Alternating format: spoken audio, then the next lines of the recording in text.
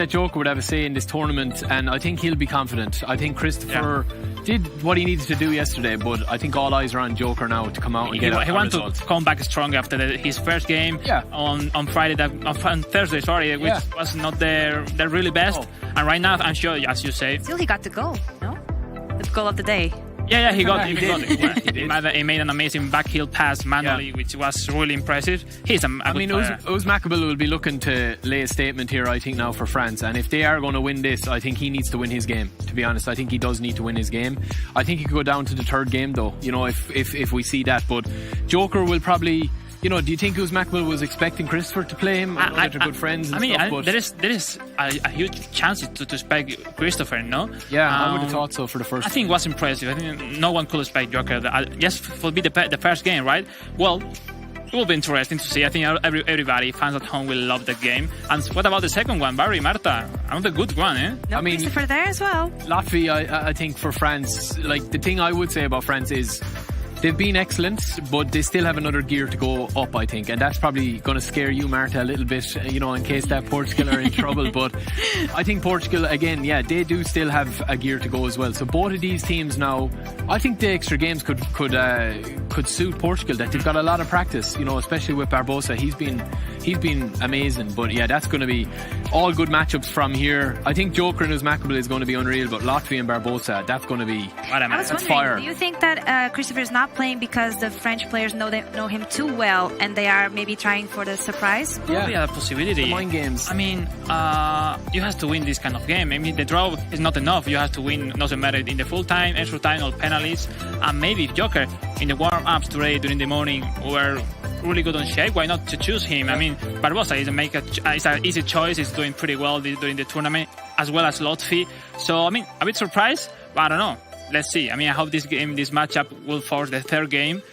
That will be really interesting to see who will be the player for each country. Yeah, and like the big names have shown up, like Roxa, and we've talked about Latvia and Ouz Makabel and them guys. But I think, you know, there is other players there now that are ready to take over, and they'll be feeling confident. I think a Joker is one of them guys. He can do something special here. He's going to do it now. So I think it's a good choice.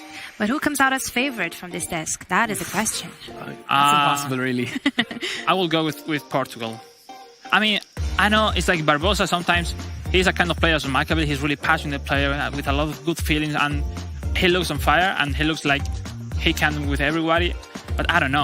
I think everything will be on the third game, the decisive one. So I will go with them. I think it's going to go third game as well, but I'm going to go with France. Sorry, Marta, but I'm going to go with France. I think game 1 will be France, game 2 will be Portugal. It'll all go down to the third game. And I think we're going to see fireworks in that third game. Anything could happen. But yeah, anything France can happen. So a lot of predictions coming up here, but we also asked the players to give us some predictions of their own. So let's see if they got it right. It's time to have a little bit of fun. Let's find out how well our UEFA Euro 2021 players know the game. And also, why don't you test yourself at home and see if you can get more correct than them? You're going to have to, you've got the silhouette, you've got some stats, and we need you to guess which footballer in pairs this is. He must be striker, very strong power. I think this is Lewandowski. Morata from Spain could be. Lewandowski? Oh, of course, Lewandowski. Oh. Well done! So quick as well. Impressive.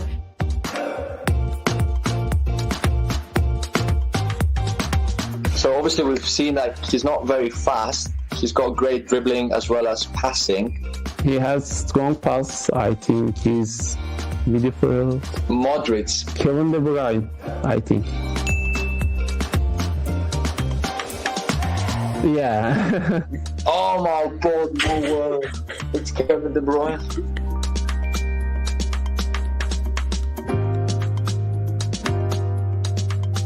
Of course, this is an offensive player. Maybe Kimmich? Speed, dribbling, strongest. It's not easy. Maybe it could be with this dribbling. I have to try a say Insigne, but I'm not sure. It was similar because they are similar players. The Pais is a bit large respect to Insidia, but they are very similar. It was not so easy.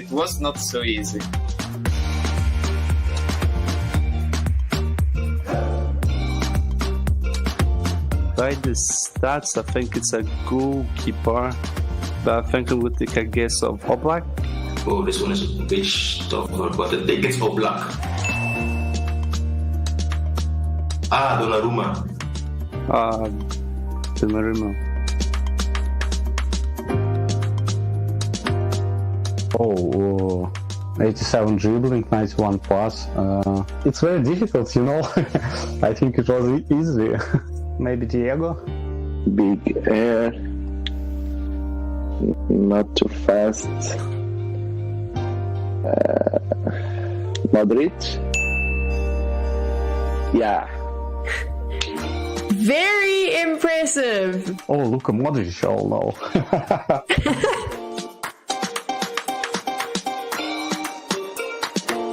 I try with Kroos, but I'm not sure. Toni Kroos from Real Madrid. I think it's Harry Kane. Harry Kane, no, striker, what? No, because no. You were correct. That was very impressive, and you did that so fast. I think that was a middle, so I have wrong both of them. I don't know the game. I'm glad to see that you guys got it, half of them right, at least. Yeah, Leslie Pay and Kane, the rest was okay, the rest right? we were okay on. Yeah. How tough is that to try to find that out? That was difficult enough, yeah. I mean, Yeah. You know, it's like the trick is like to see the picture instead of the stats. You get the hair in the shadows. The hair, I yeah. mean, because the stat you have to be a really, really pro PES player to understand it all alone. But at least we were fun. I mean, we saw the emotion of the players. I mean, Alonso was really funny to see his reaction. So it was great. That's great. They knew most of the guys. They knew most of the players. A good one would also be to be between PES players to see if you could find out who was who. Huh? That would be the next level of the challenge. So I think we are pretty much ready to go for this first match. If you want to support your teams, don't forget to use the hashtag EURO2021-Portugal or friends. And now we are good to go. So let's give it all for Renee and Demon. Thank you very much, ladies and gentlemen. Welcome. We are into the quarterfinals. Oh, yeah. It is the time where teams will fall and tumble and their dreams will be shattered. And we're starting things off by potentially shattering Marta's dreams. It is going to be France versus Portugal. Could very well happen. I mean, France coming into this one, they were the big favourites last year, set aside by Serbia. Could happen again in the semi-finals, by the way. There could be a repeat, but let's not get ahead of ourselves just yet. You're looking ahead in the bracket, all right, I like that, yeah. But this match, of course, Portugal-France, today is the day, is the day, isn't it? History or heartbreak? We're about to find out as France field their star player, Uzmakabil, and he's going to be taking it on with B10 Joker for Portugal. Portugal runner-up, of course, in their group. France group winner, and they have the kickoff. Mbappe on the ball. And what do we expect from this game, Lee? Yeah, very interested. Obviously, the Destor talked about it. Christopher not playing today. Obviously, Uzmakabil knows him very well, and that may be why, because they know each other's play style very well. And just to reiterate to you guys at home, slightly different format today. Obviously, we're not just having the aggregate scoreline. That is out the window. We are into straightforward best of 3. You have to win your game. If you're drawing at 90 minutes, you will go extra time. If you're still drawing, it will go penalties. There will be a winner of every single matchup. And right now, it is Joker starting off strong with the tag, but it is going to be cut out by Uzmakabil, the 3 times world champion. Absolutely. Sanchez chasing the ball now, gets some backup by Mendes, but it's still France on the ball at Rafael Varane. Well played in by Uzmakabil. Like you said, triple world champion Walid Rashid Debane, the man with Algerian roots, just 28 years old, but already an absolute legend, absolute Hall of Famer in the world of esports. And right now, he's dictating the tempo of the game. There he finds space to move his magic. There we go, reaches the back line, whips it in, but just doesn't get on the end of it. Portugal once again have the ball. some absolute last-minute ditch defending. You love to see it, but wow, that is a cruncher. Got the ball, judged to be fair, and I think we're seeing exactly the stall being set out early. What we expect from these two teams, they are not messing about. The French, of course, will want to make up for their semi-finals heartbreak last year. This is a real chance. Oh, yeah. Just take it around the keeper. Nothing he can do. Absolute statue in the goal. Well taken, well taken. Uzmakabil always likes to reach the byline, the back line there behind the goal, but usually he puts in a pass for another forward. That's it. Get on the end of, but he just finishes it very clean. Well done with Thomas Lemar. And I think if I was to check back, you could see that Joker was basically using the defender. He was like, okay, he's going to go for the pass back, let me get ready for the cut back. No, got completely done by the dribble. So really nice finishing there from Uzmakabil.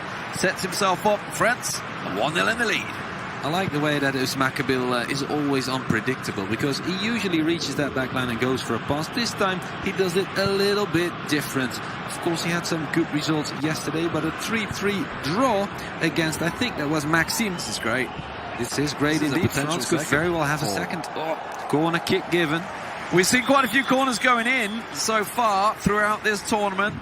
Clearly, a lot of work gone into these. This time it's going to get driven in hard. Finds the man. Oh, just cuts out. Couldn't control it. Defender clears, but it's only so far as the halfway line. It's coming right back down the Portuguese defence. Absolutely. Uzmakabil, one of the main reasons Italy went in second place. But there we go. We've got another big chance. Just isn't able to control it. And then, of course, Rui Patricio will be able to save that. Portugal on the ball once again, but instantly kick it upfield for Ronaldo to latch on to, but doesn't win the header duel, and it's France again. Yeah, obviously a lot of talk in the build-up about, obviously, the Portuguese players, the strengths they have, but let's not forget the French, the world champions in real life, have some amazing players, and been all about Thuram, hasn't it? Thuram has been the man to watch so far. Obviously, a lot of the hype about, your Griezmann, your Mbappes, your Thomas Lemars, but no, Thuram has been the man to watch. Following in the footsteps of his father, isn't he? Absolutely. It's a big boots to fill, and doing just that. But for Portugal, they are on the attack here. João Felix dispossessed quite comfortably. Now Mbappe, the man up front, the young world champion many moons ago, but not going to be a UEFA champion this year. We'll see what happens in the years to come. I'm sure he's got plenty of tournaments in him, that's for sure. Portugal keeping hold of the ball. Nice work from them here. Renato Sanchez left down the left wing, plays it inside. Jota looking to try and get the pass. That's not the man he was looking for. Wanted to go across to Ronaldo, but he was offside. Absolutely, yeah. The 24-year-old young man, Bruno Felipe Teixeira Duarte, is under pressure right now. He is having troubles trying to keep Uzmakabil out of his box. Did just create a small opportunity for a chance. Didn't just get on the end of that. Now France have the ball once again. It's Uzmakabil, the man who is responsible for ex-Naples, the man on fire, to go down 3-1, which meant Italy were relegated to a second place. Then, of course, against Maxim, he played 3-3, but Lotfi Raji scored a winner there. There we go, France with a big chance. Oh, just isn't able to feed it to his teammate. That would have been a 1-on-1, and that would have been 2-0, I feel. Yeah, very dangerous, but there's a break here on the left. They're actually going to go to it, but the pass was almost a little astray there. Franz Felix back through. Joker looking good here, gets the cross in. Keeper meets it, though. Really well played there. So the Portuguese build-up, we can see there is options, we see there's goals, but he's got to be careful here on the break. There's some real big option on the left and right. Which way does he want to go? Thuram, the man that scores so many goals already so far in this tournament, can't reach it to Lemar, and Portugal clear. Absolutely. The pharmacist from Porto, beaten Joker. And of course focusing on his esports career. Oh, good opening on the right side of the pitch, running the channels. There we go, good interception. Of course that's gonna get a card, probably yellow at the very least, I'd say.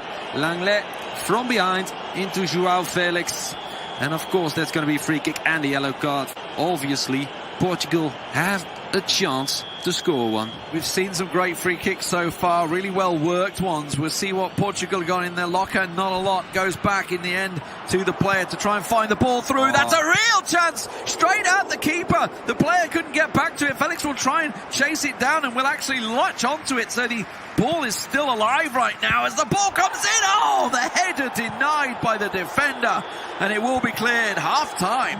Good stuff from B10 Joker. I gotta say, he's not intimidated by the big name on the other end of this internet cable, I'd say. Of course, Uzmakabil is a strong opponent and he can throw people off guard. But B10 Joker just playing his game, almost getting a goal. It was unfortunate that this man, Renato Sanchez, was caught off balance due to the defender on the floor. Otherwise, he could have gotten on the end of it. Maybe, there we go, Portugal once again. The man from Porto just can't get a shot off just yet. I'm trying to decide who's more animated. Is it Uzmakabil or is it the coach alongside him? Because they're both definitely getting into this one. No doubt about it. Real chances continuing for Portugal. Definitely the pressure building. A great ball through for Ronaldo. He buries it. Portugal get themselves back level. Well taken by the man who made the IESF World Cup Seoul finals in 2019. In just his second offline event, he managed to qualify for that. So he really rose to the occasion. He really, well, threw himself onto the Portuguese best scene and then instantly into the international scene as well. And now, on the grandest of stages, a goal for his country. This must be something that tastes so well for him. A massive open through ball. Absolutely cut the French defence to pieces. Renato Sanchez, the deliverer, and that assist absolutely golden. Worth more than the goal, really, if anything. Simple finishing for Ronaldo. He'll take that all day, every day, won't he? Yeah. And Portugal back on level terms. And honestly, you know, the pressure's been coming. It's a deserved goal. Breathtaking, yeah, absolutely. And B10 Joker, of course, no small player as well, playing for Boa Vista nowadays in eFootball Pro. They finished the season as 5th, made it to the playoffs. Well done, but still, Uzmakabil is hard to hold off from scoring. He's trying to find space here. He's got a lot of options up front, but of course, defense is there to deal with it. In fact, Renato Sanchez on the break. He's got a couple of options on the right, but striker isn't there yet. Gotta wait for it. Ronaldo now on the ball. Looking to build up here, looking for the left wing as players arriving. There's the support, that's what he's looking for. The overlapping defender. Nothing coming from it, nothing given. Judged to be a 50-50, and it's going right back up the other end. That's dangerous. Portugal had quite a few men forward for that attack, and a real chance to counter here. Look at this, a massive overhead through ball. Finds Griezmann on the wing. That's exactly what he's looking for. The build-up comes back to Sissoko, looking to try and recycle it across the midfield, perhaps. No support arriving. They are all stuck in the box and nobody wants to move. Finally, he gets the ball through. Lamar to Longelet. Longelet up front, going into the box. What is going on for the French team? Oh yeah, what is going on indeed? It's Portugal on the ball once again. B10 Joker didn't manage to win on the first day against Croatia, a 2-3 loss against Spora, but now he's about to put Uzmakabil to the sword. Look at that, he's in the box, he's got options, tries to whip in across, not gonna happen, but we're gonna see maybe a corner. No, France on the ball, Uzmakabil staying calm there. Wow. Big tackle coming in, and you know what? That bought the time they needed. Sanchez finds one of those. Another beautiful passes, but this time the defender is there at the nick of time. And I tell you what, this is Portugal putting the pressure on. Forget about France being the big favourites here. They are up against it right now. Ball coming through, should be defended easily, and the keeper will hold. Yeah, I thought you were going to jinx it because just I was just questioning myself for a moment. Curse, but there we go, France. They do have control of this, although they don't know 4 versus 4 situation. Portugal on the run with Cristiano Ronaldo. It's the floor, but Joao Felix still has it, keeps it alive, gets it chipped in. No easy prey for the goalkeeper. Hugo I tell you what, if that tackle hadn't come in and took the player down, I think, as you said, it was Ronaldo on the floor. Yeah. That was a goal. Yeah, that was absolutely a give and go, 1-2 through ball, done. And that would have been Portugal in the lead. But as it is, it's going back up the other end, and this is the beauty of the game sometimes. The ball chipped through is offside. And as we approach the 70-minute mark now, this game is wide open, but Portugal are definitely the team putting more pressure on. Absolutely, just barely offside. Semedo just almost held him on side. But B10 Joker can rest assured. 15 minutes left to go, and he's 1-1 tied with the reigning world champion. Unbelievable, from PES League at least.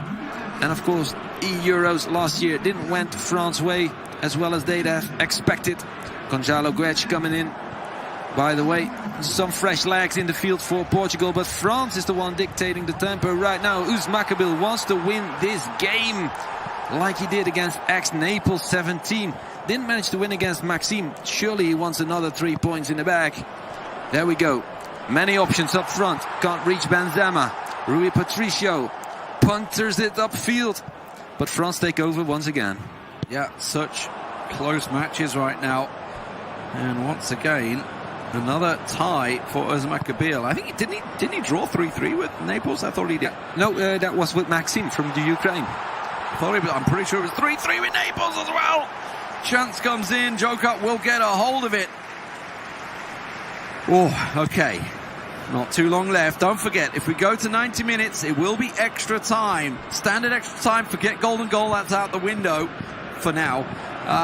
We're going to go to extra time, but I don't think we're going to need it, because France will find just a simple through ball, and it is that man Thuram that will score it. Benzema, the man that just came on the assist, and it was a simple ball in the end, cuts inside the defenders, and they just fall to sleep there. And that is absolutely punishing for Portugal, because they have been the team that have been having the lion's share of possession. Oh yeah, who else you'd almost say. Once again, Thuram on the end of it. Benzema had two options. Uz Makabil had two options, I should say. Mbappe on the right, pointing where he wanted the ball, but he went for the left. And Thuram with a potential winner here, unless B10 Joker can once again right himself, can once again equalize. He's done it before, he's going to try it again. There we go, Bruno Duarte distributing possession in his back line, trying to find the free man. It's Renato Sanchez there in the center of the pitch. Diogo Dalot, oh, that's a... I'm surprised at the 88th minute we're not seeing pressure being applied. I've got to be honest, I'm very surprised. Obviously it is from the kickoff, so maybe it's something that Joker wants to do here. Has got a little lucky! Oh, it so just goes wide! And that is a chance that he will be thinking about tonight. Absolutely, yeah. Yesterday, he didn't play games, but the first day, it was Spora from Croatia who put him to the sword. 3-2. Just one goal difference. He went so close there. Now he goes close once again, even against a triple world champion in Uz Makabil. But just not yet. And we only have 1 minute of injury time, so I'm not sure that he's going to get another chance like that. No, I don't think so. This is just going to be played, kept possession, played upfield. As soon as the whistle goes, there we go. France will take the first game. Uz Makabil will come out 2-1 over the Joker and give France the lead in this best of 3 series. Fantastic performance overall from both players. I gotta be honest, I felt Joker maybe had it in the bag for a moment. Definitely had a couple of chances, but that through ball absolutely clinical. The scoreline actually 2-1, not 1-0 at the end there. Technically 1-0 in terms of obviously games, which is what we carry on through here. Yeah, absolutely. Great result for Uz Makabil. And now we're going to see the heroes of yesterday soon. But not, of course, before we've seen the highlights of this game. France was absolutely clinical. Look at that. You are expecting the pass, right? You want to step in between, but suddenly it's in the back of the net. Yeah, I missed it again, damn it. I was trying to see who he was controlling at the time, Joker, to see whether he was maybe shifting the goalkeeper or whether he was sticking on the defender. Don't think he was on the goalkeeper. Goalkeeper stayed where he was. I'm pretty sure he was on a defender, expecting the cross back, as you mentioned, but the chances kept coming for Portugal. Yeah. In the end, you thought that one may be it, but no, the keeper stood tall. Hugo Lloris having none of it, and Joker kept that pressure on. It took a moment to find Cristiano Ronaldo where the first goal came from. Absolutely close enough from the man from Lille, Renato Sanchez, who gets on the ball here and unleashes a great through ball. It's Ronaldo on his left. Doesn't matter, left or right. He'll always pull the trigger and he'll always hit the back of the net. Yeah, fantastic goal, but almost echoed effectively by the same French goal. Very similar in style, completely splitting the defensive half. And as I say, just took it to the left. That little touch. Brilliant stuff Simple goal for certainly a PES pro like these guys are, the very best in the world right now. But Uzmakabil, you can see the punishing ball comes through. The 85th minute, straight in there. It's Diogo Dalot that completely left the marker of Thuram. And Thuram puts it into the goal and takes it to the French. Good decision making there. Mbappe was offside for just a split second, and he decides to go for Thuram, and that's the right decision in the end. Puts it in the back of the net. 2-1 for France. Great stuff from Uzmakabil. Yesterday it was Lotfi Deraji with a couple of good performances. Of course, playing 2-2 against Nick Galden. So against Italy, he got his draw. Then later on, he would win 1-0 against Sergo Bibica, putting his team over the Ukraine into the winner bracket. Look at that. Well, that does surprise me. That does surprise me. Shots, 54% possession to the French. So it does surprise me. Obviously, the shots weren't exactly massive incoming, but yeah, I mean, the Portuguese obviously had just one more shot, but maybe a bit more direct football. It felt for me that Portugal held it longer, but clearly Uzmakabil had the possession. So congratulations to him, giving the French team a 1-0 lead here, moving forward. Now, of course, the next two players stepping up. It is going to be Barbosa for Portugal and Lotfi for France. They are the two players selected. If, by the way, we do get to a third match, Uzmakabil will be playing Barbosa in that third match. But that's if we get there. And to get there, Portugal need a win right here. Absolutely, yeah. Like you said, Christopher isn't playing arguably the best player on the Portuguese squad, but Barbosa is the hero of this tournament so far. 2-0 win against Croatia, against Jelsa Presic, when he opened up the match. And then, of course, against Irma from Romania, I managed to draw 0-0. Then they went into the tiebreaker, and he once again met Jelskro from Croatia.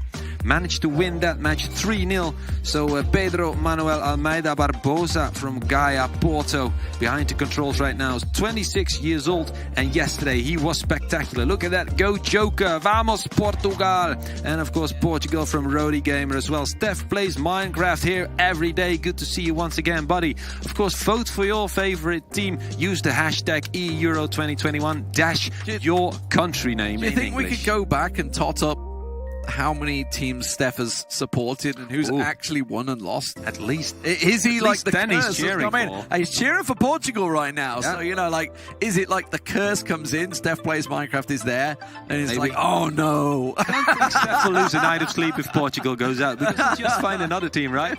Just keep on cheering, and that's what we love to see. Allez les bleus! Matthias is here. France, allez, Uzmael Lofty. Oui, Doc Yanou. Thanks for your support, guys. Ça fatigue comme en France. Oui. What a game. Indeed. It was close enough. I like that. A bit of love from Serbia there. Oh, yeah. So does that mean he's expected? Obviously, Serbia knocked them out last year in the semi-finals. They are within the same happen again. I just wonder whether it's going to, you know, maybe get that rematch. That's what they're looking for, perhaps, here. Just to reiterate, guys, obviously yesterday and the last 2 days, we've been talking about aggregate scorelines throughout the group stage. That is no longer the case. So when you're seeing it as France 1-0 over Portugal, that is 1 game to 0, not 1 goal to 0. That's not the aggregate scoreline. That is simply a goal, because from now on in this tournament we are running best of 3s. Full esports mode kicking in. It means there will be a winner from every single game, be it in 90 minutes, extra time, or in penalties. Currently, France take the first game 2-1, and that puts them 1-0 up. You have to love that, right? I mean, it annihilates every bit of luck factor, every bit of randomness. They've got 3 games to set it right. It puts pressure on every player, doesn't it? Because obviously you'd be looking at it maybe like having the anchor man that could hold out and pull that draw out, that 1-1 draw. But that's out the window now. There is no draws. There is only winners. And right now, France are the team leading. Portugal are being represented now in the red and the green by Barbosa. And Lofty is coming in for France in the white. Absolutely. So this is an eFootball Pro clash, right? Barbosa playing for Arsenal and Lotfi playing for AS Monaco. Since the very first season, Barbosa just had 1 season behind him, but a good season, because they've managed to qualify for the playoffs. Needed the final play day to make it so. Portugal right now on the ball. That's a good attempted through ball, but it's going to be France to save it and to have possession just for a bit. Oh, they made just the strength maybe there coming out strong for the French. They are putting a lot of pressure on. Oh my word, flashed across goal. In the end it does finally get cleared down the wing by the Portuguese, but this is coming straight back at him. Lotfi keeping that pressure on early. Absolutely. Lotfi, of course, let's talk about inconsistency, but his highest skill level is so insanely high. He could be a world beater. He could put his team over the top this weekend. He's done it in the group stages, and he's about to hope to do it in the quarterfinals right here against Portugal. That's not much of a corner, that is a terrible corner. Absolutely. Back to the drawing board. In the quarterfinals of the UEFA, you don't generally expect to see a corner like that, but he just absolutely blasted it. Didn't get anything from it, so a complete error there from Lotfi. We'll see whether Barbosa can do anything with it as he tries to get a little chance here. Ronaldo looking for options, finds it, gets over to Guedes. Guedes just couldn't get it through to Ronaldo. Tried the little give and go, the chip through ball, not quite working. Good attempt from Barbosa there, trying to get something done. And of course it's hard to keep Lotfi from coming at you, especially if this happens. Good through ball, Griezmann on the end of it. No, just forced out wide. He's going to give it back. There's the give and go, and there's the goal. I think it's Thuram again. Can you believe it? I tell you, he may well be the top goal scorer of the tournament so far. He has been scoring for fun right now. And you thought maybe when the chance went begging here, it was going to be gone, but Lotfi finds that little cutback with Griezmann into Thuram, and it will be 1-0 to France. And as it were, if it were to end like this, France would go through to the semi-finals. Absolutely. Lotfi really doing work here for France. He's already a European regional 3v3 champion. Could he become an individual European champion here at the grandest of stages, Euro 2021? It would be the most massive prize he has yet won in his career. Of course, this is a great deal of pride as well, playing for your country. It's now Barbosa who realizes he has to win this match because, of course, France are 1-0 up. The scoring doesn't matter. It doesn't matter that it was 2-1 or 5-0. It just matters that you win your game. And he's going to have to win against Lotfi, an absolute top dog of the international PES scene. So it's going to be tough. Lotfi on the ball here on the right flank, tries to reach his striker. Not going to happen. And Portugal have possession. Absolutely. Yes, standing strong on that left wing. And his name broke me yesterday because I've always called him Ruben, but obviously we have a Portuguese host here in Marta, and she's been giving me all the pronunciations, and I can't get my head round to the Ruben one. It's like Ruben or something. The R is like soft and stuff. I don't know. I can't. My English tongue doesn't work that way. It's like my brain just melts when I start to get some of these pronunciations. I do try. We do try. Any complaints about pronunciations? Follow D-Man on Twitter and Instagram, @Renee on Instagram and Twitter as well. There you go. Complaint forms are in our link in our bio. It's out below, yes, indeed. But yes, in terms of actual football, Sissoko, this is a great pull for Lotfi.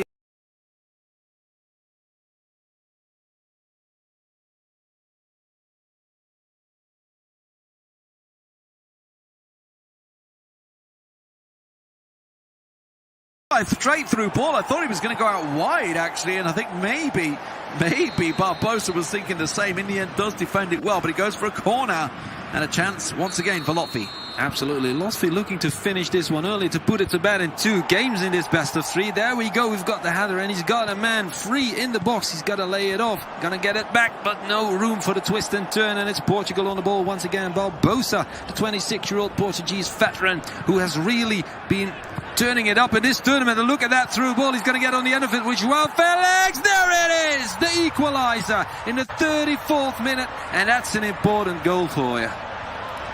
Fantastic strength showed from João Felix there. Absolutely. And that is something they absolutely needed. The pressure was certainly building for the Portuguese. They know they have to come out on top in this game against Lotfi. And it is Barbosa that would be playing the 3rd game if we were to get there as well. So a confident booster for him, no doubt about it. with the pressure on him from behind from that defender. I thought maybe he was just going to shrug him off it and the ball was going to trickle to the keeper. But he managed to shrug him off just about and get that shot away. Absolutely. If you're Barbosa, you know what's waiting for you. It's a win against Lotfi Deraji and a win against Uzmakabil needed to propel your country on towards the semi-finals. What a feat it would be if this young man pulled it off today. But we're going to see Lotfi with Franz on the ball now. Just 22 years old still. It feels like he's older because he's been competing ever since 2018 on the international scene. Broke through in 2017 in the French scene. But look at that, Portugal on the ball. Good through ball. He's got one option up front. It's Cristiano Ronaldo. So that's the guy you want in there. But he's not going to be able to hold off the defender, and it's France once again. A lot of defence back there as well, and wow, a solid tackle, cleanly won it seems right now. This is a real chance for Portugal, but oh, that pass was loose at best after winning the ball back in such a top position, and now he's put a real pressure on himself here. Another crunching tackle. I'll tell you what, Barbosa ain't messing about. Absolutely, good through ball attempt once again, but Cristiano Ronaldo can't get on the end of it. Good reading, passing line cut off by Lotfi Deraji once again. The young man who studied in Paris, but he loses the ball suddenly, and then it's Barbosa once again, and he's got options as well. A lot of defenders to deal with, but still, Cristiano Ronaldo on the edge of the ball, on the edge of the box. That's where you want to see him. Oh, tries to feed it back. Should have gone for it, indeed. Plenty of space. But he goes for the give and go, and that's not going to work out. But he does have possession still. And still, it's 1-1 with half-time nearing. Oh, we've seen them going in. I feel like he just hit the pass, one pass too many there. Sort of double tap the... Oh, man alive. That was a chance, I feel, that just went there for Portugal. But once again, as the French got themselves the lead, Portugal definitely worked themselves back into this one very well. Momentum seems to be in their hands, and doing a great job making sure he doesn't get caught out early from the kickoff. Portugal just retaining possession and now slowly building their attack. Absolutely. And of course Barbosa, not just an Arsenal player, a Portuguese champion, a European champion. If you want anyone to go up against Lotfi and Uzmakabil, it's him. Of course, no wonder they feel him, especially after the good results yesterday. He's going to have to stay focused now, however, because Thuram is chasing him, and we know what Thuram can do. That's well played. Straight through the centre, but this time it's not a mistake because plenty of Portuguese players there. Here we go, Barbosa. Pressure very much being applied by him right now as Lotfi on the defensive, trying to keep this one out. Lotfi will manage to get the pass through. Ooh, shrugged battle. Two of them on him in the midfield. Yeah, high pressure coming out from the Portuguese team, no doubt about it. But this is France now on the attack. Lotfi looking to try and work something down the wing. Great work from him right now. He's got a player in the middle waiting for it. Finds the pass to Griezmann. Can't get anything from it. Goes for a corner. Close enough. Gonna see a corner for Lotfi Deraji once again. Barbosa needs to stay focused. He cuts off the short corner opportunity. Actually, it is still taken short, but he doesn't get a shot off with Thuram. And there is Portugal with a small mistake in the header. So it's France on the ball still. Although they have to stay focused. Ronaldo is there to bounce on it. An absolute poacher. You don't want to give him the opportunity of a lifetime. 59 minutes have passed. We're about to see the hour break. Yeah, Portugal coming out. They got a lot of people forward for this one because it's just coming from that corner. There was still a lot of people forward, so chance to keep the pressure on. French defenders certainly arriving now, but Barbosa with men forward, looking for an opportunity, looking to work it into the box. Big space in the middle, big space on the left, looking to try and work it. This is looking good for Portugal, but it was the wrong option. Went straight into the French defender, and now they can turn it in their favour. Absolutely, we see France on the ball once again. Lotfi Deraji, a couple of guys up front. He doesn't make the right choice, and then it's Portugal on the break. Once again, they don't have many men up front, just 3. But that's enough because there's no defenders left there to deal with them. Oh, Ronaldo loses the ball in the box. That should have been better. That should have been Pedro Barbosa's. This game is opening up, isn't it? Real chances both ends. You can see it starting to stretch. Those big passes starting to come through. Both players realizing we're approaching the 70-minute mark. A goal right now would be crucial, and that's what they're looking for. Barbosa already looking to power up a big pass there, but instead just checks himself out and makes sure he pushes it in the right direction. Working it through. That's a good through ball. Can he get the cross back? No. Goes for a corner. so close. De Raggi so far one of the few players that hasn't been beaten just yet. 2-2 against Nick Calda, Nicolo Lillo from Italy, and of course the 1-0 win against Sergo Bebeka, which put his country over Ukraine into the bracket as a winner of their group. Now up against the runner-up from Portugal, and of course up against Pedro Manuel Almeida Barbosa from Gaia. This young man playing for Arsenal for 1 year now, full-time e-sporter. And of course he's looking to put Lotfi De Raggi to the sword as we're trying to deal with our technical issues, but that will be fixed soon enough. I think it's the players making the changes. Obviously, we're at 70 minutes, so I mean, substitutions absolutely will be coming in. And they could be crucial right now. This is the time, right? Portugal, we've got 20 minutes to stay within this tournament. So have a look at the highlights of the goals that came. It was Lotfi that got the first goal in. Managed to start off strong. There's the ball through. And it was, in the end, a simple cutback. But the game is ready to go, so let's get that back on your screens ASAP as the corner is going through, and there are a lot of changes coming in. Absolutely, and we're going to need to see a winner here. Remember, 1-1 cannot be the final score. It's the best of 3. We need to see who wins this individual matchup. Lotfi now on the ball with room for a break. Portugal caught out of position, but there's not many guys up front. Of course, it's Thuram there. Griezmann now brought into play. Tries to feed it into Thuram, who tries to bring it to Mbappe. Never going to happen. Aussie Soccer with the run away from the midfield. Anyway, it's De Raggi still on the ball. Still not done. Danger not averted quite yet by Barbosa. Lotfi, good move. Keeps hold of the ball. Can whip in across, but he's waiting to make the move. Reaches the back line, passes it in. Not going to get a shot off. Close enough. Very, very close. Obviously, one little pass, if that would have reached the striker, would have been perhaps a simple tap-in. That's been muscled off. It's a French throw right now with just 12 minutes to go in this game. Now, remember, it's Portugal that need the win here. France as well, obviously, both need a win. It's simply a case of win it and you're done. But the pressure nowhere near as much on Lotfi because he knows he wouldn't be playing that third game. Ball comes in. Oh, the keeper moved off his line, but Barbosa comes out to collect it and stops that goal coming through. And then, like a bulldozer, will give away a free kick. Smashes the French guy. And it's Ben Yedder, Wissam Ben Yedder coming off the bench to work his magic.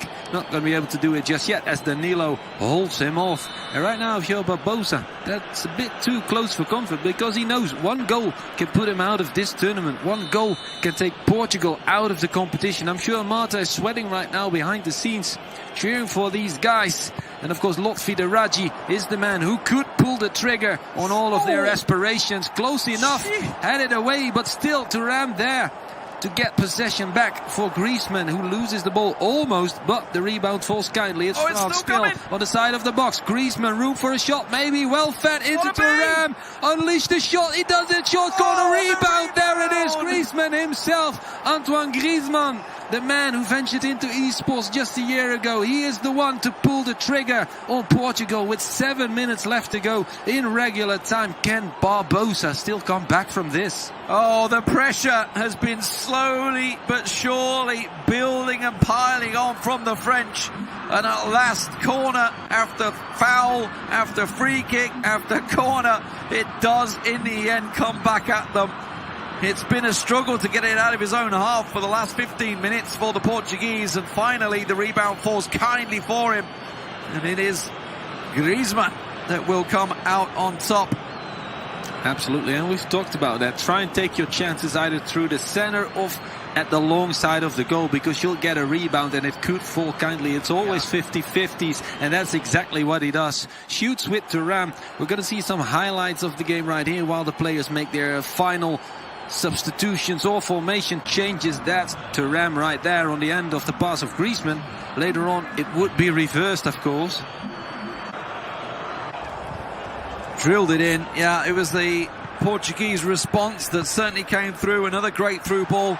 The strength of João Felix working out well there, and he got the equaliser. But as you just saw on your screens, the French have taken the lead, and I think, if I'm not mistaken, it was about the 78th minute. So just 12 minutes left, which is obviously where all the changes are coming through. The kickoff could be crucial here, absolutely crucial for the Portuguese. This is where they need a goal, or they are out of the tournament in the quarterfinals. 5 minutes is all they get. Absolutely. Portugal do have possession. That's what's working for them so far. And of course, Barbosa behind the controls. If there's anyone you want doing this, it's Barbosa or maybe Christopher. But Christopher is better at having an advantage. Oh, lofted ball over the top. Not going to reach the intended target. And France on the ball with Griezmann on the left side of the field. Couple of runners in the channels. Benzema pointing where he wants the ball, but he's just going to reach the corner flag. Just going to bide some time. Griezmann reaching the back line. Oh, really well played. Yeah, that's experience telling you exactly how he wants to. He buys a free kick as well. And that is France closing out the game. Griezmann just sprints it down the wing. No passing, no nonsense. Keep it to his feet. Buys a free kick for France. And the pressure is in the Portuguese half with just 2 minutes to play. Absolutely. I think he's going to try and play it short, maybe play it back. He's just going to keep hold of it. No way. He's going to take as long as he can to take this free kick. He'll just keep it in the corner. There's no reason to have an attack at all. We'll just keep the ball out of his own half. Does lose it, so one more chance maybe if Portugal is quick about it. He's got to boot it. Half a minute, punted upfield. Oh, it's too late. It's not going to happen for Barbosa. It's Lotfi Deraji who puts France through once again with a good solid win. 2-1 individually and a 2-0 in this best of three as France put Portugal to the sword. It's the best way to go through, no doubt about it. Both of your players are representing your country pick up wins, both of them being 2-1. And it is Portugal that will depart us here in the quarterfinals. The French will progress to the semi-finals. They certainly come into this tournament once again carrying one of those favourite tags as they did last year because of the players that they are fielding. Such strong individuals, and this time both giving it their all. Absolutely. We could say that for both these teams, by the way. Portugal and France, both among the favourites. Of course, one has to go out, and your heart bleeds for these young lads from Portugal. They've given it their all. They've given it everything. Both of them came close to tying that match up and forcing an overtime. But in the end, it's the clinical possession from France that makes the difference. Look at that. Griezmann feeds it into Thuram for the first goal against Barbosa. Lotfi Deraji celebrating. And of course, there would be more goals. Fantastic stuff. France will progress. They'll be in the semi-finals. Join us after the break.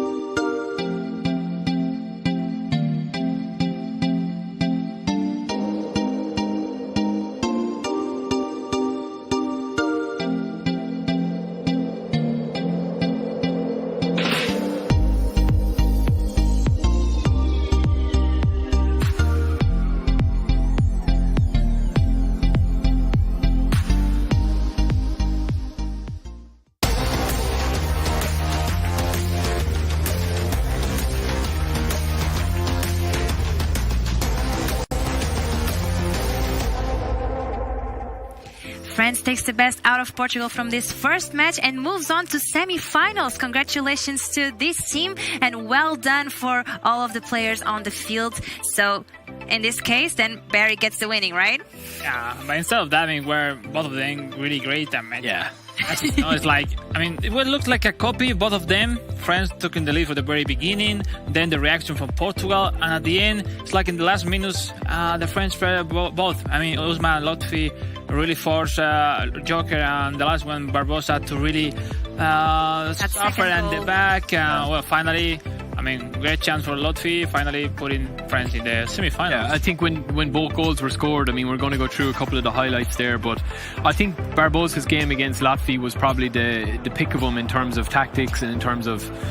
It could have gone either way. I thought Barbosa, when he got the equalising goal after going down in 16 minutes on the clock, you know, and you're down, he had to win. You know, Barbosa had to win or they were going home. And I think that Lotfi kind of played with a little less pressure. But you can just see here, very simple goal that comes in, and I think Barbosa responded very, very well. Yeah. But I think the biggest thing about it is that, like, we did talk before about France going up a gear, and it just looked like whenever they needed to make an impression or whenever they needed to score, they just somehow found a way. In both games, as Alex said, it was, you know, Ousmane score in the first game, 1-1, 2-1, game over, and that was the way it went for both legs. So, and these look like more tactical games, so not a lot of goals, but a lot of passing and decisions to be made. Yeah, I think. The whole Sorry, game. Alex, you go ahead. Even I could say more tactically, mentally, because we have felt very different kind of games compared with last days. Because, you know, I think we have felt the pressure. Yeah. It's not just about the Portuguese team. I mean, even the French guys. Because, you know, it's like every mistake matters. Like, as a player, you have to really minimize your mistakes. Even in the back, we have seen a lot of mistakes in the previous day that could become the worst part of this game. No, Yeah. but we see now the goal of Lotfi in the last minutes. Really important. What a save of even from the keeper. Finally was opposed. That's the thing. I mean, we're going to look at this in a couple of seconds, but Yeah. like it was, you know, Barbosa. We were talking about minimising mistakes, as Alex said, and he's right. You do need to, but I don't think Barbosa made many. They didn't do anything wrong. I mean, they were Exactly. just beaten by, you know, on the day. I think if these guys were to play again, it could be a different we outcome. see there were so little shots there. So Yeah. It was all about it. that chance. As Alex said, I it's think. all about, you know, at this level, it's all about keeping the ball and using it Each when game you need to. it will be more difficult to really not have mistakes. We know the pressure. I mean, Yeah. now we'll semi-final for France. I mean, you're feeling not that you have to give your best, and we'll see now. We Yeah. not feel less. But we have Passing seen is not the a big lot one of here. shots. Yeah, but the passing, look at the They passing both there. were clinical, no? One shot from Barbosa, A one lot goal. of attempts there to make that second goal, but it never came. Yeah, and again, as Alex says, I mean, you do need to use the possession when you get it. You do need to make the chances count, and I think France have that in their locker. That They play super directly. yeah, I mean, we were watching it and we were like, you know, I think France are going to pull a goal here out of nothing, and they did it. It was like rinse and repeat for both games. It was Maccabil and Lotfi, interchangeable when they can score. So And even the celebration, they didn't even take that time to celebrate because they knew they were still not safe. Yeah, so they they had to didn't. keep pushing through. I guess it's respect against the Portuguese team, especially. I mean, the boys know to each other a lot, and I mean, defending position of Lotfi or Maccabil, their goal is to be the champ. So right now, just for quarterfinals, then semi-final, and then see, no. So that will be interesting to see if really they change their smiles or the revenge also reaction. from in the coming Euro. games. Yeah, exactly. maybe we'll see. But we do have a clip here actually that me and Alex wanted to showcase. And again, it's not even about like a brilliant goal or, you know, a brilliant bit of defending, or I suppose it's just a clip that shows sometimes you can just get a bit unlucky.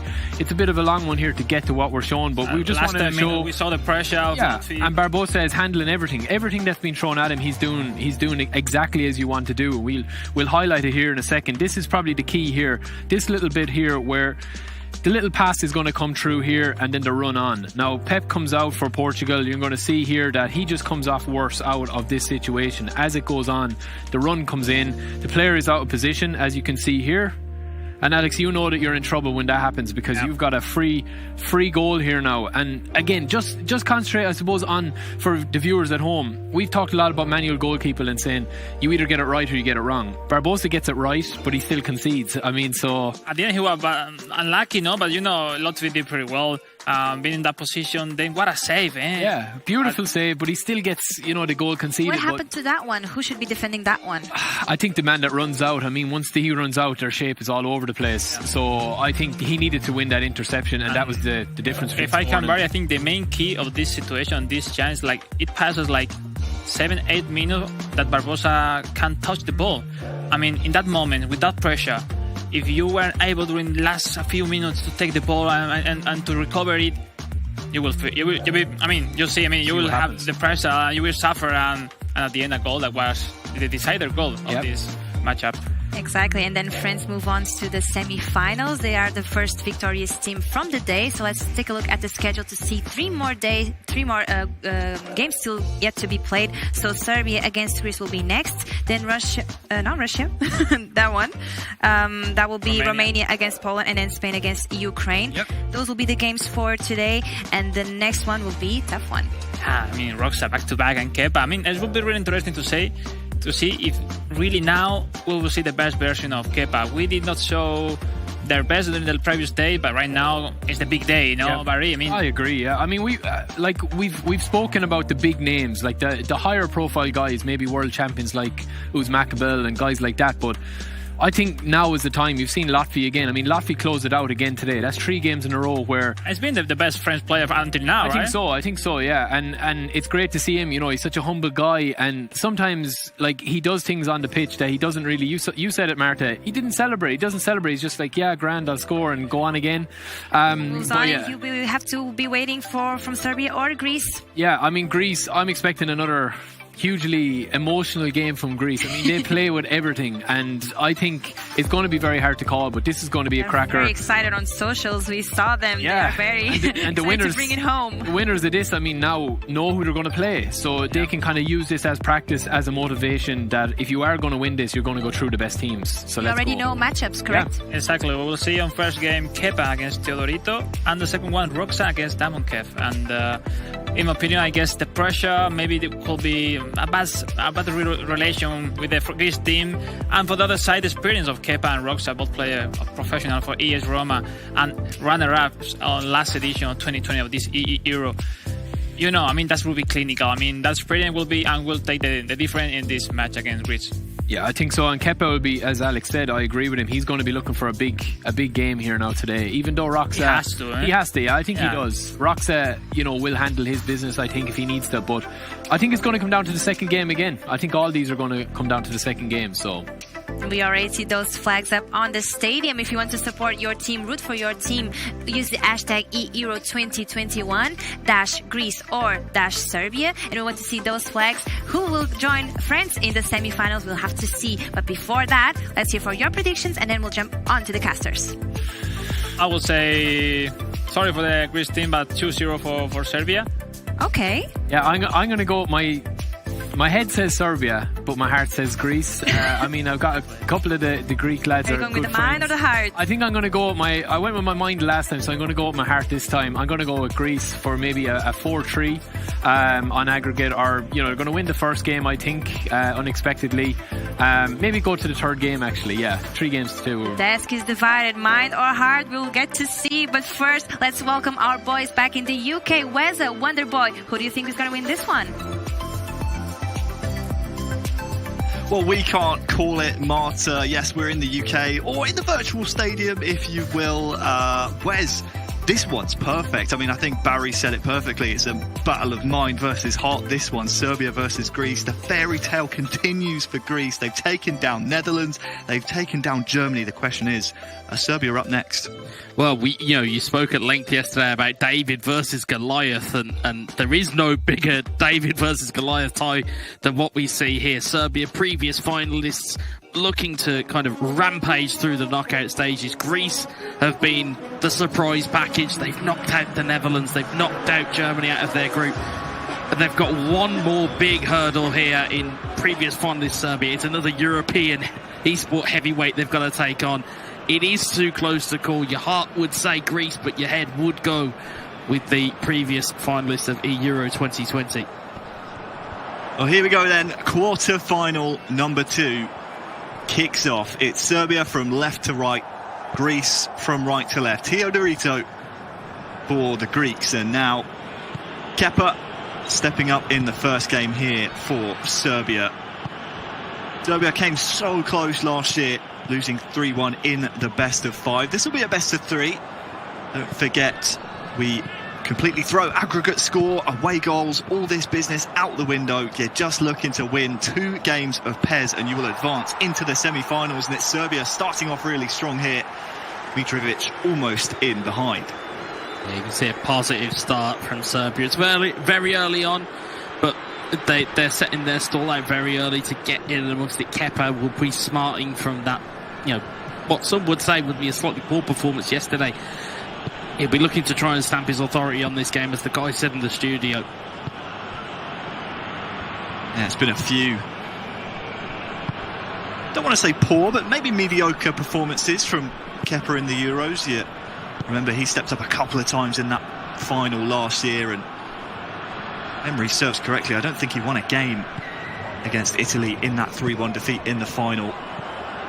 Mentality switch now though. You go up against Greece, and well, here he is with Milinkovic, Savic, Tadic as well on the edge. Back to Savic, and that one agonisingly wide, but a very sprightly start by the Serbians. Greece have to be careful here.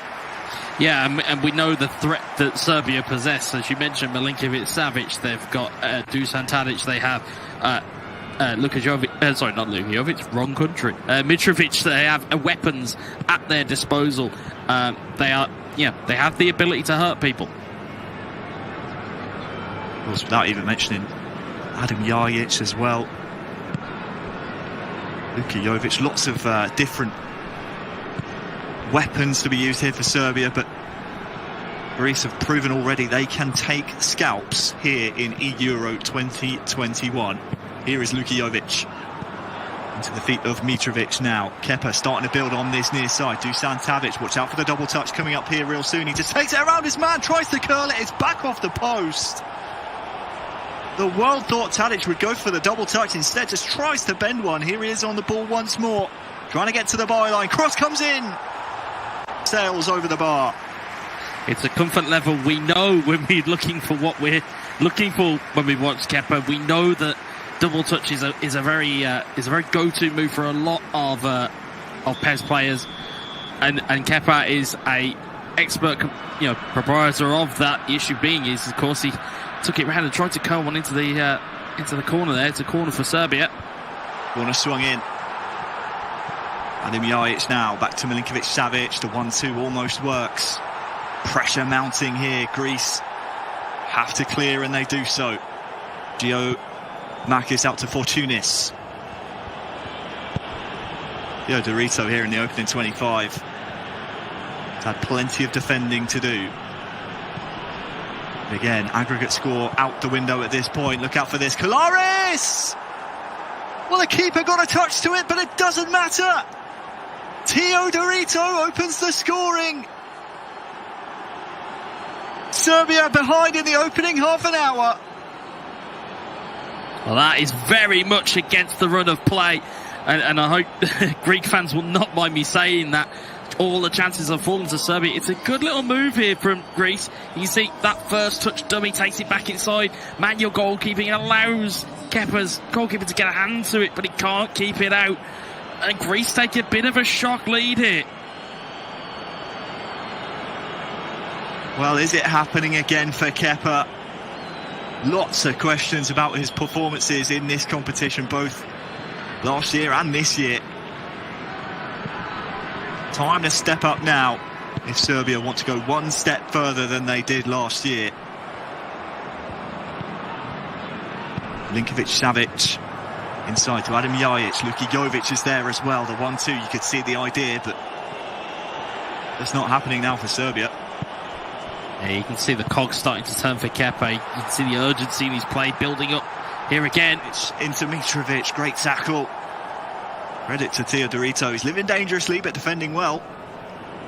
Well, I think the Greek game plan is to maybe weather the early storm and maybe take it into kind of the long reads in terms of the game. Take it longer into the game and try and tire out this very potent Serbian attack. Well, it'll be a Serbia free kick here. in a promising position. We've seen lots of free kicks from this type of area. Played short, but as you can see, plenty of tall bodies to look for in the box instead. Played short to Savic, Kolarov, Adam Jajic, all involved. And it's cleared by Greece, but it'll come right back at them here. Tadic has a few players to aim for. Might this go all the way through to Mitrovic here? Goes for goal! Saved and pushed wide for the corner. Better from Kepa. Yeah, Teodorito playing a very, very dangerous game here. He's playing a bit of bait and switch with his defence. He allowed Serbia the opportunity to go a bit more aggressive. It was a decent manual save from him. It's still a corner to Serbia. All the pressure still on that Greek back line. Just over 5 minutes till half-time. It is Greece 1, Serbia 0 in this best-of-3 games series. Jovic now for Kepa. It has, aside from the goal, been one-way traffic this entire half. And here's Alexander Mitrovic. Just overplayed, and Teodorito gets a brief bit of respite here, but Tadic has won the ball back, has he? Anywhere will do just before half-time here for Teodorito. Mitrovic with the back heel. Just again, not coming off here for Kepa in the first half. Yeah, and the interesting bit, as we kind of said, or as the guys alluded to in the first tie between France and Portugal, aggregate score is out the window now. So realistically, all Greece needs to do is win this game, and at the moment, they're looking good for it. Teodorito on the edge, ending the half really well. He wriggles around his man, and it's in off the post to make it 2-0. 2 shots, 2 goals, 2-0 to Greece. Bakasetas, what a goal! What a goal! Brilliant piece of skill from Teodorito. There's dummies, there's super cancels, there's everything you would expect from this level of Pez. As you can watch it back here, gets it on the edge of the box, turns back into trouble, gets around 3 defenders, clips it off the post into the back of the net. The keeper can't get to it. It's exactly where you want the ball to be. Greece are in dreamland right now. I mean, this is an unreal bit of dribbling here, and it's what you can do when you know your players so well. That finish was perfect. And Greece 2-0 Serbia. Is it happening again, Kepa? Well, we wouldn't like to chance fate, and we wouldn't like to call it before it's over, but Kepa's got to find 2 goals here just to take it to extra time. And Teodorito isn't normally the goal scorer of this Greek team. We saw from Damankev yesterday how many goals he got playing against Germany. It's not really the performance we expected from Teodorito. Look at Tadic here though for Kepa. Trying to pull it back. It will come right back at them here. Jajic. His pass is wayward, but it'll wrestle the ball off a Greek midfielder. Kolarov. Jovic tries to wriggle free of the defence. Jovic, look at the red shirts pouring forward. It's a good foot in there from the Greek defence. The Serbian fans don't like it, but it was a clean tackle. More good defending from Teodorito.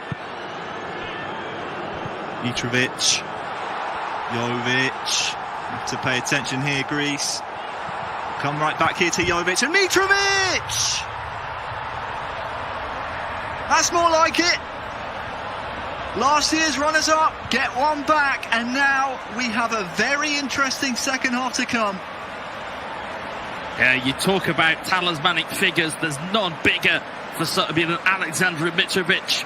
Again, a little bit of fortune. Greece just don't clear their lines. Ball gets played in, and that's taken. I think it's off the bar, off the post, or off the post, off the bar. But either way, Serbia are not going to care. They've got a lifeline in this game. You see they're rebounding off the post and off the bar. Going to bludgeon it as hard as you can and hope for the best. And Serbia now back in this game. That will completely relieve the pressure for Kepa. Still has work to do here, but just that belief that he can score. Watch out though, because Teodorito's putting one in! So close to a third for Greece. They've looked dangerous every time they've come forward. Yeah, and that's the danger that Greece possesses. Been deflected out for a corner. I mean, the last touch goes off a Serbian defender. Again, as much as we keep talking about the potency of Serbia, Greece have their own tactics here that can make these things work. And you see there, Greece lining up their corner kick. Jojic is off, Juricic is on for Serbia. Jojic, one of the main men in the attack here. The men in possession. Here's Jovic, goal scorer. Nice body feint. Has a teammate to aim for here as well. It'll be Jovic! Great save! An unnecessary one. Keeps Greece in the lead. Kepa, you can sense that confidence is building now. Teodorito. His pass is wayward, but this one will be pulled back, will it, for a Greece free kick? Yeah, see there, Milinkovic just leaving his feet in there. It's exactly what Greece will want in this scenario. I mean, I think if you'd have offered them to be 2-1 up after 60 minutes before the game kicked off, I think they'd have snapped your hand off.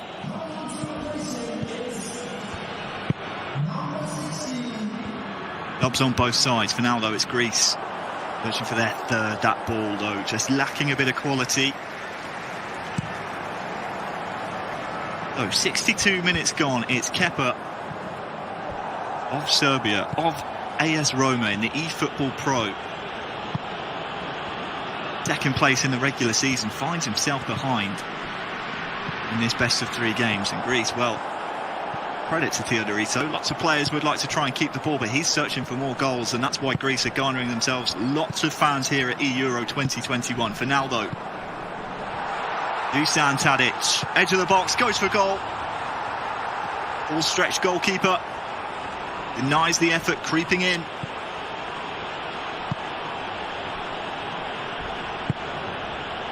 Time's running out here for Kepa.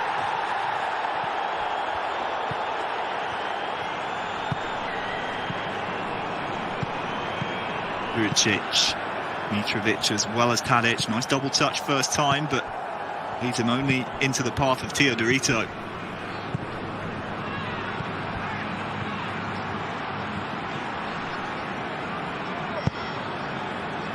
First pass to the attacker there on the near side, almost getting the delivery away as well. Entering the final 15 in-game minutes now. In his first game in this best of 3. Strong challenge, a fair one, says the referee. Nemanja Matic brought down cynically. That's an intentional one. We'll see it here again on the replay, just to break up the play from Greece. Yeah, allows Greece to reset, get their shape again. Maybe just stop a little bit of a counter-attack that might have been forming. You can see every Greek man in their own half. You can see Serbia now trying to figure out exactly where they're going to go with this ball. Well, it's found only a white shirt. Is the fairy tale destined to continue here for Greece?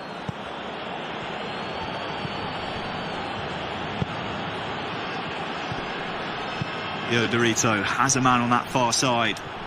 Look at the man in the box as well, wrestling with the defender, but instead keeping possession.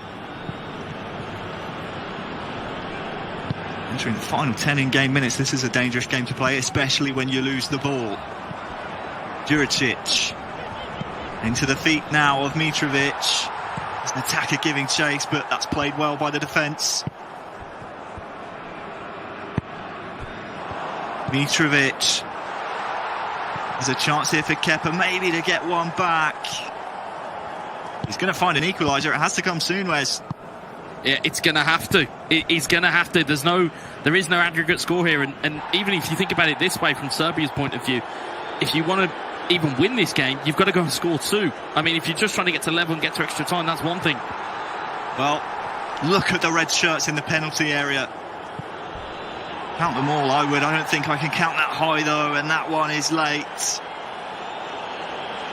And it's the foul that Greece were looking for. Got some of the ball, but most of the man. Yeah, that gets an applause from the gantry from me. Holding onto the ball, draw the foul in, and just allow yourself that little bit of time and respite to just rest up and figure out where your options are here. He's gone short. ticking over now into the 90th minute of the match, and Serbia have a chance maybe for one last attack. Mitrovic, Juricic, and the pass is no good. It'll be a corner though, will it? Referee's not happy with this previous infringement. But the cards, the fouls, they won't matter to Greece as long as they hold on to this 2-1 lead. One last chance for Serbia. Corner, the goalkeeper's up. It will come to Milenkovic. Is Savic staying onside? He has. Double touch, looking for the man in the middle. It's cleared by Greece. The goalkeeper's still not in net. 3rd minute of 3 added on. Maksimovic.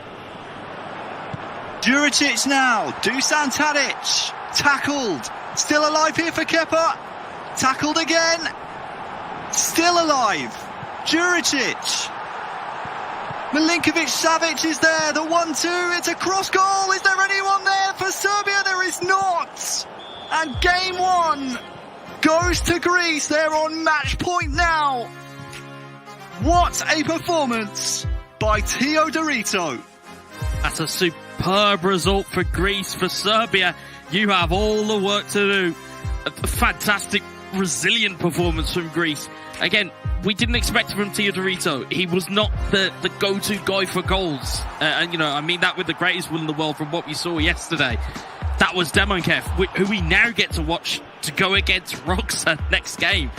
This here is set up for potentially another huge shock. I'm dumbfounded by how this game has turned out. I wouldn't, as much as, as Barry's heart was saying Greece in the studio, I think everybody's logic was going, this is going to be Serbia's, but you can't write off the performance of Teodorito. A fantastic performance. Absolutely incredible. When you consider the run of play in the opening 25 minutes, I mean, we were thinking Serbia, it's only a matter of time until they score. And then Greece come up the other end, they get their goal. Numerous chances for Kepa. None of them seem to find the goal, especially, in the first half. Yeah, plenty. You think about that Tadic curling strike that hits the post, and then this one, Wes. Just before half-time, wasn't it? It was so well played. Really great dribbling through the lanes, and the finish to match as well. Well done. Yeah, it's one of the most skillful goals that we've seen across the 3 days so far. Absolutely brilliant piece of play, and again, it's an individual bit of quality, and that's kind of what we always talk about. Is as much as we like to see passing moves and things at nature, you love to see a good dribble. You love to see somebody take some ownership of the game and take it to the opposition, and they did that in spades. Like we said, it was the first goal that Greece had wasn't really against the run of play. Mitrovic, as you can see on your screens there, gets a goal back. And you thought maybe they can get themselves back into it. But Greece, as we've seen with the Ukraine and the likes of Romania, they've built a wall at the back. They make it solid, they make it compact, they make it really hard to get those triangle passes going in the lanes. And fantastic that he's managed to eke out that result. And like you said, it's put them on match point now. And you can see there's just chances after chances after chances. And this one here, this is the last kick of the game. Oh, it's painful to watch that you can see just how close it was. Well, you can see how one-sided it was when you take a look at the FedEx Performance Zone. Passes, possession, shot, all going one way, but the scoreline is the only one that matters. 2-1 to Greece. And now you step up your next players. Roxa for Serbia, he's probably their more tried and tested player when you think back to the finals last year against Italy. He won the only game that they were able to win in that 3-1 defeat. He's played really well yesterday. But then on the side of Greece, you said Damonkev to come in for this second game. He, you could argue, is one of the main goal scorers for Greece.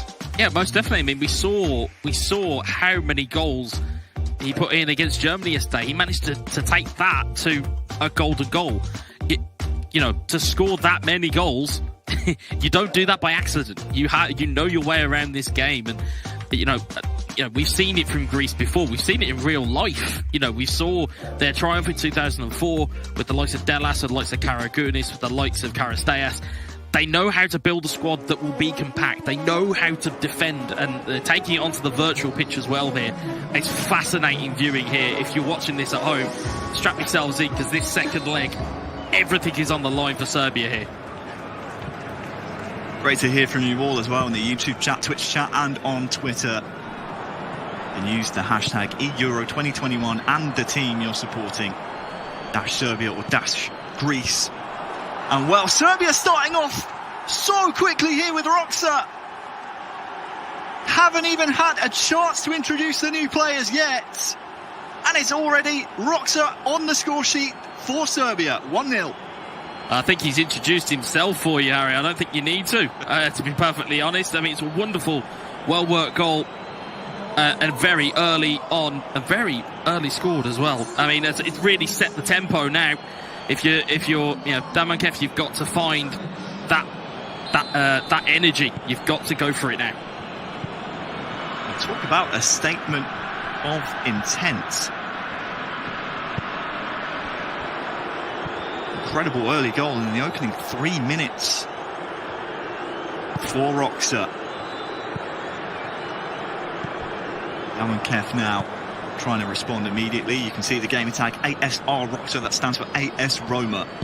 Teammate of Kepa in the eFootball Pro League. And he's second in the regular season behind Juventus. Here comes Roxa once more. Mitrovic just goes for goal. And he finds it.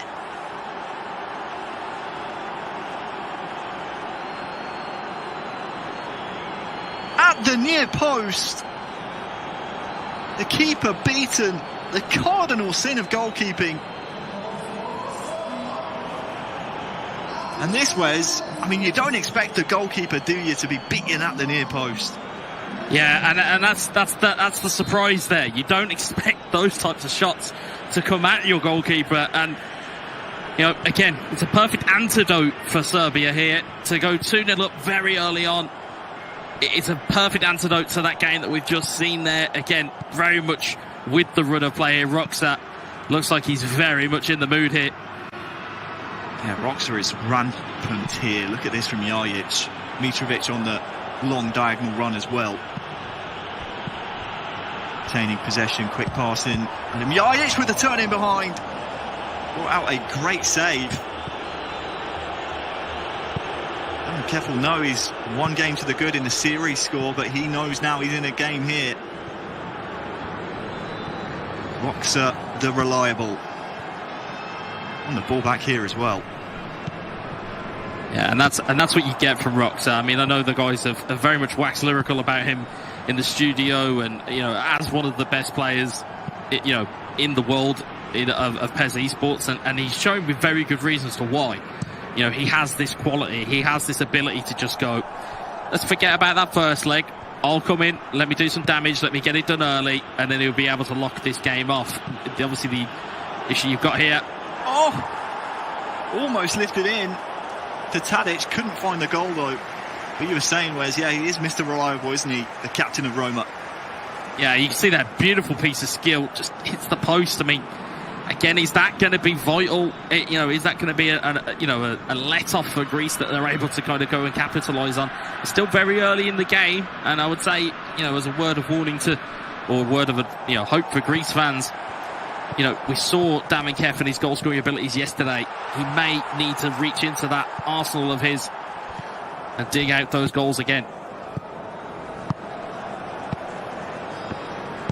Well, I think Roxa obviously not too happy with what he saw out of Kepa in the first game, but also might just have one eye on that Alipay top goal scorers chart at the end of the day. Featured heavily in the top 5 yesterday. He likes the individual accolades, does Roxa, so he loved the trophy more. Already scoring 2 in the opening 20 minutes. A great way to push yourself up that score sheet. Foul here called by the referee. Looks like it's going to be a foul for, I think it's a Greek free kick. A little bit of a contentious one. Kakis tries to roll the ball through. It'll actually go through the Serbian defence.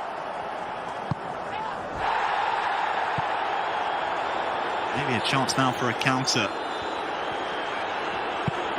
The red shirts running forward here for Roxa. Plenty of support all the way around, and Jajic is in behind. Will he get there first before the defender? Almost did.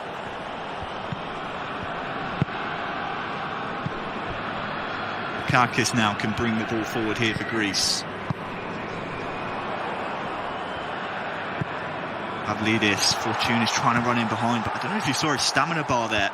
Fortounis, Wes, it's red already, half an hour gone, just over. Damakev might be thinking about subbing him off. Yeah, and the thing with it is that is normally a telling sign of go-to players that people have been using. I mean, the more you use a player, I mean, stands to reason, the more you use a player, the more tired they're going to get. So those runs of Pavlidis, those runs that he seemingly keeps making, it's taking more and more out of him. And, you know, if you keep getting met with that stubborn Serbian defence, it's gonna tire him out. And like you said, if you're looking at substitutions, he might be the first player to come off, despite him being probably the most obvious goal threat for Greece. 35 minutes gone. Serbia 2, Greece 0. Greece up 1-0 in games in this best of 3. If you've joined us over the last 2 days for Euro 2021, the different style of game now in the knockout stages. No aggregate score. Just whoever wins 2 games with Pez in the best of 3. Roxa so far looking to get a game back. Here's Mitrovic, crosses it in, and it'll dribble over the line.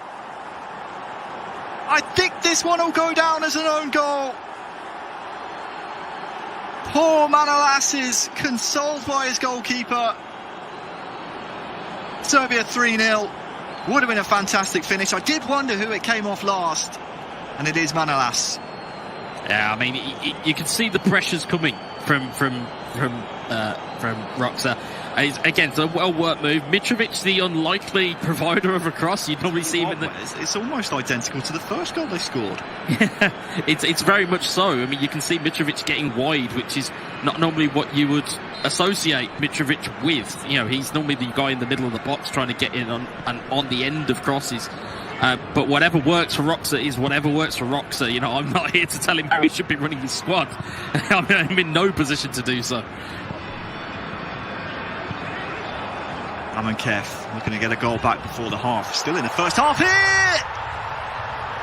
And right on cue, Greece have one back. Manolas relieved after the error for Serbia's 3rd goal. Greece now down by just 2. Yeah, and it's that man, it's who we talked about, who may be getting subbed off. It's Pavlidis, and again, showing you exactly why he is so vital to this Greek team and their attacking prowess that they can display. Gets in amongst it, keeper's already going down, thinking the ball is going to go past him. Pavlidis gambles, gets on the end of it, makes it 3-1, and that certainly changes the team talk at half-time. Absolutely it does. Reminder of what's at stake here. France, having already taken down Portugal in the first quarter-final, means they're in the semi, waiting for the winner of this engagement here. 2 minutes added on at the end of the first half here in game 2.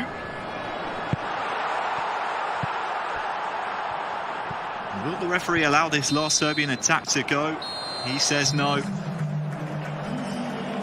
Well, Serbia's 3, Greece 1 in game 2, whereas Roxa has been so consistent for Serbia so far. You can just rely on him to score goals. Yeah, very much so, and you know, no more of an example of it is the 3 goals that he scored in the first half here. The only thing he needs to obviously be mindful of is don't let Greece get back into this, because if they get a second before Serbia get the 4th... Oh, Jajic pulls the trigger. It'll be a Serbian corner.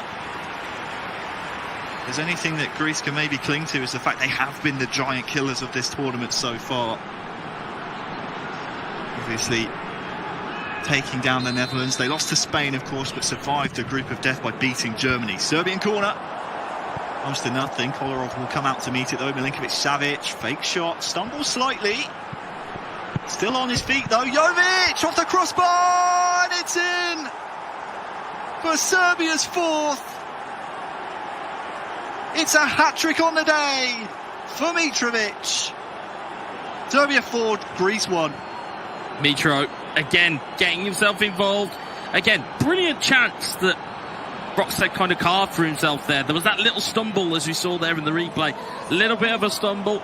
Then manages to just get a shot off. It hits the bar. It's fortuitous because the goalkeeper's on the floor. And again, you have an open goal. It's a gaping hole to score in. And Mitrovic has done the job again. And as I said, it was a key thing for Roxette to get his fourth before Greece potentially get another one, as it just makes that hill slightly harder to climb. With Serbia 4, Greece 1, Roxette with 4 goals. And he might be thanking Kepa for losing that first game, because the match-up in the third, should we need it, Roxette versus Damenkev. If Roxette does have one eye on that top 5 goal scorer list, he could have potentially another field day in game 3. First though, we have to get through this one. You can be a roundup of the Anpay top 5 goal scorers with Marta and the boys in the studio at the end of the day. For now though, Roxette's looking for more. He's curled another one in to make it 5. Luka Jovic this time curls one home just before the hour mark. Yeah, it's a fantastic bit of skill, able to get amongst it. It's a long ball forward. It's a flick on from Mitrovic, and again sets off Jovic. He takes the kind of the sprint touch, as it were, takes it past the defender, slots it into the corner, and it just goes to show just how effective Mitrovic is in stat balancing mode. In eFootball PES, it's wonderful for Serbia to have, because they have Mitrovic who can feed Jovic, who can feed Tadic, and Roxette is the man in form for Serbia now. And again, potentially, well, I say potentially, more than likely going into that tiebreaker third game, is the man you'd want in the sticks. Well, the hour mark is just approaching. I'm not sure if subs will make a difference at this point for Greece. Serbia 5, Greece 1. And Roxette, well, he's through once more for Mitrovic's 4. Can he pull the trigger? It's a fantastic 6. Greek fans look away, because Damenkev, as Rene would say, are being put to the sword. Well, only in eFootball PES 2021 would you see Alexander Mitrovic be so clinical in front of goal. It's a brilliant through ball. He slots it into the corner. Keeper, manual goalkeeping, again, trying to cover the most obvious option, which would be put it to the left, and instead slotted over to the right, makes it easy. Mitro has 4, Serbia have 6, and we are going to a tiebreaker game here. Unbelievable from Roxette. I think he's rocketed himself to the top goal scorer chart already, just based on this one game. And he's hungry every time he's coming forward. He looks very dangerous indeed. Vlahovic tussling with Socrates as well. It's going to be 7. It's 7-1. We still have 25 minutes to play, Wes. It's 7. This could get very ugly. If you're a Greek fan, I would hide behind the sofa, hide behind your duvet, hide behind whatever you can. Serbia are an absolute fire here, and it's a 5-star performance from Alexander Mitrovic. And like you said, it's still there. I mean, we could even see a double hat-trick here. That's the form that Roxette is in at the moment. Superb. What do you get for a double hat-trick? Do you get 2 match balls? Unbelievable. Serbia 7, Greece 1. Can't wait to see the FedEx Moment Zone after this one. Yeah, I mean, it will just probably read 7 goals, 7 shots on target. I can't remember, apart from the bar hit before one of Serbia's goals, a shot really being off target. Oh, and I tell you what, Tadic taken down there. I think the referee maybe just feeling a bit sorry for Greece at this point, not wanting to give the penalty away. Akakis now for Damenkev. He is on the ball once more, but nothing working at the moment for him. You can just rely on Roxa for goals, can't you? 7 goals. 15 minutes yet to play. He might get 8. Here he comes once more, Mitrovic. Back to Grujic, fresh on the pitch as well. Plenty of running in him. Juricic. Here's Mitrovic for a double hat-trick! 8-1. What do you say? How does the song go again? Mitro's on fire, your defence is terrified? That pretty much is what's happening here. It's literally like, it's a heavyweight flexing his muscles. It's almost as though Roxa's hauled himself off the sub-trench and said, fine, I'll do this myself. Like, he's just come in and absolutely steamrolled Damankev in a performance that none of us would have predicted. We could have called, Serbia may take it in the second one, but not to this degree. And again, finding players in the box. There's 4 Serbian players forward. It was still 7-1, and they're still going for it. And Roxa, I think, even though you were talking about the individual scoring charts, I think he'd trade every single individual accolade for an Euro 2021 title. They're certainly ready to try and take this on. I think I said this at 5 goals. Greek fans, beware. The deciding third game going to be a rematch between Roxa and Damankev.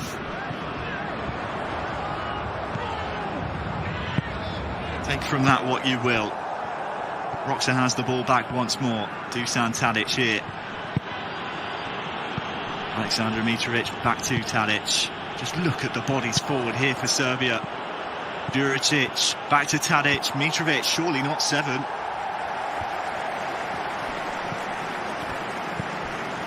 Matic now. Look at the bodies forward once more. Mitrovic, Dusan Tadic trying to poke it over to that far side. It's the Serbia show here.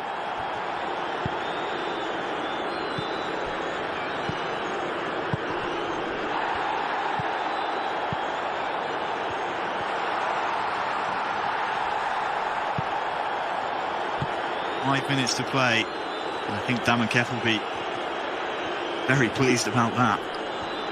Yeah, I mean, you think about it this way as well. This is only, an equaliser of a game, as it will. There's still another game to go. And it's the same 2 players on the last game. So, I mean, I know that, the adage of expecting fireworks is one thing, but we really could see more here. 7 for Mitrovic.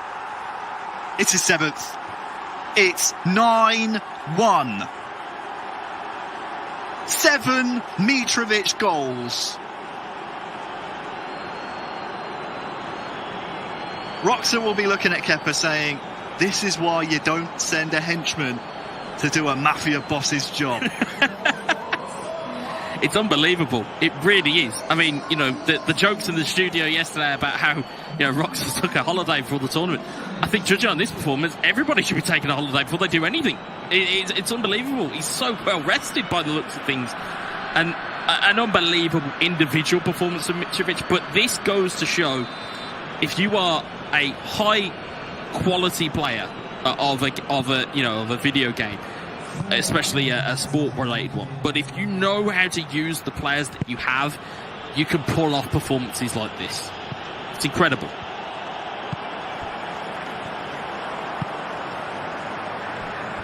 Four minutes added on.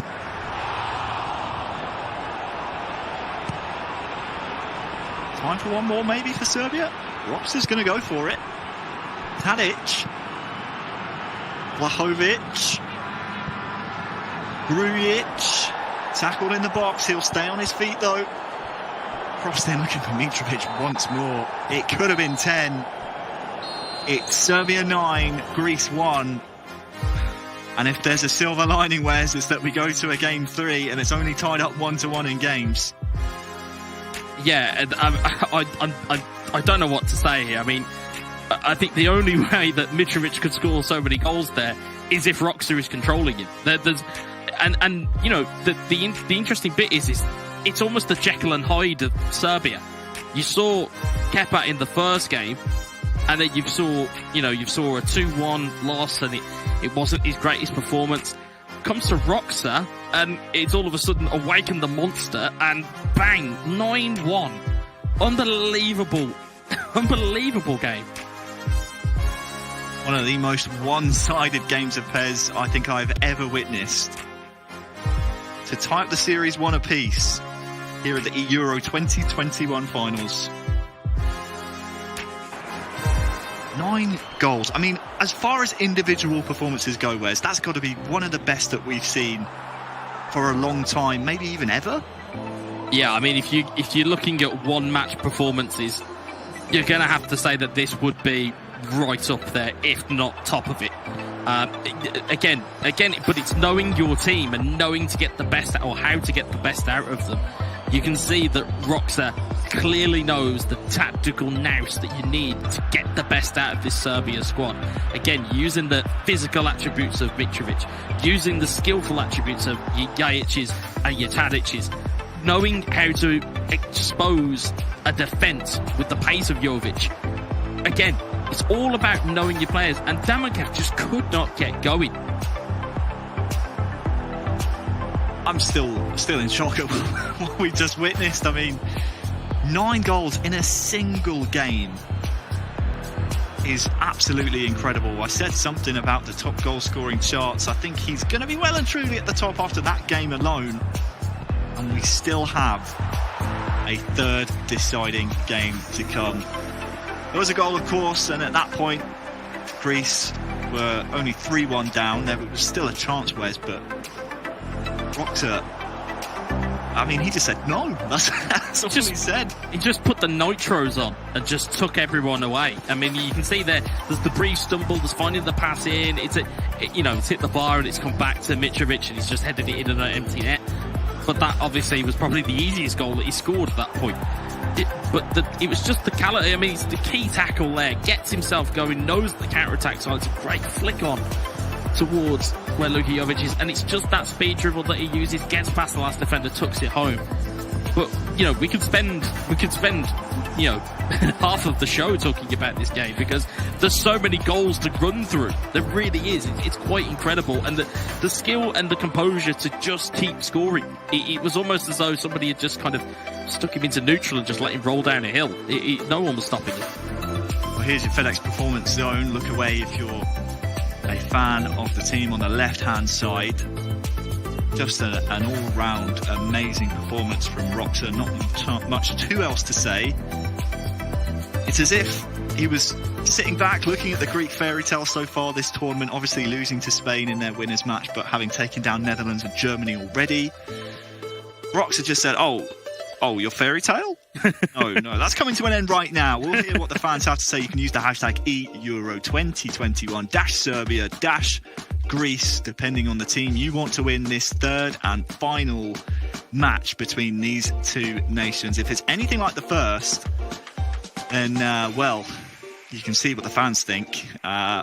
They probably think it's going to be a similar thing. I didn't see any comments supporting the Greek team.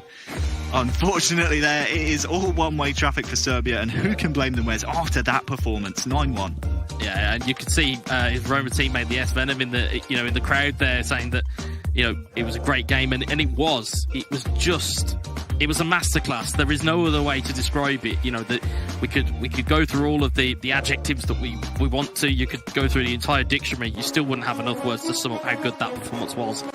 And again, now we've got it going into a game 3. It's the same players again. Now, the interesting thing now will be that will Damonkev recover? Can he find a different way to play? Or is it just going to be more of the same? Got to try and forget about the previous game if you're Damonkev. This is the third and final deciding match between Serbia and Greece. Thank you so much for joining us here. You're only just joining us, you've missed 10 goals in the last game alone, but also Portugal falling to France. Winner of this match will face France in the first of our 2 semi-finals. For now, though, forget about the previous games. It's all down to this one game of PES between Roxa for Serbia and Damonkev of Greece.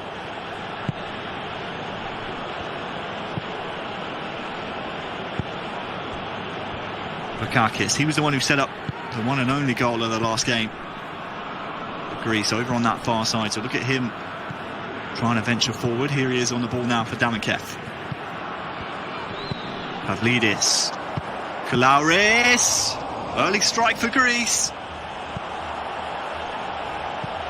Denied by the goalkeeper, but that will just remind Roxa that, hey, you won big in game 2, but this is game 3. I mean, the mindset that Damankev's going to have here, the mental strength he's going to have to go again after what is essentially a humiliation. He's now going to have to find another gear and get back to that level. Kolarov. Jovic was lurking. Had to be dealt with by the defender, otherwise Luka Jovic was ready to pounce. Once again, you can sense Damankev is looking over on that far side for the overload. Kakis coming now to provide that support. Better building from Damankev. Pavlidis, is he onside? No, the offside trap works well for Serbia. Well worked, all 3 of the Greek attackers offside. Yeah, it's a perfect deployment of an offside trap. Again, really risky strategy in PES in terms of you have to time it perfectly, otherwise you're in big trouble. Perfectly timed there by Roxa and wins possession back for his team. What a ball that is. Well, would have been had the defence not intervened. A reminder of what this means. This is one game of PES to decide if you move on to the semi-finals, if you are out of the tournament. This tournament, of course, been going on all year so far, since the national team selection phase, the qualification phase, and here we are at the finals, in the quarter-finals now. Serbia had a fairly easy run so far. Having won their qualification group, having won their group here at the finals. Greece, on the other hand, had to go through a bit of a gauntlet. Of course, they topped their group, beating out the Netherlands. I'll come back to that as Roxa's through, and it's in for the opening goal! That's a big defensive error from Greece there. Big defensive error. You watch your top of your screen here. They leave a man in who goes to track the ball, and as a result leaves the predator, Alexander Mitrovic, onside. Roxa has his lead. Just plays him onside with that man tracking the run, doesn't he? Leaves a massive hole for that man to run through. And as I was saying, Greece, they topped their qualifying group ahead of the Netherlands, and then, of course, beat the Netherlands once more. And Germany on the way through. They'll have to get past Serbia in this third and final deciding game. And it's all on Damankev.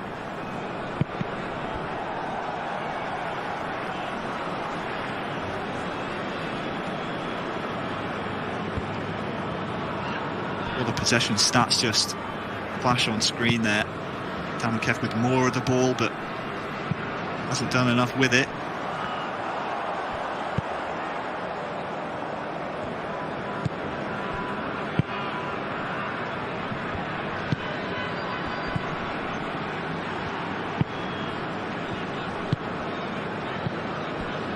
Good spread down to this near side. Pavlidis just body checked by the defender. That's good defending from Roxa there. Yeah, use your physical strength to put yourself in between the player and the ball. Wasn't a foul, it's just strong work from the centre halves. Half time approaching, Roxa on the far side in the lead. Kolarov, Jovic looking for the 1-2, or is it Mitrovic he's aimed for? Defence called into action. The strong end to the half. You can see the white shirts defending here. Mitrovic holds the ball up, looking for Dusan Tadic. Is he going to shoot? No, he's going to be tackled well in the box. Defender did enough just to make him hesitate pulling the trigger there.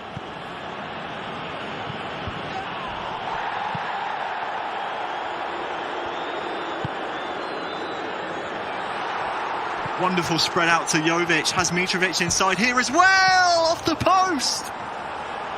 Almost a second for Serbia, right on the stroke of half-time. The first half ends, advantage Roxa, 1-0. Yeah, and it's been one-way traffic. The only thing, the positive thing you really could say for Greece at the moment is that at least they haven't conceded as many at this moment, and they're still relatively in this game. It only takes one goal to then even up the tie. So Damichev has a little bit to hold on to here. Just needs to get himself into a goal-scoring position. It's going to be very tough against Roxa, especially in the mood that he's in. Great first-time touch here to Jovic. Tackled by Manolas, who of course scored an own goal in the last game.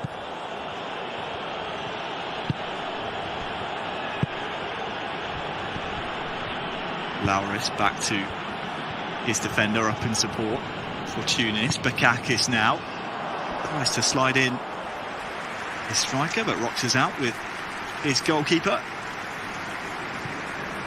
Yeah, Rajkovic said concentration levels, Wes, have to be absolutely paramount at this point, not only for Damichev chasing the equaliser, but also Roxa defending his advantage. Yeah, and that's the thing. 1-0 is the most vulnerable lead you can have in football. It really is. It's it's only going to take one goal to level this up. It is a cliche. The next goal is absolutely vital to this tie. It's just going to be a case of who gets it. Lauris. Yakum Makis here. The Damichev beats his man, gets to the byline. Goalkeeper there first. Kakis here once more. You can sense down this right-hand side is where Greece are going to have most of their fortune.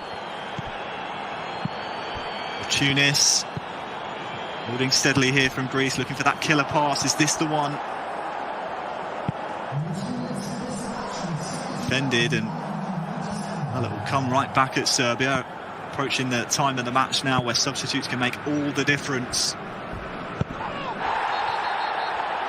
And this one will be brought back here, Wes. Yeah, you can see the kind of the pattern that the Greece attack is trying to form. Like you mentioned, they are trying to find that inside pass, and they're trying to set it up all the time. The quicker you can move the ball, the quicker you can dislodge a defence. And I think that is the goal of Greece here. They're trying to dislodge the defence just to allow themselves enough space and enough time to get a shot off. Again, Roxa a little bit too smart for it, a little bit too seasoned as a veteran. Will know all the tricks of the trade to stop that from happening. Avrias, fresh legs, nice feint as well. To the front post, pushed over the bar. Goalkeeper needed here. It will be a corner still to come.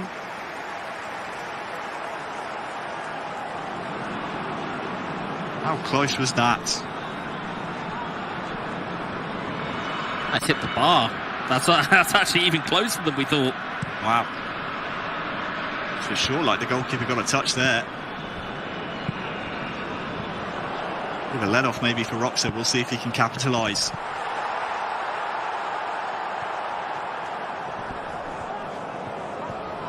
You see now in the bottom left, that bar which was blue for most of the match has now turned to red here for Greece, and well, they'll have some defending to do.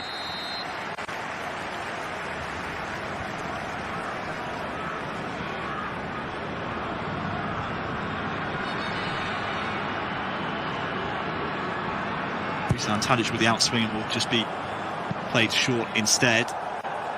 And then the cross comes in. Another corner here for Serbia.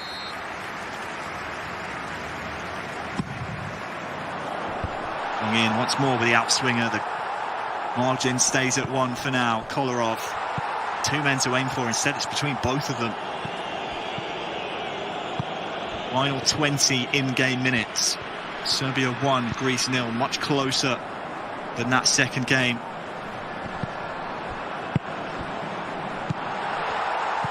Greece win the ball back. Is there a break on, I wonder? Mandalos. Mavrias. Lauris. Look at this, there's a run through the middle. This time it's saved. Pressure on here. The tension is palpable, and Greece have a corner.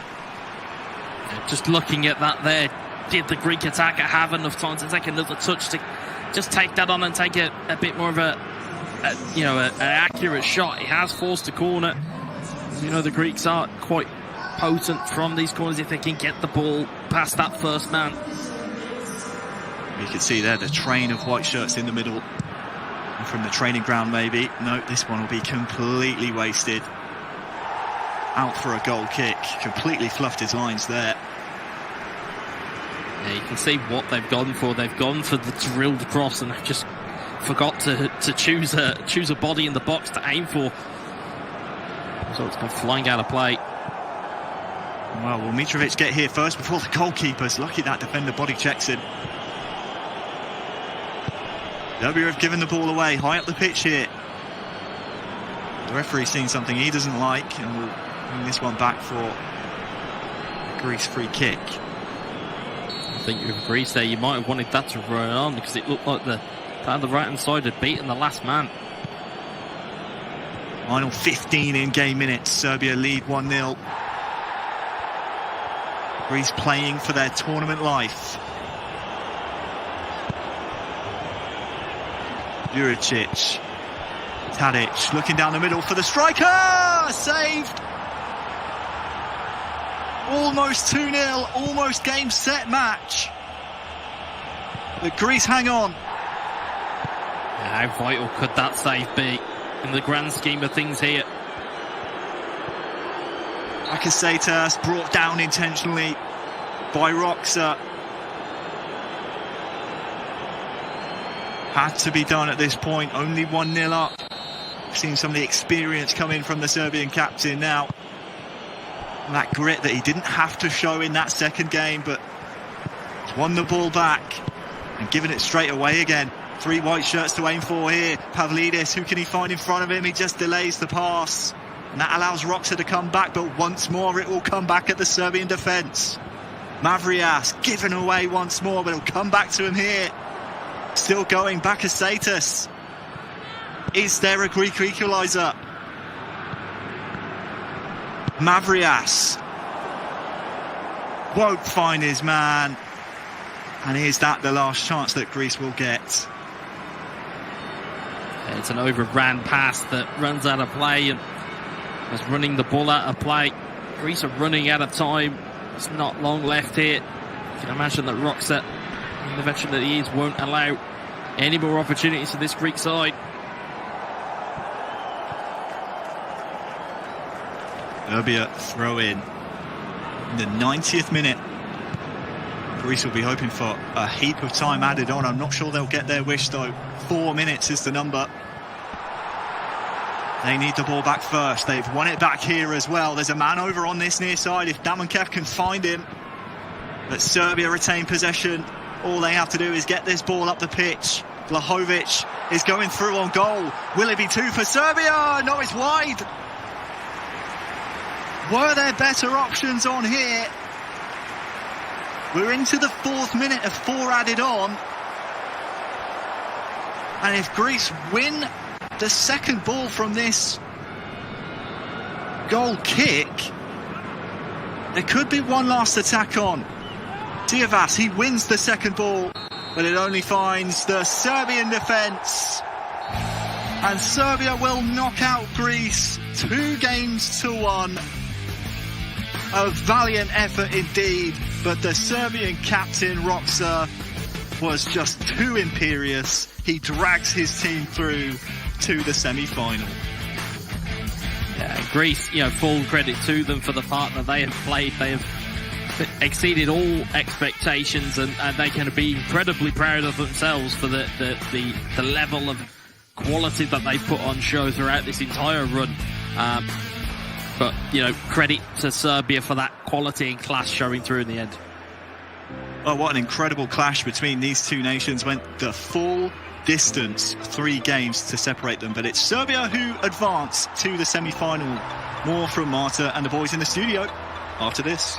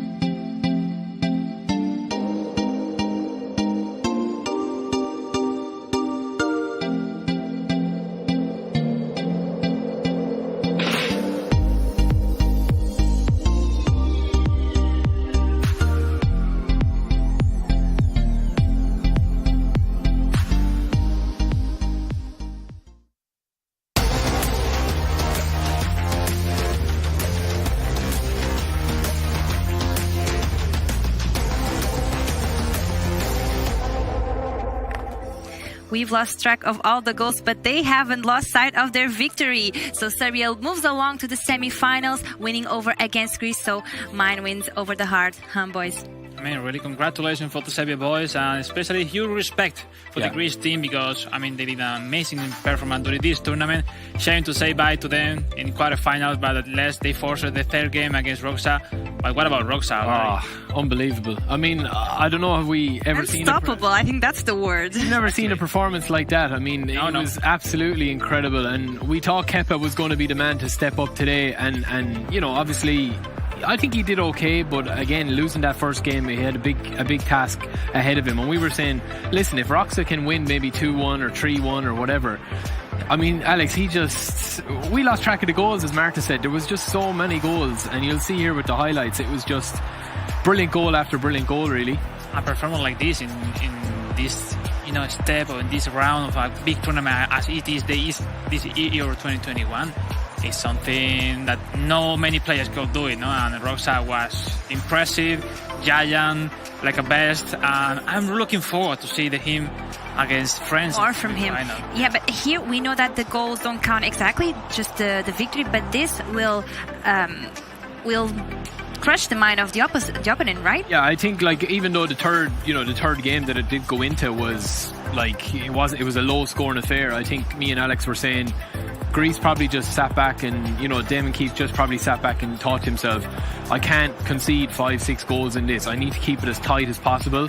Roxa did score. He plays on blue the whole game. I mean, from my opinion, made the difference between concede goals and not at all. Like, it was like, I think if I'm not wrong, Barry Marta just 4 shots of Roxa in the last game. Yeah, a big difference, no? But that's why PES is really amazing. No, you can work a lot in the formation, in your tactics, how to start, what's your plan, and obviously the plan for Damon Kev in the last game was much better than the second one, but wasn't enough, Barry.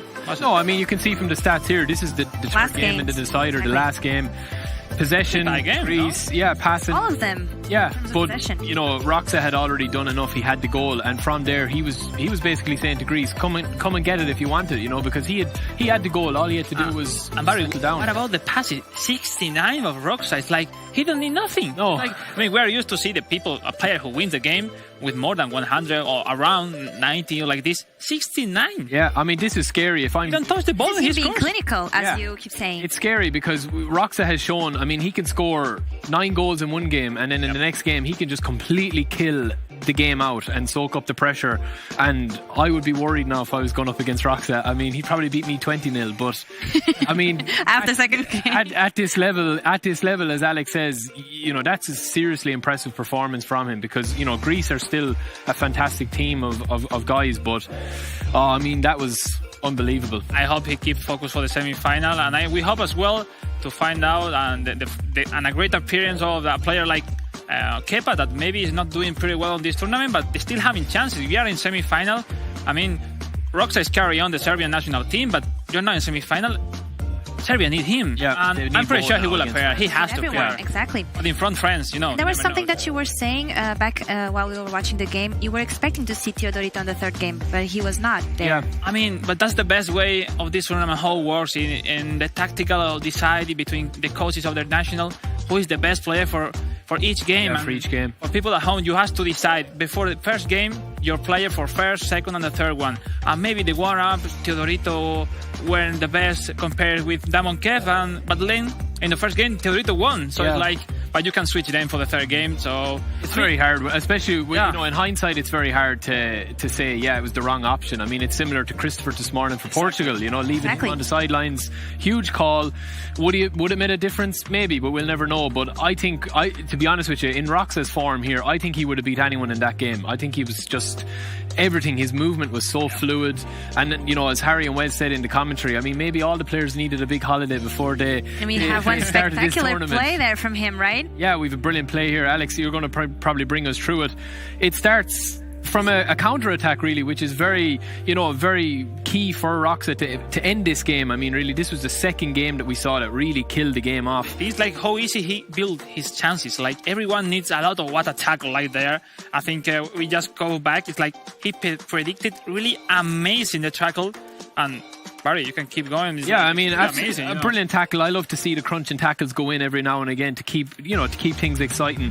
From here, I mean, Rox has been one of the only guys that's been doing these passes. Yeah, I mean, it's like he's a special style like this.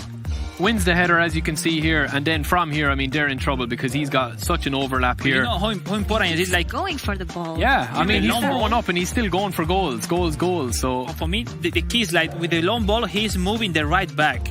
So if you force him to go in, then you win the header. You look, what a space right there, which is just for your player. Yeah, and I mean, that's not easy. I mean, the superiority that he have in the long ball with the header. And you are a top class if you dominate like Roxa. And even for me, sometimes I really struggle because like you have to be really intelligent to really understand where to put your striker in every moment. Exactly. And from here, I mean, Roxa, just to finish out this play, Roxa has loads of options. You're thinking, okay, let's just square it.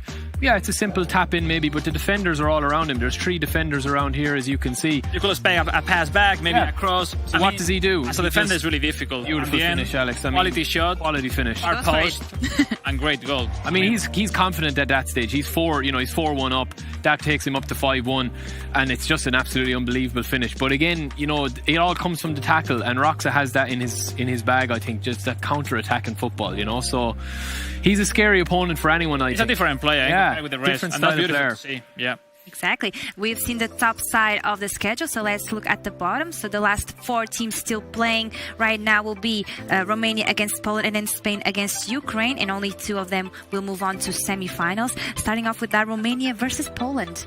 It's a really equal game. I mean, it's going to be too tough to call again, I think. 2 pair players, Urma against the only one, Fico, Austria back, and then Poebest and...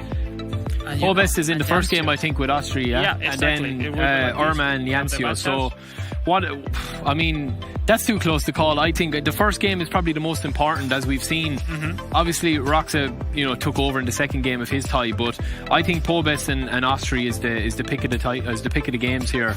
Austria was on red hot form yesterday, I thought.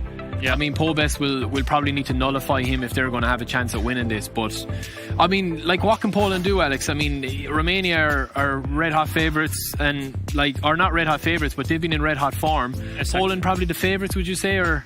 I mean, it depends. I think everything will be on third game. Because look in the draw and the matchups, Poebest against Austria, but then Urma, the star of Romania, against Jancio.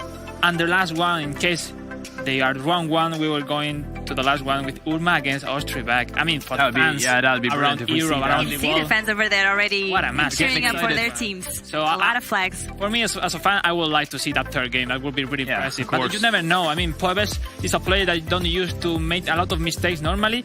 Maybe he will have his chances against Austria back then. Urma looks impressive in every area of his game during the tournament. Maybe he will be really favorite against Jancio, but you never know. I mean, we saw Greece forcing a lot the machine to Serbia, and then it's tough, Alex, but you have to predict it. All right, I will go this time with Poland. With Poland? Yeah, 2-1 Poland in the third game.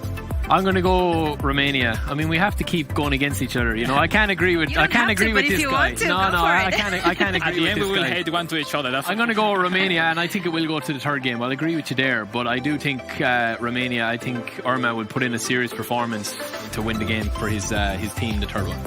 We're definitely on the same page that we are expecting great games coming up next, right? Definitely. For sure. So let's go on, then jump right into the action with our casters. Take it away. Thank you very much. Yes, welcome, ladies and gentlemen. The third quarterfinals underway. We've had some absolutely brilliant action so far, Rene. Where do we see this one going? Hard to call, but I'm not going to be sleeping on Romania any longer. Oh, absolutely not. Each time they've come out against the top dog, I said it's the end of the line for them. But again, they are here in the quarterfinals. They're about to go up against Poland. And I know that Ostribush is there, and I know he's one of my favorite players to watch, and he's always bringing the heat. He hasn't been defeated yet. I just said that about another player. Him as well. He had that one draw, of course, the 1-1 game against one of the Spanish players. I think that was Jose. But then he managed to win 2-0 against Kappa and then 3-0 against Rada to put his team into the tiebreaker, of course. And then once again beating Montenegro. So Good stuff from him. Of course, it wasn't Jose, by the way. It was Montenegro that he had drawn against. RTP. Romania, though, have been here before. Pobest this time being pitched against the only one Zico, aka Osterbusch, as a lot of people may know him online, but since his name is referenced as the only one Zico, I'm afraid it's the name we're going to go with, buddy. It goes by your gamer tag, I believe. So the only one Zico, certainly the strongest Polish player, I think it's safe to say. I mean, I'm not being unfair to Jancio. Jancio's also very strong.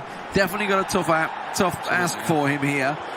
Somewhat similar, I would say, to what we just saw a moment ago. Obviously, with possibly the stronger player is often played second. I mean, if you were to look at the French game, obviously we had Uzmakabil being played first in that one. So it really is interesting how the nations are looking at this one right now. But that's a big opportunity. The defender at the last will clear his lines.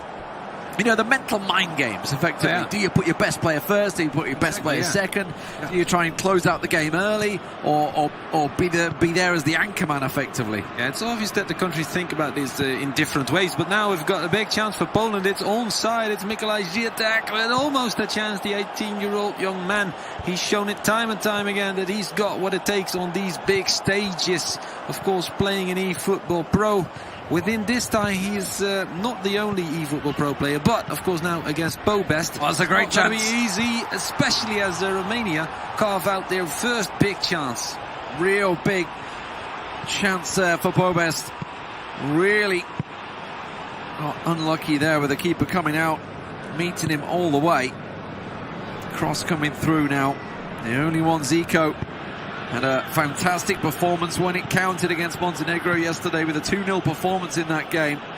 Trying to carry his team through.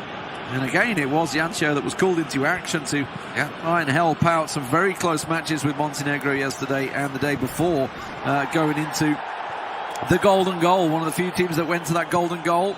But Poland right now are the ones that are trying to be the people in the driving seat. The only one, Zico, wants to get himself forward, but Pobest is no slouch. Make no beans about it. Romania surprised a lot of people last year, and they may well continue to do that once again. Semi-finals is where they're looking at right now. Absolutely, and what a dream it would be. Pobest, the man to have to do it, the man from Bucharest, has a tall task, especially as he is pitched against Osterbusch. You're the only one, Zico, as we see here on screen, but it's Romania on the ball. Romania dictating the tempo, and that's a good through ball. Little back heel, cheeky attempt, but it's not going to connect. So good, it completely did his own player. That's how good it was. Absolutely, did the console completely. That's how good that ball was. It absolutely threw everything out of whack. But doesn't matter. Pobest will regain control of the ball. Down the left wing, drives it home. Looking for the man in the middle. Good switch of play. Big opening. Couldn't quite free the ball up. And the tackle from Osterbusch was strong. Absolutely, that's good stuff from him. Strong interception, and now he's trying to go for it, but that's offside from Swiderski, the man we've seen score a lot of goals yesterday. Did he have his shoelace off there? I'm not too sure what was offside. Probably, yeah. Just the cap of his, his shoelace. He's a dangerous man there on that right wing, isn't he, Swiderski? We've seen him on the end of many things yesterday, especially with Lewandowski feeding him in many times. Of course, we've seen defenders drawn to Lewandowski, and that creates space for the other lads. Here we go, Poland once again. Mikolaj Zietek almost controls it with Lewandowski. Does go for the give and go with Swiderski. Doesn't reach him, though, and it's Romania on the other side suddenly. Tried to switch the wing straight into Zielinski. Now played forward. Lewandowski not going to reach that one. The defender beats him to it. And Romania once again on the attack. Pobest holds on, shrugs off the defender, and almost managed to win the ball back at the last there. Still yet to see a real shot in anger here in the 35th minute. Absolutely. Poland probing, trying to build. They're coming out with the pressure. They have some options, but Romania's there to carve it out. Oh, that's a tough challenge. That's a yellow early on in the game. That could very well prove costly later on in this match for Osterbusch, who takes out Pobest here. Andrei Daniel Punaru from Bucharest, 2 times a regional finalist in 1v1s, last in 2018. The Romanian has a lot of experience, and of course making the national finals in Romania in 2019 as well. He's done well, he's done solid. A 1-1 draw against Romario, And of course the 2-1 win against Christopher, which was kind of a surprise, and putting Portugal into the lower bracket. Yeah, definitely. They did manage to ride through that, but unfortunately they fell out the tournament this morning against France. Now Pobest for Romania, looking to build on this attack against Poland, but again it's cut out by the defender, and the ball is cleared. Still no convincing shots right now. A very tactical matchup between the two, battling, just struggling to get something to go in that final third. This might be a chance, but again hoofed clear by the defender. Absolutely, it's like a game of chess. It's back and forth, shoving the pieces on the board and trying to find that one checkmate move, but so far it hasn't been able to come to fruition for either side. We're going to see Poland kicking off for the second half of this game, instantly going on. No formation changes, no substitutions just yet. The only one, Zico on the right flank with Swiderski once again. Many of his offensive moves go through him. Trying to reach Lewandowski, not going to happen. It's Romania on the break. Trying to build something here, Romania. Got options available on the right and left wing. Tries to work it through the middle once again. Maybe get a little lucky with a bounce off a defender's shoe. No, not going to happen. It's Poland driving forward now, through the middle. Looking for the option on the right. Lewandowski tries to do what he can, but this has gone out. We talked about it before! And Poland will break the deadlock! They get themselves the first goal once again. Svezjak once again on that left wing. We've talked about Lewandowski till we're blue in the face, but this is the man that's been making the difference in this tournament. Oh yeah, absolutely. Fantastic stuff from the only one, Zico. Once again, he's done so much for his team, and once again, he breaks the deadlock. Once again, he's on the front foot. And of course, Romania trailing by 1. It's going to be tough, especially against Zico. But this is a best of 3. Let's not forget, after this, we will see Irma playing Jancho PL. And we've seen situations like this before, where the other player could still make it interesting. And now, of course, we still have that second half left to go. Although Poland instantly, from the Romanian kickoff, they have the ball and they are threatening once again. Svezjak feeds it into Lewandowski. Not good enough. Romania over the sideline, though, throw in for Poland. You just thought for a moment, is this going to be a quick double? Nothing for 60 minutes, and then suddenly it all comes at once. Well, Poland still with the pressure, looking to try and work it right into the corner here. Can just play it back, and that's exactly what he do. Keep hold of that possession, finds a real opening there. Defender cuts it out, but it's still charged down by the Polish midfield. This time it will get cleared, but only so far as the halfway line. Nodded on, but there's no one there for him. Oh, there are the runners from midfield. Romania have options now. In fact, it's a 5 versus 4 situation, but he doesn't make use of it. Poland are able to clear, but only as far as just over the midway line, unless he wins this header duel, and that's going to be tough, but still manages to do so. Poland building. Poland slowly, patiently. That's how we know Ostribuch. Despite his years, he's way ahead of his time. Ball over the top. Look at that. Great opening on Swiderski. He's trying to find space for a cross into Lewandowski, who was running into the box at full steam. But not going to happen just yet. Just cleared out once again. Still doesn't break that halfway line. Pobest is slowly but surely being reeled in, it seems, here. The pressure certainly building. We've seen how tense these matches can be. That's a great ball to unlock the left side. Puskas trying to work it in. Got himself ahead of the defender. The cutback's there. There's the arrival. Oh no! It's own player. It hit his own striker on the... Oh my word. That was destined to be a goal.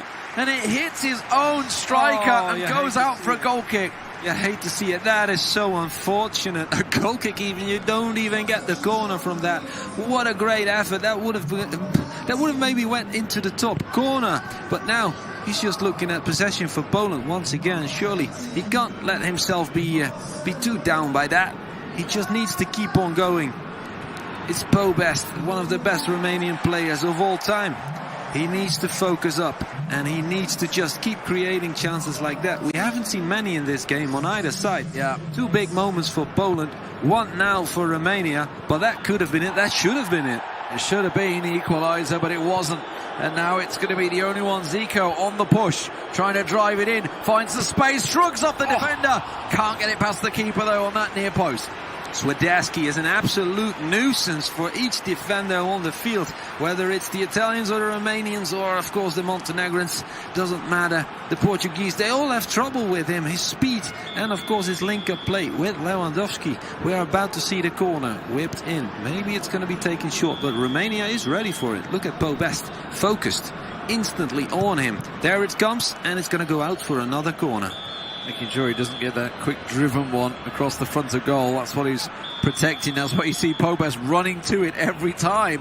Stopping that happening. This time it will be the man on the near post heading it clear for Romania as they try. Oh, it bobbles a little bit, but they should be okay. Yep, they get control of it. Now there's a really good run on the left here, but it's just fed straight to the defender. Charged down, but it will be now the only one, Zico, back in control. Absolutely. 1-0 to score with 15 minutes or so left to go. Bit of injury time maybe. Poland now in possession on the left side of the field.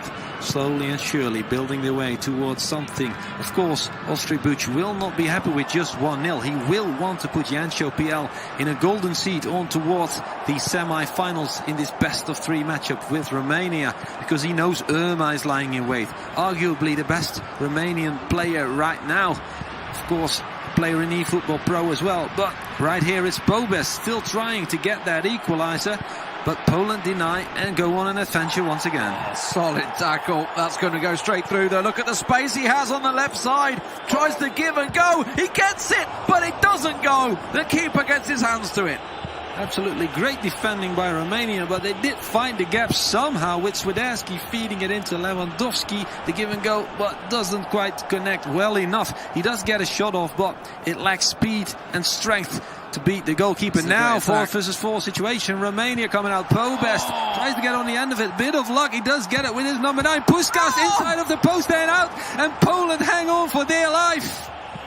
And of course, it doesn't fall kindly, does it? Just like some of these goals, comes off the woodwork and goes straight to the Polish defense. That is an absolute phenomenal tackle, driven through. You feel the pressure is there from Pobes. You can see he's put it up, and he's trying his best to drive this one forward. Needs a goal right now. Needs to try and take it to extra time. But Poland once again clear the lines. Absolutely. Romania now, they have work to do. They have a lot of ground to cover. In fact, they relinquish possession. They give up the ball. It's Poland with the last dictations of the game. The last moves are for them in this chess match. Of course, we've seen it come to life in the second half with many chances on either side, but Poland, they throw it over the sideline. He's got to get it forward. He's got to get it forward, but he's giving it away from the throw-in. That will be it. Poland will just boot this one forward. The whistle will go. And ladies and gentlemen, the first game will be going to the only one, Zico. Ostribuc working wonders for Poland, making it 1-0, the first game going their way. I have to be honest, Lee, I enjoyed that second half so much more than the first. It was a tactical affair and there was enough to break down for our experts, even from that first half. But it didn't see many shots. We had some half chances carved out, but it wouldn't come to fruition in the end. Poland, with 61% of possession, will bring up the stats later, of course. Right now, let's have a look at those highlights. Yeah.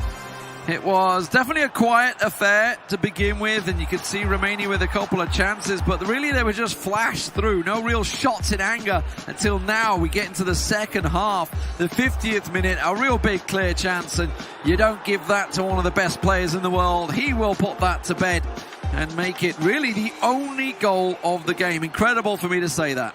Absolutely, and this goal really sparked the match back to life, because somehow, suddenly, Romania were coming out of their shell. They were creating chances. We were seeing some shots on target from both sides, by the way. The only one Zico could have had more. Ostribuc, of course, trying to go for it, but this was Romania, one of their best chances. Puskas driving on the inside, finding the man in the channel, and the shot, and it's deflected by his own striker. You hate to see it happen. Oh, man alive, yeah. Just is, that was in. That was in. That was done. That was in. That was the equaliser. Incredible stuff. And then a real chance here once again, saved by the keeper on the near post. The only one, Zico, trying to flick it in, not having it any bit. Now it's going to be postage stamp top corner as well. Another great breakaway, a real chance there. Possibly wanted to give and go, but the defender just got his toe to it to interrupt the play, keeping it just 1-0. And then right back up the other end, another chance for Romania. Absolutely. Romania last chance of the match inside of the post, doesn't connect with the net. And of course we have your FedEx statistics right here. 61% like I said for Poland, 3 shots, 3 of which on target, 3 shots for Romania as well from look possession. At the 2 of them on target, yeah. Almost twice as many passes completed. No, I mean, obviously that goes without saying when you have 61% possession, right? Yeah. Just shows how dominant a performance it was, but in terms of goals, it didn't feel that way in terms of play. It certainly didn't feel like it was all more about the slow build-up play that Osterbusch put out there. Now, it may not be the last time we see him. He is actually the elected final player if we get to a third matchup, of course. But let's move on to our next opponents. Yeah, that's Irma for Romania, and he's going to play against Jancho PL. Now, we've seen Jancho PL play a lot on stream yesterday with our live commentary, so we'll focus just a bit on Irma. Adrian Irma, to be exact, 24-year-old, playing for Schalke 04 in eFootball Pro, and in his free time he's a Thai boxer as well. Let's hope that brings his reflexes up to date. And look at that, keep cheering for your favorite team. Milos is for Poland, of course, Jako as well, or Jacek. And then from Athens, even the Greece are rooting for Poland. Do we have any Romanian fans? Let yourself be heard. Hashtag eEuro 2021-Romania. Let us know in the chat who you are supporting. For each shout, you will get a flag in the stadium. Steph plays Minecraft. You've let me down. Oh, where are you? Let me down. I mean, maybe because he's cheered for the team that's lost the cup quite a few times now, he's decided, you know what? Yeah. One too many curses for me. Not going to happen. Let's have a look, though, what Pobes had to say earlier on. Tell us something that nobody knows about you. That nobody knows. Or that we don't know, maybe. Maybe tell us something that we don't know. Okay, so I used to play football at the junior team level until Liga 14. And well, besides football, I also enjoy playing table tennis in real life. Cool. And then how did you and your team prepare for this competition? Well, since the group stages, there was an update in the team's roster. So we have to try out and see the best formation with the newly available players. We spent plenty of time practicing. We learned one from the other, and we helped each other to reach our best level for the final. Do the finals require more preparation and practice from your team? Yes, of course. Like for me, for example, if I usually spend like 2-3 hours daily to play and train, whenever important competition approaches like this one, the Euro, I spend maybe double the time, so 4 or 5, maybe even 6 hours. Do your friends and family support you being a professional esports gamer? Well, my friends think it's nice that I can do something that I enjoy, and to also be able to participate in international competitions like this one. My family, yes, my brother is cool with it. My parents, well, let's say that in the beginning they didn't really like the idea, but now they are starting to get used to it. They're starting to get used to it because you're obviously wearing that national shirt, which is very exciting. What would you say are some of the strengths and weaknesses of the Romania squad in-game? I think we have a well-balanced team. We have enough solutions on every playing department. Maybe we lack a little bit of physicality in the midfield because we have some players that are short. But I think we can make up on this lack of physicality with agility and technique. And if you had to choose one player from the national squad in-game to be what you would call the most important player, which player would you choose? I have some key players, but since I have to pick only one, I would pick Denis Alibek, because in my opinion he's the best striker of our team. And well, in football, goals make the difference. So I would pick him because he's my main goal scorer. Yes, welcome back, ladies and gentlemen. Great to hear from Pobes there, but for him, he finds himself one down. It is Poland that currently lead right now with the only one, Zico, aka Osterbusch, picking himself up the first win. It was 1-0 in that matchup as well, but that 1-0 score signifies they only need one more match win to go through. For Romania, They need a double comeback now. They've got to win this one and another match if they were to go through. There you are. Hi. There it is. Now, is that the curse? I wonder. Steph Plays Minecraft is there supporting Romania. Uh-oh, guys. Is it the kiss of death? The kiss of death may have come. Oh, don't do it, Steph. Stop it.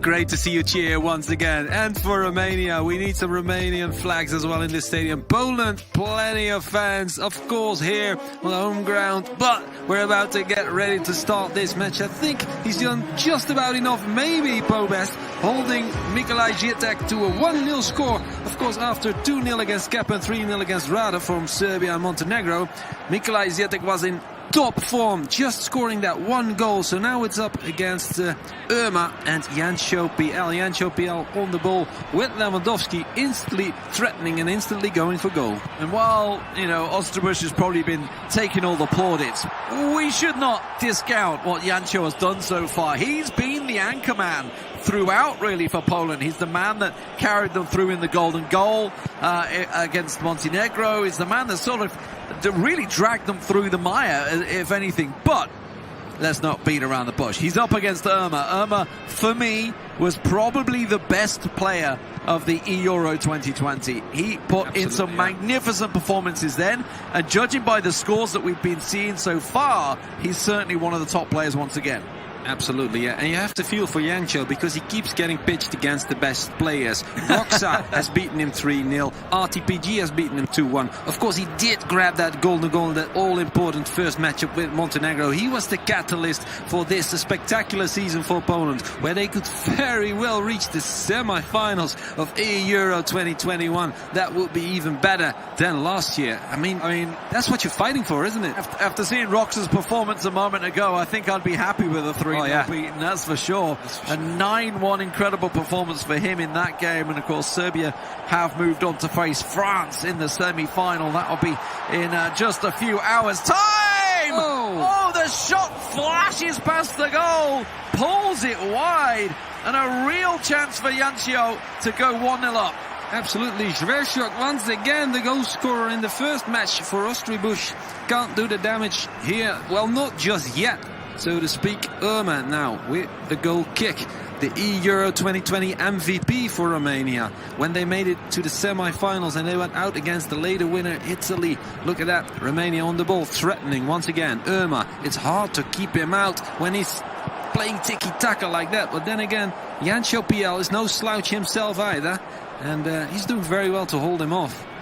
Yeah, Jancho making sure he can work it through, trying to go as direct as he can. And when Irma's pushing so many players forward, it's certainly an option at the moment. It's some really nice triangle football. The little through ball was there, but the option didn't come in the end. The player does get in the way, the defender working it well. Jancho will keep possession, and now he can build his own attack. Absolutely. So much one-touch football from Irma coming out. He never gives you time to think about what you're doing as a defender. Look at that. Once again, instantly on to Puskas. Puskas using his body well, feeds it into the striker, and there it is. The first goal for Romania. We are tied. Well, not tied. It's a best of 3, of course. We need a win here for Romania to force that third game, but he very well might do it. Irma off with a bang in the 23rd minute. Fantastic goal. Fantastic goal. Yes, it was pretty direct. Yes, and it worked out considering we've just seen how fluid it was. But yeah, just 2 great through balls. That one absolutely feeds through, holding the defender back as well. Nothing he could do about that one. You can try and adjust the keeper as much as you can, but you can see he's using the defender at the moment, trying to put the pullback, trying to put the player off, and absolutely delivers past Chesney. So well taken. And we've talked about Osterbusch being one of those few players not beaten yet. Irma is up there as well in that small list. Against golden goal was needed against Gomario, Russia, sorry. And of course a 0-0 against Barbosa, who has been the man on form for Portugal. He couldn't bring it against France, but then again France, they are the biggest favorite maybe to take the gold here. Look at that, Poland still coming. Jancho PL are going to try and fight back, but he loses the ball here and Irma is on his way. Yeah, just going to try and run this as well so the team can get behind him. There's the little pass off. The pressure was already built. 3 players on him. That is a big overhead looping ball, quickly cleared by the Polish defense. And now we'll see whether they can do anything about it. That tackle went flying past. It's opened things up here. There's more Polish players ahead than there is Romanians. The ball across the box wasn't the right option in the end, and Irma's keeper will meet it. Absolutely. Should have dragged it back. Poor effort there, because he had some space to work with. Lewandowski in the box, and you could fire a shot off, but I would have gone for the pass as well. But then for the other guy rushing in from the edge of the penalty box. But it's easier said than done, especially as we have the helicopter view. Look at that, Romania with a second big chance. Puskas with the shot, gets deflected wide. It's going to go out for a corner kick. Pressure not cleared yet. Romania from end to end this matchup already, starting to stretch its legs, and we're starting to feel the pressures of the game. Remember, Poland are one game up so far, leading this with effectively match point. Meanwhile, Romania are looking to tie things up here and take it to a third matchup. This is a real chance. And I think the keeper just tipped it. It was Chesney in there, wasn't it, that just tipped it wide? Yes. No, I think it came off a defender's leg. Yeah, I think it flicked off a defender's leg. Upper leg of that number 3 defender. Oh man, close enough, too close for comfort. If you're Jancho Piel, you're sweating bullets right now. Wow, that gets cleared. Although not as far as a striker from Romania. Shot from distance, crunched in the body of defenders. Romania still on the ball, still looking to threaten. And they found, well, not a teammate, they found Poland. That goalkeeper just murdered that striker. Oh yeah, on the line there. Absolutely cleaned him. Got the ball and cleaned out the player, no doubt about it. Luckily, in the E version of the football, the electronic virtual world, there's no big injuries accumulated, so that's fine. We can just carry on as if nothing happened. Ball coming through. Great work from the Polish player. Gets it in. Oh, flicked off the defender's foot. Now we're on the other end for a corner. Absolutely. If you're Janek Wojcik right now, just 21 years old, he doesn't have the experience that Irma does, but he has a tall order in front of him. Could you imagine a player in real life doing that casual a defensive move? It would be like, everyone would be like, wow, amazing. Just like flicks his foot out, flicks it up. This header not going anywhere. Jancho, seemed like hands. Yes, I mean, I don't think there's really much he could do about that. It was booted right at him for a throw. Absolutely true. Poland on the throw-in. And of course, it's Jancho Piel fighting for, of course, progression to the semi-finals. He only needs a win here. Well, only a win. That's easier said than done. Easy said than done, especially against Romania, especially against Irma. Irma, 24 years old. He's got the advantage in experience and also in score right now. 1-0 up, of course, but Romania on the back foot because Poland are building their last attack of the half. We are in injury time. It's just going to be 1 minute, so this is the final move. Here it comes. Swiderski trying to find space to reach Lewandowski, but that's not going to happen, and it's going to go out for, well, half-time. 45 minutes, that's all they need. Romania to keep themselves in this and take it to a third tie, and if we do get there, Irma will be up against the only one, Zico, aka Osterbusch. Yeah. We'll see whether we get there though, because Jancho certainly showed signs of scoring goals in that first half. A lot of pressure onto Irma. Irma himself, of course, getting that one goal, just give them the advantage so far. Some nice little fluid football, but just goes astray as the two players run into one another. And Jancho will keep possession. Absolutely, it's Romania on the ball once again. Irma here in midfield, biding his time, looking for the through ball. There it is, the give and go, the 1-2, and the volley to finish it off. It's 2-0 for Romania. What a strike, 53rd minute, and Jancho Piel, he has got a lot of work to do. Yeah, that was a beautiful goal. That was a beautiful goal. You saw it coming. You saw it coming from so far away.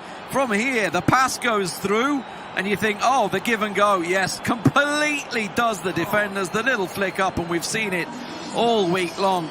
An absolute buried finish into the top corner. And as you mentioned, Jancho now has a lot of work to do. Absolutely. I bet our experts are behind the scenes right now, penning down the time, penning down that this is one of the goals they will want to break down. They will want to look at it because that was perfectly worked. A lot of one-touch football once again, as we're used to seeing from Irma. Look at that. Ball over the top quickly once again to try and reach Puskas. Not going to be able to get on the end of that. It's Chesney now in possession. But of course, he can't wait too long. They don't have much time. 35 minutes left to go for Poland to create, well, 2 goals. Yeah, and you can see obviously Jancho has put the pressure up as well. So wants to go on the attack here, on the offensive. But of course, we've seen it so many times. When you do that, you leave yourself exposed. You leave yourself open. It's going to come off the woodwork. It'll be the rebound that falls kind. It's 3-0. Absolutely great goal once again. This time, of course, exposed at the back. It's a hat-trick.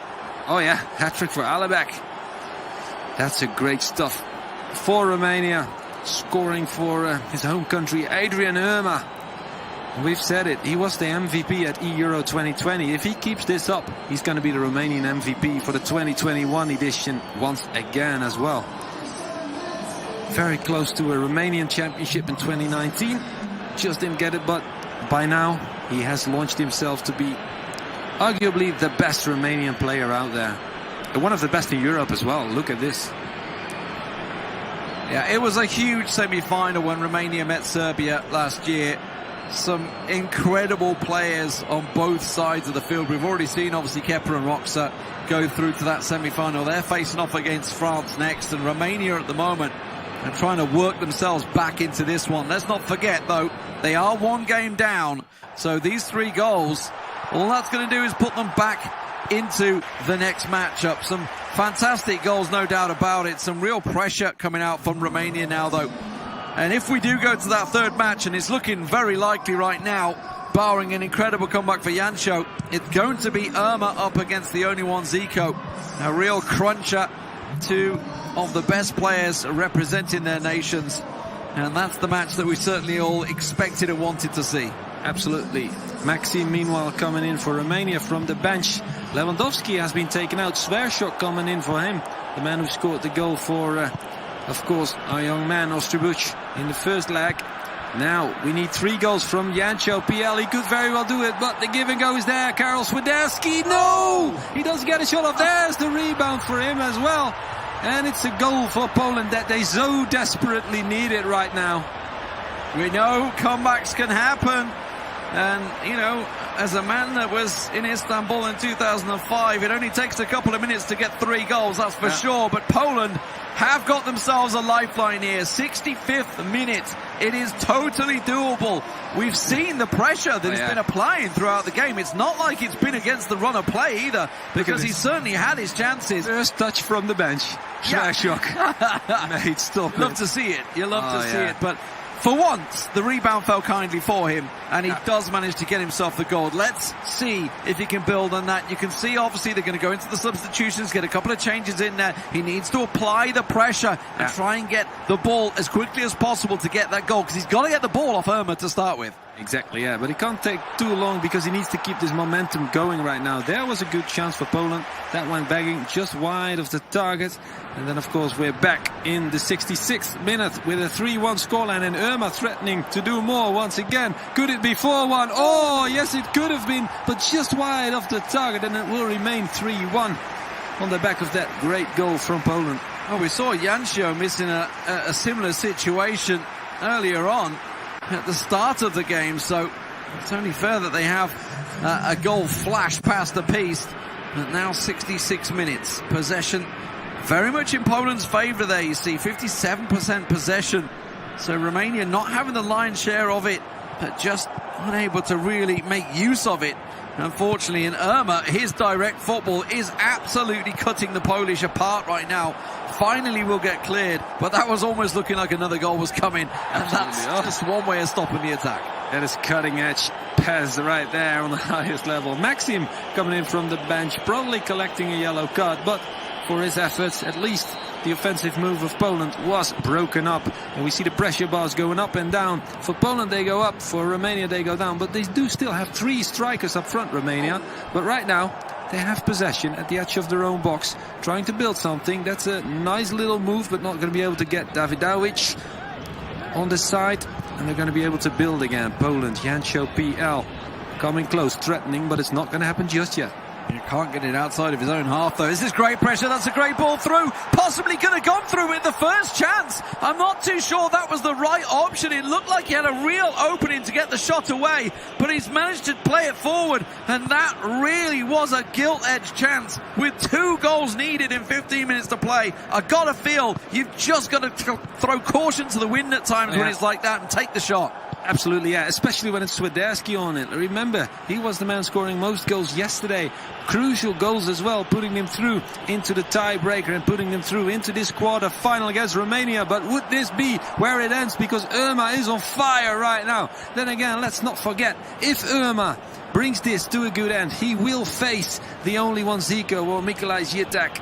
And right now it looks like he will be able to do so. It looks like he will be able to force that third game, because we have 10 minutes left to go and he's dictating the tempo. Yeah, he's running out of time here, Biancio, and he's completely missed the interception there. Irma's going to run this to the corner, and it may get to a point where Irma decides he just wants to keep the ball. At the moment, he's being very kind to Jancio and keeping this attacking football going, because this is working well for Jancio. He has to get something here. Ball goes back, player in the middle, all the space he needs. It just takes too long. Chance comes in again, offside given, and I feel that may have been the last real chance at trying to get something level here. He needs 2 goals, and he just doesn't have the time. Absolutely, he got close again with Svershok, but should have gone for the shot instantly, went for the pass, and that is going to cost him dearly, maybe because with only 5 minutes left to spare and some injury time, you have to wonder what will Jancio PL be able to do. He's going to try anyway, but Romania step in between. Here we go, header duel 1, Romania with options up front, there they go, could they get a fourth? Nice chip, keeper slaps it wide, it's not going to go out. Poland still in possession. And Irma's just going to keep hold of the ball as well. That one may have took a double deflection. It does go for Polish throw with 87 minutes left gone in this game. Only a couple of minutes. He needs to just root one in up the pitch, get the goal, and try and get something from the kickoff if he can. But as you can see, Irma will keep hold of it. And I think we may see, for once, Irma is going to run the clock down. This is the first time. He left it to the 90th minute, in fairness, to try and run the clock down. So you know what? Irma's tried to play this throughout. But a fantastic performance from him. And this is an absolute clear chance. Should be able to get the fourth here. And will make it count. There we go. How does he do it? Even the sidestep in between 2 defenders takes his time, doesn't he? 3rd minute of injury time. It's all over here. Irma does what he was expected to do, let's be honest. But now we're going to see the 2 best players of each country against each other. Puskas once again on the scoreboard to add to that beautiful hat-trick from his teammate. Look at that, great through ball, that creates the goal. But he takes his time and gives the defenders a chance to step in between, but somehow he just runs into that sandwich and unleashes a furious shot, and that hits the back of the net easily. Yeah, I thought for a minute, I think he considered chipping it, and he's probably thinking, well, I tried that a second ago, and the keeper just got a hand to it, so you know what, I will just go for the sidestep instead. And obviously that was always going to draw the defenders in there, and it almost obstructs the view of the keeper. So great work. Irma, a deserved winner here in the end, absolutely clinical with his finishing. And I wish I could say the same for Jancio. You know, he's had his moments, there's no doubt about it. He's had a lot of chances, just unable to take them in the final shot, the final moment, maybe just a pass too much. But it does open up this mouth-watering tie now. Oh, yeah. Irma up against Osterbusch. It absolutely could be a belter. Osterbusch winning his game only 1-0. Let's not forget that against Pobest. But this time, Irma 4-1, the winner. And a deserved winner at that for Romania. Tying up the series, 1-1. We're going the distance. Absolutely, we're going to a 3rd game once again. We've seen it happen earlier today.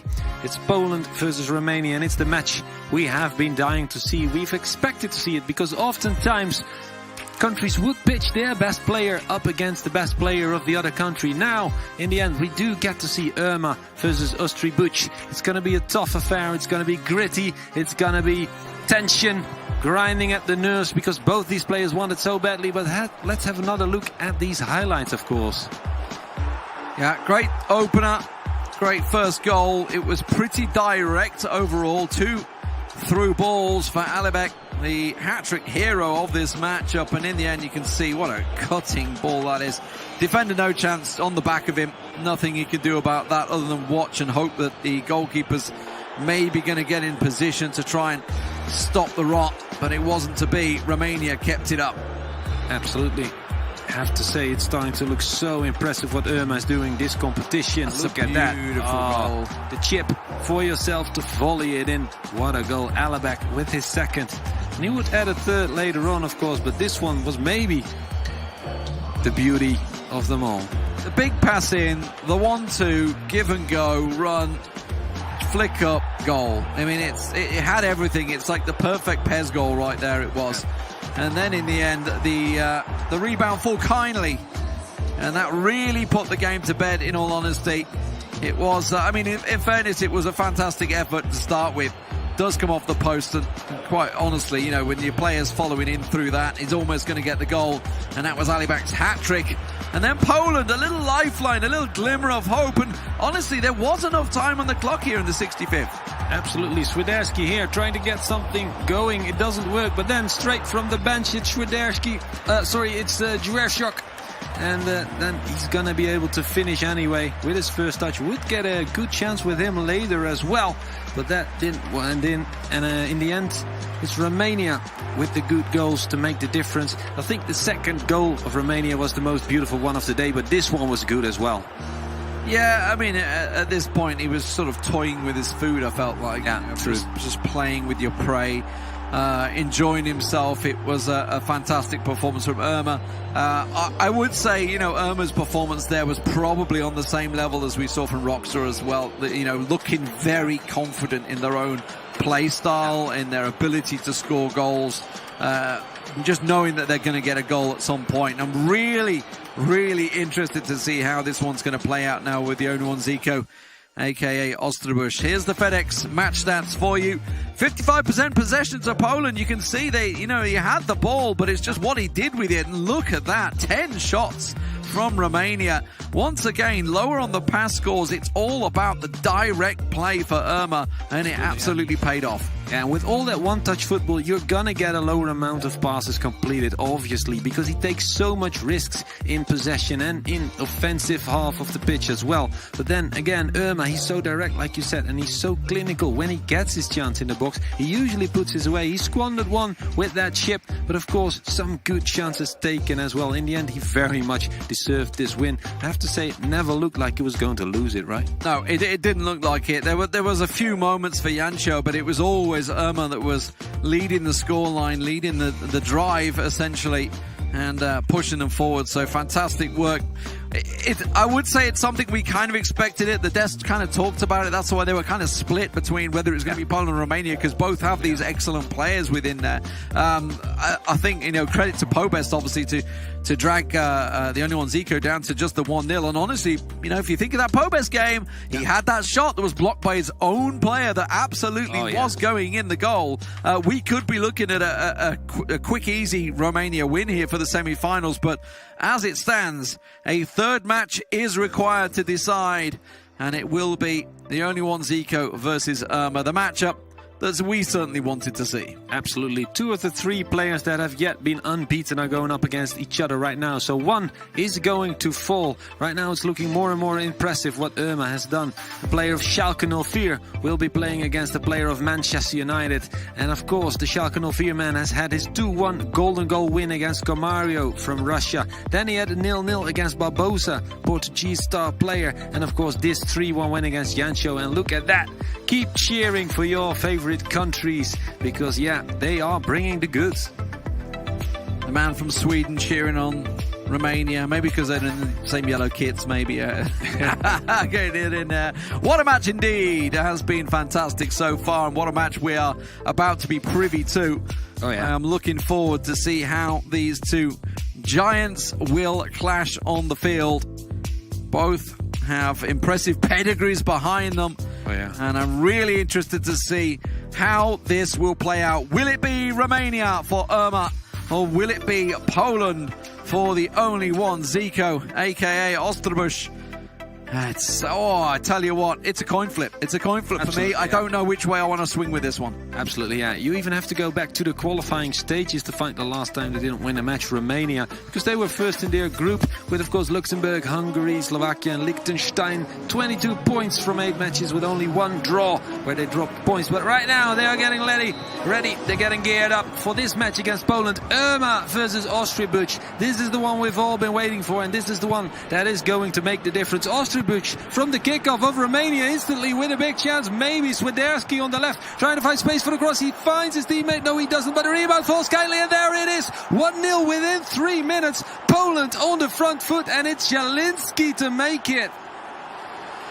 Well, we talked about kind rebounds. That one falls to the man just waiting on the edge of the box, smashes it home, and a fantastic finish. Just about the dream start for Poland, no doubt about it. You could see the pressure was coming already, and you thought once that defender got his head to it, where's it going to fall? Where's it going to go? Will it go to the Romanian player for Irma? No, it falls to Poland, and he smashes it first time. Absolutely. Ostribuch on the right side of the pitch in a white and red kit, of course. Romania in yellow once again. Alibek, the man of the hat-trick just now. Can he get on the score sheet once again? Or will it be all about Puskas today? Of course, we've had a Puskas in the past that could score goals. For Poland, it's all about Lewandowski and Swiderski. And, of course, Rezsok coming in from the bench sometime. This time he starts because that's his number 24 there on the left side. And he's going to be able to feed it into his teammates if he does well. We're going to stream a bit back to the 9th minute and Poland in possession. A little rewind back a few moments as we lose one, but it's all good. We keep it going. And we'll see how this attack does build up for the only one Zico now. 10 minutes gone in this game. Things settled down, and we're seeing the only one Zico passing it about much more now, much slower pace as he tries to find one of those balls. There it is. Oh, the give and go was there, and you can see Irma knew about it. That's why he threw his player in, but he's gone down to the ground. That's a beautiful pass. A little nutmeg comes in. Oh, and he almost sidestepped the 2 defenders. Still keeps the ball though. The ball is still alive. The player going to jump up like Immobilia. Suddenly arrives back in there, and now Irma back on the attack. Suddenly sprang back to life, didn't he? Romania now on the ball. You might think, how does Poland instantly just come in a 1-0 seat against a player that has been unbeaten this tournament and a country that has been unbeaten in qualifiers? Well, Poland did exactly the same. They were first in a group with Germany even, remember, in the qualifiers. Yeah. Also instantly group winner with an insane amount of points and goals.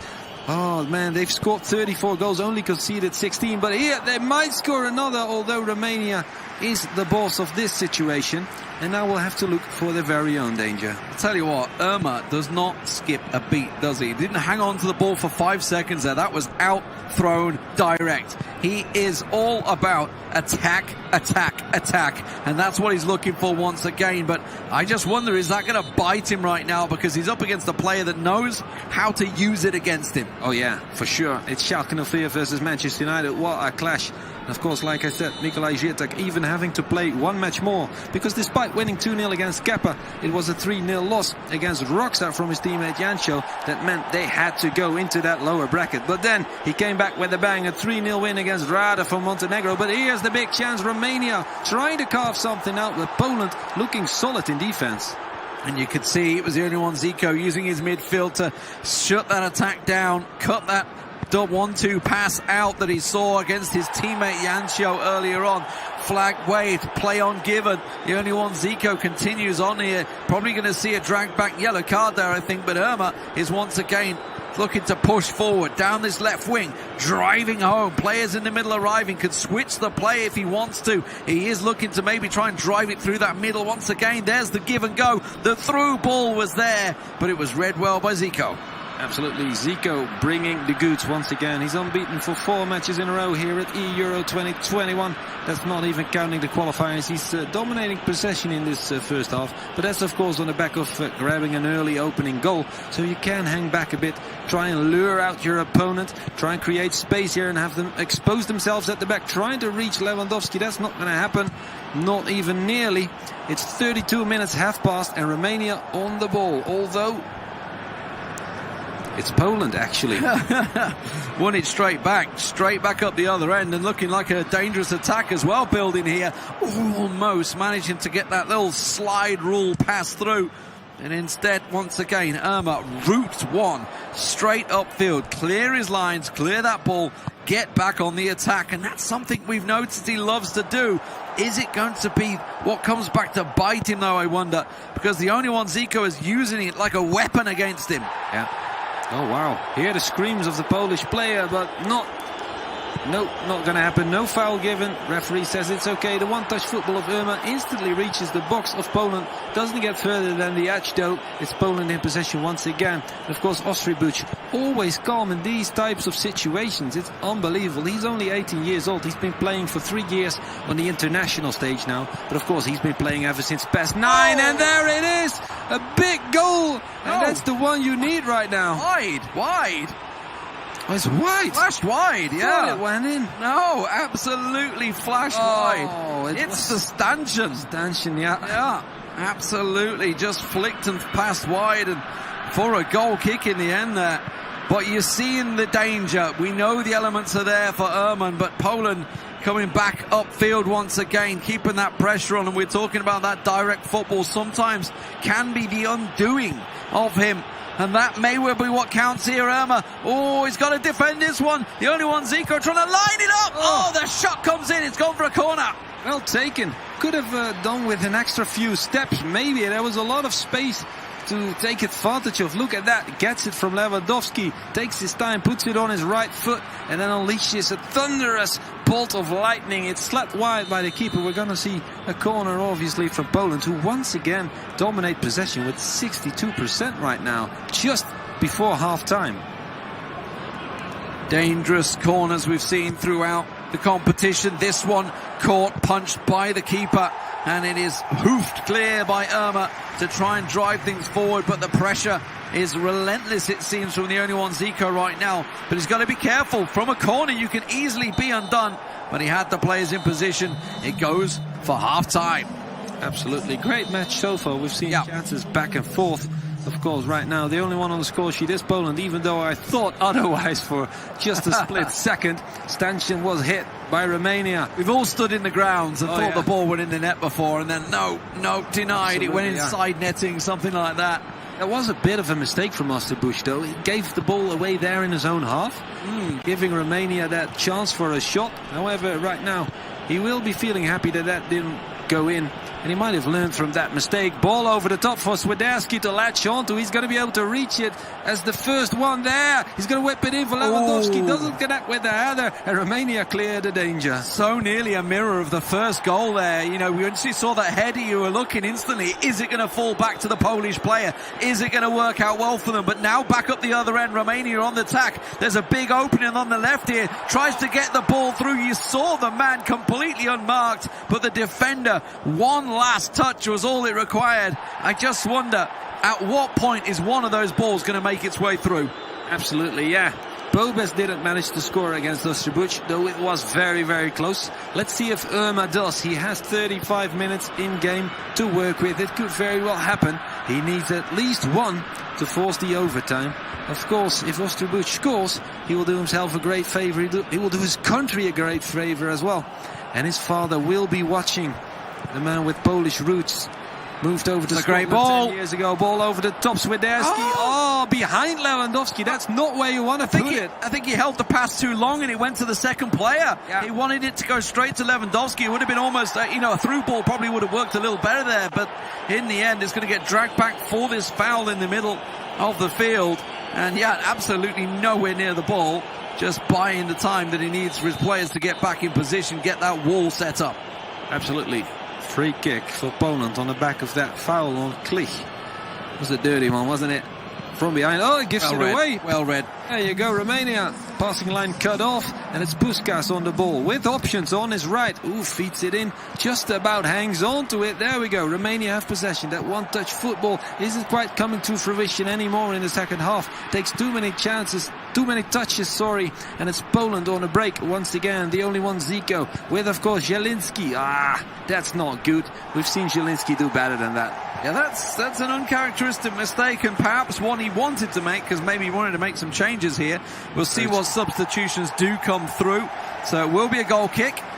And a couple of substitutions are going to be selected by the players. We are at the 63rd minute, so now's the time to shine and change. And if you think back, actually, we saw Lewandowski coming off in the previous matchup. This being the first goal, the opening goal. And as I mentioned, almost a mirror to this happened just a moment ago. The ball comes across, the header comes in. This time it falls kindly to Poland, and the man scores right there.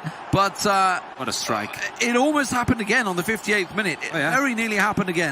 Very nearly indeed. Whips it in for a cross, but this is the goal still. Look at that volley. Zielinski on his right. Never gonna miss from there. If there's no defenders around to watch him, it's gonna be man coming in for Stanciu.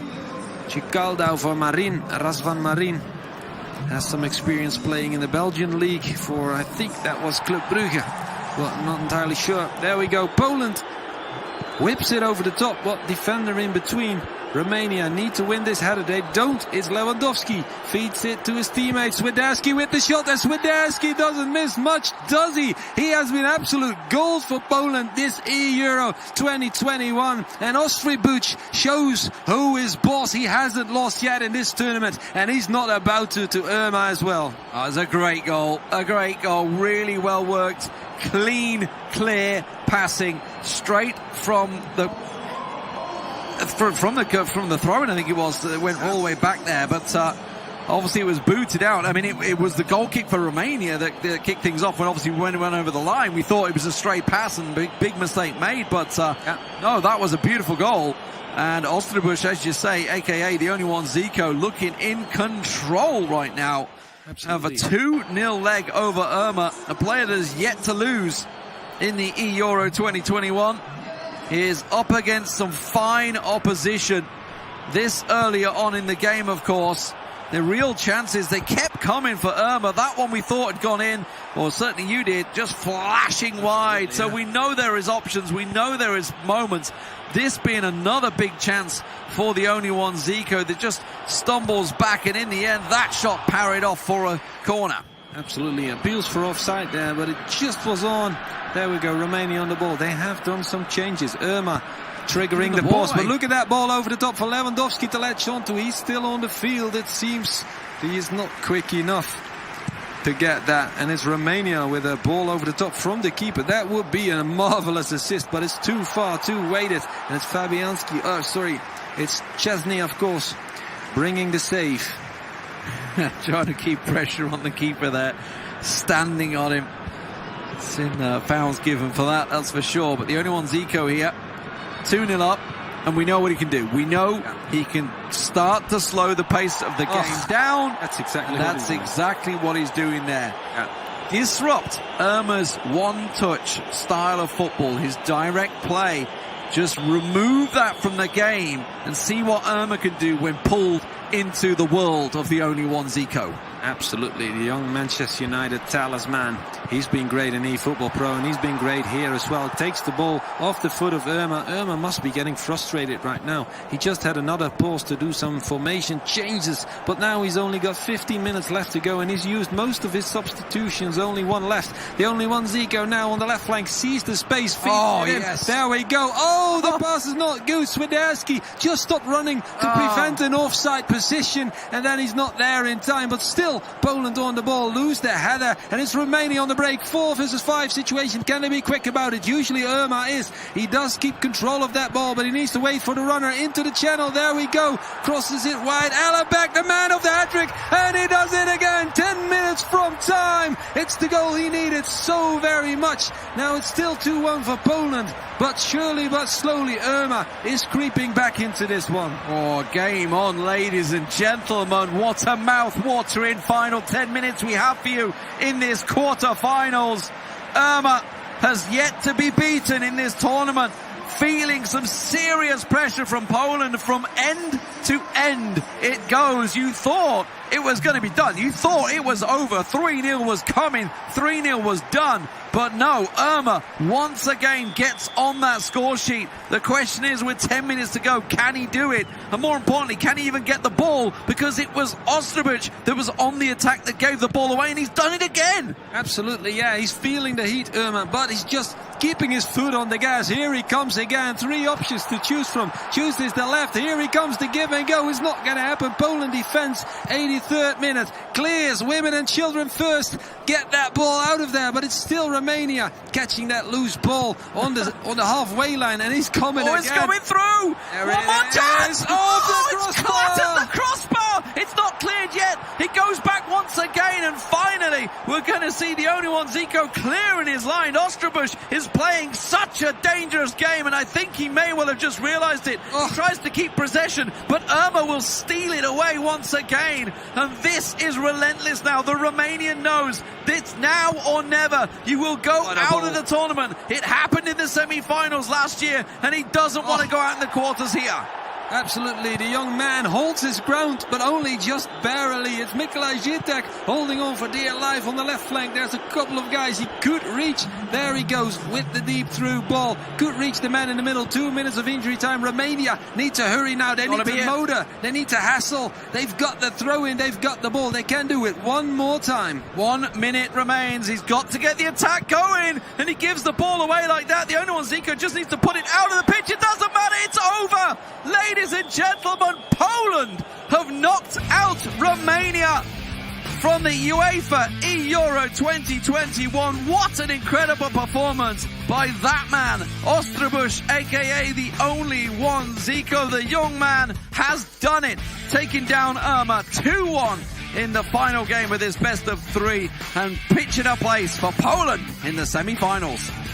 Absolutely, he always does it, doesn't he? On nights like this, Ostrobuch feels like a fish in the water. He brings his A-game, and the stage is his. And now Poland will go on. Romania beaten, but only just. Such a mouth-watering tie. Did you enjoy that lead? Oh, it took a little while to get going, didn't it? But you saw flashes, signs. You just wondered when those goals were going to start to fall either way, and it looked for all the world. You know, Ostrobuch was the man in control, you know, taking it 1-0, 2-0, and it looked like it was done, but he let the game be open. He left it open for Irma, and you just wondered, was this going to happen? Was the comeback once again on the cards, especially when he lost it in the 80th minute? Oh my God, my brain nearly exploded. And Ostrobuch never shoved down his pressure bar. He always kept it balanced. He always kept going for it, trying to create another goal even. That almost cost him dearly in the end. Look at this, the highlights from the match. There were so many to choose from, but the auto game director chose this one as the main one to show. Of course, that beautiful volley. Great stuff from Zielinski. Poland wasn't done yet. They would come again, but Romania at their moments as well. Look at this one. I mean, it really could have been, you know, a 3-3, 4-3 game. There was shots flashing left and right. You know, there was some real big, clear, clean chances from these players. This one lays back. You think, is it going to happen? The keeper meets it. You know, so many moments for both Poland and Romania to absolutely bury this game. But what a game of football. Absolutely. Substitutions came on, and we would see another goal for Poland. That means they go into the next round. Semi-finals coming up, but short break, and then we'll break this one down for you with our experts.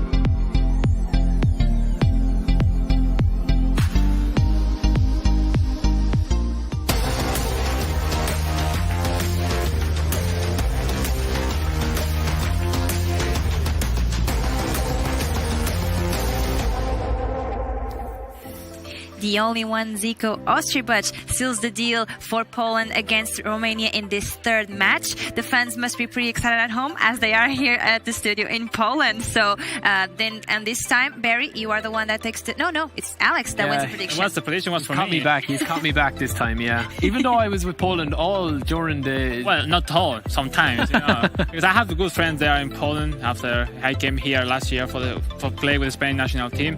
They're pretty good players. And what a game, no? I mean, finishing in the third one between the best two players on the pitch, Urma against Ostribach. What a performance for both. Everything were really tight till the end. A lot of emotions. Yeah, very good. I mean, we really love it. We did predict that it was going to go to the third game, and as you even said, Marta, all these games are getting tighter now. Exactly. The guys they're going for it, but they're still, they're doing a lot of things that are, they're going for the matches to get wins and get goals, but they're also kind of holding back a little bit possession-wise and a bit of, because they know that they can get that third game, even though they don't want to. Exactly. They know that they have that chance. Yeah, and I think that's a huge thing, tactically to play into, because I think, as we can see from the highlights here, I mean, Urma is a guy that can beat anyone on his day, and I think he was unbeaten. I think the guys in commentary were saying he was unbeaten in all the games up until now. So I mean, coming up against Ostribach in the deciding game. Would he be your decision for the decider? He would be your choice for the decider? Yeah, he would have been. Yeah, I think he would. He had to be. I mean, he was an informed player as well. But I mean, we said it from day one. Ostribach had the first game he played. He's a young player. Obviously, Alex knows him a lot better than I do. But he's seriously talented.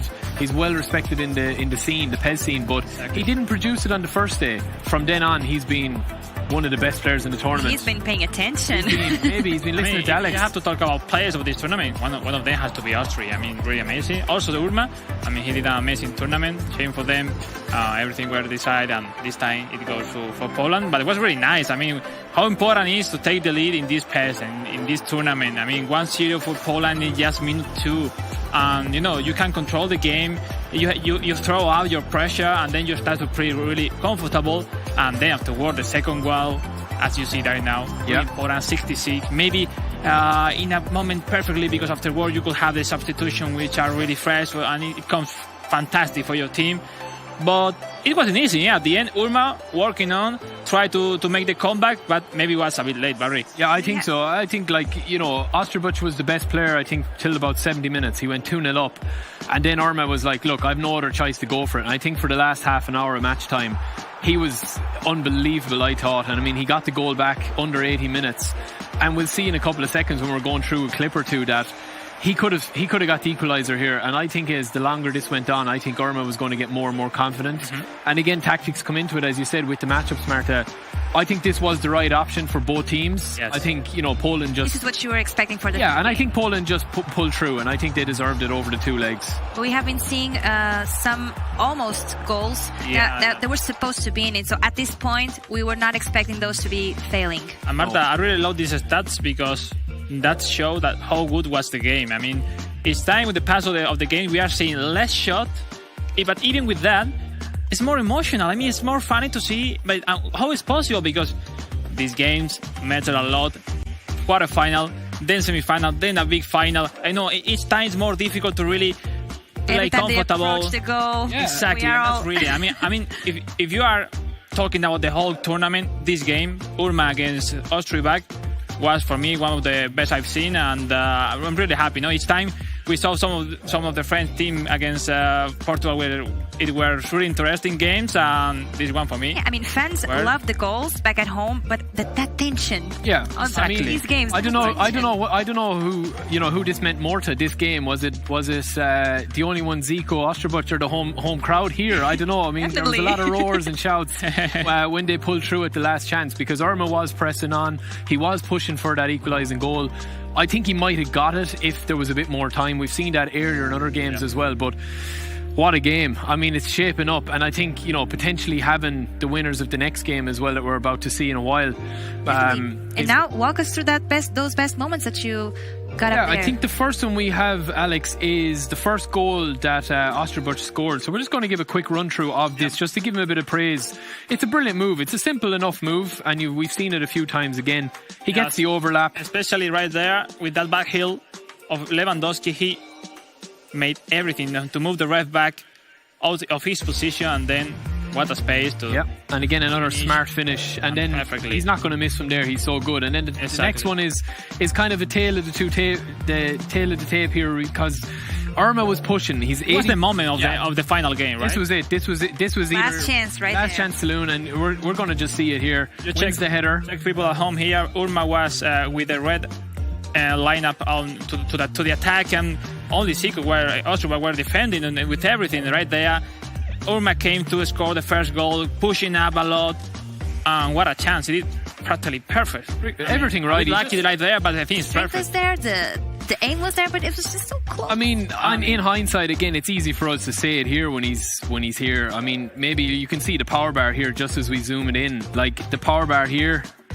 There we go. I'm not too sure if that's made it worse or better, but you can see the power bar here. Maybe a little less power. It's literally a fraction of less power there, and that that we. It's very simple to say right now, but through those defenses, wouldn't you need it to go through those defenses? Yeah, but I think on that, with the position that he's in there, and the goalie's out a little bit. I think if he nestles that maybe down this way, that's where you should be aiming. But again, I mean, this is. He had to surprise with the first out shot. Yeah, I mean, he had to take it so quickly. More time. There's adrenaline there. Yeah, we're being extremely harsh here. We're being extremely harsh. Like, it's ridiculous that he even got it on target. But yeah, I mean, that was it. That was his chance, and he just couldn't get it. And in general, I have to say, in this kind of tournament, even with a great performance that Austria back did, you need that lucky. I mean, all the champions, even in the world champs, in every tournament, you need that lucky that will give you, I mean, that point to... That lucky star. Exactly. You need it. And this time, Austria got it. And, I mean, the service as well. In case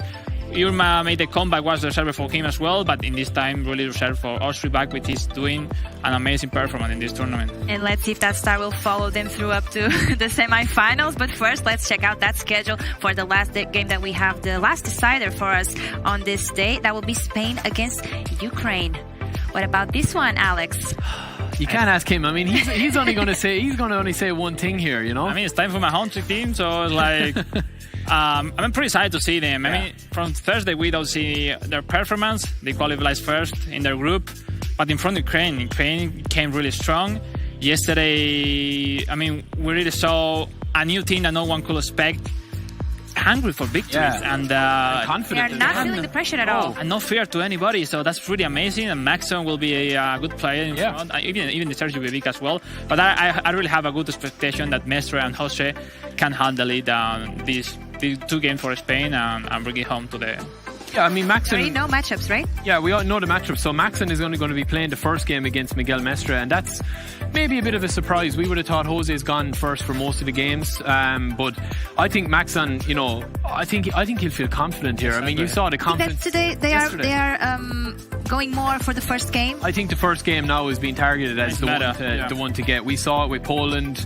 Maybe in the last game, Irma might be thinking I should have played the first game, but I think now with this, put your best player forward. I don't know, do you agree, Alex? But put your best player forward and then see what happens in the next game. And then send the pressure to the opponents, right? Yeah. So I think if you get a win in the first game, you have a huge advantage going into the second one. And for the second matchup we have Jose against Sergio Vivica, which is really interesting to see. I think Jose, he will show he's able to be the best player, and I think he's hungry. I mean, he knows he weren't playing much good that he expect normally, and I'm pretty sure he will show us a great level of pace. But in front, Sergio Vivica is an amazing player as well, so let's see. But before we go back into that last game, the decider won, the matchup for that decider, let's watch some of the Q&A from our players. If a pro footballer was to become an ambassador for your team, which footballer would you want it to be and why? Malinovsky. I think Malinovsky. Why? Because right now he's a really good player, and his pass to Atalanta and scoring goals, giving assists, he was very hardworking. Kylian Mbappe, because he's young and talented, probably one of the best players we will have for the next few years. So it would be nice to have him as an ambassador. I choose a player from the past, and this Paolo Maldini. He's my idol. That would probably be Kostas Fortounis. Obviously, both of the players agree on that one. being a key player in game as well. So it would be great to have him as an ambassador for the official federation as well. I think I would pick Yanis Hagi because of course he's Romanian and he had a great season this previous one. I also saw him some media appearances of him, and I think he would be a great ambassador for our team. For sure, I pick Griezmann because he's a big player of PES, a big fan of PES. So for sure, it will be him. I think Cristiano Ronaldo. I'm a big fan of him. I like how he working hard to achieve his goals, and it's amazing in my opinion. Well, I think everybody is expecting that I answer Ronaldo, but there's not Ronaldo in this question. I think Pepe. Pepe is 30 years old, and sometimes it looks like he's 18. His spirit is what every coach wants in the team, and I love that way he plays, to be honest. Lewandowski, most likely, he's a legend, in my country, for Poland. He's many records. He's top goal scorer in Poland. He's better the Müller record in the Bundesliga. So I think that's someone, to look up to and someone that could, help out a lot and bring some inspiration to the team. I think I would choose Lewandowski because he's my favorite player in Bayern. So I would choose Lewandowski because he's amazing, and I think he's really underrated. You just gotta love their smiles while they are talking about football and football players, and even how they represent their own countries. The pride is all there, so that's so good to watch. And here at the desk, I would like to hear those answers from you as well. I would say Sergio Busquets. For me, is a really humble player and a top world-class player as well at the same time. So I think he has everything that really kids can learn from football in general, and that's really awesome. Yeah, I'll probably say, well, if I have to pick an Irish player, obviously, it'd probably be Shane Duffy. I mean, our centre back. So, yeah, I mean, he's tough. He controls. I mean, he does what he can. What we have. He does what he can. Yeah. So, I mean, I'm gonna pick him, Shane Duffy. Yeah. That is a good answer, and we can see right now at the stadium, the fans are already voting for their own team. So, if you want to support your team and show that flag, change the energy crowd. You only have to use the hashtag #Euro2021 Spain or hashtag Euro2021 for Ukraine, and that will be the way for you to support your own team. And here at the studio, we were talking about the first two matches, so the first two matchups, and now let's go round for that this side, because we have been a lot of third matches going on. So what can we expect for this third match from Spain against Ukraine? I mean, the heart will like to see a 2-0 for Spain, but I see Ukraine that will surprise the Spanish boys. But I think it will not be enough. I think Mestre and Jose are really emotional players. They will be together Latino. to play the game. Same as Ukraine, right? Almost. But I mean, they know it's their day, and I think they feel it, and that's the most important. No? This is their day that they have waiting for a lot of time, and I'm pretty sure they will make an amazing performance. But we cannot forget Ukraine there. No, we can't forget Ukraine, especially after yesterday. I think Maxim would have earned a lot of fans yesterday, so I think a lot of neutrals might jump on the Ukraine bandwagon now, I think, and gang up on you, Alex, and the guys. But I mean, Spain will probably look at their bracket and think, if we get through this, Serbia and France in the other game one of them are going to knock each other out. So they I mean, no disrespect to Poland, I mean, they have to go through them, but it would be an excellent matchup, an excellent opportunity, as Alex said, for the two guys. So I think there's going to be a shock here, and I think Ukraine and Poland are going to meet up, but I kind of have to say that because this guy is going to be smiling from ear to ear if I say Spain. I can't give it to him, so I'm going to go with Ukraine strictly because of Maxim's interview yesterday. And let's see if that smile stays on for the next match. So, guys, we are ready. Casters, it's up to you to give us the action for this last game. I'll tell you who is smiling. It's my co-commentator, Wes. He's looking forward to this one. It's our first chance to look at Spain this tournament, Wes. And I think the guys in the studio alluded to it. These guys are here to win the tournament this year. Yeah, they've been fantastic from start to finish. I mean, we cast an eye on their qualification. They were, I believe it was unblemished. They were unbeaten. They were superb all the way through. And they, to get to this stage, to get to the last 8, again, coming to the group that they did with Greece and Germany and the Netherlands in one group, they were superb to get through. Of course, Ukraine, kind of having that that fairy tale story.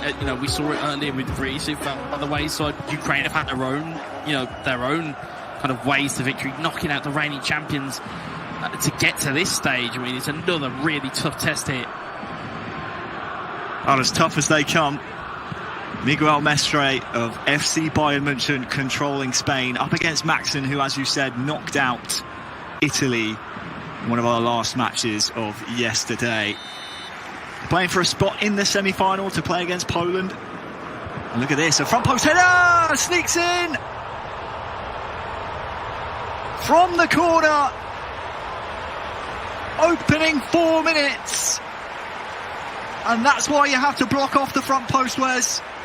Yeah, it's why you've got to try and cut the ball off at source. It's okay with the drill delivery in, and we've talked about how effective it can be to get players across. It's Aymeric Laporte for our first time that we've seen him in a Spanish shirt. It gets across that front man, puts it in the back of the net, and we talk about how effective it is. You've just got to try and stop it as best you can. Those drill balls into the box, they really can hurt you. Advantage Spain. They will strike first. They'll have sights on the final and the trophy this year, having been knocked out in the semi-finals last year. Italy disappointed not to do better. But Maxen of Ukraine, he's proven before he can take down some of the best players in this tournament. Mestre is a different beast, though. I think we've both said before, and both said kind of, off stream and on stream, Mestre probably one of the best players to watch, and arguably one of the best players out there. And to still be alive in the tournament, still have an opportunity to get through to the semi-finals, he'll relish this opportunity.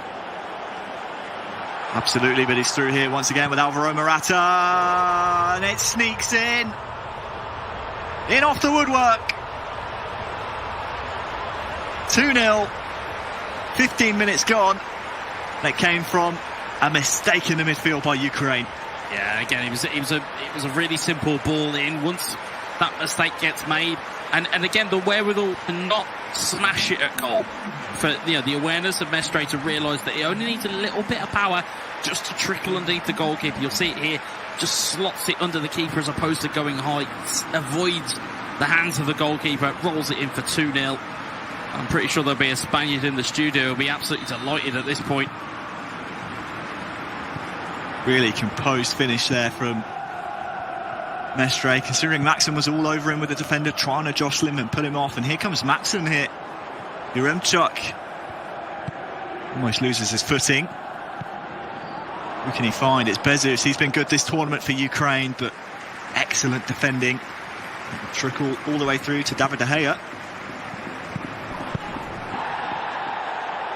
And what a run this is from Morata. Lets the ball run. Gerard Moreno's here as well. Saved this time. Ukraine under some real pressure here, though. Yeah, and against the early going, it's being slightly aggressive if you're Ukraine and Maxen, trying to get the tackles in when you really shouldn't be going for the ball. You've got to try and tuck your chin a little bit, get yourself back into a bit of a rhythm. Because at the moment, it is all Mestre and it is all Spain. This time, corner played short. And the cross-come shot is trickled out wide. It's dangerous there for Maxen. Can't afford to concede too many surefire opportunities to Mestre. Seen already from the first goal he scored. Can't give too many corners away.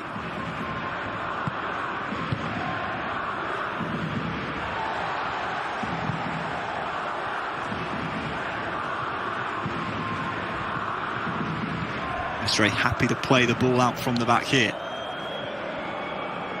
There you go, Llorente. His pass is unsuccessful, and now we really need to see, well, less mistakes from Maxen, but also just to prove that he can show Mestre this isn't going to be a walk in the park. You don't have 1 foot in the semi-finals just yet. This will be a Spanish free kick, though. Yeah, I mean, and we've seen the performances of of Maxson in previous games. Took Uzmakabil to a 3-3 draw. Took Italy out with a fantastic performance against RAF. He has it in the locker to get back in this game. He's just got to go and find that level and find that extra chance to go again. Just under half an hour gone. We're in deep in Ukraine territory. That one is going to be adjudged to be offside. Ooh, by the slimmest of margins. I think it's the right call, though. We want to know what you guys are thinking and who you're cheering for at home. Use the hashtag EURO2021-Ukraine or -Spain. You can see those at the bottom of your screen now. Make the virtual fans in the stadium cheer. We want to hear what you're saying, who you're rooting for. I think we know who Alex in the studio is rooting for. Here's Gerard Moreno. Yeah, another corner here to Spain by my count. Oh, in fact, no, it's come off a Spanish player last.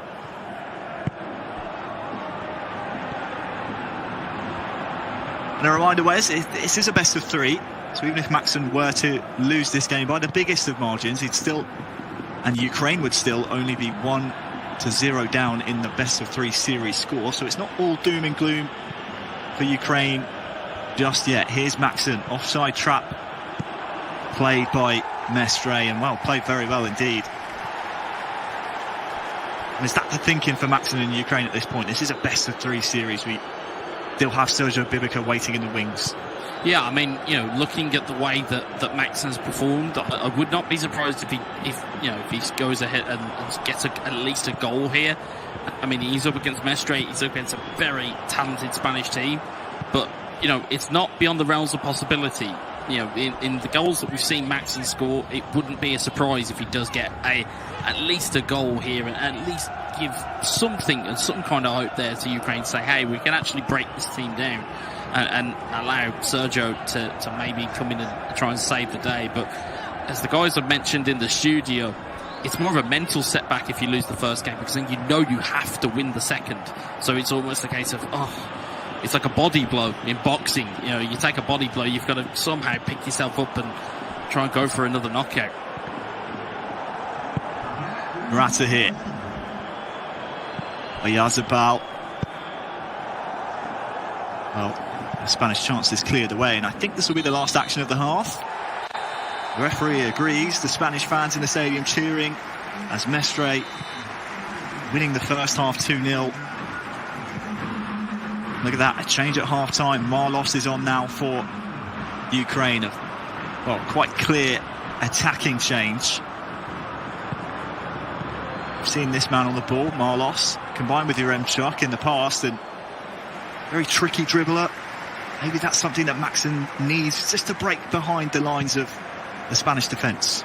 Yeah, I think the trickery of Marlos is going to be something he may just need. He may need to do something just to maybe unsettle Mestre. I mean, he's one of the coolest customers that I've come across. He doesn't really get fazed by anything, but if you could do something to maybe just jolt him, shock the system a little bit, might get a bit of joy. But at the moment, Mestre seems to have settled into his rhythm of Pez, and it's more his tempo, it's more his game at the moment. Unforced error there from Ukraine. Goalkeeper punting the ball into the stands. Spanish throw, and Gerard Moreno with the double touch as well. That was the Hisense skill of the day on day 1, if you remember. One of the most effective skill moves in Pez. Can't quite make anything happen with the delivery, and now look at this for Maxson. He has a man over on this near side. It's Bezos, but cut out so well. Cleared up the pitch from Mestre, and well, danger averted.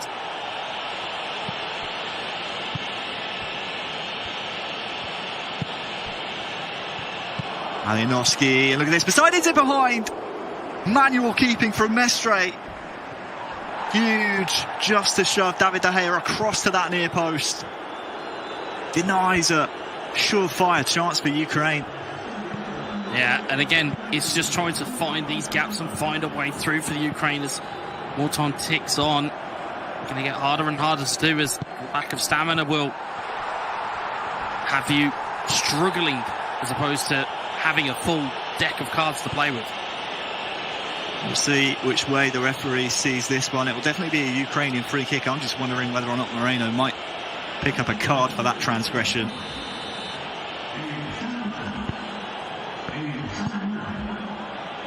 And here's an interesting sub, Adama Traore on the pitch. We've seen him in the group stages be utilised so well by Mestre and Jose. The strength of him, he might not be the tallest player physically, but very rapid, a great super sub to have. Yeah, and in terms of his physicality as well, he's got that perfect blend of pace and power. Danger at the back for Spain. Maxson can now try and impose his will from the corner. Malinovsky can't beat the first man.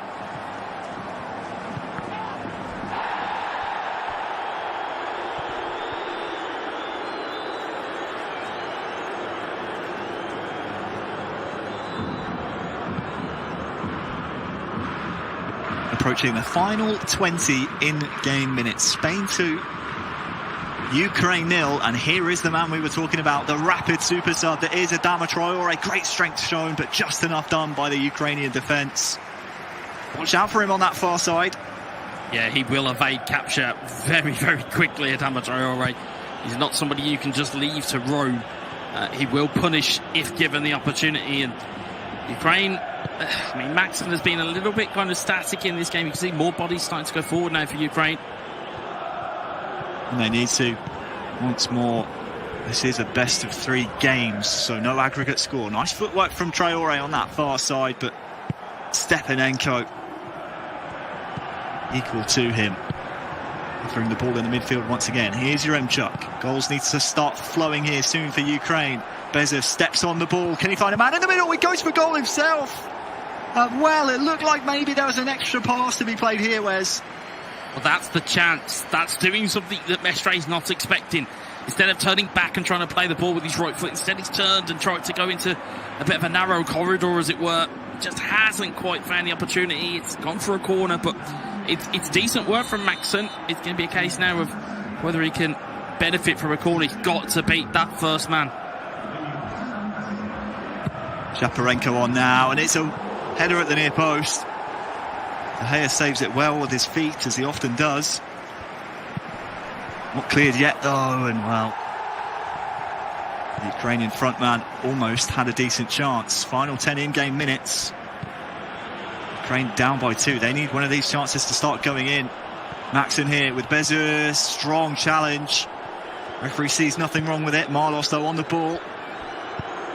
Wasteful, though, by Maxson, and once again it's that outlet of Traore. Now he just settles the game down. Mestre wants to set up Jose in the second game,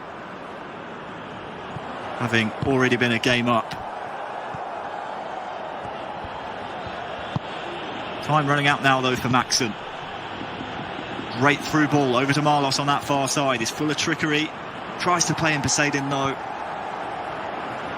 And that once more is cleared by Mestre. It just meets a red wall. When you think that the Ukraine have got half an opportunity, Mestre just shuts the door. It's very good defensive play, and it's a case of having, as you said, those outlets. If you want to counter-attack, you've got a lot of pace up front to do so. Beautiful double touch as well, and here is Pablo arriving! 3-0. Spain win game 1.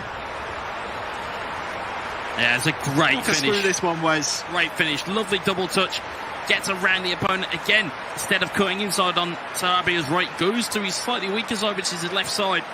Finds the finish. Not that aggregate matters here, but it's a signal of intent. I mean, if Mestre does end up coming back for a third game, it's going to be interesting, because he is free scoring at the moment. He seems to be the stronger of the Spanish players, and that is not to count out Jose in that regard, but certainly seems to be the man in form. Oh, will Maxson get himself a goal? Goes for that far post, and the referee, I think, has brought this one back for a free kick. Llorente late onto Poseidon. This one will be a mere consolation for Ukraine. See if he can find the back of the net though. Marlos stands over it, the left footer.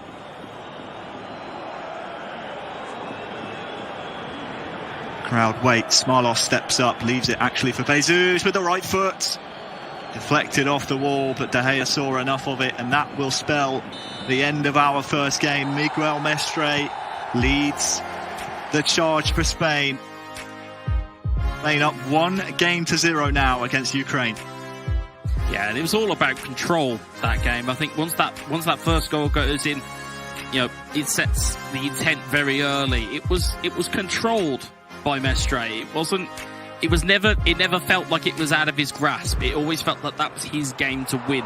And you'll see in the highlights there, that driven corner, as we've seen countless times, it works to perfection. It gets a deflection. It beats the guy at the near post. And again, it set that tone. You'll see it just flicks off of a foot. It looked like it was going in anyhow, hence why it's credited to Laporte. But it just never looked like he had to break stride. I think what will worry the other four nations still in the competition, Ukraine included, is the fact that we know how good Mestre is at scoring goals. We saw him in the Alipay top 5 goal scorers at the end of day 2 yesterday. It's the fact his defensive performance was so strong. Like you said, he never looked in doubt throughout that game. Yeah, it was controlled. It was the minute the ball looked like it was in danger from a Ukrainian perspective, the ability to just compact and pack that defence was brilliant to see, because you just had red shirts in abundance just to close down shots, close down targets, and it made it so much more difficult for Maxson to get into a game. And the fact that he's held him to a clean sheet, the fact that Maxson didn't score in that game, it's only going to make that psychological barrier be a little bit harder, because again, if you're Sergio Babicki, you'll be looking at it going, well, Maxson was free scoring yesterday, and now the burden is now on him to try and carry this through. And I would argue and say that we haven't seen the best of Jose yet, and that for me would be the worrier if I was any of the teams left in the competition. Is that yes, Mestre, arguably one of the best players, if not the best player at this tournament so far, but you haven't seen the best of Jose yet. That is trouble, and if he can grow into a game and get himself into his rhythm, Spain are a force here to be reckoned with. And it'll be interesting to see how Sergio tries to combat that in game 2. There we're seeing the replays of the 90th minute goal. 3-0 to Spain. We did see a late free kick, but unfortunately David De Gea just saw way too much of the ball. Talk us through the FedEx Performance Zone of game 1 between Spain and Ukraine. Whereas you're taking a little look at the stats here, is there anything really that surprises you out of game 1 there? Well, I think it's the comfort level that as I think Alex pointed out about the lack of passes. He had 64 passes in that game, and now that would lend itself to the fact that there's a lot of one-touch passing. There's a lot of getting the ball forward. There's a lot of making it all come together, and he knows where his team's going to be, and he knows how to do damage. Does Mestre? So it'll be very, very interesting now to see whether Jose employs a similar game plan, or does he go for it? Does Jose come out the traps and go, right, actually I need to put a marker down here because everyone's talking about Mestre, no one's talking about me, and I'm fuming. That might be the way I'd look at it if I was playing. I'd be like, well, why is everyone talking about him? I'm just as good. But again, if you're Sergio now, you've got to dig your country out of a hole here. Well, we heard there from the Spanish fans, lots of Vamoses coming through. A couple of Ukrainian fans there willing their team on. This is a very, very tricky test. Ukraine, one of the surprise packages, of course, of Euro 2021 here. Across the previous 2 days, putting up some tremendous performances. But here in the quarterfinals, this is the business end of the competition. It's an absolute shark tank. And Spain are 1 game to the good already. Sergio Bibica starting off with some fancy footwork. Yeah, Sergio trying to, again, just set the tempo early, get amongst your opponent. You know that it's not an aggregate score, so it's as you were, it's a 0-0. It's an isolated game. If you take it in isolation, you might find yourself being a bit more confident in it than if it was just a regular game or if it was an aggregate game. So you expect to see more from Sergio, but My interest here is to see how Jose reacts as well. Well, here he is on the ball. Jose of FC Bayern München. Teammate to Mestre, of course, not only on the Spanish national team, but also at club level as well. As you said, a really solid squad that Spain have, not only in the game, but also holding the controllers. They're going to be one tough customer for what would be Poland in the semi-final. That's what these two nations are playing for here. If Ukraine can snatch both of the next games, they'll be in the semi-final, of course, but Poland waits with Ostrowicz and Jancio doing so well, taking down Romania in the previous quarter-final. Our attention now, though, is on this second game between Ukraine and Spain. Sergio Bibica has Yaremchuk here in the centre. Nice 1-2. There's a man over on that far side as well. That's Shaparenko. Nice double touch to evade his man. And there's a man at the front post. Still has the ball in play. And it just was too heavy a touch. It takes it out of play. That was really dangerous, though. Yeah, I think Sergio didn't quite realise that ball had come back to him, and as a result, for lack of a better term, panicked and didn't realise he had such an opportunity there. Wonderful pick out. And there's the first goal. Spain with 1 foot in the semi-final. Oyarzabal, the goal scorer. And what do you say about this, Wes? Just great vision, isn't it? Yeah, it's superb vision, and as we kind of alluded to, Jose setting out a stall. Let us remember just how good Jose actually is on a 1v1 standard. I mean, we can talk all day about how good Bayern Munich are as a trio, but we sometimes forget how good these players are. It's a one-touch through ball. He set the runner off, which is the perfect way to do it, because if you fall to sleep and you forget to mark it, you'll see Oyarzabal goes, and it's a brilliant through ball there. Goes past 2 defenders, and it's one touch up to himself, and Oyarzabal scores to make it 1-0. It's a great goal.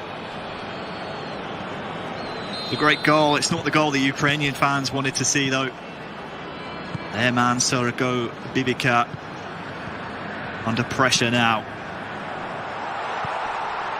Right from the kickoff, looking to try and equalise things, but that's dealt with by the Spanish defence. And now here's the goal scorer in possession of the ball. The Ukrainian back line sitting so deep gives him time to run, and well, that's going to invite Koke into the game.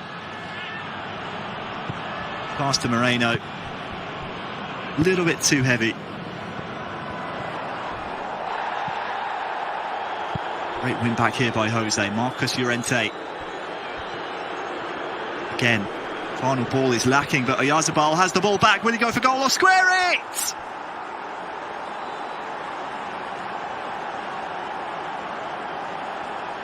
Yeah, that's a fantastic goal from Alvaro Morata. And again, comes from a little bit of a mistake from the Ukraine. The ability to pick off that pass. I mean, it's a deflected pass there. You can see the Ukraine try and play that ball backwards. Instead, they get caught in possession. Alvaro Morata is there to sweep it in.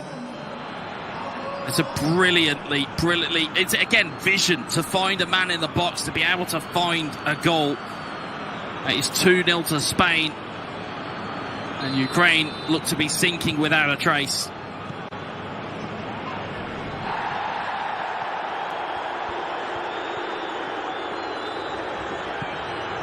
You see Stepanenko, Malinovsky tries to whip it into the box, deflection takes it clear. Will go for a Ukrainian corner. Ball goes drilled in. Ball's bobbled up in the box. It's a good save from De Gea. And Jose will look to try and distribute this out. Here's Busquets. Oyarzabal. It's cleared away. It's Malinovsky. Yaremchuk. Bibica trying to find a way through here. It's blocked off again by Jose. Ball is teed up towards Morata. It's recovered by Stepanenko. Goes forward to Dovbyk. Chaparenko. Cleared away again by Jose. Morata. Spain looking to try and pick off another goal here. It's Oyarzabal. Back to Morata. Morata squares it back. It looks to Oyarzabal. Good save from the goalkeeper. Great save. And a necessary one, Wes. The Spanish goal was so good, it ripped the headset cable out of my mixer there. And I think I'm back now. You are indeed. Welcome back. Spell of possession, though, for Spain here. Opening half an hour. Spain 2, Ukraine 0. Headed in for the third. They're looking really dangerous from set pieces. Morata's second of the game. Spain 3, Ukraine 0. That's a great header again. It's that drill corner, like we said before. You have to get out and block that ball going in because it will provide absolute chaos for it getting into the back of the net. And Morata, again, in terms of physical strikers that you want in a stat balance mode of eFootball PES, there's no one better than Alvaro Morata. And it's a strange thing for me to say, given his domestic form and given his international form. But he finds the net, and he's very, very reliable for this Spain team. Absolutely. Very reliable indeed. Both Mestre and Jose being Mr. Reliable. And are we seeing what a powerhouse Spain are here in the tournament so far?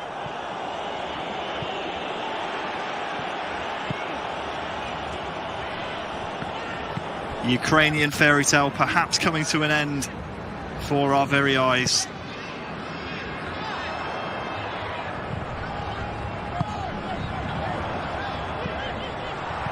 Malinovsky. And it's headed at De Gea. And oh my, it's straight at the Spanish goalkeeper. Could have been so much more though, Wes, and those are the types of chances for Sergio that need to start finding the back of the net. Yeah, definitely. And we've seen 3-goal leads evaporate before. Whether the likes of Jose is going to allow that to happen this time, I'm not so sure. Sergio needs to find that goal-scoring form that he had on day 2 to really put the screws to him and get back into this game. Yeah, that's a rash one.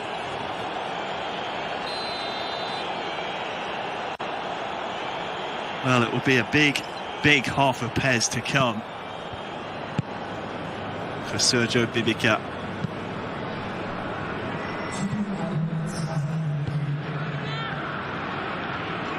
As we just close out this first half of game number 2, Spain winning the first game. Jose looking to, well, continue that fine form. There's the whistle. First half ends, Spain 3, Ukraine 0. Sergio playing for his tournament life. Yeah, and he's looking to survive here. I mean, Morata's found his way in behind here, Wes. Sergio has some recovering to do, and he does so well, you were saying. Yeah, I was just saying he's done, Ukraine have done so well to get to this point. And I know that in the post-match interview yesterday when they'd beaten Ukraine, they defined it as a simple situation of beating Italy. This is not a simple situation now, up against Spain, who, arguably one of the front runners going into the tournament, given their qualification form. It's a far different animal. Alvaro Morata to make it 4. The second chance finds the back of the net. It's Oyarzabal again, his second on the day. And I feel for us, Wes, because we were commentating Serbia versus Greece earlier. The Greek fairy tale ends, and I feel like Ukraine's fairy tale comes to an end here as well. Yeah, it's one of the rules of commentary you don't normally like to break, which is, calling a result before it's gone. However, it's a seemingly insurmountable odds now for Ukraine, with, you take into account the goal, the game situation. You take into account the fact that they're 4-0 down, the fact that the stamina is the wrong side of of being in a good place, the fact that some of their star players are now going to be tired, and Spain are just going to kind of almost wrap around them and suffocate this game and take the life out of it.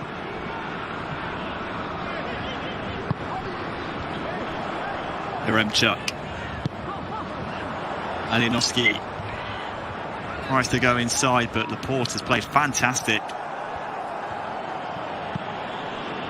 Only getting the goal in the first game, of course, from the corner, but defensively, both Jose and Mestre have been very formidable indeed. Sergio loses the ball there. Marcus Llorente.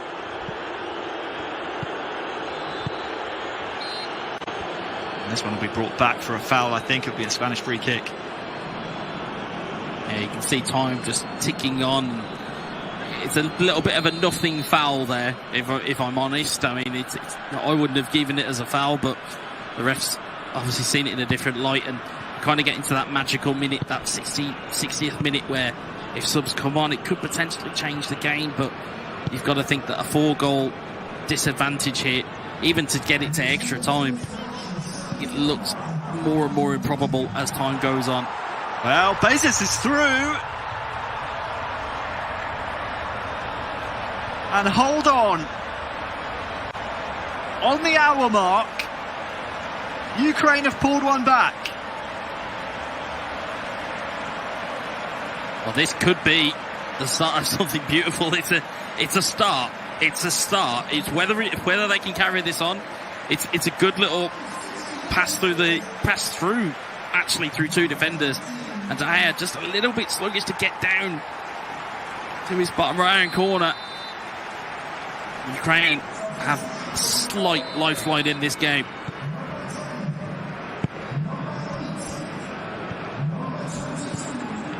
Well, here is the danger man, the super sub Traore, introduced after that goal went in. Down this near side, on the ball now. Jose will look to feed him time and time again. However, here's the other danger man for Ukraine, Marlos. Like it might be the battle of the subs here. Yarmolenko, he's fresh on as well. Bezos is there, he goes for goal straight away. De Gea couldn't hang on. He's getting a second wind here at Ukraine. Bezos turns his man, free to get a cross in. Headed away. Stepanenko retrieves. Marlos, look out for the tricky footwork, holds off his man. Eric Garcia will just clear this one up the pitch, but I think it will come right at Spain again. Stepanenko, Yaremchuk. Again, it's a wall of red shirts. The Spanish defence is very impressive indeed, and well, here's Morata. As Ukraine pour bodies forward, they leave many gaps at the back, and good defensive work that time by Sergio. Yeah, and again, you've got to have a resolute defence. I mean, he has conceded 4 already, so maybe the fact that it's a resolute defence now is probably not quite what you need. Probably could have dealt with that at minute 1 rather than minute 71.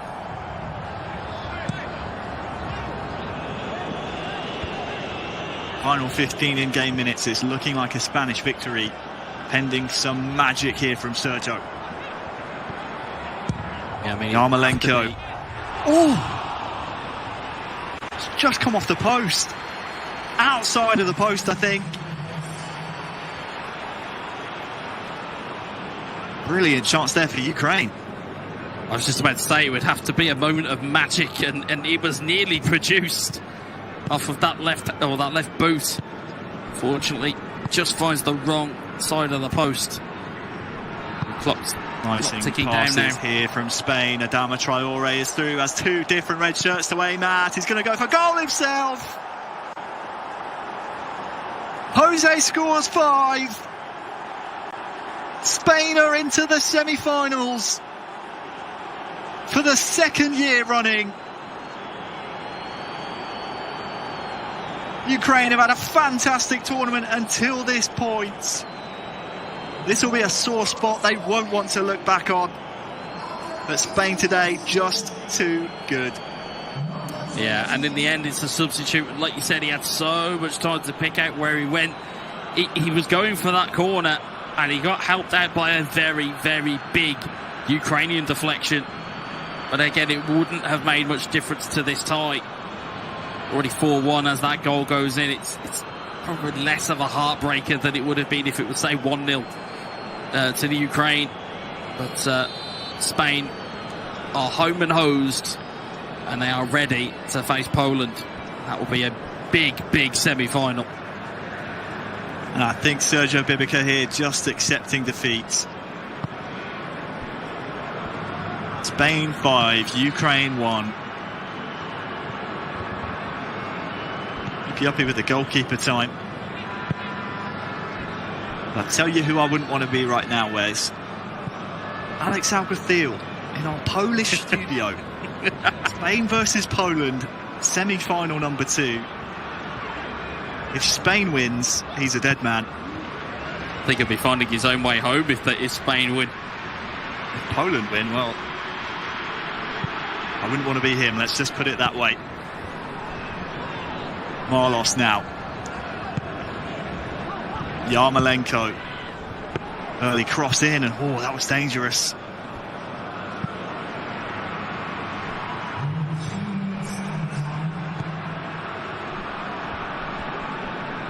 It's been a fairly straightforward quarter-final performance for Spain. Jose will look to try and end it in style. Pablo Morata goes down in the box. The Spanish fans wanted a shout for a penalty, but there is the final whistle. Spain, semi-finalists of Euro 2021. Ukraine bow out here.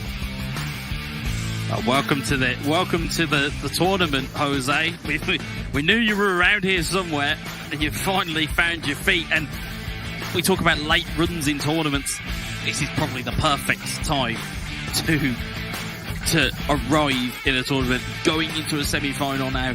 Mestre can look at this and see that he's now got his teammate with him, meeting him at that level, and he'll be delighted with that performance. Delighted he will be. Spain into the semi-finals for a second year running. Ukraine had a great run. But after this break, it's time for the semi-finals.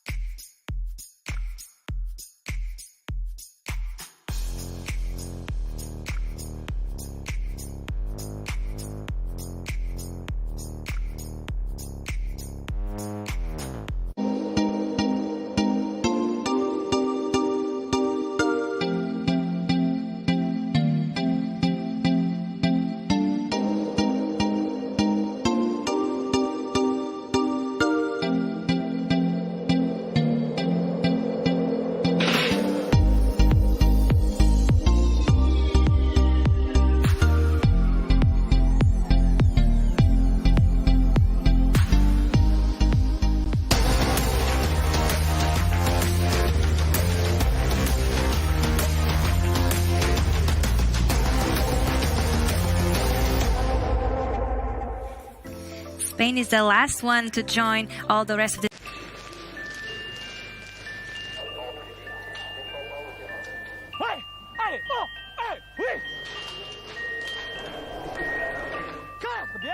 Ensemble, quoi qu'il arrive les copains, ensemble. On a du plaisir ensemble là. Allez. L'unité, le combat. On est bon 2, 1, go. On élève le curseur, tous, au niveau offensif, dans les intentions. 15h les gars, ce match va être regardé sur BeIN. C'est le rendez-vous depuis 8 ans, vous en avez l'habitude maintenant. Allez, allez. Chaque semaine en direct sur BeIN Sport. Vivez la Ligue de BKT au plus près des 22 acteurs. Prenez date pour les 2 plus beaux duels de la première journée.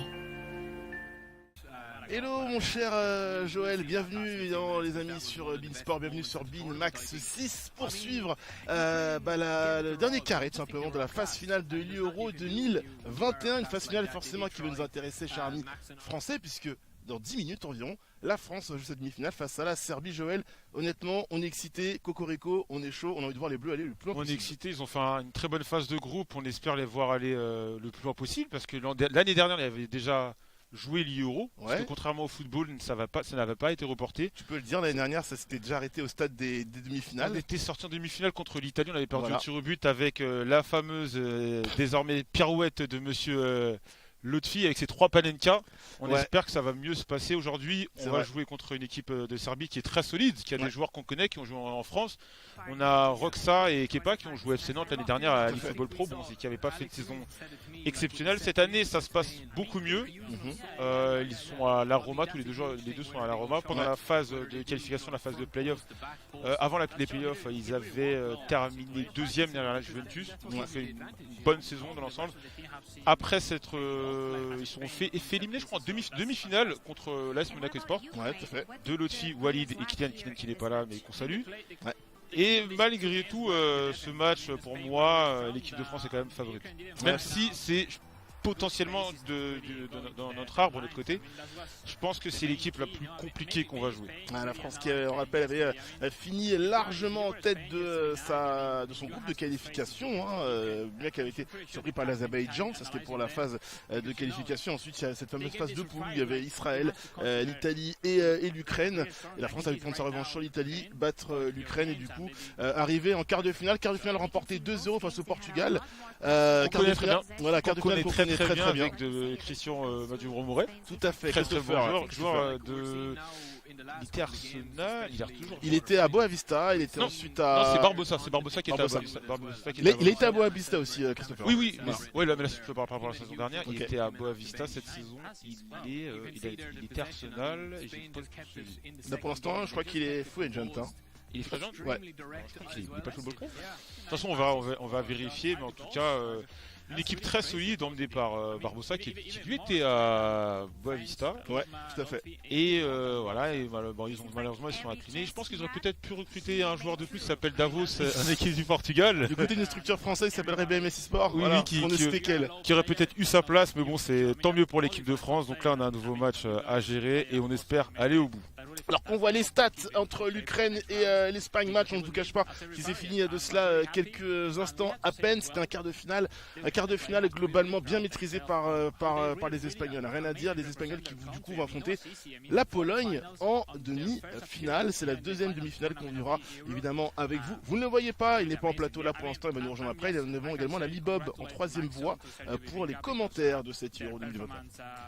Oui, l'Espagne qui fait quand même figure de deuxième, grosse équipe du tournoi, qui est emmenée par 3 joueurs du Bayern Munich, du Bayern Munich Sports, emmené par Mestre, par Alexa Alguacil. Que l'on voit, là vous ne voyez pas à l'écran, mais qui est en plateau, qui est un petit peu en analyste desk. Lui prépare déjà sa reconversion sur PES, tu vois. Lui, il est déjà dans les clous, je le vois très. Mais c'est quelqu'un qui présente bien, qui parle bien, qui est bon, je lui vois une carrière de commentateurs ou de coach derrière et voilà, donc on espère potentiellement les rencontrer en finale, et avant ça il faudra quand même passer faut passer l'obstacle serbe d'abord, Serbe qui avait fait un très très bon Euro l'an dernier, et il va falloir rééditer nous pour l'équipe de France cette fois-ci, passer les demi-finales, espérer que le gameplay sera avec nous, parce que l'année dernière Je sais pas si tu te souviens de cette l'action où Lotfi est fauché dans la surface, pas de penalty, et derrière un but. Voilà. Et là, ça nous complique tout le match. On espère qu'on aura le gameplay avec nous, le script avec nous, et tout se passera bien. J'attendais que tu emploies le terme exact, le terme script. Est-ce que le script sera avec nous? Juste pour finir avec rapidement une petite anecdote pour être complet sur Lexal Kwacil. On rappellera que c'était lui le vainqueur de la première édition de l'e-Euro, c'était le e-Euro 2016. Ça s'était joué en France en offline. On a l'impression que ça fait, quand je dis ça, j'ai l'impression que ça fait des décennies. 5 ans. Ouais, c'était il y a 5 ans. Avec l'équipe de Croatie. Ça paraît encore plus loin, évidemment, avec tout ce qui se passe avec la pandémie et le Covid-19. Il avait remporté avec la Croatie. Ouais. Choix assez surprenant, hein, voilà. Il aurait pu défendre les couleurs espagnoles, de prendre la Croatie. Il avait remporté la compétition avec les Croates. Notamment. Ouais, c'est qu'auparavant, les règles n'imposaient pas de jouer pour sa propre nation. C'est vrai. Et maintenant, de ce fait, on est obligé de. Tant mieux, hein, je trouve ça beaucoup plus logique de devoir représenter son pays. Et alors, on rappelle évidemment que là, chaque pays représentera bien sa propre nation. La France jouera avec les Bleus, l'effectif des Bleus, effectif en plus, qui a bougé normalement avec les différentes mises à jour sur le jeu. Donc, ça veut dire que un certain Karim Benzema devrait être de la partie normalement, sauf que Joël, on va le rappeler, on est sur un mode recalibré, les notes des joueurs sont lissées de manière à ce que chaque nation puisse avoir à peu près le même niveau que les autres. Est-ce que Benzema sera aussi fort dans ce mode recalibré à voir? La question c'est est-ce que il s'adaptera à la méta? Oui, voilà. Benzema de base c'est pas forcément un joueur qui s'adapte à la méta parce que c'est un joueur qui est physique mais qui court pas très très vite. Pour ceux qui jouent à FIFA, par exemple, pour ceux qui jouent à l'autre jeu qui connaissent un peu moins PES, on a à peu près les mêmes règles. Les joueurs, malheureusement, les joueurs très rapides font souvent la différence, contrairement à des joueurs comme Benzema qui sont beaucoup plus techniques. Et c'est un jeu où il est beaucoup plus compliqué de dribbler. Quand un joueur un peu technique comme Benzema, vaut mieux valoriser la vitesse, mais ça peut être intéressant. Rappelle-toi, on avait fait le trophée foot de France. Ouais. Un joueur comme Giroud qui n'est pas forcément dans la méta avait fait des grosses différences en prolongation contre cette même équipe d'Espagne. Il a la carte joker. Voilà. Donc oui, il a la carte joker, c'est vrai. Mais il n'a pas forcément les meilleures caractéristiques du in-game en attaque et il a fait des différences. Donc je pense que dans un match serré, faire rentrer un Benzema ou en fin de match, ça peut être très très intéressant. Ouais, cette fameuse carte joker pour Giroud qui a débloqué pas mal de matchs pour l'équipe de France. Benzema, t'en parlais. On verra du coup si c'est un choix des joueurs ou non. Après, peut-être lent, mais facilité peut-être à avoir des bonnes passes. Et on sait que les bonnes passes sont importantes dans le jeu. Vous voyez probablement les tableaux, voilà, des playoffs, des finales, tout simplement de cette dernière phase de cette Euro 2021. L'occasion de revoir un petit peu ce qui s'est passé en quart de finale. La France, je l'ai dit, a battu le Portugal 2-0. La Grèce est tombée sur le piège serbe, même si le match était serré 1-2-1. La Grèce, c'est une scène montante. C'est une belle équipe. Qui monte beaucoup. Beaucoup de joueurs qui performent, ouais, c'est vrai. Beaucoup de joueurs. Il y a la EK Athènes qui a une très bonne structure sur PES. Ça commence à monter. Malheureusement, ils se sont fait éliminer. Ils n'ont pas été récompensés. Mais bon, c'est dommage pour eux. Et la Serbie est passée. La Serbie est une équipe qui me fait très peur. Parce que c'est une équipe qui joue chaque week-end, enfin toutes les 2 semaines, à l'eFootball Pro, qui est confronté au haut niveau. On sait qu'ils sont très bons. L'an dernier, avec le FC Nantes, ils ont eu du mal un peu. Ils étaient bons au début de split, mais à la fin, ils étaient mauvais au début de split, mais à la fin, ils sont bien attrapés. On sait que Roxa et Kepa sont très forts. Voilà. Il va falloir faire attention, mais n'oubliez pas qu'on a le potentiel meilleur joueur du monde, l'un des 2 meilleurs joueurs du monde. Pourquoi le potentiel? Dis les termes, mais les termes. Parce qu'il y en a, on va dire qu'il y en a. C'est comme Messi Ronaldo. Il n'y a pas de débat. Il n'y a pas de débat. Le meilleur, je suis désolé. Ils se sont affrontés pour la dernière fois que l'eFootball League a existé dans ce format individuel. Je te dis ça, ouais. Et c'est Walid qui a gagné. Le choc, c'est Walid qui l'a remporté face à Dorito. Je te dis ça parce qu'à l'eFootball Pro, la Juventus a terminé première. C'est pas le même format. C'est pas le même format. C'est pas le même format. Sur un format individuel 1v1, le meilleur. Ouais, il le prend 1v1. Voilà, il le prend 1v1. Le meilleur sur les dernières confrontations, c'est bel et bien Walid. Alors qu'on va rentrer un peu plus dans le vif du sujet entre cette demi-finale, entre la France et la Serbie. Juste pour rappeler qu'évidemment, la Pologne affrontera ensuite l'Espagne. La Pologne qui fait peut-être figure office de surprise. C'est la surprise. À ce stade dans le dernier carré. Clairement, c'est la surprise parce que la Pologne, c'est une nation qui est un peu, on va dire, qui est pas vraiment dans les clous. C'est pas une nation qui est connu pour jouer beaucoup à PES, on sait très peu d'infos sur ces joueurs-là, mais qui a quand même eu le mérite d'aller jusqu'en demi-finale. C'est un peu comme l'équipe de Roumanie l'an dernier, avec Urma qui jouait à Schalke 04, qui avait fait la surprise. C'était une nation qu'on ne connaissait pas, qui s'est révélée, et ça peut être intéressant pour certaines structures, par exemple mal placées à l'eFootball Pro, de pourquoi pas recruter quelques joueurs polonais pour essayer d'améliorer leur roster. Alors que l'on voit la petite séquence de supporters, vous allez, évidemment, vous avez vu les instructions s'afficher en bas de votre écran, vous mettez le hashtag Euro 2021, vous choisissez France ou Serbie pour soutenir la nation que vous souhaitez. Je ne vous cache pas que forcément ici nous allons mettre du hashtag France Euro 2021. Ça va être dur d'être objectif, honnêtement. Voilà, on a envie, franchement en plus, c'est vrai que Walid et Lotfi s'étaient déjà arrêtés à ce stade-là l'année dernière. Là, on a vraiment envie qu'ils aillent au bout. Ils ont tout fait pour. C'est vrai que phase de qualification assez simple, mine de rien, même s'il y a eu cette petite frère avec l'Azerbaïdjan, mais ils ont complètement bien géré. Ouais. Phase de poule, bien géré aussi. Ils ont évité les barrages, ils ont fini premiers de leur groupe. Là, ils sont dans les meilleures dispositions possibles. En plus, ils devaient affronter l'Espagne derrière. C'est une nation qu'ils connaissent très bien. Les Serbes, ils les connaissent très bien. Roxa et Kepa, deux joueurs qui sont très, très connus de la communauté française. Pas vraiment de grosses surprises pour Walid et Lotfi, sauf le jeu peut-être. Le jeu, on ne sait jamais. Rien que l'année dernière, on a eu l'exemple. L'équipe d'Italie était venue sans manquer de respect avec 3 joueurs un peu inconnus. Des joueurs qui jouaient en série B. Carrément, il y avait un joueur qui jouait à Vérone en série B et qui...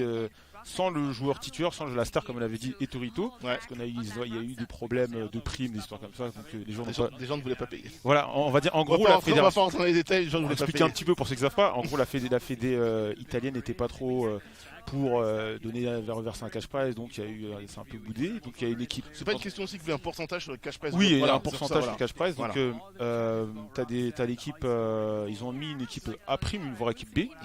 Et cette équipe B a gagné l'Euro. Ouais. Je pense que c'était le tournoi de leur vie. Un peu comme le Danemark 92 quoi. C'est exactement la même config Danemark 92 parce que invité de dernière minute et tu gagnes le tournoi. Ouais. Mais parce que derrière ça, cette équipe d'Italie là n'enchaîne plus. Pendant les matchs de qualification, c'était pas fou. Je crois qu'ils vont barrage.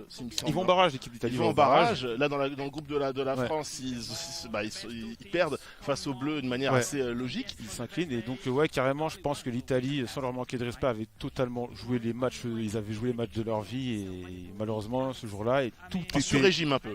Ouais et dis-toi l'élimination se joue au tir au but. Oui, en plus. On se joue sur commence à être habitué. On commence à être habitué, mais et du coup, notre fille a fait ces fameux choix bizarres de tenter 3 fois la Panenka. Mais son choix s'explique. Parce que je lui dis, mais pourquoi t'as tiré 3 pénalités? Il m'a dit, oui, mais tu penses vraiment que lui en face, il aurait pensé que j'allais mettre 3 pénalités? Apparemment, oui. La réponse et effectivement, la réponse était oui. Ouais, alors que dans quelques instants, la France va affronter la Serbie. Ça sera la première demi-finale. L'occasion de rappeler peut-être le format de la compétition désormais. Les matchs vont se jouer en BO3 Best of 3. En gros, le meilleur des 3 matchs. Vous remportez 2 matchs et vous êtes assuré de passer en finale. Rappelez aussi le cash prize, c'est important. 100 000 très important. Euros très important. Au global. Ça va peut-être créer des vocations ce que tu es en train de dire parce qu'il y a 100 000 euros au global. C'est-à-dire que les 100 000 euros ne sont pas uniquement donnés aux vainqueurs, mais distribués aux 16 finalistes. Donc 40 000 juste pour le duo vainqueur. Alors que l'on voit des têtes, si vous connaissez bien évidemment la scène PES, notamment toutes les compétitions un petit peu internationales, René Etreur qu'on a pu voir plusieurs fois auprès de l'eFootball Pro aux commentaires, notamment ils font exactement ce qu'on est en train de faire, c'est-à-dire un petit peu donner les clés du match. Tiens Joël, je vais te déposer moi les clés du match. Qu'est-ce qu'on doit craindre de cette équipe de Serbie? Alors moi, pour les avoir souvent regardés à l'eFootball Pro, c'est une équipe... Je pense que, on va dire... le coup d'envoi est donné. On va donner des termes de versus fighting. Je pense que sur le match-up, l'équipe de France, elle est avantagée parce que la Serbie, c'est une équipe qui joue beaucoup en possession de balle, même si là, ça ne l'indique pas. Et c'est Walid qui va ouvrir le bal. Oui, Ousma Kabil qui va commencer, monsieur Walid. Je pense, vu le match-up, c'est une équipe qui joue beaucoup en passe, qui joue... Et l'équipe de France, généralement, ce type d'équipe, elle arrive le style de passe, elle arrive facilement à gérer.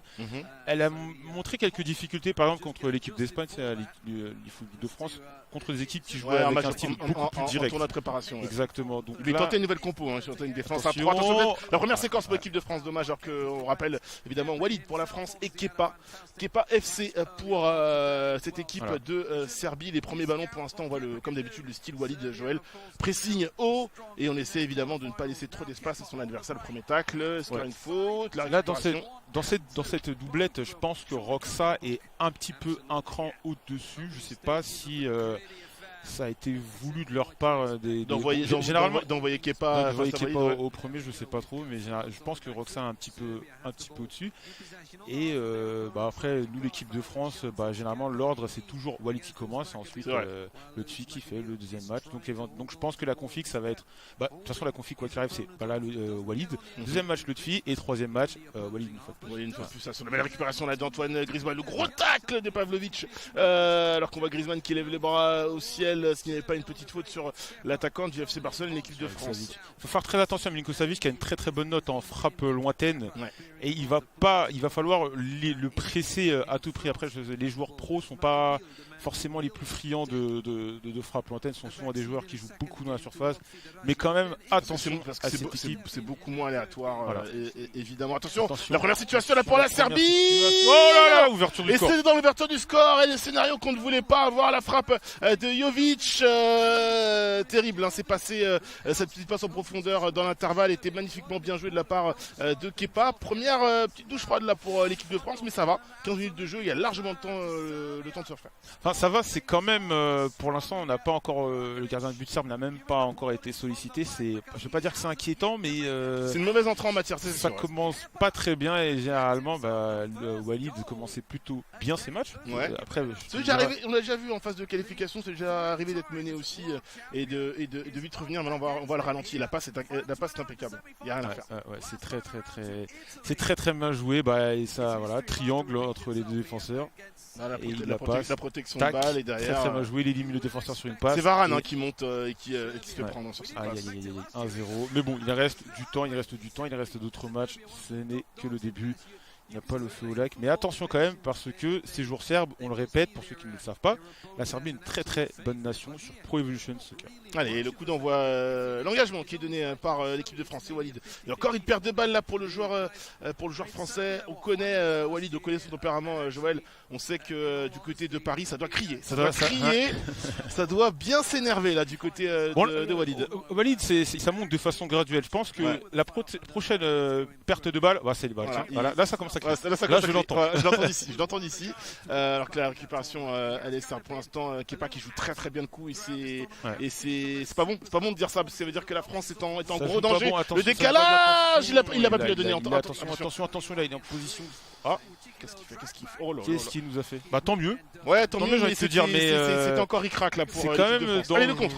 Allez, le contre. Allez, c'est compliqué. Parce qu'ils reviennent très bien. Ils redescendent très bien. Le décalage pour Griezmann. Il faut jouer peut-être un cran plus. Oui, c'est bien. Ça rentre. Oh non, pas ça, pas comme ça. Non. Alors je t'explique. Là, il a été très bon. C'est gardien Manu. Exactement. On va voir ralentir. Regardez bien. Ah bon ou pas, il faut la mettre. Ouais, non, mais en fait, il va voir. En fait, je pense que la dixième de seconde. Il aurait peut-être pu tirer. En fait, il aurait peut-être pu tirer tout de suite. Parce que sur la fin de frappe, j'ai l'impression que la fin de frappe l'handicape plus qu'elle ne lui permet de finir l'action derrière. Mais après, tu essaies d'anticiper la situation. Tu dis que le gardien de but va forcément te plonger dans les pieds. Donc allez. Oh là, le sauvetage sur la ligne. Et c'est bon signe. Ça commence à être pas mal. On aime voir du danger dans le camp serbe, évidemment. C'est beaucoup mieux que dans le camp français. Kepa qui a très très chaud. Et nous qui attendons juste que Walid nous décrispe un petit peu parce qu'on est un petit peu crispé avec l'explosion du score pour la Serbie. Thomas Lemar titulaire, Marcus Thuram aussi, ça rejoint ce que je disais. Pas de Karim Benzema. Voilà, ça rejoint ce que je disais tout à l'heure, le côté, même pas le côté, c'est le mode recalibré des joueurs qui ne seraient pas titulaires normalement dans l'11 de départ de l'équipe de France, le sont dans ce mode à cause de leur note. Alors que là c'est Kepa qui a le ballon, il va vite falloir remettre le pied. Exactement, il subit. Souviens-toi des stats que je t'avais dit. C'est vrai. Ça arrive très souvent que Walid tourne aux environs de 40% de possession de balle avec un. Il a un jeu très direct aussi. Oui, à l'AS Monaco, je faisais souvent des stats. Il avait souvent. Enfin, quand ils étaient à 3, ils étaient souvent aux alentours de 40% de possession de balle. Et de passes réussies, parfois il descendait jusqu'à 55%. Allez, attention, belle séquence Joël, avec un coup franc. On va pas le jouer vite, on va prendre son temps. C'est l'occasion pour notre Juninoir français de le plus grand tireur de coup franc est là, mais c'est pas du tout c'est pas le style de la maison. Je pense que là c'est un centre ou une passe. Il va peut-être que mais là je sens la passe ou la combinaison, je le vois mal tirer sur. Après il peut me surprendre. Mais c'est un niveau pro. Il a tiré. Mais c'est très compliqué de mettre un but à un joueur pro parce que eux ils ont le réflexe d'utiliser le gardien manuel et ça te réduit tes chances de but malheureusement. Donc je vais revenir sur la stat, c'est que pour ceux qui vont voir, c'est très fréquent. Si vous voyez 55% de possession de passes réussies, c'est pas, il n'y a pas le position de hors-jeu. Chose dont il a l'habitude, il aime bien laisser le ballon et tenter énormément de passes qui n'aboutissent pas toujours, mais une fois qu'une balle va arriver dans la surface, comme on l'a vu tout à l'heure, beaucoup de déchets, mais pour une réussite qui peut être assez intéressante, évidemment, du côté de Walid. Thomas Lemar, on a trouvé... Et ça tient un fil. Ça tient un fil. Mais des deux côtés. Ouais, mais il y a un fil qui est plus fin et le fil le plus fin est Serbe. C'est vrai, le fil le plus fin est Serbe. Très très belle image. Allez, une grosse tête de Kurt Zouma peut-être, la récupération là d'Adrien Rabiot. Pour les joueurs PES, c'est un monstre depuis PES 2019. Ouais, il est extraordinaire. Dans toutes mes équipes My Club. Il a une bonne frappe, il a une bonne passe. Exactement, bonne protection. Pour un joueur grand, on le sait dans PES, pour un joueur grand, il est très mobile. C'est-à-dire qu'il dribble très bien dans les petits espaces. Voilà, ça va mieux. Ça va beaucoup mieux, on peut respirer. À tête de Kylian Mbappé. Très bien joué. Il y a quelque chose que j'aimerais voir sur ce but. Est-ce qu'il a... Parce que sous-entend, on avait vu aussi qu'il avait maîtrisé une nouvelle technique, c'était le double appel, tu sais, l'appel manuel. Et j'ai l'impression qu'il le déclenche et grâce à cet appel, il se retrouve au point de pénalty. J'ai dit une tête, c'était une reprise, tout simplement un plat du pied à sécurité envolé devant le gardien. Ça fait un partout pour l'équipe de France. Maïbad, on rappelle qu'on est sur un choix de caméra pour la vue du match qui n'est pas forcément toujours évidente. Vous voulez des problèmes avec Konami, monsieur? Pas du tout, non. On salue monsieur Pierre Gestandi de Konami. Tout à fait. La petite dédicace à Pierre. Non, du tout, cette caméra dynamique, un peu éloignée. Moi, par rapport à la caméra, autant à jouer, je la trouve pas exceptionnelle, mais franchement, à regarder, c'est pas désagréable. Après, sur la lecture de certaines actions, c'est pas toujours, ça rend le jeu beaucoup plus dynamique. Après, en termes de compréhension, on voit tout. On voit beaucoup. Après, il y a des équipes grand angle où tu vois encore mieux. C'est vrai. Ça fait du bien. Joël, on est mieux quand même. Un partout, ça va, c'est cool. On respire. Allez, derrière la bonne récupération, voilà, Varane, c'est pas si qui sort bien, ou Zouma. Je crois que c'était Zouma qui avait fait cette récupération. Pour Varane qui est côté droit. Côté droit, ouais. Donc on joue à 4 DC à plat. Il va falloir en parler de cette tactique parce que ça pourrait surprendre certains de voir potentiellement 4, oui. Je crois que c'est ça, 4 DC à plat. Je vois que c'est la... Oui, Kipembe et Varane sur les côtés, donc c'est bien ça, 4 DC à plat. On va prendre quelques secondes pour en parler. En fait, sur PES, il y a une sorte de... Comment on peut qualifier ça, de glitch, non? C'est un peu le cas pour tous les jeux de foot. J'ai envie de dire que tes latéraux sont toujours très très hauts, en gros. Voilà, c'est une sorte de glitch où en fait le problème c'est que souvent l'attaque, les latéraux ont un niveau d'attaque défense qui est assez mal réglé. Les défenseurs montent souvent très haut mais mettent énormément de temps à redescendre. Donc pour éviter d'avoir des trous, une tactique qui consiste à mettre 4 défenseurs centraux, de les réaffecter, d'affecter les latérales droit et gauche défenseurs centraux et de les laisser en bas. Et comme ça, tu as une défense qui bouge pas, qui reste très stable et qui montre que lorsque vous l'avez si tu la sollicites, le défenseur va remonter, sinon non. Et puis même vu que tu as généralement les défenseurs centraux. L'équipe de France c'est quand même une exception avec des joueurs comme Varane qui sont relativement rapides.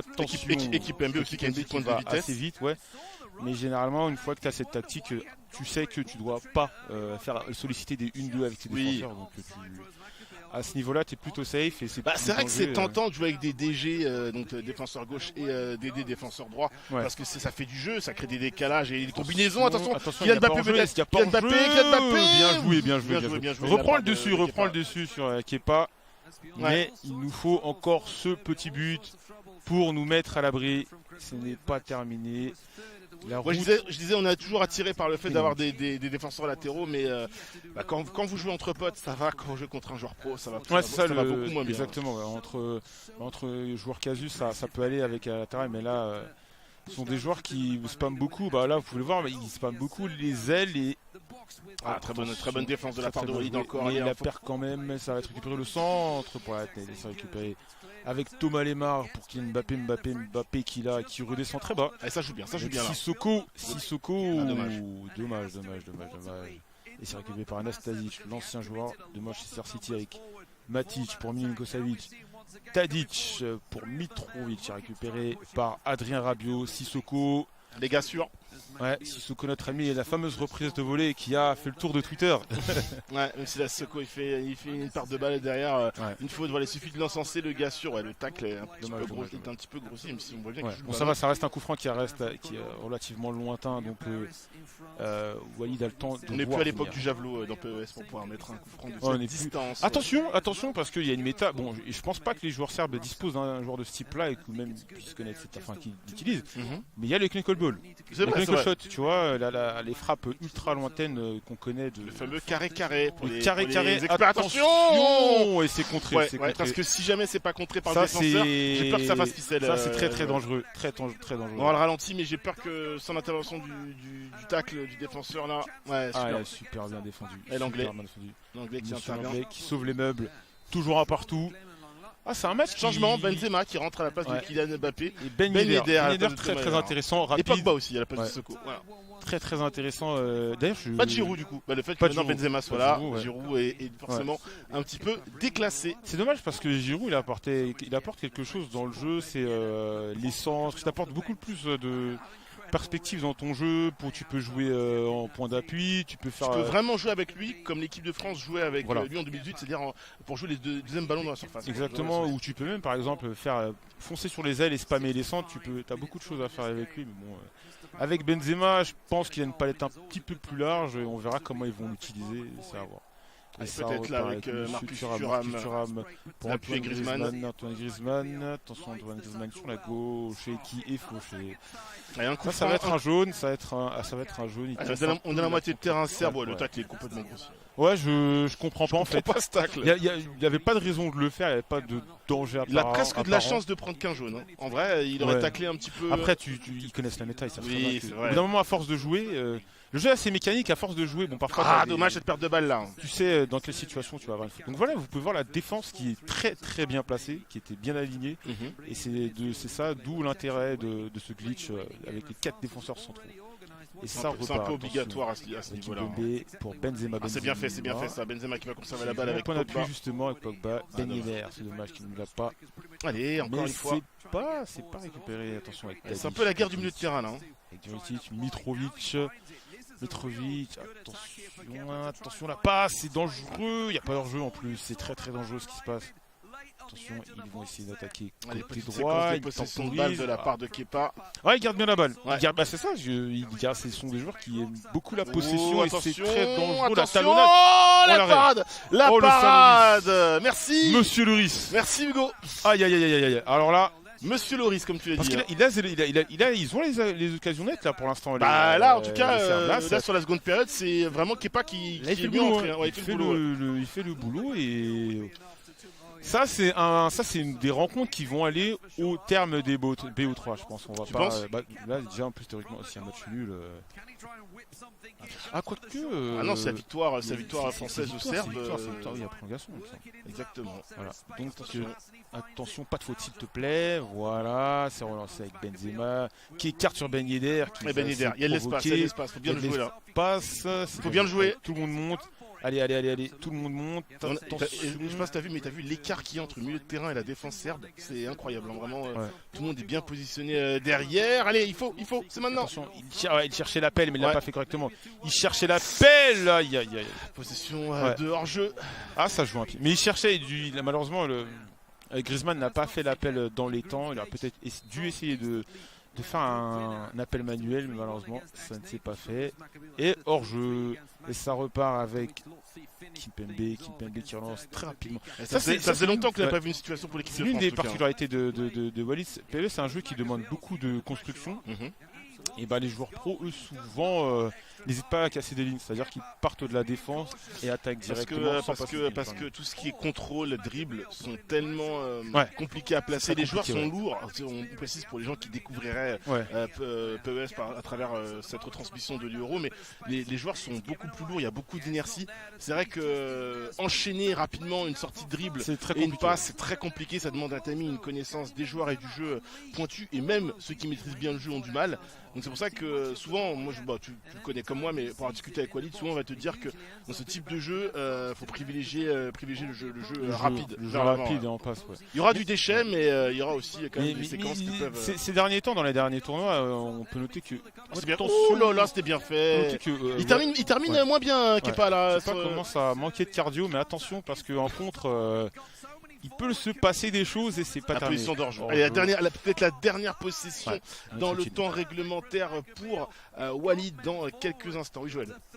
Non, je disais, ces derniers temps, dans les derniers tournois, l'eFootball Pro ou même les matchs de l'équipe de France, tu noteras que Walid joue beaucoup plus, utilise beaucoup plus de gestes techniques. Oui. Avant, c'était très très très pragmatique, beaucoup de passes longues. Là, les derniers tournois, après. Bon, certes, par exemple, le trophée eFoot France n'était peut-être pas une finale 10 €, mais il tentait c'est bien joué, plus. C'est la dernière. C'est la dernière dedans. Voilà, sur le fil, il n'y a pas de position de hors-jeu. Karim Benzema. Karim Benzema, voilà. À la fin. Alors le Joker. Ça, c'est notre nouveau Joker. Côté serbe, on pourra peut-être râler, Joël. Il y avait 2 minutes de temps additionnel. Le but est inscrit à la 3e minute. J'ai envie de te dire, ici on est en France, on supporte la France. Et ça, c'est pas notre problème. D'accord, très bien. En tout cas, dommage pour eux. Le problème pour les Serbes, c'est qu'ils vont déjà subir une défaite dans ce BO3 en demi-finale avec ce but salvateur de Karim Benzema. Non mais c'est important ces matchs-là, ces buts-là, c'est ce qui nous a manqué l'an dernier contre l'Italie, d'être des tueurs. L'an dernier, on jouait à fond, on attaquait et on n'est pas allé en finale. Donc là, ce type de victoire, on prend première victoire dans ce BO3 contre la Serbie. Le visage de Walid Rachid Teban, US Maccabi qui s'affiche à l'écran. Voilà. Winner, vous l'avez vu, Walid qui remporte ce premier match. Franchement, on va pas se mentir, Joël. Là, on est content, mais pendant 10 minutes, on ne fait pas les fanfarons. Avec l'ouverture du score pour la Serbie, cette occasion importante que Kepa, cette parade de Loris, qui est le tournant du match, parce que derrière il n'y aurait pas eu ce but formidable de Karim Benzema. Ouais, non, derrière clairement on était carrément, je pense que c'était win pour l'équipe de Serbie. Ouais. Et tant mieux, mais après derrière il y a le match de Lotfi qui a, on va pas dire qu'il a des choses à prouver, mais qui a eu quelques difficultés. Oui, mais il a prouvé. Je trouve qu'il a prouvé. Les trophées de foot de France, c'est vrai qu'il avait un peu du mal à finir ses BO. Ouais. Pendant les qualifs, ça s'est un petit peu mieux passé. Là, pendant 7 €, ça s'est bien passé. Donc, on espère que Lotfi fera le boulot, tout simplement. Ouais, alors qu'on voit l'ouverture du score là de Jovic pour l'équipe serbe. Je vous cache pas qu'à ce moment-là, même chez vous, je pense, personne n'était vraiment bien. Heureusement, Walid Rachid Teban est un monstre, même si derrière il y a cette situation avec cette feinte de frappe et derrière le gardien Manu qui est très bien joué, qui ne se livre pas suffisamment pour permettre évidemment à Walid d'égaliser. Voilà, Griezmann, on va tout simplement trouver Kylian Mbappé. Hop, petit plat du pied, sécurité devant le gardien. Ball, la fameuse qui a fait Ball, le geste technique, elle un triangle, connu sur FIFA aussi, c'est un geste qui a été un peu nerf, j'ai l'impression, parce que moi j'ai beaucoup ici ça. Est-ce qu'on peut vraiment nerf l'Usma Ball dans les doigts de Non, je te parle sur FIFA par exemple, mais sur PES c'est toujours aussi redoutable. Et un triangle bien maîtrisé, ça passe, on le voit, c'est passé encore une fois. Une nouvelle situation là avec Kylian Mbappé, elle était dure celle-là, elle était très dure. Elle était sous pression, c'était très difficile de finir dans ce genre de situation. Alors que... Et là, c'est l'action du match. C'est l'action du match. Non, c'est juste après. C'est juste après ou juste avant. Après l'intervention d'Anglais est importante aussi. Voilà, je crois que c'est là. Tout ce qui va faire autre chose. Talonnade, Manu. La parade de Loris, elle est importante celle-là. On se rend pas compte, mais c'est très très technique ce qu'il a fait. C'est qu'il a utilisé la passe manuelle dans les temps, très très bien fait. On va être honnête, au niveau du jeu, Kepa a quand même été assez séduisant. Il a été bon, mais voilà, au bout d'un moment, qu'est-ce que nous on cherche? L'efficacité. C'est l'efficacité. Mais cette action est magnifique aussi avec Karim Benzema. Le sang-froid, le calme à la fin du match, et il gère très très bien la fin de ce match. On s'impose 2-1 contre la Serbie. Il nous reste encore une game avant la finale. Ça c'est fait. Mais il faut la jouer. Roxa face à Lotfi, évidemment pour la deuxième confrontation entre la Serbie et la France. 2-1, score de ce premier choc de la demi-finale. Qu'on voit les statistiques, j'ai envie de te dire, Joël, t'as tout bien résumé. La possession, elle était serbe avec 56%. Ouais. Par contre, les tirs, c'est vrai qu'on a beaucoup vu dans le ralenti proposé par l'UEFA et Konami de situations pour les Serbes, mais pas tant que ça. 6 tirs, 6 cadrés. Mais c'était beaucoup plus net en fait pour le côté serbe. C'est ça qui donnait l'impression d'une plus grosse domination. On voit aussi. Il n'y a pas de déchets des deux côtés. On a vraiment tiré pour faire la différence. On voit aussi les stats de passe. Le joueur serbe est dans les deux. On devrait avoir les mêmes stats. C'est des joueurs qui jouent énormément de passes, qui font énormément tourner le ballon, mais ça n'a pas suffi. Alors que l'on voit évidemment les petits commentaires sur évidemment les réseaux sociaux. Go France, allez les Bleus. Bah oui, en tout cas pour l'instant ça sent très très bon pour nos joueurs français dans cette compétition. Déjà, je rappelle encore une fois, demi-finaliste l'année dernière. Malheureusement, ils étaient tombés sur une équipe italienne en furia complète, vraiment. Qui était en sur-régime, qui a joué, mais qui a surperformé parce que derrière. On les a plus revus. C'est paradoxal parce que là, la confrontation qui attend les Bleus, elle est beaucoup plus relevée que l'année dernière, à ce même stade. Oui, clairement, voilà. L'équipe. Mais ils ont retenu. Ils ont progressé entre temps, ils ont retenu les leçons de l'an dernier. Il fallait vraiment être des tueurs et c'est ce qui nous a manqué. Et là, on est sur notre deuxième match avec Monsieur Lotfi. Lotfi Deradji. Ouais, contre Roxa, le joueur de l'AS Roma. Le deuxième joueur de l'AS Roma. On parle beaucoup de Walid, mais le palmarès de Lotfi, je vous cache pas que l'armoire elle est quand même bien garnie. Il manque, finalement, il manque juste un titre individuel, éventuellement un titre de champion du monde. Malheureusement, ça va être très compliqué maintenant vu ce que propose Konami en termes sur le circuit. Mais il a un très très très grand joueur et on va dire sur le papier, Lotfi est au-dessus. De Roxa. Après il va falloir le match est à jouer et pour l'instant c'est 0-0. Lotfi il garde pas trop mal la balle, ça va avec Sissoko qui va prendre son temps. Sissoko peut-être on veut chercher éventuellement. C'est un peu précipité parce que tu sentais que il avait le temps encore. Il allait pas réussir à avoir le dessus sur le défenseur. Mais bon. En tout cas, la différence de Walid, on voit des récupérations très peu la donner parce que là il y avait vraiment pas le jeu, il y avait très haute. Le gardien Manu. Dommage. C'est bien joué. Alors là, il va falloir noter quelque chose, maîtrise parfaite des gardiens Manu. Surtout regarde cette récupération très très haute de la part de Lotfi. Hésitation, il s'est demandé est-ce qu'il est hors jeu, est-ce qu'il n'est pas en jeu. Et par contre les gardiens Manu du côté serbe c'est quelque chose. C'est masterclass. C'est masterclass parce que même les pros, les gardiens Manu, on va dire 7 fois sur 10, ils vont fraises et c'est but. Ils choisissent un angle, ils jouent un peu au bluff. Voilà, et là, c'est surtout au bluff exactement. Et là, c'est très très bien géré Vraiment, je vous cache pas, vous sortez le gardien manuel, Joël, vous confirmez ce que je vous dis, vous avez très très chaud, vous transpirez à 1 cm près. Il y a le but. Là, vraiment, le timing et le dosage, parce qu'on dose dans la position du gardien, est vraiment bien fait, que ce soit de la part de Kepa ou de Roxa à l'instant. Mais là, je le sens bien. Là, L'autre fille est très agressif en tout cas. L'autre fille est beaucoup plus agressif. Il a le ballon, mais attention. Attention parce que on se rappellera toujours de ce fameux match contre l'Italie où on avait le ballon, on faisait plein de choses et au final on n'était pas passé. Donc attention, il va falloir voilà, ça reste quand même si c'est attention la mauvaise relance là de la part de Lotfi, la fin de frappe, on s'est pas jeté. On a eu la réponse. On s'est pas jeté. Immédiate. Ça attaque directement du côté serbe et c'est récupéré. Lotfi il est bien dans les duels à chaque fois, il sort vainqueur pour l'instant. Il fait un bon match pour l'instant. Bon entame de match du joueur français. Mais on n'est pas attention Kolarov, attention. La douche froide. Voilà, il suffit qu'on le dise, la bonne entame de match du joueur français derrière ce centre et Mitrovic qui arrive à glisser sa tête. Et tu sais qu'au moment du centre, j'avais déclenché une phrase, j'allais dire attention à Kolarov parce qu'il a des capacités, je crois en coup de pied arrêté, il a de très très bonnes notes que j'utilisais avec l'Inter Milan. Et en centre, il est très très fort. Et ça n'a pas manqué, centre, tête, but. Et là, voilà, le game plan peut légèrement changer, mais c'est pas terminé. Après, on rappelle, Walid avait été aussi mené au score, et j'ai encore l'impression que c'est Raphaël Varane qui se fait manger sur ce duel. Non, c'était pas lui, parce qu'on le voit, il est en train de courir, en train de reculer. L'anglais. C'est l'anglais. C'est l'anglais, ouais. Une image qui me rappelle pas de mon souvenir. Moi aussi. Voilà. Beaucoup de parallèles avec le vrai football. C'est dire le réalisme du jeu. Le coup d'envoi, l'engagement, qui est donné du coup côté français. Attention cette perte de balle, faut pas perdre des balles comme ça, l'autre fille. Parce que là, du coup, la donne change totalement. On passait du match où on était en position de force potentiellement un troisième match. C'est une petite clim là parce que l'entame elle était vraiment bonne de la part. Ouais, très encourageante avec une action nette, malheureusement qui est manquée, mais qui est très bien jouée par le joueur serbe.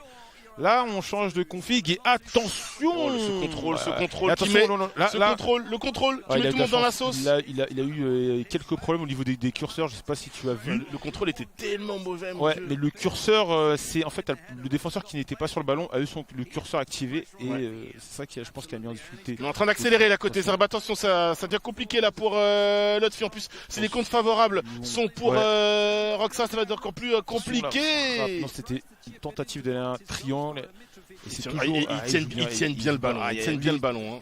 Curieux, j'aimerais savoir les Galish, ses stats en technique, mais elles doivent être très très élevées parce que regarde sa conduite de balle, il paraît très léger et très très mobile. Ouais, Sissoko qui déborde sur le côté droit, Sissoko encore, Sissoko toujours. Il va faire une passe, c'était sûr, ça c'est Lotfi. Ça c'est Lotfi. C'est dommage. C'est bien joué. J'étais sûr que ça parte en passe, dommage. Ça manquait un peu de conviction dans Joël, je sais pas. Oui, mais on connaît le jeu de Lotfi, c'est très fréquent. Par contre, attention, côté gauche là, Mitrovic il est un petit peu intenable aussi et les seconds ballons qui sont souvent en faveur de la Serbie, c'est pas bon ça, c'est pas bon. La balle qui va récupérer par Sissoko, Varane au duel, attention à Kolarov qui nous a déjà fait très mal sur le premier centre. Mais attention, on prend des risques, on prend beaucoup de risques. Là, arrête de Lloris, on est tranquille, on est serein, on souffle à moitié, mais on souffle quand même, on est loin de nos buts, ça va. Attention, je pense qu'il devrait peut-être essayer de jouer plus court parce que ça fait plusieurs balles lancées au niveau d'attaquant qu'on perd directement. Après, il faut dire, on n'a pas Giroud, donc c'est compliqué de jouer en hauteur. C'est vraiment Roxa qui joue très très bien en appui, en remise. Mitrovic buteur dans ce match, c'est juste au-dessus. Attention, le il va falloir vite régler quelque chose parce que là on voit 2 tirs, 2 cadrés pour les Serbes. C'est dangereux. On n'aime pas voir ce genre de statistiques. C'est très très dangereux pour l'instant parce que Mbappé. Là, il serait condamné à l'impossible si jamais il se prenait un second but. Attention. Pourquoi pas C'était anticipé, c'était lu avant même qu'il le fasse de la part de Roxa. Après, c'est facile pour nous de dire ce qu'il doit faire à Sissi, mais je pense que un chouïa un petit peu attendu. Le dribble de Tadic là qui fait la différence. Encore une fois la frappe. Le poteau, la base du poteau. On a chaud, Joël, on a très très chaud. On a chaud. 42 minutes de jeu et pour l'instant, je vous le dis, l'autre fille, il est un petit peu aux abonnés absents dans cette demi-finale. Il est en train de subir et de temps en temps, il y a quelques petites. Il est en train de plonger notre joueur français là. Ça devient compliqué. Attention, attention là, le Kepa à la mesure du match maîtrise. Peut-être, pourquoi pas, un peu de réussite. Allez Griezmann, faut résister, Griezmann encore, Griezmann peut-être, y a pas de faute là, y a une faute. Oh, y a pas faute, attention peut-être pour Marcus Thuram la frappe et ça va être repoussé. Mi-temps. En fait, ce qui nous tue, enfin entre guillemets, ce qui nous tue, c'est un grand mot, mais je te garantis que on le sait, mais si c'est Mbappé qui a le ballon, c'est fini. Il est en position de force, ses frappes et tout, malheureusement, c'est Griezmann qui est pas forcément mauvais, mais qui est pas rapide. Attention la reprise là dans cette seconde période. Ça attaque très très fort du côté Kepa, qui a joué en France, on le rappelle, au FC Nantes Atlantique avec Roxa et Asdin qui était le troisième joueur. Asbabisk. Voilà. Est-ce qu'on n'est pas dans le scénario, Joël, où le script, le jeu, le gameplay n'avantage pas l'autre fille? Je ne sais pas. Peut-être. On veut pas se fâcher avec Konami, mais parfois le jeu est capricieux et attention, mais il joue bien en face. Voilà, c'est ça. On peut pas tout mettre sur le gameplay. On va pas remettre sur le gameplay parce que franchement, ce qu'il propose, c'est intéressant. Mais il garde bien le ballon. Il nous joue un petit peu long, mais il garde bien le ballon. Il a les bonnes passes. Il fait les bons calls, donc pour l'instant on n'a pas trop grand chose à dire. Le tacle est bien, il est bien. Même lorsqu'il tacle, même lorsqu'il est agressif, ça revient toujours. Il est sur tous les ballons. Il est sur tous les ballons. C'est peut-être là où je parlais du gameplay et du script. C'est peut-être là où l'autre fille, j'allais dire Walid, l'autre fille, il manque d'un petit coup de pouce. C'est que voilà, en termes d'agressivité, il est présent, les tacles sont bons. Le positionnement est là et malgré ça, les ballons restent serbes à chaque fois. Ouais, mais en plus de ça, c'est que il prend vraiment son temps pour construire. Et c'est dur, hein. Et ça, c'est très compliqué. Faut qu'on le souligne parce que les gens doivent se dire, mais attends, c'est une tactique. Nous, côté français, on préfère jouer direct. Jouer direct, c'est peut-être pas une solution de facilité, mais une solution qui privilégie l'efficacité, on va dire, immédiate. Par contre, faire du jeu sur PES, sur cette version-là, C'est pas évident. Hein. C'est pas évident, surtout avec t'as le côté aléatoire, tu sais, des rebonds. Il y en a beaucoup moins. Peut-être Joël. C'est peut-être là. C'est peut-être là, Marcus Thuram. Ah, bien choisi, le centre. Une grosse frappe, malheureusement. Ouais, je disais, c'est beaucoup plus dur de faire du jeu parce que t'as souvent le côté aléatoire, tu sais, les rebonds, les contrôles ratés. Et il s'en sort plutôt bien, pardon. Il joue propre, hein. Ouais. Honnêtement, il joue très propre. C'est très propre. Ce qu'il propose, attention, Jovic le décalage. Jovic, il passe, ça peut faire de gros dégâts. Ça va, c'est manqué, mais c'est sans. Il faut que ça tourne. Et dégagement qui est pas bon. On perd trop de ballons. Il faut qu'il essaie de s'appliquer, donner le ballon, le garder. C'est bien fait ça, Griezmann. Il a voulu faire la petite faute. Ouais, il aurait pris un sacré carton. Attention, Griezmann encore peut-être. Non, ça va être compliqué. Parce qu'au niveau tactique, le problème, j'ai l'impression que les joueurs français, peut-être que c'est la défense simple qui fait ça, enfin sûrement, ils se retrouvent un peu trop isolés sur les phases de contre-attaque. Un peu coupé en deux entre le milieu et les attaquants. Mais je sais pas si t'as vu, mais la défense serbe est très basse. Ouais, après tu me diras, c'est une tactique. C'est bien joué. Quand même. Allez, l'heure de jeu qui est passée, Joël, clairement pas se mentir, on n'est pas bien du tout. On s'en sort, même j'ai envie de dire, presque pas mal au vu de scénario. Toujours ce score en faveur de la Serbie. Notre ami Roxa. Roxa qui, comme j'avais dit, très bon. 1-0, hein. Honnêtement, quand on voit les statistiques, alors on rappelle, la possession de balle, ne le prenez pas comme acquis pour l'équipe de France. Si elle n'a pas le ballon, elle n'en est pas moins dangereuse. De toute façon, les joueurs de PS le savent très bien, avoir la balle, c'est la cerise sur le gâteau. Hein, vraiment, voilà, c'est que surtout pour l'équipe de France, c'est un trompe-l'œil. Ce qui compte, c'est les tirs. Voilà, vraiment, ce qui va compter, c'est les tirs et les tirs cadrés pour vraiment parler de domination chiffrée. La possession, si vous l'avez, c'est bien. Si vous n'en faites rien, ça ne sert absolument à rien. Pogba peut-être, excellent tac de c'est très fréquent ça, tu sais, pour les néophytes, les nouveaux sur PES, d'avoir souvent la possession de balle mais de pas faire grand chose avec. C'est ça. Parce qu'en fait, c'est rassurant d'avoir la balle, de pouvoir faire tourner, faire des circuits de passe, mais il y a des bons circuits et des mauvais circuits. Et les mauvais sont très faciles à exécuter, ça rend beau, c'est beau à voir. C'est beau. Mais final, ça paye pas. Ça paye pas. Et à l'eFootball Pro, par exemple, on avait eu le cas du Celtic Glasgow qui faisait des matchs, t'avais l'impression de voir le Barça, mais qui était dernier. Voilà, et t'avais Monaco qui était très pragmatique, qui jouait des longs ballons et qui avait terminé premier. Alors qu'on a procédé à quelques changements côté serbe, je ne sais pas si on a procédé à des changements côté français, je crois que oui, parce que Karim Benzema est sur la pelouse. Donc c'est-à-dire que Paul Pogba doit y être aussi. Les contrôles sont pas bons. On parlait des contrôles, justement.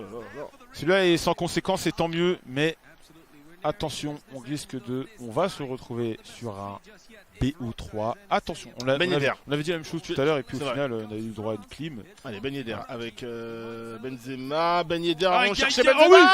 Oh non, le contrôle. Les contrôles, les fameux. Toujours ces contrôles dans la surface. C'est dommage. Allez, il reste du temps, 10 minutes, il peut le faire, Lotfi, il a largement les capacités, surtout s'il commence à récupérer des ballons, comme là c'est le cas avec Kylian. Mbappé, il est lancé, Mbappé c'est bien, un peu de vitesse, Ben Yedder. Pour Mbappé peut-être. Mbappé pour Ben Yedder et la bonne intervention. On voit qu'en niveau, il est passé en offensif, on peut voir le petit rectangle rouge juste à côté de son.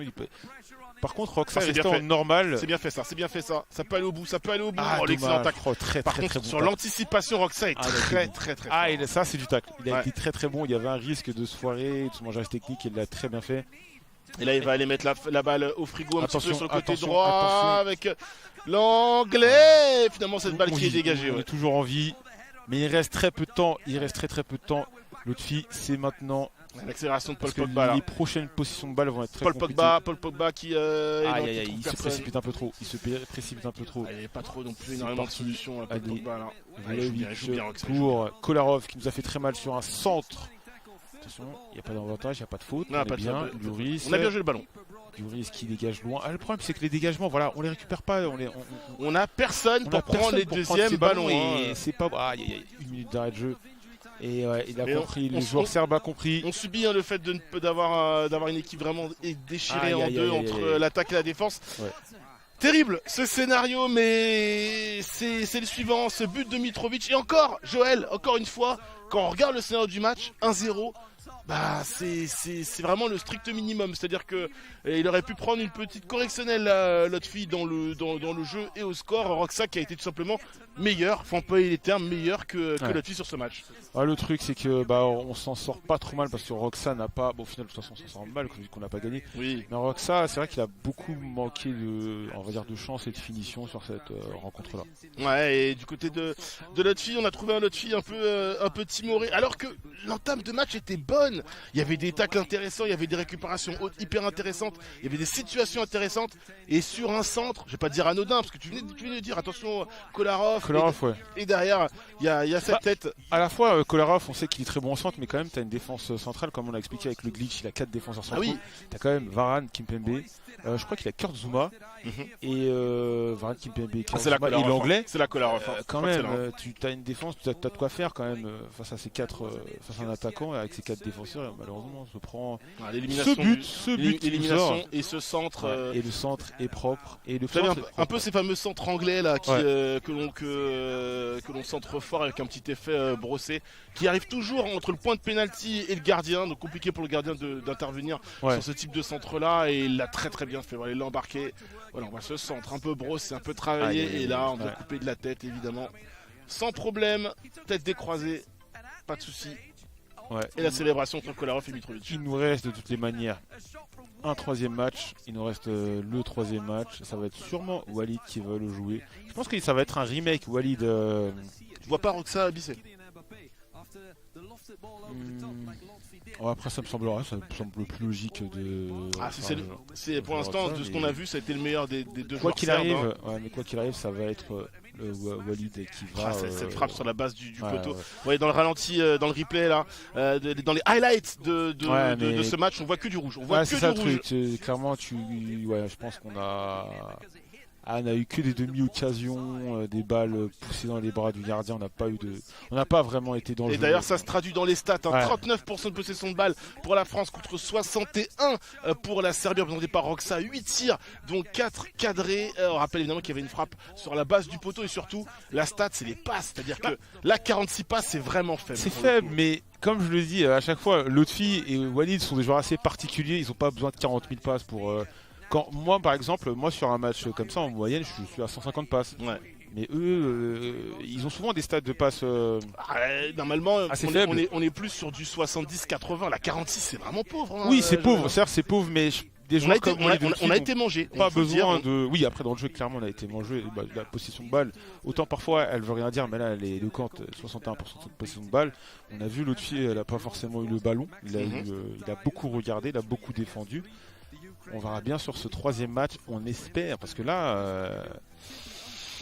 On n'a pas envie de revivre une 2020, les amis, face à l'Italie. Ce sera Walid, logiquement, qui va représenter la France pour le dernier match de ce BO3. Tension dans les foyers français, évidemment, puisque la France est soit dans une position de continuer d'aller en finale, soit de quitter la compétition à ce stade des demi, même si vous pouvez une fois de plus, voilà, c'est ce qui vous est proposé en bas sur l'écran qui s'affiche en anglais. Utilisez le hashtag avec le ton de votre équipe et derrière Euro 2021 France ou Serbie. Je ne vous cache pas que je serais trop vous conseiller de prendre le premier hashtag, évidemment, le tiret France. Ce troisième match va être déterminant. On peut supposer que les Serbes vont envoyer Roxa, vu la qualité de son jeu sur la deuxième confrontation.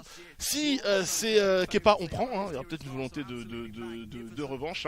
Alors qu'on voit les commentaires, évidemment, pour la France. On n'est pas bien, Joël, on n'est pas bien. On n'est pas bien, mais je te connais par cœur, mon ami. Je dirais pas que t'es abattu, je sens que t'es. Non, mais en fait, de stress. On est inquiet. Voilà, on est inquiet. Franchement, le deuxième match, surtout quand on voit l'entame, dans ma tête, je me suis dit, bon. L'entame, elle est bien meilleure que le premier match, quoi. Là, ça serait quand même. Moi, j'étais persuadé que Lotfi allait ouvrir le score. Pardon ? J'étais persuadé que Lotfi allait ouvrir le score. Oui. Je me dis, c'est pas du tout la même. Et on prend un but comme sur le premier match, quoi. Ouais. Et c'est compliqué de devoir à chaque fois être mené, courir après le score. Mais de toute façon, moi, je l'avais dit, la Serbie, c'est qui me faisait le plus peur. Ouais. Peut-être même plus que l'équipe d'Espagne. Que l'Espagne, ouais. Parce que les Espagnols, on les a joués, on les a battus. on sait qu'ils sont bons, mais les joueurs espagnols font pas forcément une très bonne saison avec le Bayern. Et puis les Français, ils ont cette capacité à faire un petit peu dynamiter Ouais. la tête, l'esprit Ouais. et le cerveau des joueurs, Et joueurs là, espagnols. On les l'a vu joueurs lors de la compétition amicale pour préparer Lyon. Ouais.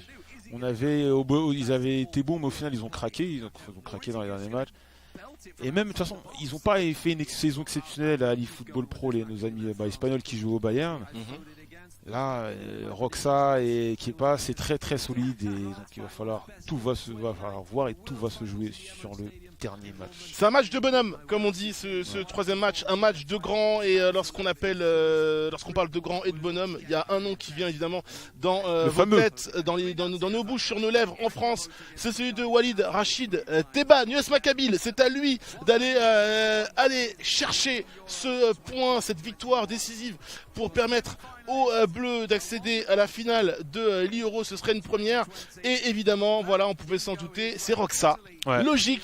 Face à US Maccabi, les deux meilleurs joueurs de chaque nation qui vont s'affronter, évidemment avec une touche. Comme j'avais dit, Roxa c'est le meilleur des deux du duo. Surtout il est chaud, il vient de gagner. Et là il vient de gagner, il est chaud. Mais ne t'inquiète pas que US Maccabi, quand il est un peu énervé, il boude un peu. Je peux te dire qu'il est très très très chaud lui aussi. Ouais. Donc on espère qu'il va nous faire sortir un très gros match. Et Walid sait gérer ce genre de... Et on voit la différence entre Walid et Lotfi sur l'usage des longs ballons. Hein. C'est-à-dire qu'il a reculé derrière son joueur pour anticiper la perte de balle. Marcus Thuram, c'est un petit peu trop long et déjà... Dommage. Voilà, c'est des séquences qu'on aime voir. Bah, on le connaît Walid, ce genre de... Là, parce que là, clairement, on perd, on sort, mais Walid, ce genre de match, il n'a aucune... je pense que c'est le meilleur élément... sans faire offense à Lotfi, mais je pense que même s'il a perdu, il a clairement plus les épaules pour. Et puis il aime ce type de scénario-là. On le connaît très bien dans son parcours individuel, même en eFootball Pro. Il a connu ces scénarios. Ces finales contre Etorito, en prolongation. Exactement. Avec un public hostile en plus. Avec un public hostile qui criait, il faisait des appels au calme à chaque égalisation avec l'équipe d'Arsenal qu'il avait. Pour ceux qui ont suivi évidemment son parcours individuel, hein, c'est le deuxième titre. Attention, peut-être, on en parlera après avec Marcus Thuram. Marcus Thuram, le contrôle qui est pas bon, c'est dommage, il se fait rattraper. En fait, le truc, c'est que malheureusement, ils peuvent pas le faire de façon ils pourraient pas le faire, mais il faut chercher Mbappé. Ouais. Mbappé, ça peut. Attention parce que là, il y a une perte de balle de la part de Roxa Gratos, c'est une perte de balle de la part de Walid. La passe en profondeur, c'est dangereux. La sortie du Golioris, excellente passe. Et l'ouverture du score pour Roxa, le pire des scénarios. Alors que Marcus Thuram, juste avant, avait la même situation en décalage. Le contrôle n'était pas bon. Voilà, on va voir une perte de balle. Une perte de balle de Sissoko. Elle est terrible parce que derrière, elle a des lourdes et d'énormes conséquences. 1-0 pour la Serbie, Joël. Ouais. C'est pas bon du tout. Troisième match où on est mené, mais clairement moi cette équipe me faisait peur. C'était de toutes les équipes. Et il le joue bien encore une fois Roxa. Il le joue très très très bien parce que 9 joueurs sur 10 auraient tenté un lob, une frappe qui avait peut-être moins de chances de rentrer. Il a eu immédiatement le réflexe de faire la petite passe PES et c'est but. Le but, l'ouverture du score de Tadic. Attention, il ne faudrait pas reperdre encore une fois le ballon. Antoine Griezmann, hein, position un petit peu de meneur de jeu, un peu numéro 10 décroché avec Moussa Sissoko. Griezmann qui réclame le ballon, il va être servi aux abords de la surface, dans la surface de réparation même, la protection de balle du joueur du Barça. Et la bonne intervention. Toujours, on est de Rajkovic. On est sur le fil, mais au bout d'un moment, il va falloir que ça passe. Il va falloir que ça passe. C'est très compliqué pour l'instant. Pourtant, une fois de plus, on est sur le même scénario du match que l'autre fille. Tu commences pas trop mal, tes toutes premières minutes, et puis tu te manges un but, et là t'es en danger. Là, il est clairement... Allez, la bonne récupération là d'Adrien Rabiot. Adrien Rabiot, superbe. L'ouverture pour Kylian Mbappé. Il faut passer Kylian, il faut passer. Et Milenkovic, on n'arrive pas à le trouver dans des bonnes conditions. On n'arrive jamais, après le contrôle, on n'arrive jamais, mon cher Joël, à se décaler pour prendre de la vitesse. Ouais, c'est ça le truc, c'est que peut-être après, n'oublie pas, il y a les statistiques, ils peuvent, les réglages, ils peuvent potentiellement mettre un marquage sur lui, uniquement sur lui, parce que on n'arrive pas à le trouver. On n'arrive vraiment pas à le trouver en profondeur. Par contre, Kepa, il arrive bien à trouver les leads à chaque fois. Hein. Le centre à la bonne tête. De la tête, mais c'est pas dégagé et c'est toujours dangereux. On respire pas. On a bien cru voir le deuxième but, Joël. C'est compliqué. Deux situations là pour la Serbie, on a chaud. C'est pas bon du tout. Allez, peut-être. Absolument pas bon parce que on n'est pas forcément dangereux du côté Walid. Il faut qu'on essaye, il faut qu'on insiste. On sent pas beaucoup de maîtrise là dans le match. Dommage, voilà. C'est pour une fois qu'on aurait pu bénéficier d'un peu de chance. On allait avoir un peu de chance là. Et allez, Moussa Sissoko. Pas attention. Avec Kylian Mbappé. C'est ça le truc, c'est qu'on n'arrive pas à le trouver dans des bonnes situations. Oh non, on trouve pas Griezmann. Attention, la balle, il a perdu. Attention, oh non! Oh non! Ça rentre pas! Mais pourquoi ça rentre pas? Même quand on a un peu de réussite, et bien derrière elle nous fuit aussitôt. Voilà, on va revoir le ralenti. Kylian Mbappé, la récupération de Griezmann qui va insister. Et là, il peut pas la reprendre. Et même là sur la tête, Griezmann ne peut pas accrocher le cadre. Allez, presque 30 minutes de jeu. On voit possession de balle comme d'habitude. On est à un fil, un cheveu d'égaliser, mais il faut continuer, il faut insister. On a vraiment du mal. Allez, ça va mieux pour Walid, ça va un peu mieux, ça va un petit peu mieux, mais c'est pas encore assez franc, ça manque un peu de maîtrise. Tout ça, alors par contre côté Roxa, c'est bien maîtrisé. La bonne protection de balle, le bon décalage. Il est plutôt bien parce qu'il mène. Les phases où il a le bon rôle lui, bon scénario. C'était compliqué pour lui, il a bien géré et là. Allez, peut-être une petite erreur là, c'est rare, une petite erreur technique là, de la part de Roxa. Faut en profiter avec Presnel Kimpembe qui se retrouve un petit peu à sortir de sa zone de confort, la transversale. Et tout de suite, on a attaqué côté français. Du mal à ressortir le ballon proprement. Kurt Zouma avec Raphaël Varane, latéral droit de fortune. Ouais. Allez, c'est vrai que ça part avec Griezmann. C'est bien fait ça. Oh oui, allez, Kiki. Oh la parade. Il accroche pas le cadre, c'est terrible. Marcus Thuram qui n'arrive pas à accrocher le cadre. Alors c'était bien fait là pour Kylian Mbappé. Il le trouvait enfin. Et là on a vu le Manu. On a vu également, je crois, si tu pas de bêtises, un choix de Manu et derrière. Ah non. Elle est contrée. Non, c'est un dégagement. Je pense que c'est un dégagement. Elle est contrée, c'est un corner. Allez, Griezmann. Est-ce qu'il va tenter? Ça, c'est la combinaison. Ils la connaissent. De toute façon, ils la connaissent. C'est le football pro, c'est la combinaison. Premier poteau. Et il l'a changé, c'est plus la même. Oh là là. Aïe. Ça aurait pu passer. En tout cas, c'est la Walid qui est en train d'enchaîner et de multiplier les occasions. On pousse côté français. Très bien joué par le joueur, mais c'est toujours dans. Allez, perte de balle. On est bien, on est beaucoup mieux, Joël. On pousse. Faut continuer à pousser. Ouais. Attention, allez, Kylian Mbappé pour Griezmann. C'est le poteau. Mais on nous en veut, c'est pas possible. Griezmann qui trouve le poteau alors qu'il était vraiment tout seul, prêt à exécuter le gardien. Regardez Griezmann, il peut pas tirer une première fois et derrière. Il est pas verni. Alors que Rajkovic était battu sur cette frappe. Alors là, si Walid s'énerve, ça sera totalement justifié. Attends, je reprends ta phrase. C'est pas si Walid s'énerve. Non, Walid s'énerve et c'est totalement justifié. Là, Walid s'énerve. Je peux te dire que là, il est bouillant. Non. Oh là. Qu'est-ce qu'on est pas verni. On insiste, mais ça, il est en train de prendre feu. Vas-y. Marcus Thuram, la parade, encore une fois, le Manu. Il faut le dire, le Manu de Roxa qui a été excellent. Honnêtement, on va rien enlever à Roxa, mais son utilisation de gardien de Manu, c'est quelque chose. La Roxa, en tout cas. C'est un gardien de but sur Club Pro là. Je suis obligé de le dire à Joël, je ne sais pas ce que va donner ce match, mais en tout cas Roxa, il fait un match de dingue. Il joue très bien. Après nous un petit hold-up on prend. Allez Kylian Mbappé, Griezmann, la bonne protection de balle de Griezmann. Il manque un peu de vitesse. L'attaquant du Barça. J'ai peur que la mi-temps casse le rythme. Parce que là tu le sens chaud. Il y a des petites fautes. Il casse le rythme lui-même. Mais il a raison, il le sait très bien, c'est le moment. Très bien fait, ouais. Carton jaune pour Mitrovic du coup. Cette occasion d'Antoine Griezmann, il faudrait pas qu'on ait à la regretter, Joël. J'ai pas envie de dire ces phrases-là, malheureusement, mais on connaît trop bien le scénario de ces rencontres. Il faut vraiment pas qu'on regrette. Aïe. Si on devait résumer, Roxa est venu une fois dans le camp français, il a mis son but. Et puis il défend très bien pour le moment. Il est en mode gestion. Et là. Il faudrait pas perdre de nouveau des ballons, c'est comme ça quand on se fait surprendre toujours à l'entame de chaque première période. Il faudrait que ça change côté français. Magnifique avec Marcus Thuram. Il a vu le décalage avec Thomas Lemar, c'est bien fait. Avec Sissoko. Il a fait l'appel. Il fait l'appel trop tôt et de toute façon je pense que s'il l'a réceptionné c'était hors jeu.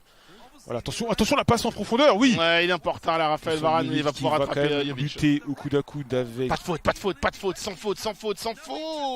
Avec Clément Langlais. Voilà, essaye de la garder proprement. À l'expérience. À l'XP, on obtient la sortie de but, le 6 mètres. Ça fait du bien parce que là, on était quand même sur une séquence un petit peu dangereuse. Ouais, c'est ça qui me faisait peur, c'est que la mi-temps casse le rythme Bah, la dynamique dans allez, la récupération, elle est intéressante. La côté français, je vais aller avec Antoine Griezmann. Allez, part dans le trou. Griezmann, allez, vas-y. Allez, Thomas Lemar pour Kylian Mbappé, il prend son temps. Mais non, c'est pas possible. Encore une fois, qu'est-ce qu'il nous a fait Walid là-dessus? Et c'est pas possible. Est-ce que Roxa ne lui a pas fait le coup du bluff avec le Manu? Je ne sais pas ce qui s'est passé. Par contre, ça peut être très dangereux derrière la récupération là. Allez, il faut la récupérer. C'est pas terminé. Oh non, ce serait terrible. Et la bonne intervention. On va en touche. Est-ce qu'on va revoir le ralenti de ce raté? Parce que c'est un raté, il n'y a pas de terme, de Kylian Mbappé. C'est pas possible. Après Griezmann, c'est Mbappé qui trouve pas le cadre. C'est incroyable parce que là j'ai jamais vu Walid autant rater d'occasion. C'est vraiment pas son genre. Mais il est pas, il est pas aidé, mais c'est le but, hein, mais... Oh, attention non, les traumatismes sur les centres. Allez, le gardien Manu est parfaitement maîtrisé. Clairement, c'est très... Aïe, il perd des ballons. Il le joue bien, Roxa, le gardien Manu, c'est clair. Ouais, il perd des ballons, mais... Bon, attention, les décalages et la bonne couverture, là. Le temps avance, c'est pas possible, on le voit plus, le joueur serbe, là. Aïe. Ouais, mais le problème, c'est qu'on est dans une mauvaise situation ici, lui. Il est carrément en position de force, un but et il est bien. Il a 2 jokers, il a un joker et... Le décalage. On a vu la tentative de déviation de la tête qui n'a pas trouvé preneur côté serbe. De nouveau, c'est long ballon pour l'équipe de France. Je crois que Karim Benzema est sur la pousse du pas de bêtises. C'est lui qu'on le voit en train de faire le pressing. Kipembe avec Rabiot qui va venir. Rabiot, c'est grand compas, venir gêner la relance serbe. Et évidemment, Roxa le sait, il faut qu'il tienne la balle. Plus longtemps il la tient, plus il va exaspérer Walid, l'obliger à concéder des espaces derrière. Il y a un petit réveil là du joueur serbe, ça me plaît pas du tout là. Ça me plaît pas du tout, justement moi je suis inquiet parce qu'il commence à essayer d'être un peu plus agressif. Allez, Raphaël Varane. On espère en tentant ça qu'il va occasionner des trous dans sa défense. C'est compliqué Kylian Mbappé, il n'y a aucun espace pour lui peut-être là. Mais c'est sûr il a dû mettre un réglage marquage parce que il est jamais seul, en même temps c'est Kylian Mbappé, c'est compliqué pour c'est trop compliqué pour l'attaquant français obtenir la touche. L'occasion de faire d'autres changements, peut-être faire entrer Pogba à la place de Moussa Sissoko là. Un peu de technique, un peu de physique aussi au terrain. Il reste 20 minutes, c'est le money time vraiment. Il faut absolument que Walid marque. Il a eu trop d'occasions. Autant Lotfi a été battu, c'est vrai, et que à ce moment-là, Roxa était meilleur, mais là, par contre, on ne peut pas tolérer et Walid ne tolérera pas de ne pas mettre ce but vu le nombre d'occasions qu'il a eu. Il faut absolument qu'il marque. Mais qu'est-ce qu'il nous a raté le face à face? Cette perte de balle, elle est terrible. Jamais il le rate ça. Après. Une fois de plus, on va pas enlever les mérites de notre ami serbe qui est très très bon. Je sais pas ce qui s'est. On n'a pas vu le ralenti. Moi, j'aimerais bien comprendre le ralenti. Qu'est-ce qui s'est passé avec Mbappé? Pourquoi il n'a pas frappé directement? Pourquoi il attend? Qu'est-ce qui se passe? Allez, belle situation là avec Olivier Giroud. Olivier Giroud qui est là sur le terrain. Giroud qui rentre. Allez, il faut nous sauver, monsieur Giroud. Allez, Gigi, on compte sur toi. Et là, ça va être très compliqué parce qu'il reste très peu de temps. Il tient bien la balle, il le sait. Il est très intelligent, Roxa. Il sait pertinemment ce qu'il a à faire. Il a un but à défendre. Son game plan est très simple. Il garde la balle. Et voilà, il a juste à garder la balle. Pas forcément chercher à se découvrir. Attention, parce que le contrôle n'est pas si mauvais que ça. Merci Hugo Lloris pour s'être bien détendu. Allez, le long dégagement. Et là, je vous cache pas qu'ici, on a la peur au ventre. On a la peur au ventre d'imaginer que nos bleus sortiraient sur un scénario comme ça, serait terrible. Là, le but, c'est le chaos.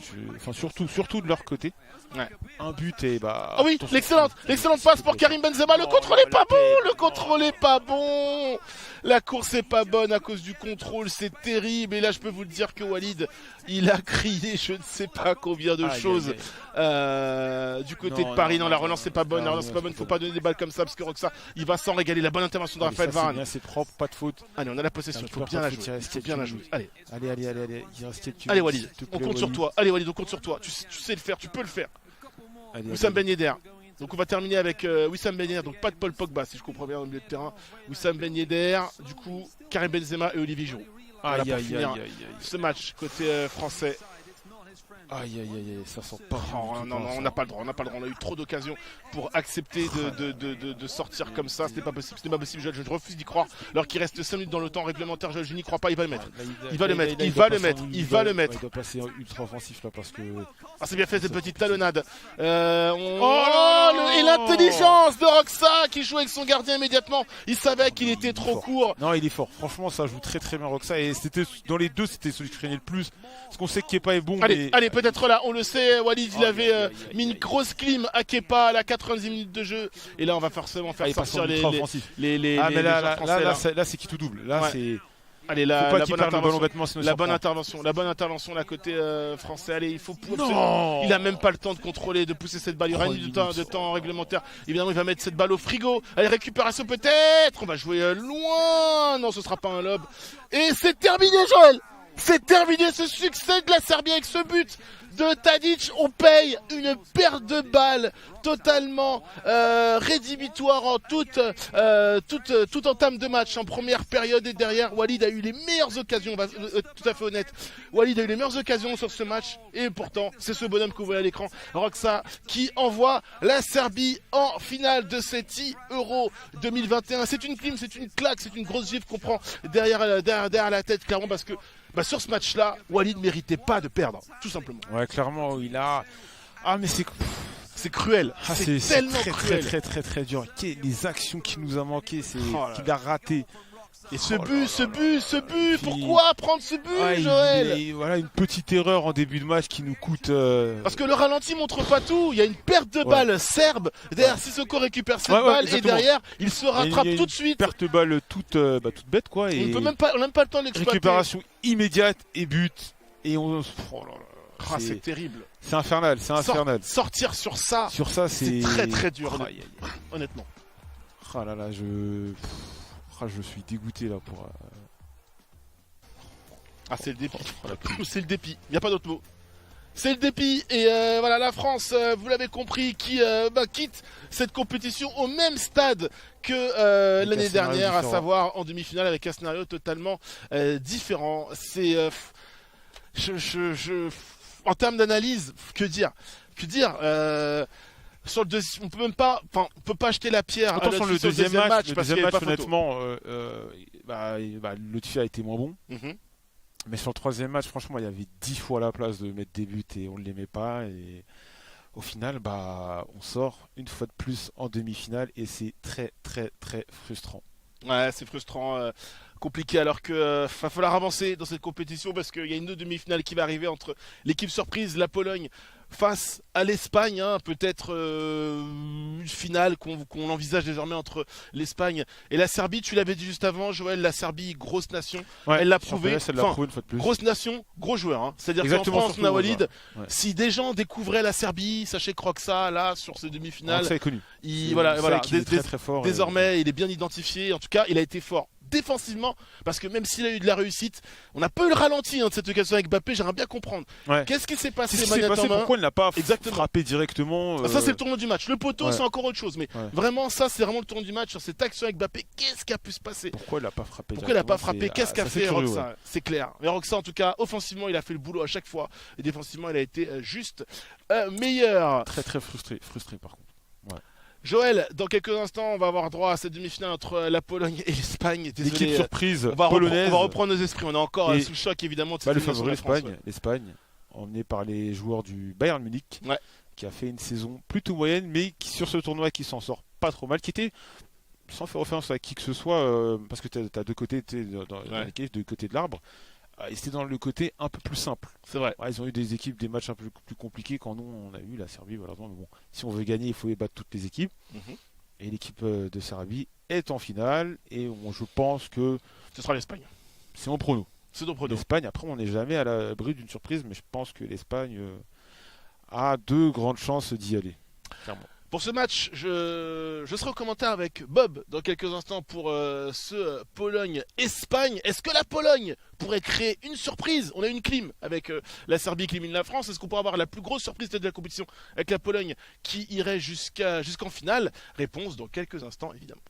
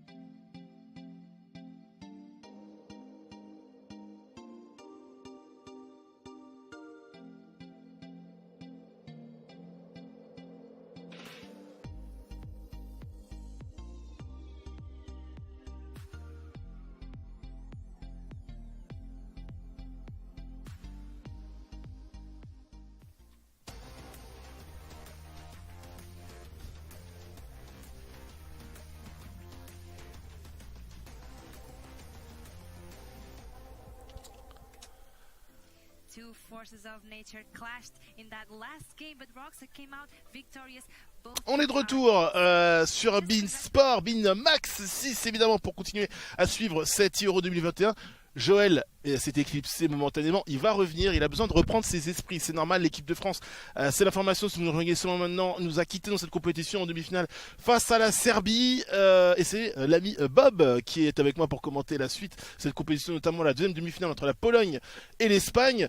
Bob, un petit peu avant qu'on reprenne l'antenne, tu me disais, la France, ce qu'on appelle dans le jargon e-sportif, c'est un choc. Ouais, la France a un petit peu choqué selon moi, je regardais à côté de vous, forcément je suivais un petit peu cette affiche et j'ai trouvé un Walid un peu hésitant. C'est vrai que, comme disait Joël, on n'avait pas l'habitude de le voir aussi hésitant dans ces occasions. Il a eu beaucoup de tentatives, mine de rien, même si dans PES, voilà, on sait que ça reste quand même assez léger en termes d'occasions, mais on va avoir des ralentis, je pense, là, justement, de ce match qui vient de s'être joué.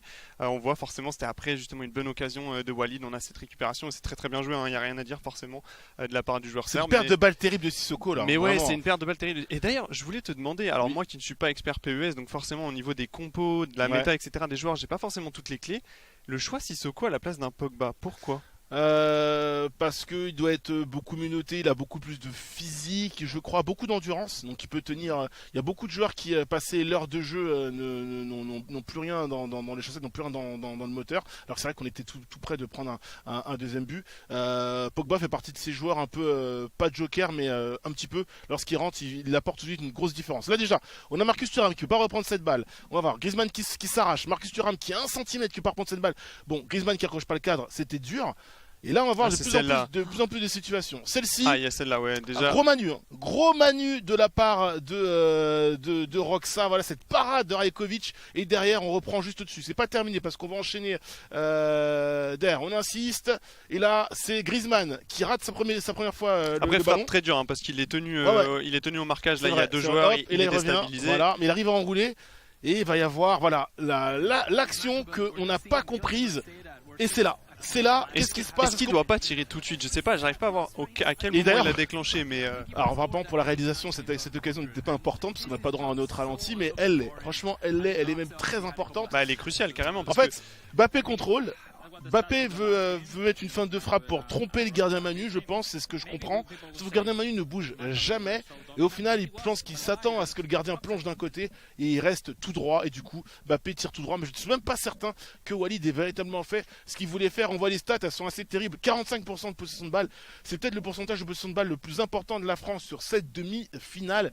6 tirs, 2 cadrés, 2 tirs seulement, un seul dans le cadre pour les Serbes. 79 passes réussies, enfin cas réalisées par les Bleus. On était sur des bonnes stats. Les Français méritaient clairement, en tout cas Walid méritait clairement de l'emporter. Malheureusement pour lui, il est tombé sur un joueur qui défensivement a été très bon et offensivement a été juste réaliste.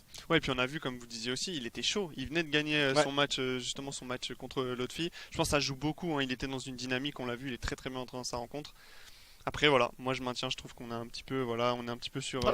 Malheureusement, je veux pas enlever la victoire au Serbes parce qu'ils ont été très forts et moi-même, comme encore une fois, je les connaissais pas aussi forts, du moins à ce niveau-là.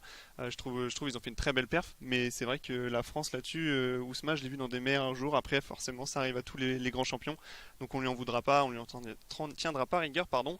Mais c'est vrai que c'est dommage. Ouais, c'est dommage. Après, tu disais, je voulais pas être trop critique en disant ils ont un peu de choc. Non, ils ont de choc parce que de toute façon, sur un BO3, quand tu es l'équipe de France avec le palmarès qui est le tien, alors que là on décrypte, voilà, récupération d'abord, je crois que c'est Rabiot qui récupère, qui passe, c'est bien Sissoko qui passe récupère le ballon. Voilà, mais voilà, en fait il y a une récupération serbe d'abord de Rabiot qui va donner à Sissoko et Sissoko derrière va perdre la balle et là on voit. Et ils sont en train de montrer en fait que le pressing du défenseur était peut-être pas forcément nécessaire. Je pense que c'est ça qui va créer le trou justement et on va voir l'appel, ça crée un trou énorme et que ça permet justement de faire un décalage. Et c'est vrai que je sais pas, je suis pas expert, mais j'aurais peut-être pas pressé avec le défenseur pour jeter cette ligne comme ça.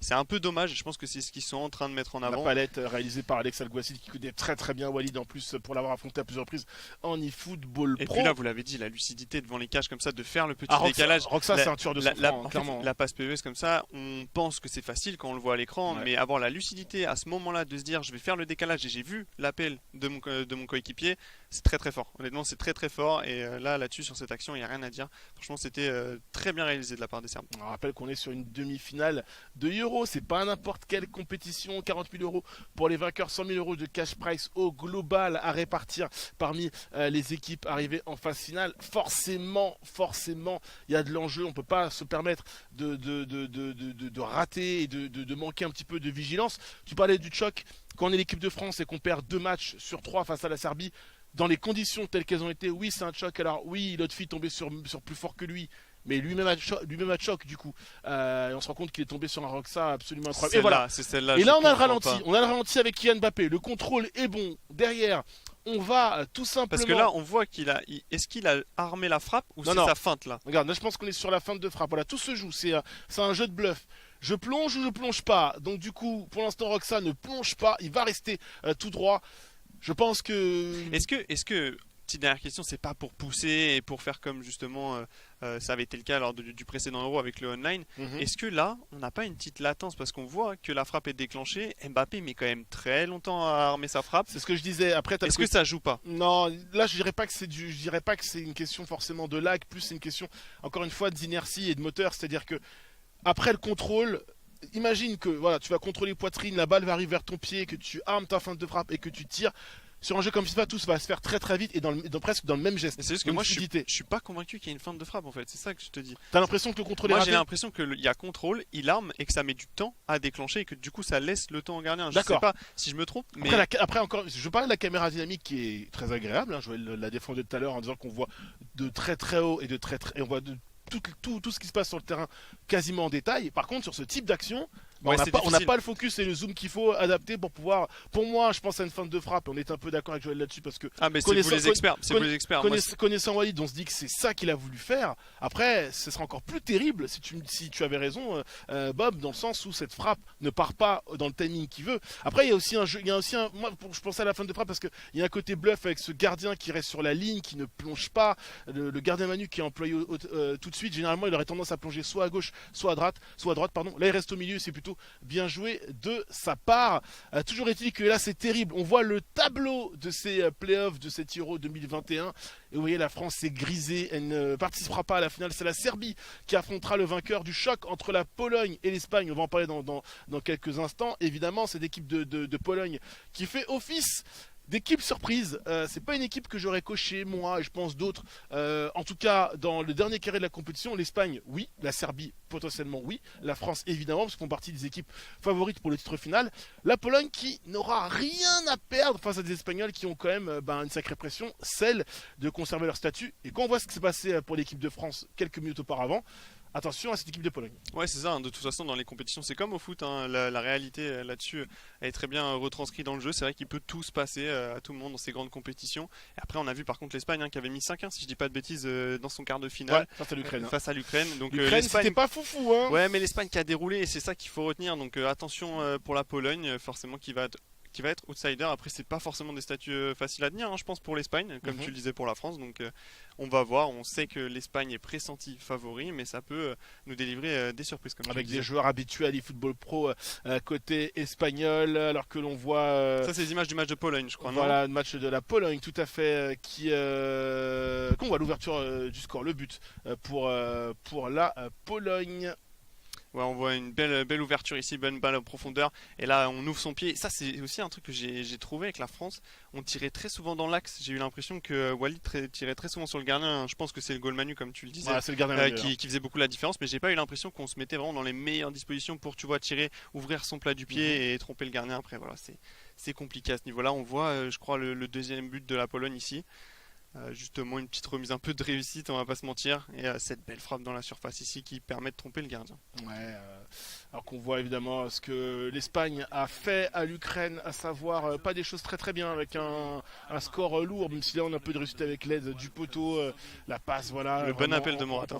Morata qui claque 2 buts ou 3 buts, si je dis pas de bêtises, dans cette confrontation, notamment les Espagnols du coup qui vont forcément figure favoris, étiquette de favoris dans cette confrontation face à la Pologne. C'est normal puisque c'est du côté espagnol qu'il a le plus d'expérience. On va dire que l'Espagne désormais sur le papier est l'équipe la plus proche de soulever le trophée de l'Euro 2021 et de prendre les 40 000 € de cash prize. Alex Salquasi connaît bien cette équipe d'Espagne, hein, notamment lui qui évolue du côté du Bayern Munich, qui nous fait le rôle de l'assistant avec des palettes, il décrypte un petit peu ce qui se passe. Alex Salquasi, un joueur toi que j'ai connu, hein, comme je te connais toi mon cher Bob, j'ai vu en compétition et désormais c'est vrai que tu fais pas ton âge, c'est vrai que ça je donnerai pas l'âge exact vu que tu viens de passer un cap très important. N'en parlons pas. Mais n'en parlons pas.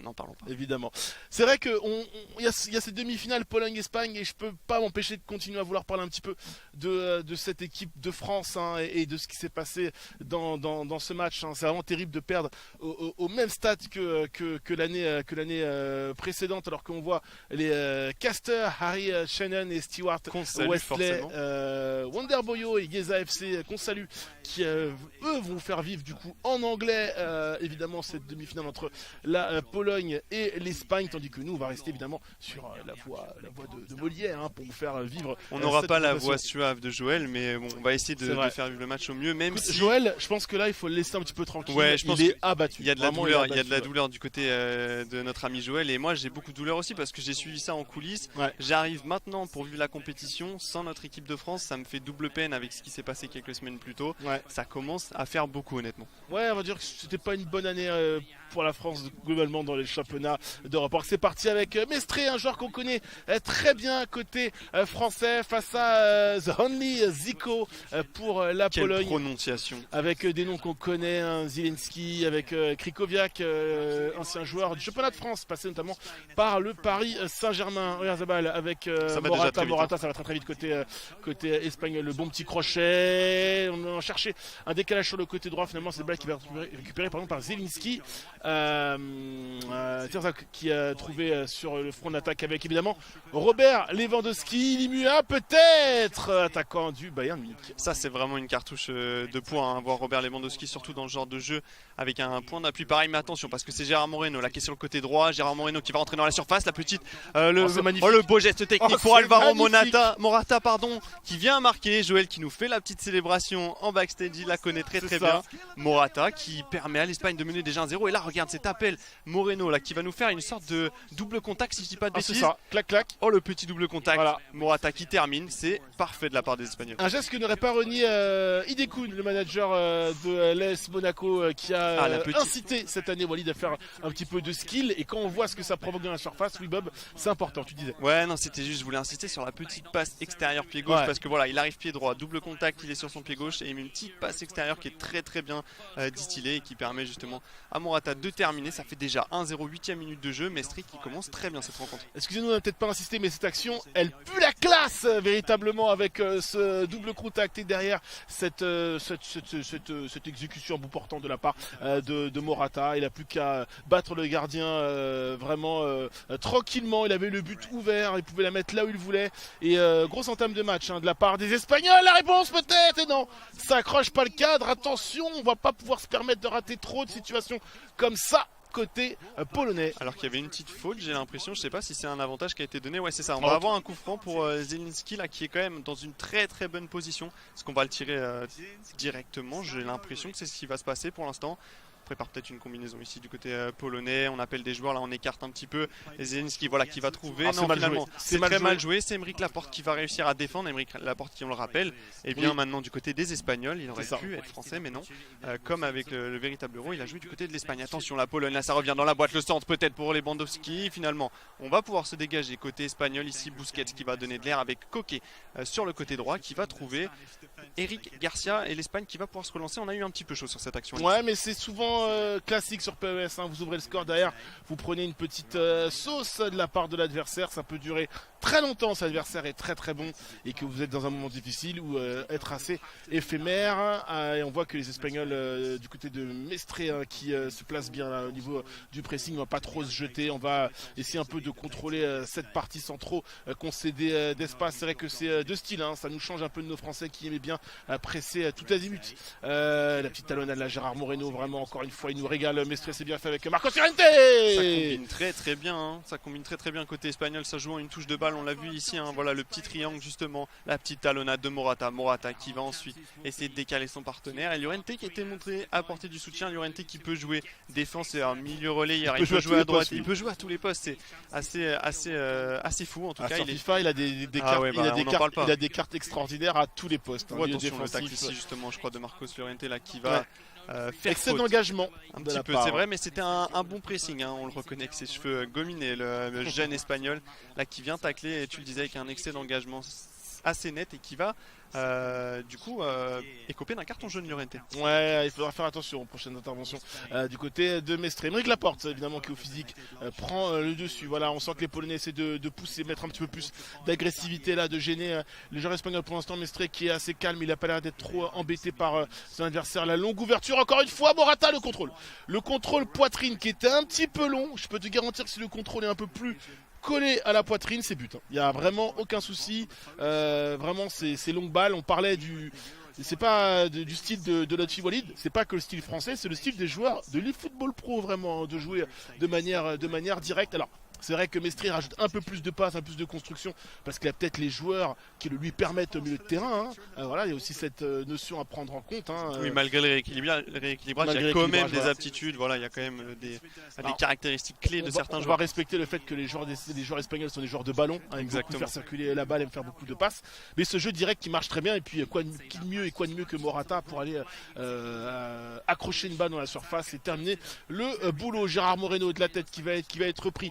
Le match qui est un petit peu dans une espèce de faux rythme, tant mieux pour les Espagnols, tant pis pour les Polonais pour l'instant, qui a un petit peu de mal, notamment pour Zonli Zico, à se montrer véritablement dangereux, même si là il va peut-être me faire mentir avec Zerzak pour Ziderski, et finalement sa récupération pour Oyarzabal. Non, mais un peu de pression alors qu'on approche tranquillement de la 35e minute de jeu, et donc de la fin de cette première période. Toujours ce score d'1-0 pour les Espagnols qui m'ont l'air quand même de gérer. On gère. Ouais, mais attention, le petit temps fort ici, la grosse frappe, finalement premier poteau, un bel arrêt. Il n'y avait pas vraiment d'espoir ici de venir tromper le gardien. Ouais, c'est Robert Lewandowski, donc forcément on a envie de tenter, hein. On a déclenché une grosse frappe pied gauche, mais le gardien était vigilant et il va pouvoir détourner en corner. Petit temps fort de la Pologne quand même, Alix. Ouais, petit temps fort, moment où je disais que côté espagnol on gère, mais attention à ne pas laisser trop de situations côté polonais, et c'est le dégagement qui va trouver Alvaro Morata. Il est un petit peu seul, il va temporiser évidemment Alvaro Morata. Magnifique la petite feinte derrière pour se débarrasser de son adversaire. Et en plus, on va obtenir la touche côté espagnol. Mestre, quand même, voilà, même s'il a une petite frayeur, je trouve que dans la gestion, dans le contrôle, il est quand même là. Il a ouvert le score. Il n'est pas véritablement mis sous une grosse pression. Voilà, il a le temps de construire. Il n'est pas beaucoup attaqué par son adversaire. Voilà, on voit qu'on peut débloquer du jeu avec Diego Llorente, avec Coquet. Marcos, ouais, en effet, Diego Llorente qui joue un peu plus derrière là ici. Et tu le disais tout à l'heure, ces Espagnols, voilà, qui ont la capacité de faire tourner au milieu de terrain. On le joue très bien. Attention, perte de balle ici là pour la Pologne, ça va pouvoir permettre. Justement, on a vu l'appel tout en haut. Peut-être qu'il va être servi. On tente de trouver ici Zvierok qui va trouver Zviderny. J'ai pas le nom. Zvierzok encore une fois. Pardon pour Zelinski qui essaye de trouver Lewandowski. Finalement, on va bien récupérer le ballon. Joël qui fait un grand signe des bras, qui se demande ce qui se passe. Attention, Lewandowski, le renard des surfaces. Et là voilà l'égalisation. Il se fait oublier le petit Robert Lewandowski derrière. Bon, regardez, alors que là, sur cette première situation, il se fait prendre le ballon. Il va quand même rester aux avant-postes. Et hop là, dans le décalage, petit trou de souris. Quand même, la perte de balle est quand même assez dure. Hein. C'est vrai que. Je peux le dire, elle est scandaleuse. Elle est scandaleuse. Envoyer un ballon comme ça dans l'axe, on apprend ça en centre de formation. Et ça vaut aussi sur FIFA hein, et PES, sur les jeux de foot en général. C'est pas que dans le vrai football. C'est vrai que là, ces pertes de balles, on peut pas se le permettre. Et ça a été très très bien. Puni justement de la part des Polonais avec Robert Lewandowski juste avant la mi-temps, un partout. Finalement tu disais que Mestre gérait très bien, j'ai trouvé qu'il y a eu quand même 2-3 pertes de balles qui étaient assez étranges de sa part. Je sais pas, moi dans le jeu je trouvais que Mestre avait l'air assez tranquille, peut-être trop tranquille. La preuve avec cette relance qu'il ne faut pas faire déjà à cet endroit du terrain et à ce moment là du match aussi. Et là ça va rebooster son adversaire évidemment juste avant la mi-temps. Tout est à refaire pour le joueur du Bayern Munich. magnifique. Et quand on voit un petit peu comment la Pologne s'accroche dans ce match, on comprend un petit peu mieux pourquoi elle se retrouve dans le dernier carré de cette Euro 2021. Coquet avec Gérard Moreno qui va trouver Morata, peut-être non, ce sera récupéré par Milic, Bednarek, excusez-moi. J'ai un peu de mal aussi avec les noms polonais, c'est vrai. Non, pas du tout. En fait, je sais pas pourquoi je voyais un D alors que c'était un B, j'ai un petit peu bugué, my bad. Est-ce que ce serait pas l'âge, ça, Alix? Non, pas du tout. Je suis jeune et frais, mon cher ami. Krikoviak qui va s'appuyer sur Klitsch au milieu de terrain avec Zwiderski, avec Zelinski, c'est bon, ça va beaucoup mieux. Avec personne, puisque Bednarek était sollicité, mais finalement ce ballon qui sera récupéré. Encore un ballon perdu, on a eu de la réussite là, attention pour Gérard Moreno, mais Mestri qui, je trouve, tente des passes très compliquées. Pour l'instant, il n'arrive plus à poser son jeu comme il le faisait en début de rencontre. Il va falloir justement faire attention, mais cette balle, elle est très bien trouvée ici sur Marc magnifique pour Morata. Le poteau de Morata, c'était très très compliqué. On a déclenché très vite ici là avec cette bonne passe. On va la voir ici, cette transversale. Tellement bien joué. Magnifique. On arrive à décaler sur Alvaro Morata, une remise de la tête et Morata qui trouve le gardien. Pardon, je croyais que c'était le poteau. C'est une très belle parade de la Pologne ici. Allez, le corner à suivre. Comment il va le jouer cette fois-ci, Mestre? Le premier corner qui s'était procuré dans cette partie n'avait pas été fou en termes de réalisation. Et finalement, ça sera contré. On faisait évidemment une petite combinaison au premier poteau. Coquet avec Sergio Busquets, avec Coquet de nouveau qui va être alerté. Coquet qui va s'appuyer sur Marcos Llorente. Voilà, le fameux couteau suisse des équipes d'Espagne. Marcos Llorente qui résiste à tout et à tout le monde. C'est bien fait, dommage. C'est bien fait, dommage. Il y avait beaucoup d'idées. Voilà, en tout cas, Mestre, il a envie de faire du jeu. Et c'est joue très vite vers l'avant. Hein, Mestre, c'est vrai qu'il donne beaucoup de ballons en profondeur, que ce soit au sol ou même en l'air. Mestre qui tente beaucoup de choses. Et là, pour l'instant, la Pologne qui peine à se relancer ici avec Elik qui va chercher une solution sur le côté droit avec Davidovic qui va trouver Klitsch au milieu de terrain. On a Krikoviak, tu le disais, l'ancien milieu du Paris Saint-Germain ici, belle feinte pour trouver Zelinski. Finalement non, ballon récupéré, on va dégager et la possession qui va très probablement revenir aux Polonais. Voilà, avec Glick, attention, qui va être mis sous pression là. Le défenseur, on a un très bon pressing de Morata là sur le gardien. On va être obligé de dégager en touche, je crois. Oui, c'est ça. C'est une touche directe parce que Morata. En fait, je voulais voir si Morata justement il l'avait touché ou pas. Est-ce qu'il n'y a pas une faute de Morata sur le gardien? C'est ça. C'est terrible. C'est pour ça, j'hésitais avec la touche. Franchement, c'est terrible. Parce que le pressing était bon. C'est terrible pour Mestre. Je ne suis pas pro-espagnol ou pro-polonais sur ces demi-finales, je vous le dis tout de suite. Mais c'est terrible parce que en termes d'anticipation, c'était bien joué. Voilà, elle arrive un tout petit peu en retard et l'arbitre. Alors qu'on a eu Thiago qui vient de remplacer Marcos Llorente et Pablo Sarabia qui remplace Gérard Moreno. C'est dur ce qu'il a voulu tenter en cherchant Robert Lewandowski, là, le joueur polonais. Zonli Zico avec Mestre qui est reparti lui avec Pablo Sarabia. La récupération qui va être faite là côté espagnol avec Sergi Busquets qui récupère beaucoup de ballons mine de rien au milieu de terrain. Comme à son habitude, Erzabal, il n'y a pas d'hors-jeu. Il n'y a pas d'hors-jeu pour Morata, il n'y a pas d'hors-jeu, le Manu qui est pris. L'excellent Manu et quoique.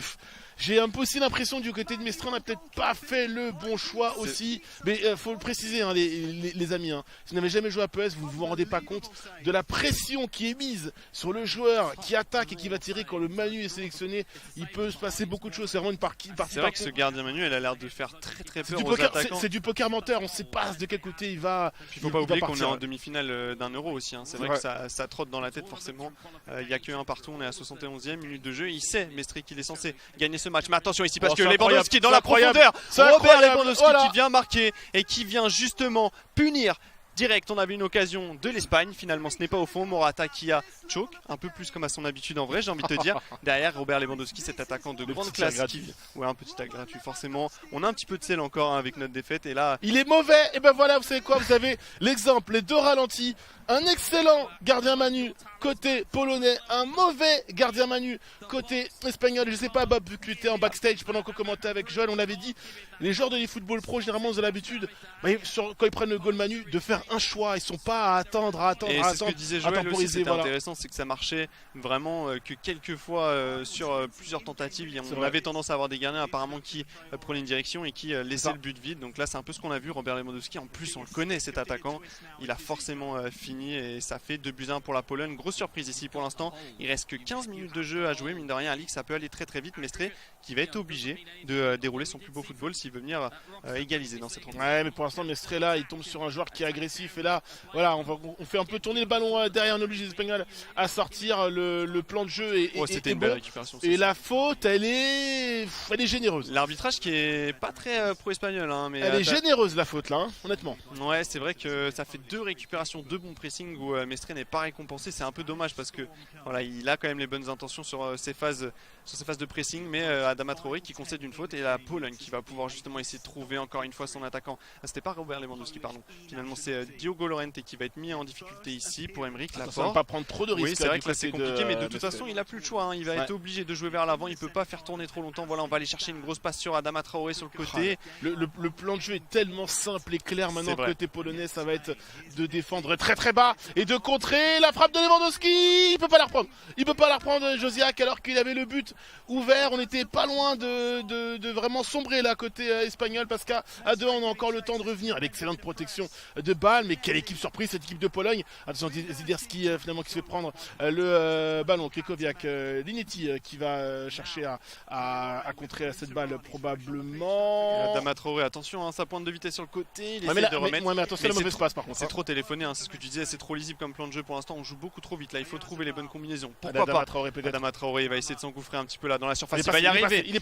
passé. L'excellente roulette, c'est magnifique. Et la bonne prise de balle de Lucas Fabianski. Alors, on a fait un petit extérieur là d'Adama Traoré. Ouais, c'était pas mal. Il y avait pas grand monde dans la surface, c'est dommage, mais c'était bien joué de la part de l'Espagnol qui, avec son physique, a réussi à s'engouffrer dans la défense comme dans du beurre, clairement. On est peut-être à 1 minute 30 de la première grosse surprise de ces demi-finales, à savoir voir la Pologne prendre l'avantage sur cette équipe d'Espagne. Lewandowski qui va s'appuyer sur Kolowski avec Josiak, c'est un petit peu trop profond. On va revenir à la faute.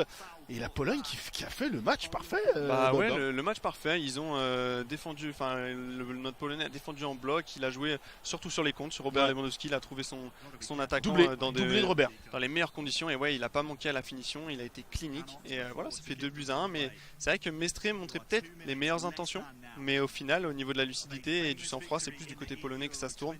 Et ça fait 2-1. Et ici, on va très logiquement gagner un petit peu de temps. Voilà, on va dégager. Trouver sur le côté Josviak. Et ça va être terminé. 2-1, vous le voyez, doublé de Robert Lewandowski, un but pour Morata et un très très gros raté pour Morata, on le signale forcément. Ouais, gros raté de Morata qui a de grosses conséquences. Il y avait un face-à-face avec un gardien pour Alvaro Morata, il a été raté. Et malheureusement, vous le savez, hein, quand vous connaissez bien l'histoire du football, l'histoire de PES, un raté face au gardien, ça équivaut toujours à probablement et certainement un but en face pour l'adversaire. Ça a été le cas. Only Zico qui bat Mestre, qui offre pour l'instant l'avantage à cette équipe de Pologne dans cette demi-finale. La surprise, la sensation polonaise continue alors que tout avait bien commencé. On voit le ralenti évidemment, les highlights de cette partie avec les buts. Tout avait bien commencé avec cette masterclass vraiment de Mestre. Ce double contact sur le côté de Gérard Moreno qui dépose un caviar littéralement à Morata. Il n'a plus qu'à reprendre le ballon. Voilà, on voit clac clac, c'est fait, tu ne me vois plus. Et là derrière, tranquillement, je peux battre le gardien à bout portant. À ce moment-là du match, on peut s'inquiéter pour la Pologne parce que Mestre a le ballon. Mestre garde très bien la balle et se crée pas mal de situations intéressantes. Ouais, on le voit encore une fois ici avec Marcos Llorente là, qui va monter progressivement ce jeu en triangle. C'était superbement bien joué. Morata, le décalage, la frappe pied gauche, forcément c'est pas son pied préférentiel et du coup la frappe qui trouve un arrêt, mais dans l'intention, comme je disais tout à l'heure, c'était vraiment le joueur le plus en vue, alors qu'on a eu une réaction tout de suite derrière avec Robert Lewandowski, déjà une première frappe, on l'a dit, dans cet angle fermé compliqué, et on sentait progressivement que la Pologne commençait à revenir. Et puis là et voilà, il y a cette séquence où on va chercher normalement Robert Lewandowski, il va se faire un peu de réussite quand même, et c'est là. Et là, la relance qui est mauvaise, plutôt peut-être bien anticipée aussi de la part de Only Zico, mais comme tu le disais, on peut pas se permettre. Tu sais que quand je vois ça, j'ai des démons qui reviennent de Pogba à la 89e minute. Non mais c'est vrai, c'est des pertes de balles que tu peux pas te permettre dans ce genre de zone du terrain avec des joueurs. Surtout que la sanction elle est immédiate. Le but il a l'air tellement simple, un petit triangle. Alors on peut sur la ralenti on peut analyser beaucoup de choses. Il y a la perte de balle, il y a aussi le défenseur qui sur la passe s'efface complètement. C'est assez terrible et Lewandowski il a pu qu'à la mettre. Il y a cette occasion aussi. On va même pas nous la montrer. On va pas nous la montrer du coup. L'occasion évidemment de revoir les sponsors, mais aussi les statistiques détaillées. Déjà, je suis surpris. 39% de possession pour l'Espagne. C'est vrai que j'avais plus en seconde période, la Pologne a le ballon. C'est ça, ouais, c'est ça. Au final, le jeu qui s'est complètement inversé. Et surtout, 122 passes pour les Polonais sur l'ensemble de la partie, 75 pour l'Espagne. C'est-à-dire à partir du moment où Zoniziko a égalisé, Mestre il a lentement mais sûrement disparu des débats et de la circulation, même si en termes de tir c'est à peu près kiff-kiff. Je pense que si on a enchaîné aussi vite les stats et avancé le débrief, c'est que le deuxième match ne va pas tarder à commencer évidemment. Alors il y a des fans polonais, hein, visiblement Lewandowski forcément. Let's go Poland, respect évidemment. Est-ce qu'il aura son ballon d'or? Moi c'est la question que je me pose. C'est vrai qu'un jour ce serait beau quand même qu'il ait son ballon d'or pour ces saisons là qui vient de cette année. Cette année forcément c'est compliqué avec l'Euro, mais il peut pas non plus porter toute une nation tout seul, quoique il est en train de le faire. Il est en train de le faire de manière virtuelle, tout à fait, de manière virtuelle sur eFootball PES, tout à fait. Vous avez encore le temps évidemment de voter pour votre nation préférée. Voilà, Vamos Mestre Spain, Vamos España, avec vous voyez juste en dessous de l'écran sur le bandeau Euro 2021-Poland pour la Pologne du coup, ou Euro 2021-Spain pour l'Espagne. Pour l'instant c'est la Pologne qui a pris les devants dans ce match, et devant mérité, hein. Doublé de Lewandowski. Alors certes, le scénario du match fait que c'est dur pour les Espagnols. Il y a cette perte de balle un peu bête qui est sanctionnée. Il y a aussi ce face-à-face raté qui derrière est puni. Et il aurait pu prendre beaucoup plus cher en termes de tarifs, l'ami Mestre. On est reparti, cette fois-ci c'est Joseg qui va défendre les couleurs évidemment espagnoles dans ce match. Face à lui il sera opposé à Jancio pour représenter la Pologne. Écoutez Joseg, on va vouloir mettre les choses au clair d'entrée avec une grosse entame de match comme pour Mestre. Récupération polonaise, on va tenter un petit peu de tempérer les ardeurs de Joseg en construisant et en conservant le ballon notamment. Ouais exactement, on a démarré très fort là pour le coup. Du côté de Joseg, finalement c'est la Pologne là, qui va mettre le pied sur le cuir avec encore une fois Krychowiak en sentinelle en milieu de terrain. On a Krychowiak d'un côté et on a Sergi Busquets de l'autre côté. C'est vrai que c'est les deux joueurs qui n'ont pas forcément le même niveau, hein. Clairement on peut même pas les mettre dans la même catégorie, mais ils ont le même poste. En tout cas attention cette phase. C'est pas terminé peut-être. Oh, le tacle est venu de très loin. C'est ça qui est fort avec ces Polonais, c'est leur faculté à réagir comme ça et d'un coup trouver une passe là qui va casser les lignes. Elle était magnifique cette passe en profondeur. On va revoir la faute ici. Le tacle il est rendu. Mais la passe était absolument magnifique. Bon du coup il y aura faute quoi qu'il arrive, mais attention pour Zidierski, ouais.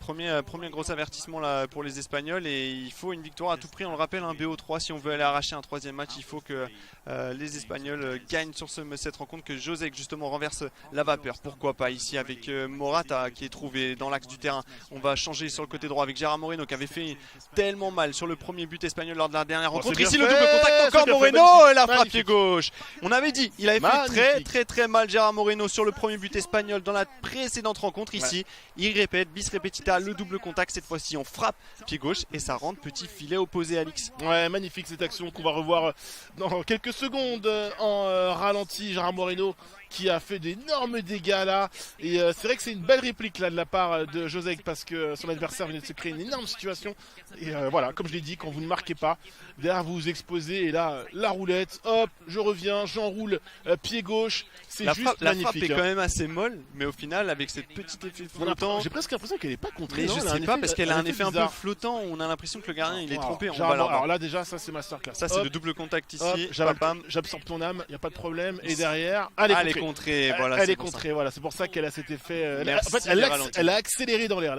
Exactement, tu sais, elle a eu ce côté où elle a giclé un petit peu derrière, tu vois, et tromper le gardien, et là Gérard Moreno du pied gauche, qui est son mauvais pied si je dis pas de bêtises, qui arrive quand même à trouver les filets, et là faudra pas que Joseg fasse la même erreur que son collègue lors du premier match. Il faut rester concentré, et pourquoi pas essayer d'aller faire le break. À savoir se faire déborder comme son adversaire, son coéquipier s'était retrouvé dans cette situation lors du match précédent. Les Ben Bednarek avec Krychowiak, la plaque tournante de cette équipe de Pologne. Linetti avec Zderski qui du coup est averti, un premier joueur averti de cette rencontre. On va chercher un décalage, on conserve tellement bien le ballon côté polonais. Après on sait que c'est des joueurs puissants et techniques, donc du coup on va jouer s'appuyer sur ces caractéristiques forcément dans le mode recalibré. C'est là-dessus que les joueurs polonais, évidemment manette en main, vont capitaliser. Mikel Oyarzabal sur le côté gauche qui va perdre cette balle face à Kozlowski qui va prendre un petit peu d'espace. Il a vu l'excellent appel de balle de Zderski qui ne peut pas passer son vis-à-vis. Et là côté Joseg, on va tenter d'aspirer un peu sur l'adversaire. Attention, la perte de balle, le sauvetage sur la ligne. On était à ça du but gag du tournoi, hein. Clairement c'est vrai que ce dégagement, on avait un bon pressing, hein, mais le dégagement pleine tête, attention le corner, la parade du gardien ici, la petite claquette, on s'est envolé. Chaleur sur le but espagnol. Il fait très chaud, un peu comme le premier match, on marque très tôt, mais derrière la Pologne qui vient pousser. Là on a beaucoup d'appels dans la surface, le beau centre là il va être donné, on cherche Lewandowski encore une fois, qui va pas pouvoir récupérer ce ballon. L'Espagne qui va pouvoir souffler, attention à pas perdre de ballon bête comme ça avait été le cas par Mestre. Finalement là voilà, on fait bien tourner, là on reconnaît un peu l'Espagne et Diogo Llorente qui va pouvoir trouver son attaquant, et c'est tout de suite Gerard Moreno qui est trouvé là ici. J'ai pas le détail, mais je pense que Lewandowski doit avoir une belle carte quand même, Ah, il a l'air incroyable, hein. Ouais, attention, oh là là, magnifique encore une fois. On va pouvoir s'en sortir peut-être côté polonais avec Linetti avec Glick, Kamil Glick, l'ancien défenseur de l'AS Monaco, champion de France d'ailleurs, Kamil Glick, si je ne dis plus de bêtises, non c'est ça, avec Monaco tout à fait, champion de France. Lewandowski avec Zderski qui a vu l'appel de balle d'un coéquipier, il va protéger son ballon, il le fait tellement bien. La protection de balle des Polonais est assez impressionnante, hein, et pour l'instant on joue très bien avec ça. Ouais, exactement. À défaut de pouvoir aller très vite vers l'avant, autant bien la conserver, contrôle, remise, passe, vision de jeu là-dessus. C'est plutôt pas mal ce que nous propose Jantzou, qui est sous pression avec Joseg. Deuxième but espagnol ferait tellement de dégâts dans ce match avec Koke. La bonne intervention là sur le fil de la Pologne, mais il y avait surtout une position de hors-jeu de la part de qui était hors-jeu du coup. Je sais pas, c'est une faute, hein. Je crois qu'on nous montre plutôt de Marcos Llorente. Ok, je pensais qu'il y avait une position d'hors-jeu. Non, je crois que c'est la faute sur Krychowiak. Et carton jaune pour Marcos Llorente. Tirage de maillot, on m'indique tirage de maillot à côté de moi. Joël qui suit les moindres faits et gestes de ce match, il est là pour justement veiller au grain. Et évidemment pour les supporters de Joël, sachez qu'il va mieux. Oui, il va mieux, il commence à se rétablir. Un petit peu à aller mieux. On voit des sourires, vous inquiétez pas, il sera de retour tout à l'heure pour commenter la fin de cette compétition sans aucun doute. En tout cas, là on retourne sur cette rencontre, 34e minute de jeu déjà, Alix. La Pologne qui est toujours menée, on voit des appels là, mais finalement l'Espagne bien en bloc qui arrive pour l'instant à bien contenir notre joueur polonais. Ouais, Krychowiak avec Zerzok, avec personne si, Lewandowski en pivot qui tient bien le ballon, c'est bien fait de la part de Lewandowski. Dommage, il ne trouve pas de partenaire dans la surface de réparation. Attention parce qu'on sent que c'est un moment un peu charnière de la partie là. Il n'y a aucune des deux équipes vraiment qui domine, il y a beaucoup de jeu au milieu de terrain et ça peut basculer d'un côté comme de l'autre. Évidemment c'est un moment important pour la Pologne qui est menée, un moment important pour l'Espagne qui pourrait faire la différence avec Gerard Moreno qui fait définitivement beaucoup de misère à son vis-à-vis à chaque fois. Gerard Moreno très il se régale. Techniquement, hein, je m'attendais pas à ça, c'est vrai qu'il fait une très bonne saison, hein. Je crois que c'est du côté de Villarreal si je dis pas de bêtises, Gerard Moreno, mais c'est vrai que je m'attendais pas à ce que techniquement il soit aussi à l'aise, alors qu'on voyait même, je reprends l'équipe de France, des fois des joueurs qu'on a l'habitude de voir très techniques, rater beaucoup de contrôle, avoir du mal à enchaîner et tout. C'est vrai que Gerard Moreno a l'air d'être un très bon joueur. Ici c'est la Pologne qui a toujours le ballon avec Linetti, très bonne passe ici, on casse des lignes. Attention Lewandowski là qui va être trop, finalement il laisse passer, ça fait le but. Magnifique. L'intelligence de Robert Lewandowski et plus précisément du joueur polonais ici qui va laisser passer le ballon pour Zwierzik, je vais jamais réussir à dire son nom. Zwierzik pardon, qui vient inscrire ici et égaliser. On va le voir déjà, une ligne cassée ici, c'est magnifique. Là, la petite passe en première intention, Lewandowski qui ne va pas prendre le ballon. On laisse couler magnifique. Et c'est très bien joué. Ouais, collectivement c'est beau, c'est un beau but. Ça respire le football, hein. Dans ces deux matchs on a eu des très beaux buts pour l'instant. Des très belles séquences et on voit tout de suite la reprise. Un petit bout du pied quand même, on a un petit pointard. Mais tu sais, dans la vie, un petit pointard des familles. Ça marche, Ronaldinho nous en a délivré des magnifiques. C'est vrai que de temps en temps ça fait le taf. Un petit pointard juste avant la fin de cette première période. Nous sommes dans le temps additionnel. Attention parce que là il y a une grosse perte de balles sur l'engagement de la part des Espagnols. Attention, Joseg là qui est en danger. On va prendre son temps. Kulowski, c'est dedans. Incroyable scénario. On perd sa possession sur l'engagement. Et qu'est-ce qui se passe? Ça, mon cher Bob, je te vois surpris. C'est une phase de jeu à la PES. Vous ne ratez votre engagement. Vous ne voyez pas la tête de Joël qui a la bouche totalement ouverte. Il est totalement surpris lui aussi. Et derrière, l'action, elle est d'une fluidité, les amis, incroyable. Récupération, c'est simple. Entre la récupération, si je dis pas de bêtises, il y a eu 3 passes. Il y a eu 3 passes. Est-ce qu'on peut quand même dire les termes? On est sur un angle là. Alors on sait que sur l'autre jeu ça arrive quand même très souvent. Mais ça arrive très souvent sur PES. Et j'ai l'impression qu'on est vraiment sur un angle où la défense était complètement inerte. On a l'impression que le joueur espagnol ne pouvait même pas contrôler, ne même pas défendre. Pour être précis, c'est même un contre-angle. Parce qu'à la base, l'engagement devait être pour Joseg, récupération et derrière contre-méta. Hein, mais on avait une équipe d'Espagne qui était tétanisée avec des milieux qui n'étaient pas du tout à leur poste et on a l'impression que Joseg ne pouvait absolument rien faire. Jancio qui s'est très bien engouffré et qui a, tu l'as très bien dit, en 3 passes réussi à tromper la vigilance des Espagnols, mais c'est vrai que c'est un peu dur à digérer, je pense. Attention Bob, parce qu'on a eu droit à une déception dans la demi-finale avec la défaite et l'élimination de la France. Surprise. Là, on pourra avoir une sacrée déception côté espagnol avec peut-être une qualification en finale. En tout cas, pour l'instant, virtuellement, ils y sont. Les Polonais, puisqu'ils mènent une victoire et potentiellement une deuxième victoire dans ce BO3, dans cette demi-finale. Il va falloir réagir. Côté espagnol, peut-être là. Et c'est le poteau. Je crois que c'est le poteau, c'est l'équerre. C'est tout ça. Il y a hors-jeu de toute façon. J'allais dire quelque chose, je vais du coup me retenir, je vais la garder pour la prochaine. T'allais mettre un tir à Morata. Ouais, j'allais mettre une balle gratuite à Morata, mais du coup on va s'abstenir pour l'instant. Mais c'est vrai que l'Espagne ce serait une grosse surprise et je pense que du coup sur les réseaux ça va pas mal faire parler parce qu'on se rappelle l'eFootball Pro, il y a eu beaucoup de contentieux entre le Bayern Munich et l'AS Monaco, entre les Espagnols et les Français. Je pense, c'est une idée, je pense que l'Espagne était plutôt content déjà sportivement parlant, mais aussi pour le trash talk qu'on connaît très bien, de voir la France sortir et là ça pourrait leur retomber dessus. Attention le karma quoi justement, mais pour l'instant rien n'est fini à l'X, il reste encore du temps. Alors qu'il y a eu un petit sacrifice là de la part de Kozlowski, on suivra ça évidemment sur Twitter notamment. Moi je vais me délecter des tweets de Joël après et je pense qu'on va suivre l'actualité Twitter bien sûr. Évidemment, alors que la côté polonais on va se mettre en mode contre évidemment face à l'équipe d'Espagne, on peut supposer que José va avoir une grosse réaction. En tout cas, que ce soit côté serbe au dépend des Bleus ou côté polonais pour l'instant au dépend des Espagnols, je suis forcé de constater que la Pologne joue très bien. C'est très propre. C'est très propre. Hein. Il y a peu de pertes de balles, il y a vraiment pas beaucoup de déchets, c'est assez fort et au niveau du sang-froid, comme ça avoir réussi à remettre un instant de momentum et de vraiment venir forcer l'égalisation et le 2-1 comme ça juste avant la mi-temps, c'était très bien réalisé. Carton là. Ouais, il y a une bonne faute. Carton pour Gérard. Ouais, il y a une bonne faute clairement. Je pense que le carton est de mise, c'est vrai qu'on a un petit carton jaune, des changements qui vont être effectués j'imagine. Un petit carton là de la part de Gérard Moreno, on est en train peut-être de perdre un petit peu ses nerfs alors que Marcos Llorente... Je sais pas si t'as vu, on a changé des tactiques au niveau de Morata, on lui a demandé de jouer vraiment. Attention Bob, parce que en plus on a les comptes favorables, ils sont vraiment très physiques. Les joueurs polonais jouent très bien le coup. Attention Lewandowski qui se retrouve dans une situation centrée, c'est peut-être à lui un peu présomptueux. Là il y avait du monde, il y avait vraiment du monde espagnol, il n'y avait pas grand monde justement du côté polonais, tu l'avais dit. Un peu d'espace là pour Oyarzabal, cette balle ne sort pas, en touche, elle ne sortira pas. Là va c'est lui Milic. Très bon retour là de Milic qui s'est complètement donné sur cette action. Attention le corner. Le corner qui va être joué peut-être directement. Oui, on cherche pas une combinaison.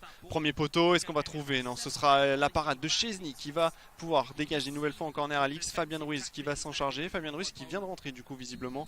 Et c'est finalement Thiago qui lui aussi est frais. Thiago qui va tirer là au deuxième poteau. La tête et l'égalisation de l'Espagne. C'est Alvaro Morata. Il me fait mentir, j'allais lui mettre une balle gratuite. Et honnêtement, il est venu déclencher une très belle tête. Et cette passe, ce centre de Thiago ici, magnifique. On n'a pas de sortie du gardien. Il saute plus haut que tout le monde. Et il saute plus haut que tout le monde. Une détente à la CR7 qui permet à l'Espagne de rester en vie dans cette rencontre. Ouais, le corner qui est très bien frappé, il est magnifique. très bien repris.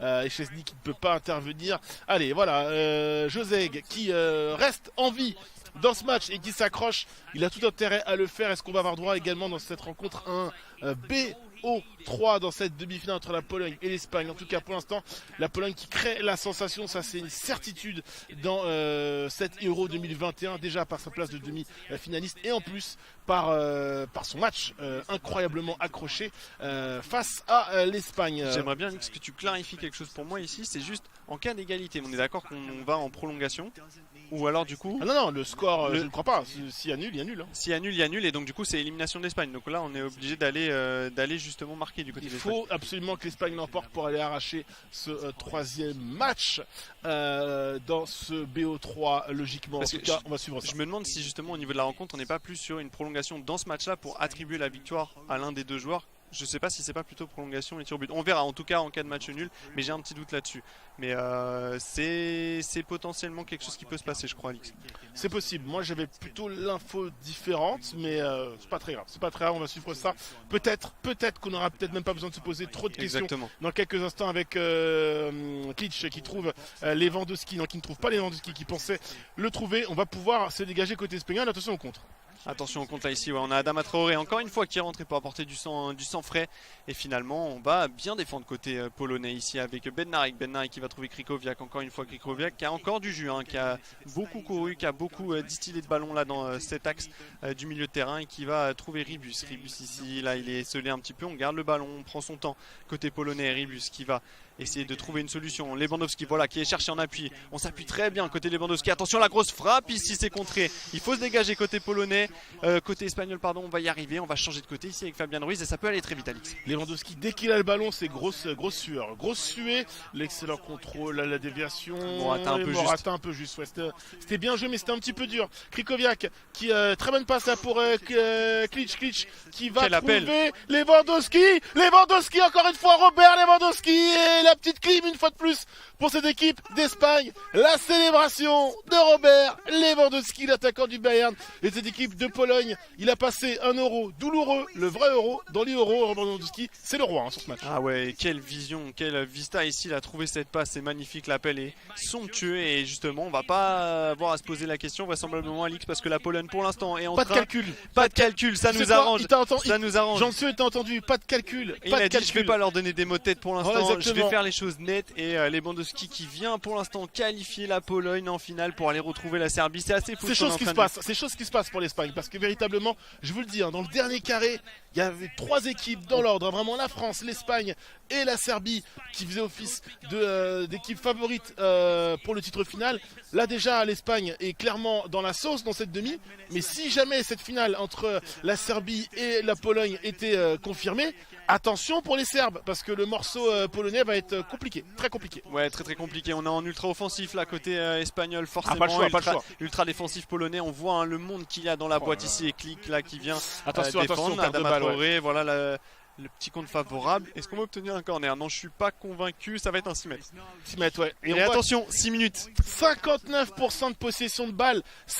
Alors ça, honnêtement, quand on connaît la qualité des joueurs espagnols, ce qu'ils proposent en eFootball Pro ou autre, c'est une donnée importante. Les Espagnols, ils sont très forts en possession, ils sont très forts pour faire des combinaisons d'attaque placées dans le jeu. Là, voir qu'ils n'ont pas la possession, ça montre les difficultés des joueurs espagnols et des joueurs du Bayern Munich dans cette confrontation. attention Bob, on est peut-être à 4 minutes, 3 minutes et là, de la plus grosse surprise. Tout là, peut jouer peut-être ici là, sur ce contre, justement là avec Konachi qui va peut-être servir à son attaquant Lewandowski qui demande le ballon. Il est indestructible. Il le demande. Il est indestructible. Oh, c'est donné un peu tard, je pense. Il a fait un tout droit, il a résisté à 3 tacles environ. Non, je rigole, il a résisté à 2 tacles. Attention, on va mettre cette balle au frigo. Là on la met au frais, clairement et c'est très intelligent. C'est pas si facile que ça à faire, hein. Vous dites peut-être qu'il gagne du temps chez vous, mais c'est vraiment pas évident. Il y a 3 minutes de temps additionnel et là on a un pressing assez inquiétant du côté espagnol. Et il y aura des trous. On ressort très bien un côté polonais, attention, on ressort très bien. C'est magnifique ce que j'en suis en train de nous réaliser, je vous le dis. C'est très fort ce que nous fait le joueur polonais. 30 secondes, il faut lâcher cette balle, José. Si tu le beau ballon dans cette partie, Morata, incroyable Morata, oh, c'est incroyable, ça touche la barre. Ça touche la barre. C'est incroyable. Voilà, Morata nous fait une Morata et c'est la Pologne, Alix, qui va se qualifier et qui va l'emporter malgré cette dernière occasion d'Alvaro Morata qui nous a fait une spéciale, j'ai envie de te dire. Voilà, j'ai le droit de le placer. Morata qui rate le coche là, mais en même temps il manquait de juste, c'était la fin de match et c'est bien les Polonais et on va pas enlever cette grosse performance parce que ce match il était assez exceptionnel de la part de la Pologne tant sur le match aller que sur le match retour. Ça fait 2-0 contre l'Espagne. Et ce sera donc une finale Pologne contre Serbie. Ça tremble en Europe. L'Espagne, grande favorite de cette demi-finale, vient de nous quitter dans cette Euro 2021. Et Bob, on va le dire, et le pire, c'est que c'est mérité. Ouais, avec la manière. Avec la manière, vraiment, cette équipe de Pologne qui a fait preuve d'abnégation, de résilience et surtout de qualité de jeu. Même si, c'est vrai, Alvaro Morata a raté probablement une dinguerie en fin de match. J'aimerais la revoir en ralenti parce qu'il y a eu des contres, il y a eu des, tu vois, il y a eu des reprises, j'ai pas trop compris. Et pourtant, ça a démarré encore une fois très bien. C'est ça que je comprends pas. Ils ont pas réussi à capitaliser sur leur grosse entame de match. Oui, très très grosse entame, magnifique but, comme l'avait fait Mestre. Là, même s'il y a un contre dans l'intention, c'est propre ce que réalise notre joueur espagnol ici avec Gérard Moreno. Et derrière, un peu moins de sang-froid. On va le voir ici, notamment déjà. Grosse alerte. On a deux doigts de prendre une correction. C'est ça. On a deux doigts de prendre une cagade là-dessus. Grosse alerte avec ce dégagement là en plein visage du Polonais. Et derrière, on a la 43e minute de jeu activée. La deuxième côté polonais ici. Cette passe est folle. Hein. C'est magnifique. La première passe est folle et puis l'action et Lewandowski qui s'efface. C'est ça. On dirait vraiment le vrai football où ton collègue qui est derrière toi te dit laisse. Et là derrière, voilà, il arrive à terminer. C'est propre. C'est très très propre ce qu'a réalisé la Pologne dans cette rencontre. C'est vrai qu'on est encore un peu sous le choc, Alice. Ouais, sous le choc, alors que le deuxième but polonais, c'est une erreur directe de la part de Joseg qui perd le possession de balle sur l'engagement. C'est assez terrible. Et puis derrière, il y a encore cette fois-ci Robert Lewandowski qui en fin de seconde période vient mettre le but de la gagne. Morata qui cafouille, on ne sait pas trop. Pourtant, Morata, on verra le ralenti. Pourtant, Morata a marqué des buts, a été important en pivot. Il a raté des choses incroyables. Mais il a aussi raté des choses incroyables. C'est ce qui manque un peu aux joueurs. Et là, tu fais la différence entre Morata et Lewandowski. Il y a une classe d'écart, clairement. Et ça s'est senti dans cette rencontre. Et ben, l'information principale, chers amis, c'est que la finale de cette Euro 2021 va opposer la Serbie à la Pologne. Qui l'eût cru, qui aurait parié sur cette finale, sur cette affiche, lorsqu'on avait la France en lice dans ces demi-finales, lorsqu'on avait l'Espagne et également ça va faire mal à nos amis, et notamment Alex Alguacil qui, vous l'avez vu, est sur le plateau du stream anglais. Hein. Lui, forcément, il a vu ses coéquipiers de l'eFootball Pro perdre malheureusement cette demi-finale. Espagne qui nous quitte, la France qui nous a quitté il y a quelques minutes de cela. Ce sera la Serbie ou la Pologne pour le titre européen. On se retrouve dans quelques minutes pour la suite de cette compétition et surtout pour la finale de l'Euro 2021.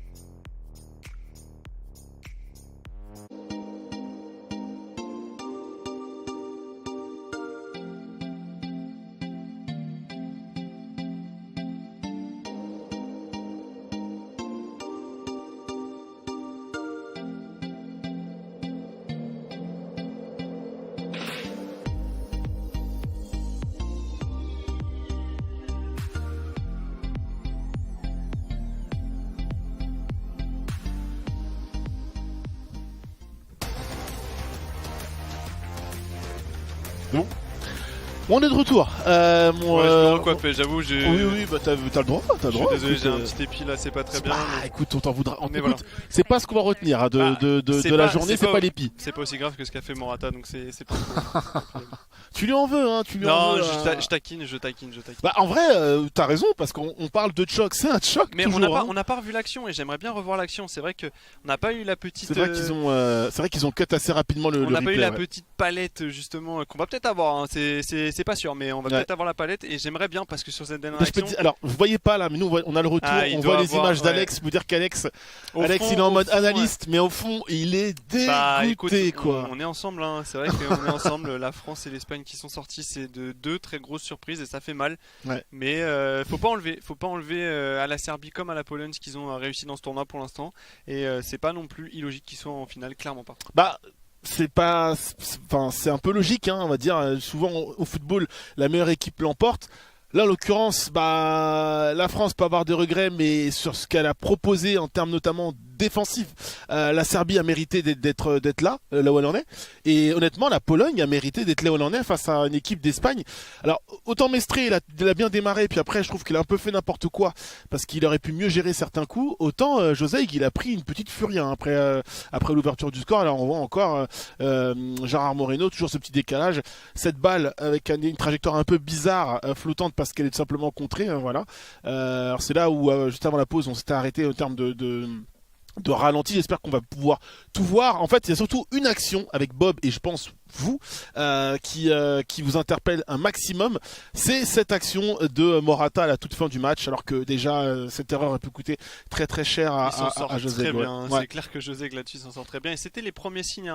Et là, t'as l'action. Là, vous avez The Action collective. Elle est incroyable. Cette passe. Même si le milieu espagnol est un peu aux fraises. Oui, il y a un milieu qui bug un peu sur l'action. Mais cette passe, et puis comme on disait, le fait de laisser filer pour son attaquant, surtout quand c'est Robert Lewandowski, on se dit qu'il va prendre ses responsabilités. Et là, c'est juste un symbole. Cette passe est juste somptueuse. Alors là, Bob, on est à la 45e. Tu te dis, engagement pour l'Espagne, il y a potentiellement une possession pour José. Eh ben non. Récupération rapide, et là, contre-engagement, contre-en-goal.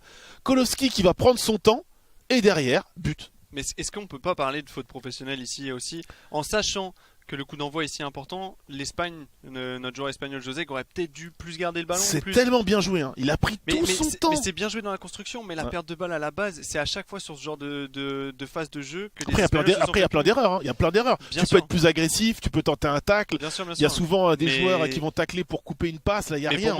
Pour moi, quand tu es joueur professionnel à ce niveau-là et que tu sais l'impact d'un coup d'envoi, tu es obligé d'essayer de la mettre au frais et de la garder pour pouvoir aller à la deuxième mi-temps. Enfin, pour moi, ça fait partie quand même des fautes professionnelles. C'est là où les joueurs doivent travailler pour être excellent, et là pour le coup il ne l'a pas été.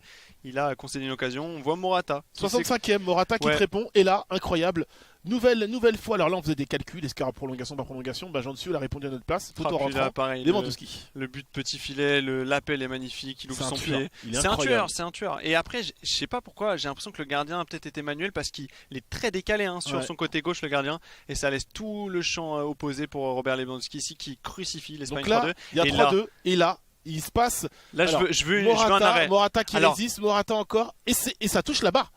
Ça touche la barre, je crois que ça touche la barre. Mais là ce qui est important, c'est le début de cette action, et c'est dommage qu'on n'ait pas les autres ralentis sur d'autres angles et tout ça, mais Morata, au début, il est quand même bien bousculé. Déjà, il arrive à tenir debout, ce qui n'est pas évident. Oui. Je pense que il a le physique pour après. Hein. Je pense que dans le vrai football, on aurait vu des gens tomber, clairement.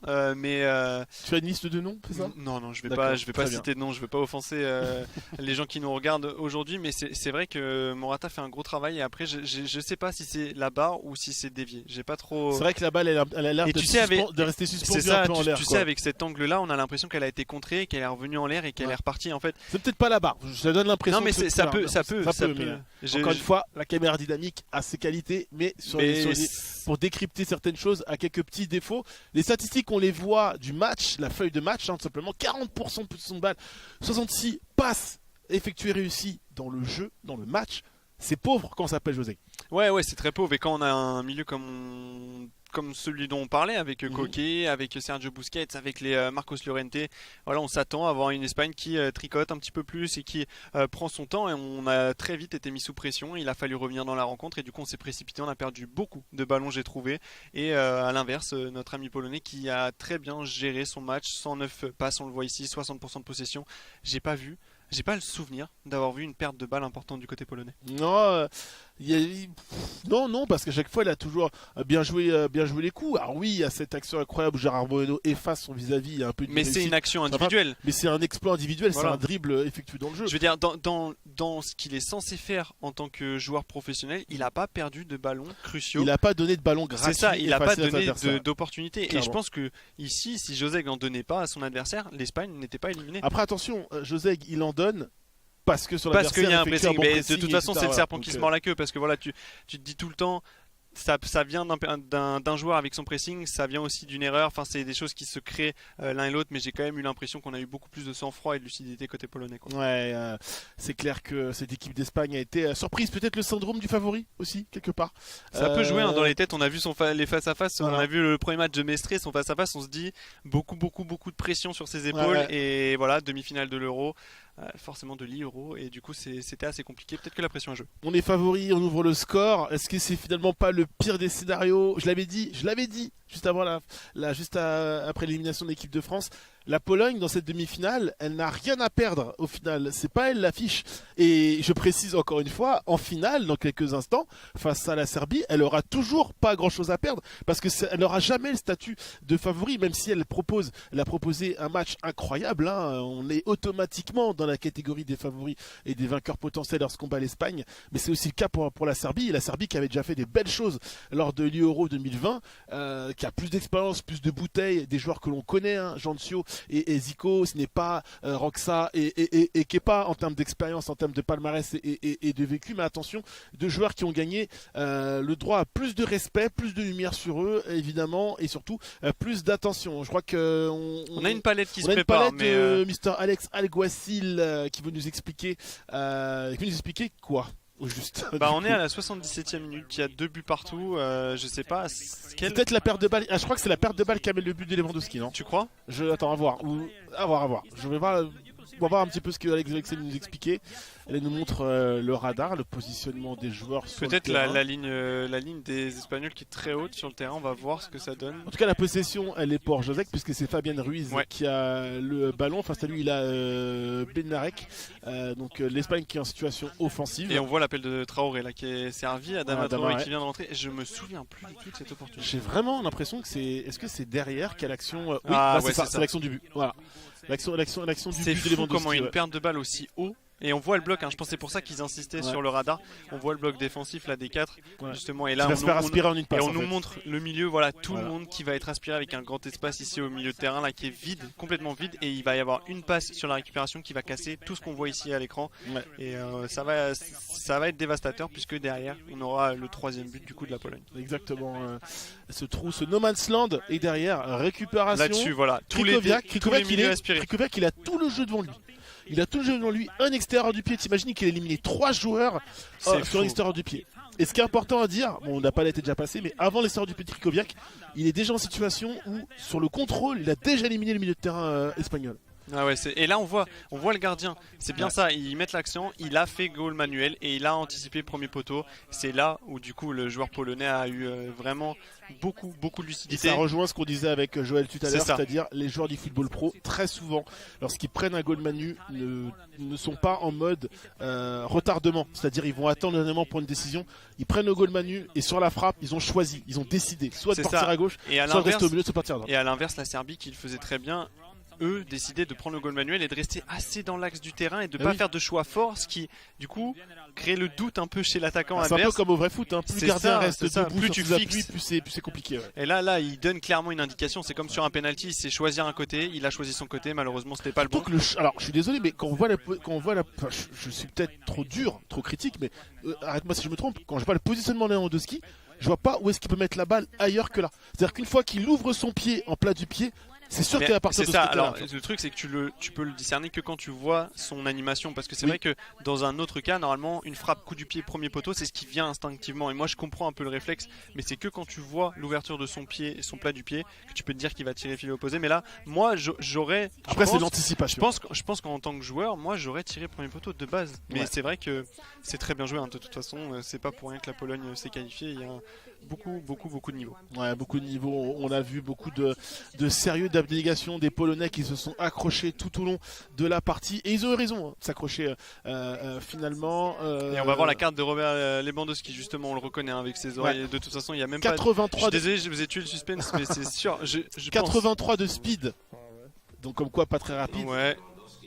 Ah voilà, on a la réponse ici. Mais 85 de dribble, surtout 93 de shoot dans la Mestrée que l'on voit. De toute façon, avec l'image, la photo, c'était sûr. Exactement. Et puis c'est vrai que ça correspond très bien. Ces 93 de tirs, comme tu le disais, qui sont assez fous. Et ces 85 de physique, de force, ça fait beaucoup de différence. Quand tu as un joueur en pivot comme ça, c'est excellent. Allez, on va jouer.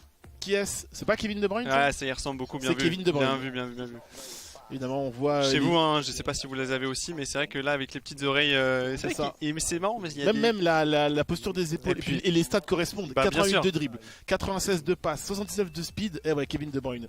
J'aurais peut-être vu plus de moyenne en shoot. Le meilleur milieu du monde actuellement. Si on parle de milieu offensif, je le trouve absolument exceptionnel. Allez, on va essayer de deviner un troisième joueur. Oui, il est dur celui-là. 86 de speed, 86 de dribble, 82 de passe. Oui, il est dur. J'aurais peut-être dit Memphis, non? C'est intéressant. J'aurais peut-être dit Memphis. Je l'ai pas du tout. Je ne l'ai pas du tout. C'est pas Mbappé, c'est sûr, parce que Mbappé a beaucoup plus en vitesse. À un moment, j'hésitais avec Karim Benzema, mais ça me surprend qu'il y ait deux fois un joueur hollandais, hein, du coup, mais j'aurais dit Depay. Bien vu. Le physionomiste. Memphis Depay, évidemment, au niveau des oreilles et de la tête. Des stats intéressantes aussi, un côté Memphis Depay. Très complet. Une très belle fiche de stats. Hein, c'est vrai que j'ai l'habitude de dire carte, autant pour moi. C'est vrai que c'est plus une fiche détaillée, en effet. C'est ça. Alors, le quatrième joueur, si on a un. Oula. 65 de speed, c'est un gardien de but. C'est Donnarumma. C'est Donnarumma, c'est un gardien de but. Je pense que c'est Donnarumma, clairement. Ouais, 42 shoot, 48 de dribble, 61 de passe, 52 de def, 42 de force. En fait, ils ont fait exprès parce qu'ils auraient mis les stats de gardien, on aurait deviné tout de suite. Mais oui, c'est ça. C'est ce que je me disais. C'est Gianluigi Donnarumma, évidemment. Qui signe du côté du PSG, hein, si je ne m'abuse. Juste après l'Euro. Pour faire ton plus grand bonheur, forcément. Ah, très bon gardien. Exactement. Modric. Ça, il n'y a même pas de. C'est instantanément. Luka Modric. Évidemment, on reconnaît la qualité de passe. 91 en passe, 87 en dribble, 71 en shoot. Vous êtes peut-être un petit peu dur là au niveau des stats de shoot. 72 de speed, on est dans la réalité. 62 de force. C'est vrai que Modric il tire pas beaucoup, mais quand il met des frappes. C'est ça. Oh là là, attention, ça fait mal. On voit Barbosa évidemment et Modric, le capitaine de cette équipe, si je ne dis pas de bêtises, le brassard de cette équipe de Croatie. Bien sûr. Bon, je sais pas si on va jouer encore très longtemps, forcément. C'est sympa, c'est vrai que c'est sympa, c'est un petit peu ludique. Oula. Oh, celui-là, il se complique un petit peu. 78 de speed, 78 de dribble, 82 de passe, 93 de shoot. C'est un attaquant. 85 de. Oh, ça peut être qui ça? Harry Kane. Harry Kane, ok. Harry Kane. Là, j'ai dit un attaquant. Moi, j'aurais un BU. Ouais, j'aurais peut-être dit un peu moins rapide. C'est pour ça que je me suis laissé un peu tromper, mais ouais, Harry Kane. 78 de dribble, ouais. Okay. Après, en passe, ils peuvent l'augmenter. Il a encore été meilleur passeur de première ligue. C'est vrai qu'en passe, c'est un peu choquant. Harry Kane qui mérite largement plus que ça pour moi. Est-ce que l'Angleterre va aller au bout du vrai Euro? Telle est la question. Ça, on suivra ça plus tard. Évidemment, on va rester concentré sur 7 euros. C'était drôle ça, comme c'est sympa, c'est sympa. Il aurait fallu faire ça un petit peu avant. On aurait pu se marrer. En tout cas, du coup, j'avais presque tout le monde sauf Kane. Donc, ouais, non, très bon. Tu as un très bon score là-dessus, aucun problème. Ouais. Qu'est-ce qu'on attend? T'as vu en observateur la Serbie, puis t'as vu avec moi et commenté la Pologne. Qu'est-ce que tu attends de cette finale? Déjà, un pronostic pour commencer pour toi. Serbie, Pologne, qui sera à l'issue de cette soirée déclaré champion d'Europe? Moi, je vois quand même la Serbie, parce que j'ai trouvé la France au-dessus quand même de l'Espagne dans le jeu, pas dans la finition parce que c'est ce qui a manqué à la France clairement, mais je vois quand même la Serbie parce qu'ils ont été vraiment impressionnants, je trouve. Donc ouais, je dirais la Serbie. Après, la Pologne peut faire la surprise. On joue sur un BO5 si je dis pas de bêtises, ce qui va changer aussi la donne. Ça peut être très très important et j'ai l'impression que sur la régularité, la Serbie aura peut-être l'avantage. Démarrer fort et tenir. Mais je vois pas une victoire écrasante 3-0 de la Serbie par exemple. Je vois quand même la Pologne aller chercher un résultat résultat, aller au moins gagner un match. Je ne sais pas sur quelle rencontre, mais je vois la Pologne aller quand même inquiéter un peu la Serbie, mais sur la régularité, sur le long terme, la Serbie gagner quoi. Tu vois un potentiel 3-1, ouais. 3-2, clairement 3-1. Clairement un 3-1. D'accord, un 3-1. Écoute, moi, mon prono, je vois aussi la Serbie l'emporter parce que c'est une équipe qui était déjà là dans le dernier carré l'année dernière, parce que c'est une équipe qui connaît, surtout ces joueurs qui ont énormément d'expérience. Je suis pas certain qu'ils vont tomber dans le même piège que les Espagnols, ils sont avertis. En fait, moi j'ai eu l'impression que la Serbie a beaucoup moins déjoué que l'a fait l'Espagne. Et puis mine de rien dans les têtes, tu sais, ouais, quand l'Italie élimine la France, ils ont un pied déjà avec le trophée, enfin, un pied. Ils ont déjà une main sur le trophée. J'ai l'impression que la Serbie c'est un peu pour moi la même physionomie. T'élimines la France qui, honnêtement, de toutes les équipes depuis le début de cette édition de l'Euro est la favorite en termes de régularité, de résultats, de puissance offensive, bref de tout. Même s'ils ont eu des difficultés, ils ont eu des matchs un peu plus compliqués à négocier que d'autres. La France, voilà, fait vraiment figure d'épouvantail. Il n'y a plus l'Espagne. C'est très important de le noter. Il n'y a plus l'Espagne, ça prend dans la tête des Serbes. Même si ça ne doit pas rendre la finale plus facile, il n'y a quand même plus l'Espagne au menu. C'est notre salade. Et voilà, encore une fois, je ne suis pas certain que les Serbes vont tomber dans le même piège que les Espagnols. Après, attention, la Pologne n'a pas été que piégeuse dans ce match. Elle a montré des belles qualités au niveau du jeu, elle a bien joué, elle a affiché du beau football.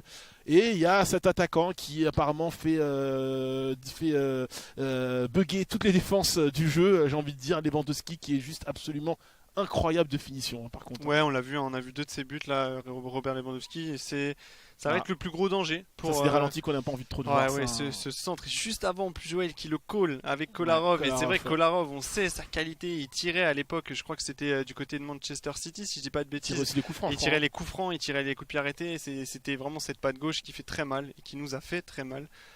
Et puis là on revoit du coup encore une fois ce but. Ce but, c'est vrai que ce but il est magnifique. Ouais. Ce but il est magnifique, le fait de laisser passer cette petite passe juste avant. Et la perte de balle de Sissoko. On pourra pas se plaindre parce qu'il y a eu quand même des vrais buts. Cette perte de balle de Sissoko, je pense qu'on va y penser une bonne partie du week-end. Pour moi c'est une Pogba. Pour moi c'est une Pogba. J'ai ressassé celle de Pogba lors du vrai Euro. Je te rends compte qu'on perd ce match sur ce but. C'est ce but qui après on le perd sur plusieurs choses. Oui, on va pas incriminer, on va pas. Certes, et vu que tu perds 1-0, c'est quand même sur ce but-là que tu quittes la compétition. Mais je trouve que oui, voilà la différence. À part quelques exploits individuels, notamment côté espagnol, la plupart des buts sont venus d'erreurs, de perte de balles. Et puis la Pologne et la Serbie, c'est deux équipes qui aiment bien garder la balle, qui aiment bien ressortir le ballon de leur moitié de terrain, qui le font très bien, qui ont cette capacité parce qu'ils ont des joueurs grâce au rééquilibrage qui ont les épaules, le physique pour conserver le ballon, pour pouvoir se retourner. Même s'ils ne font pas tout très rapidement, ils font tout très bien. Donc je pense que ça va être une belle opposition aussi de style en termes de déjà savoir qui aura la possession. Déjà, ce sera très intéressant de savoir ça parce que deux équipes qui ont la possession et qui ne l'ont pas pour rien, ils développent quelque chose derrière. Et puis le casse-tête Lewandowski pour la Serbie va être quand même assez important. Je pense que c'est le moment de passer comme d'habitude au vote. Qui va soutenir qui du côté de la twittosphère. Évidemment vous connaissez le hashtag Euro 2021-Serbie si vous êtes persuadé que Kepa et Roxa vont être champions d'Europe dans plusieurs minutes et le hashtag Euro 2021-Pologne si vous êtes persuadé que Zoni Zico et Jancio seront champions d'Europe également dans quelques minutes. La Serbie, l'équipe on va dire naturellement favorite de cette finale, ou la grosse surprise, quoi qu'il arrive, ils ont réussi leur Euro, c'est la Pologne, clairement. Ouais, c'est ça. On verra. Moi, comme on l'a dit, moi j'étais plus Serbie, toi aussi. Est-ce que ça va nous faire mentir? Le match va nous faire mentir? Pourquoi pas? Mais j'aurais bien aimé avoir un petit peu leur avis sur le côté de l'analyse desk là-bas, de leur côté, pour savoir, parce que forcément, quand ton équipe vient de se faire éliminer, des fois, t'as pas envie de donner. Je peux te dire qu'Alex, il a bien le sourire pour. Oui. Son équipe a été sortie il y a quelques minutes. Ce petit côté pro chez le joueur. Nous aussi, mine de rien, on essaye, forcément, mine de rien. Je vais pas te faire de la traduction sur les lèvres, mais ce que je peux te dire, c'est qu'Alex, il connaît très très bien Kepa et Roxa. On connaît, comme Joël, comme moi, on connaît très très bien ces joueurs serbes. Et c'est vrai que sur le papier, n'en déplaise à la Pologne, n'en déplaise à tout ce qu'ils ont proposé jusqu'à présent, t'as quand même envie de mettre une pièce sur les Serbes, quoi. Ils ont l'expérience. Cette année, ils sont vraiment en position. En plus, je crois que c'était déjà en finale hein, l'année dernière face aux Italiens.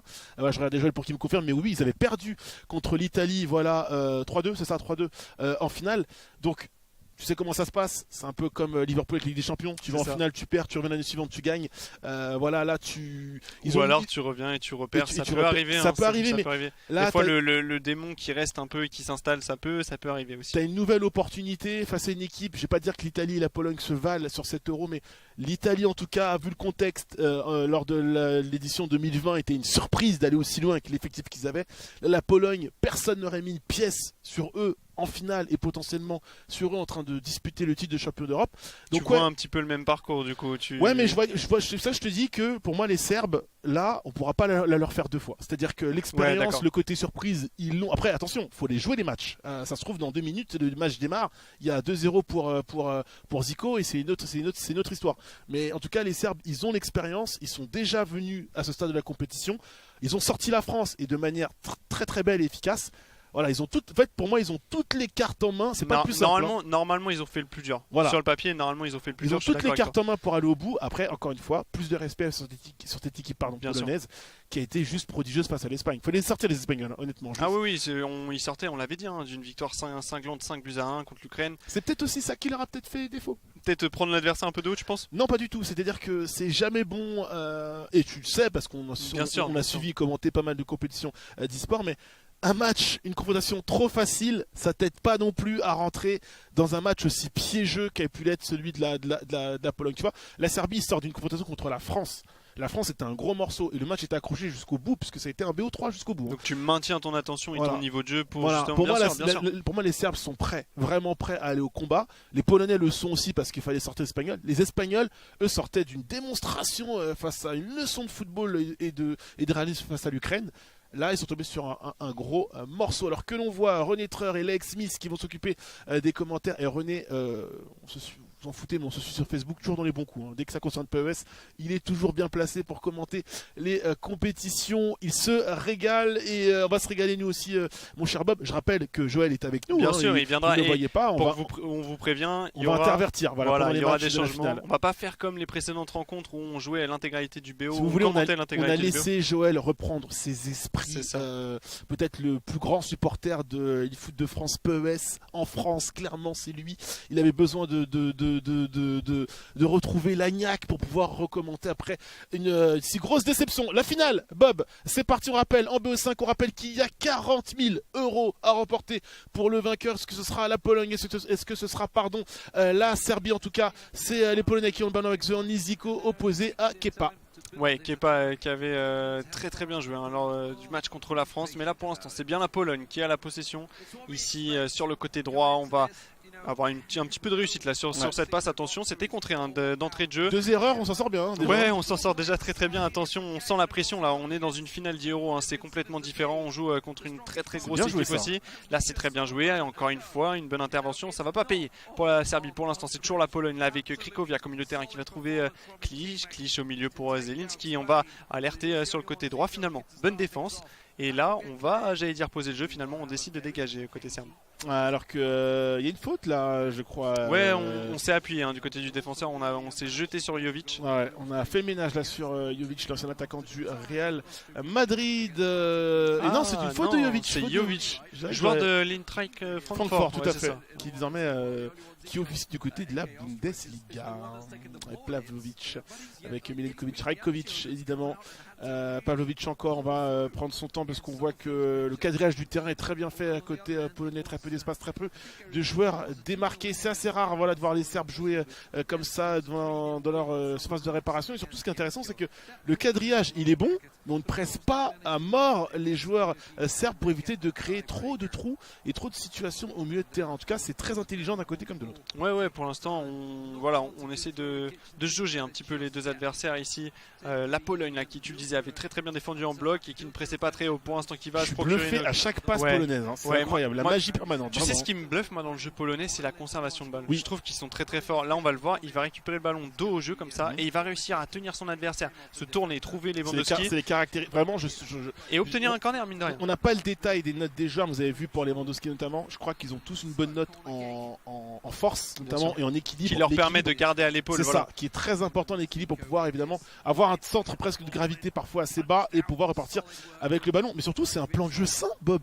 Bien sûr. Contrôle, passe. Contrôle, passe. C'est sans fioriture, c'est d'une simplicité et d'une efficacité absolument remarquable. Et comme tu le disais, pas de gros pressing, voilà, on attend que le ballon vienne pour jouer son occasion tranquillement. Et là, c'est bien fait, attention. C'est bien fait, tu le disais. Si Robert avait touché cette balle, on savait comment ça allait se terminer.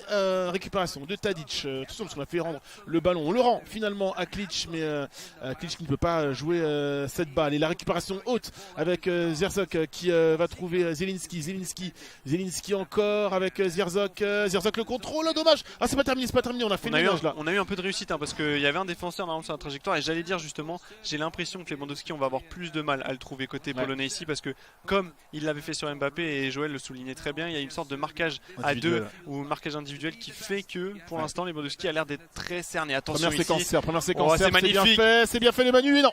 Malgré la prise du Manu, l'ouverture du score, elle est signée de Mitrovic. Encore une fois, ce diable de Mitrovic qui avait fait si mal à l'équipe de France. On n'a pas oublié. Et 1-0 pour cette équipe serbe. Encore une fois, on est sur une petite clim pour l'adversaire. C'est qui est rentré mieux dans la partie? C'est les Polonais. Qui s'est créé leur situation? C'est encore les Polonais. Qui ouvrent le score? C'est les Serbes.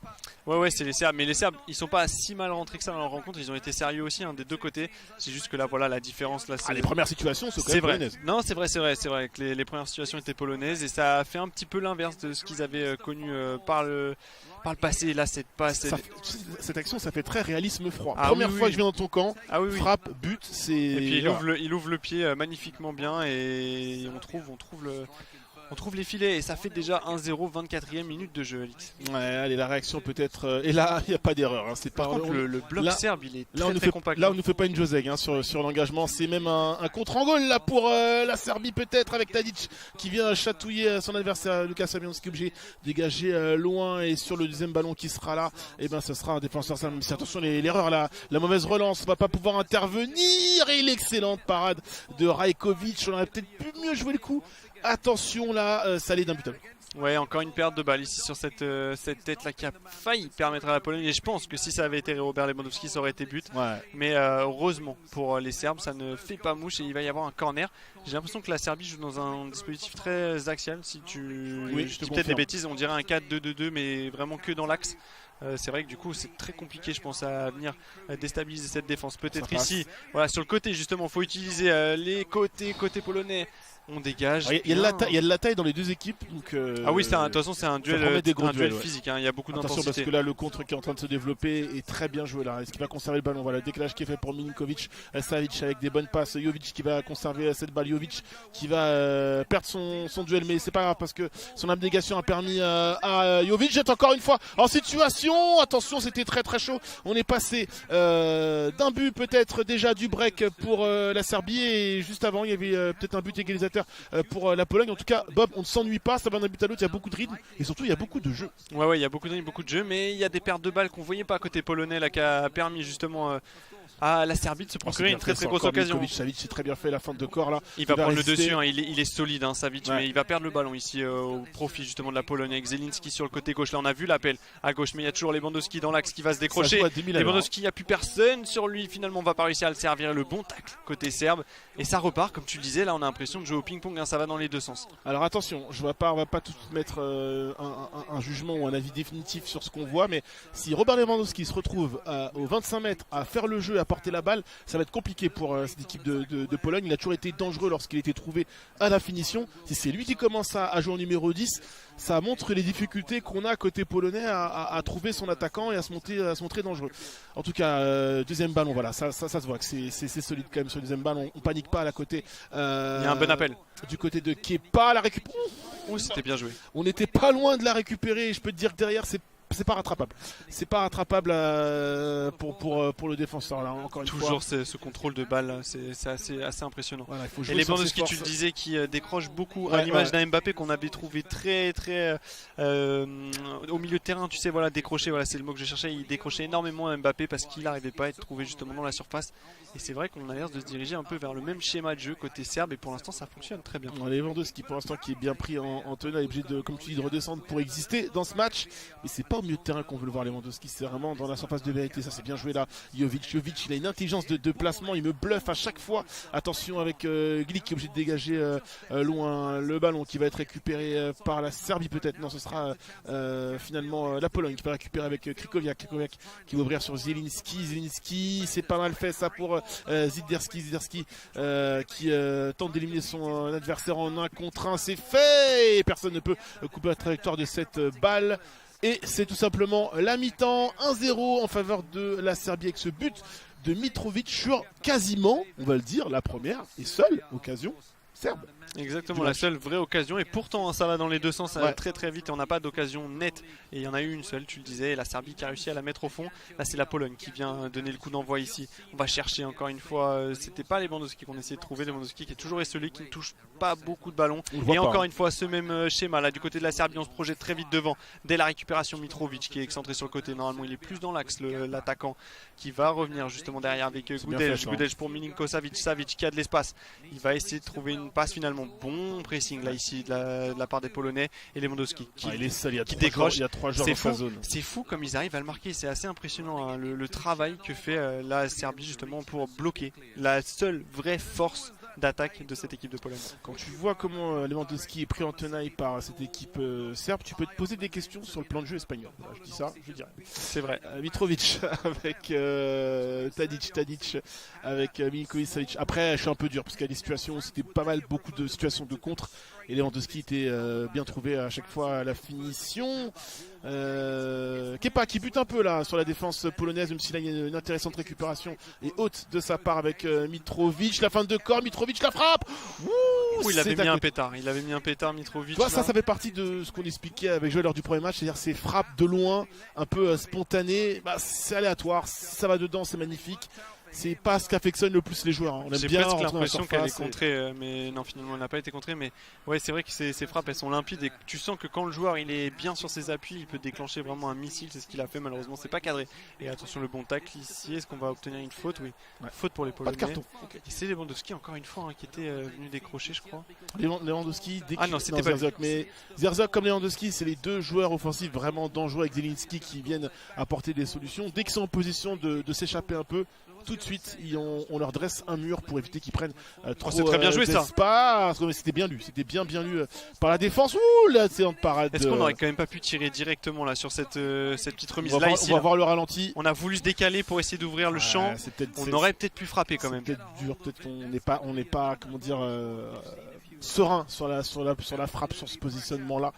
Encore une fois, les joueurs de ce niveau aiment, tu le connais, ils aiment effacer le plus de certitude, effacer le plus d'incertitude qui va arriver possible au moment de tirer. Attention, le corner, la tentative, évidemment au premier poteau avec la déviation, cette technique un peu en escalier que l'on connaît, qui ne date pas de cette compétition évidemment. Je suis même un peu surpris qu'il ait réussi à la placer. Vraiment, il y a toujours un joueur au premier poteau pour la bloquer, et pour l'instant la Pologne c'est timide.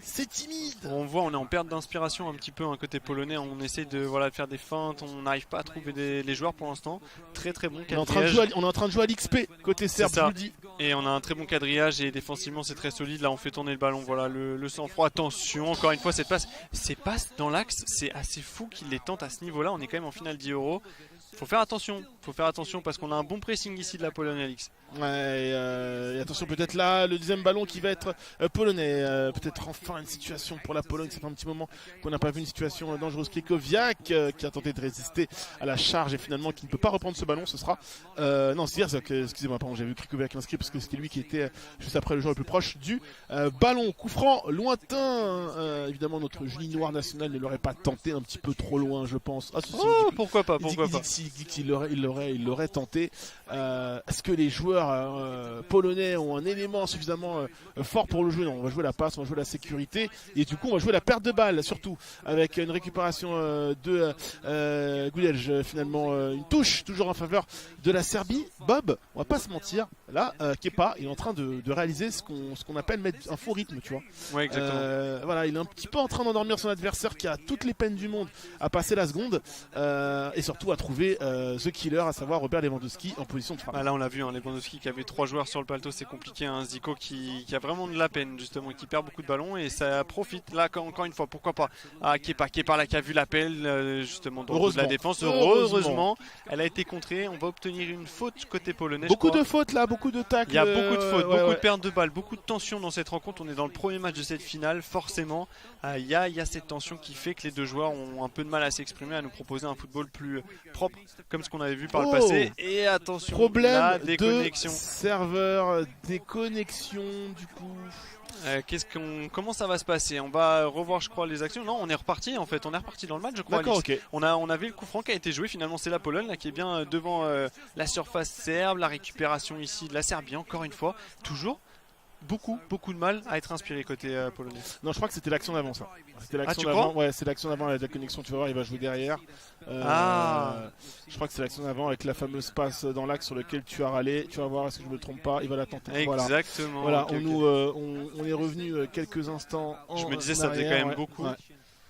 Donc du coup, il y aura un léger petit décalage. Les serveurs, évidemment, sur PES, hein. Ça arrive. Alors, il y a des années où c'était assez... Et comment ça se passe dans ce genre de situation? C'était assez fréquent. Bah écoute, là, je vois qu'on nous remontre l'action. Je comprends pas trop du coup pourquoi on nous montre l'action. On aurait pu repasser directement sur l'analyse desk le temps que... Bah s'il y a un problème de serveur, logiquement, le match doit être repris. On doit reprendre le match. Oui, mais donc du coup c'est quoi? Tu relances un match qui va jusqu'à la 66e? Non, vu que t'as passé l'heure de jeu, pour moi tu joues la dernière demi-heure avec en sachant qu'il y a un but en décomptant le... Voilà. Ouais. Okay. Mais de toute façon on est toujours sur cette action avec ce coup franc qui avait été mal joué. On va s'approcher du moment de la coupure. Voilà, cette touche, c'est le moment où je te disais, du coup je reviens en arrière dans le commentaire. Non, mais exact. Il y a cette espèce de faux rythme. Excusez-nous, hein, on navigue un petit peu à vue parce de toute façon forcément on est un peu obligé de meubler parce que la réalisation nous donne pas autre chose à se mettre sous la main. Et c'était là où je disais que c'était un peu timide côté polonais. Voilà, on arrive au moment de la coupure. Cette situation de jeu qui va être plutôt bien développée, bien jouée là avec Mitrovic qui va prendre son temps, cette balle qui va être contrée. Et là heureusement c'est ici, c'est à ce instant là qu'on a eu la coupure après cette faute où la machine la faucheuse a été mise en route, hein. Un carton un peu bête pour Mitrovic par contre, hein, parce qu'il n'y a pas de danger immédiat. En plus on est dans la moitié de terrain polonaise, pas de feu au lac. Voilà, on va reprendre et nous sommes au moment de cette fameuse coupure avec cette balle qui va être jouée loin. Et c'est parti avec cette récupération, peut-être Robert Lewandowski qui décroche énormément. Lewandowski qui va pas être trouvé. Et on voit il n'est pas trouvé, il est impossible à trouver, à servir. Il est marqué par 2 voire 3 joueurs à chaque fois. Le problème c'est que à force de miser sur lui, ton plan de jeu il est un petit peu lisible. C'est lisible bien sûr. Et du coup si tu n'arrives pas à avoir d'autres solutions que lui pour te montrer dangereux, tu es vite un peu limité. C'est là où la Serbie de toute façon est très intelligente et c'est là où le travail de Kepa est très bon parce qu'ils ont tout de suite ciblé le problème comme il l'avait fait avec la France sur Mbappé. Ils ciblent le problème et ils arrivent justement à le bloquer et à faire le match parfait parce que derrière ils se projettent très vite. Kepa dans les duels il est toujours devant. C'est vrai que là Kepa pour l'instant il fait un très bon match, hein. Kepa qui va servir ici, attention. Allez, le coup franc. On va obtenir un coup franc.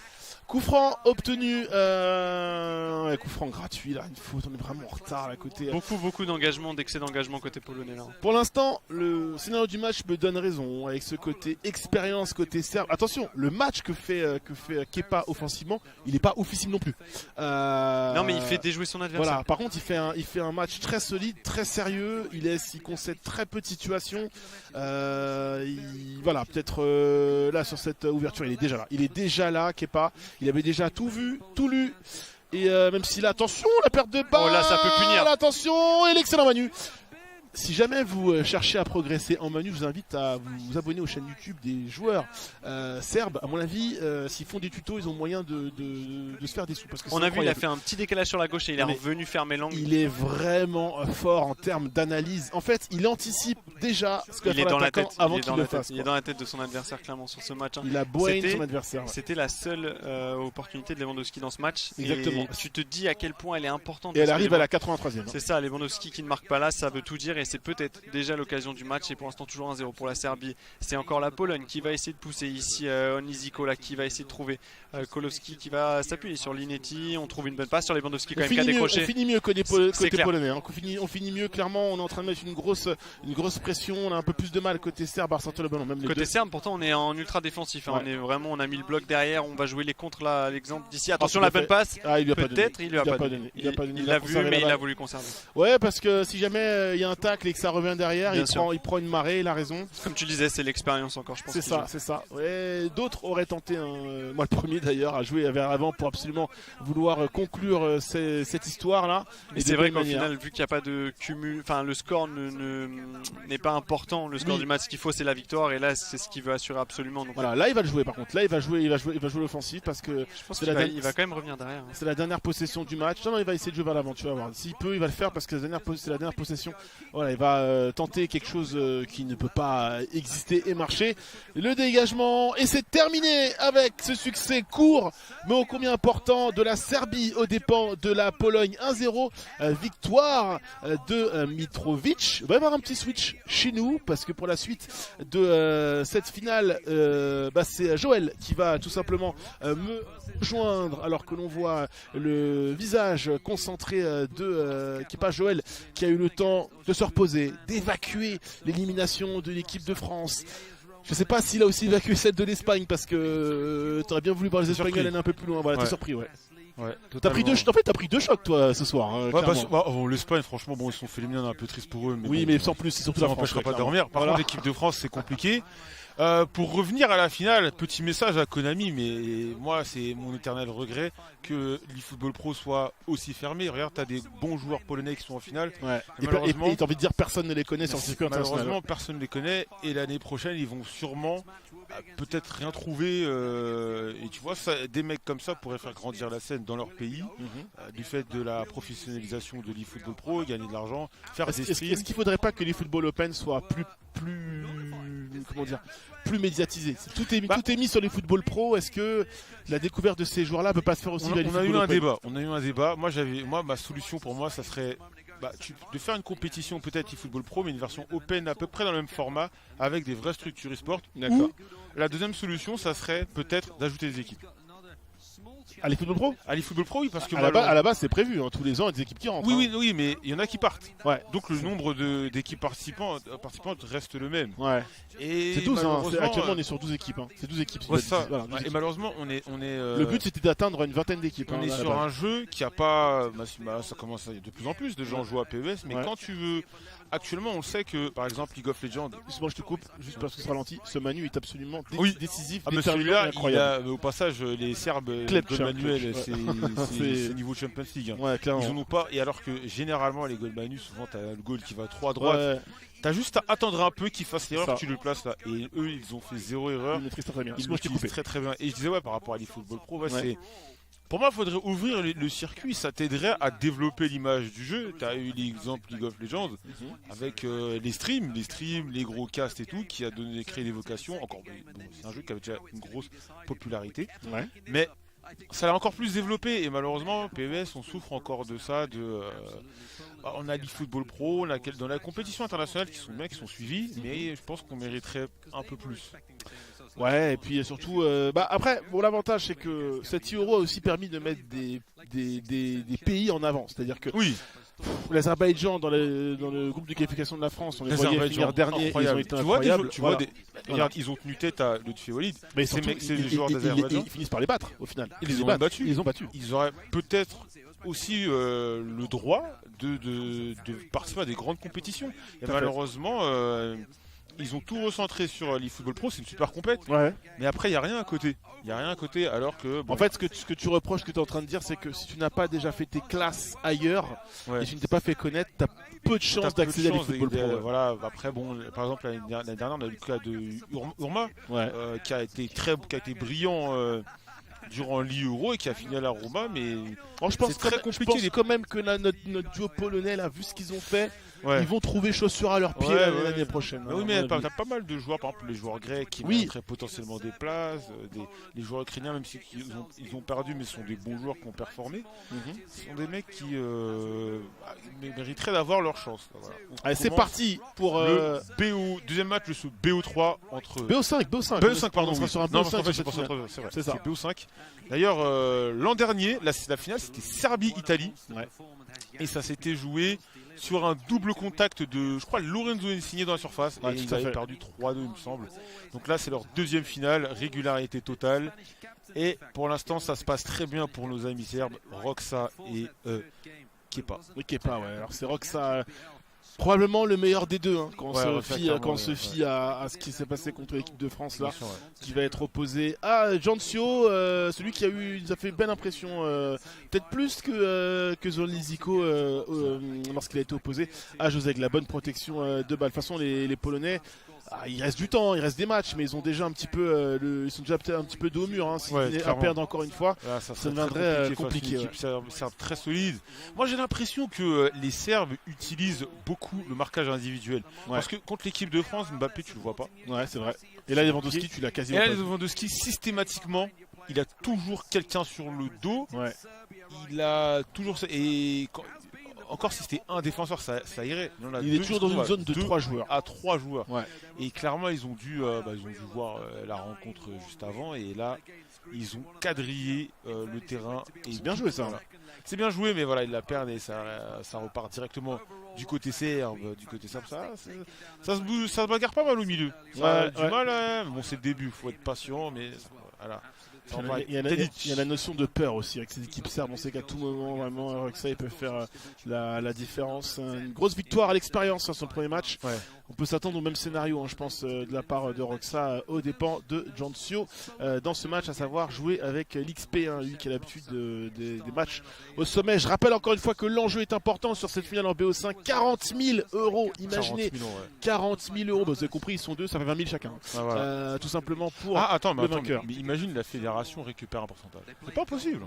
Et c'est ce qui est passé, avec l'équipe d'Italie. C'est pas impossible que la fédération en prenne un pourcentage. Tu sais qu'en plus sur les dotations e-sport, t'as souvent l'État, des choses qui c'est clair. Après ça dépend, je sais que c'était pour Fortnite, le petit jeune de 16 ans c'était Bouga. Attention, il avait gagné 3 millions, au final il avait touché un peu moins d'1 million, 1,5 million en tout. Parce qu'il avait dû lâcher la moitié à l'État de New York parce qu'il n'était pas majeur, tout simplement. Voilà, vous avez pris, je crois que c'est 30% qu'ils prennent. Ensuite il y avait aussi une part d'impôt. Bref, il avait perdu la moitié de ses gains.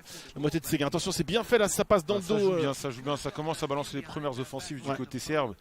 Ça commence à être un petit peu tranchant, mais sans faire but. Les Polonais, je les trouve intéressants dans la circulation de balles. C'est rare de voir des joueurs. C'est remise, contrôle, passe. C'est rare de voir des joueurs pro, mais vraiment abuser des protections de balles, passes. Ils le font pas trop mal malgré le fait qu'ils aient perdu le premier BO, mais c'est plutôt bien géré. Donc, comme je l'avais dit, la dernière équipe que j'avais vu les dernières équipes pro que j'avais vu faire ça, c'était le Celtic. Et ça s'était très très mal passé. Ils se prenaient valise sur valise sur valise sur. Après bon, tu me diras, c'était peut-être des joueurs. Il y avait Indominator. Non, c'était Indominator le joueur hollandais. Non, c'était Indominator et ici O'Neill dans les joueurs du Celtic à l'époque. O'Neill était déjà United. Déjà United. C'était Indominator avec son frère. C'est avec son frère, c'est ça. Voilà. C'est exactement ça. Le nom du troisième, je l'ai plus. J'ai plus le nom du troisième joueur et il avait ce truc, c'était très beau football, beau à voir, mais tu gagnes pas. Et là, il faut que la Pologne fasse très attention parce que c'est beau ce qu'il propose. On revient d'une position de hors-jeu, attention. Gros temps fort là, de la Serbie, c'est bien fait. Hors-jeu, le drapeau s'est levé. Le drapeau s'est levé, ça se joue à une foulée. Parce que là, il allumait, c'était engagement. Engagement pour la Pologne. Très clairement 1-0 pour la Serbie. 35 minutes de jeu. La Serbie se montre assez entreprenante. Pour l'instant, pas d'occasion franche à se mettre sous la dent. Le temps qui file. Et le temps qui file évidemment contre cette équipe de Pologne qui a besoin de marquer et ce assez rapidement à la fin de frappe. Tous les ballons, c'est simple, tous les ballons aux abords de la surface sont récupérés par la Serbie. Bah, ils commencent doucement à poser leur tente, mais ils la récupèrent tranquillement. Les Polonais, ça attaque, ça va devant. Ça repart, attention, il est pressé, attention Lewandowski qui va peut-être... Ah, bien joué, c'est bien défendu. Petite passe. Oh l'erreur, la bourde serbe. C'est une bourde incroyable. Et Zierzak du coup qui marque, il n'a plus qu'à frapper dans le but vide, on va revoir le ralenti. Qu'est-ce qu'il a fait? Tout part en fait là, Lewandowski qui va mettre la pression, la passe. En fait Lewandowski qui contre le ballon. Lewandowski qui contre le ballon. Exactement. Incroyable. Oh la poisse. Aïe. Et du bras. Main de Lewandowski. Oh la frustration. Tu t'imagines, t'arrives en finale, tu te prends un but comme ça. Oh là. Incroyable. Ah ça c'est très dur. Ouverture du score du coup polonaise. Un petit peu contre le cours du jeu et le but est dur. Hein. Non mais clairement moi je pense qu'on va aller au terme du... Je voyais très mal la Serbie mettre... Après ça peut arriver hein, mais mettre un 3-0 à cette équipe de Pologne. Qui est plutôt solide, mais de là à se prendre des buts un peu chanceux, je veux dire. Ah, c'est très dur, c'est très dur. Donc on va voir comment il va. Alors là, il a tous les contres. Il va, tel un bulldozer, il va tout droit, il est indestructible. Voilà, finalement, il va perdre cette balle. La récupération de Tadic. Ça repart avec Jalic.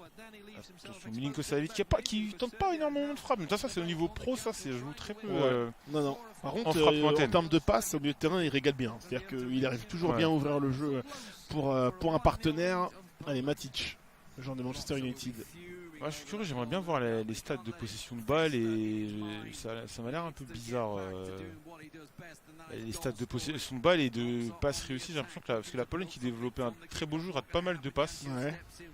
Et possession, j'ai l'impression que c'est kiff-kiff. Hein. Ouais, ça a l'air even. Ça a l'air clairement even, mais je trouve ça un peu. Ils sont un petit peu moins. Je leur ai porté la poisse, j'ai dit ouais, ils ont un beau jeu. C'est bien fait ça, c'est bien fait, c'est très bien fait. Et c'est bien anticipé.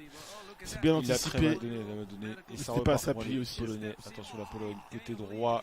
Avec Lewandowski, deux buts. Ah, bien vu. Bah, c'était la meilleure solution, mais il se manque un peu sur la passe.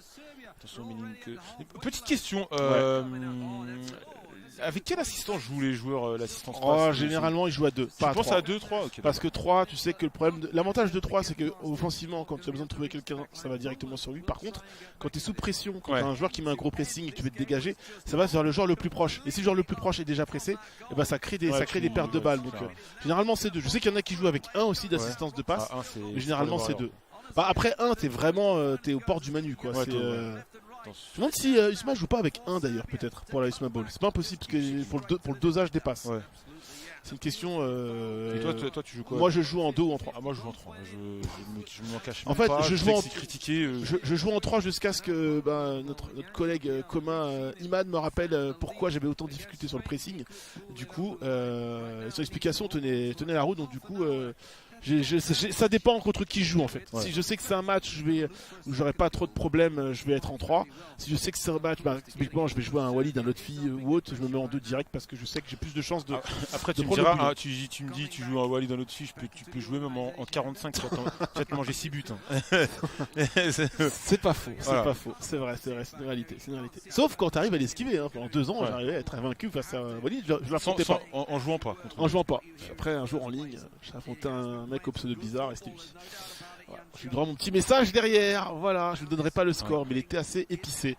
Dans la récupération de Nastasic. Là, on est sur un moment un peu mort dans le match parce que mou. Le ballon qui est joué au milieu de terrain, des pertes de balles et tout ça, ça fait l'avantage encore une fois de la Pologne. Ah, mais la Pologne, qu'est-ce qu'elle est vernie parce que le but vient de nulle part. Ouais, vraiment. C'est un but qui vient de nulle part et qui ne doit jamais exister. Et depuis tout à l'heure, ils mangent dessus. C'est-à-dire qu'ils attaquent sans vraiment attaquer. On n'essaye pas d'être trop dangereux, voilà, on va construire tranquillement. Roxa qui déjoue, c'est rare, hein. C'est très rare. S'il avait pu faire ça tout à l'heure, ça nous aurait bien arrangé. Malheureusement, on va en reparler 1000 fois parce que c'est très dur, mais quand même. Lewandowski, le poteau. Là, c'était un vrai but. Ouais. Là, c'était le but du break. Là, on avait une réaction et on a failli tuer le match. Heureusement pour la Serbie, ça continue. toujours 1-0 pour la Pologne. Est-ce que c'est pas le tournant du match? Le tournant du match, vraiment. Si derrière il y a une égalisation pour la Serbie, ce serait terrible, vraiment, pour cette équipe polonaise. Il y a un appel, il a vu, mais il est immédiatement pris. Il est immédiatement pris, très bien défendu, attention. Ouais, il n'a pas lâché la balle, il est un peu trop porté. Il est un peu croqué là. Ouais. Et ça repart côté droit de la Pologne avec Lewandowski. Pour Ribus, pour Lewandowski. Ribus, c'était pas l'ancien joueur de l'Olympique Lyonnais? Alors là, tu me poses une colle. Il me semble. Bref, c'est pas grave. Ça m'est revenu comme ça, je vérifierai quand j'aurai le temps. Récupération Davidowski avec Klitsch avec Ziderski avec personne si ce n'est Grujic avec Duricic oh oui. Qui a vu Mitrovic, le décalage, c'est bien fait. Tadic, le petit lob, c'est dedans, l'efficacité. C'est magnifique. C'est simple. Magnifique. La maîtrise de Roxa est incroyable. Vraiment. Ça, c'est magnifique. Ça, c'est beau. Oh là là là là là. Le sang-froid qu'il faut. Petite passe. Et là, c'est vrai que le gardien, bon, il veut couvrir son angle, mais il laisse totalement le poteau. Et au passage, on précise en regardant les images, il peut pas faire autre chose. C'est-à-dire que sur le contrôle, lorsqu'il se remet, il y a 2 joueurs devant lui, donc pour enrouler, c'est compliqué. Oh là là. Chesney sort, donc je pense qu'il aurait pu intervenir sur la frappe. Vraiment, l'intelligence de ce petit lob là, de la part de Roxa, petit bijou, petit bonbon, un partout. Et t'imagines juste avant, la Pologne trouve le poteau. Ouais. Et là, je t'ai dit, qu'est-ce que je t'ai dit? Ça peut être le tournant du match. Ouais, t'avais totalement raison. Et là, attention, ça devient très dangereux parce que ça peut partir en furia là. Tadic encore. Parce que ces phases là, on l'a vu. Tadic encore, avec Duricic. Duricic. Oh le poteau. C'est le poteau, je crois bien, qui repousse la tentative de Duricic. C'est quand même compliqué de la mettre d'ici. Il avait pas assez d'angle. Pied droit, c'est dur. Ouais. Pied gauche, c'est autre chose. Voilà. Et il la frappe. Effectivement, il la frappe pied droit. Il la frappe pied droit. C'est dommage. Allez, attention, la réponse peut-être. La réponse, oui. La réponse, oui, c'est bien joué. Oh, c'est bien joué. Le sang-froid incroyable. La leçon de réalisme. Alors qu'il y avait eu un poteau juste avant, mais quel match au mental. Ziderski qui redonne avantage à la Pologne. Oh, c'est très très fort. Et le gardien Manuel qui est battu cette fois-ci, qui a été sorti, il était à la limite de faire quelque chose. Il est loin, il est trop loin. Il est trop loin et c'est la passe qui déstabilise toute la défense plus le gardien de but. Et on se retrouve à 2-1 pour la Pologne. Oh, cette passe incroyable, vraiment. C'est très très très très bien joué, il a très très bien anticipé, il a bien vu l'action avant nous. Le niveau de sang-froid, exactement. Il savait déjà, il avait déjà pris sa décision sur la passe avant même qu'il ait contrôlé. Voilà, ça fait 2-1 sur ce. Surtout le mental, c'est que tu viens d'encaisser un but et derrière, t'as 2 doigts d'encaisser un deuxième et c'est toi qui reviens. Quand beaucoup auraient paniqué ou tenté une frappe immédiatement. Oh, Tadic fait des grosses différences, Tadic. Le centre de Tadic. Pas... Ouh là là là là. Mais on n'est pas. Mais là, c'était pas du côté Kolarov avec ses centres puissants. Allez, évidemment, on va prendre tout son temps côté polonais. C'est important d'égaliser dans ce BO5 avec la récupération de Matic avec parce qu'il joue très long. C'est dangereux ça. Duricic, directement. 10 minutes dans le temps réglementaire. Attention, énorme. On va s'arrêter là. On va s'arrêter là avec ce succès de la Pologne face à la Serbie. Derzok et Ziderski pour offrir ce point important, cette victoire aux Polonais. On va switcher, mon cher Joël, je vais te laisser. Et c'est Bob qui va prendre ma place.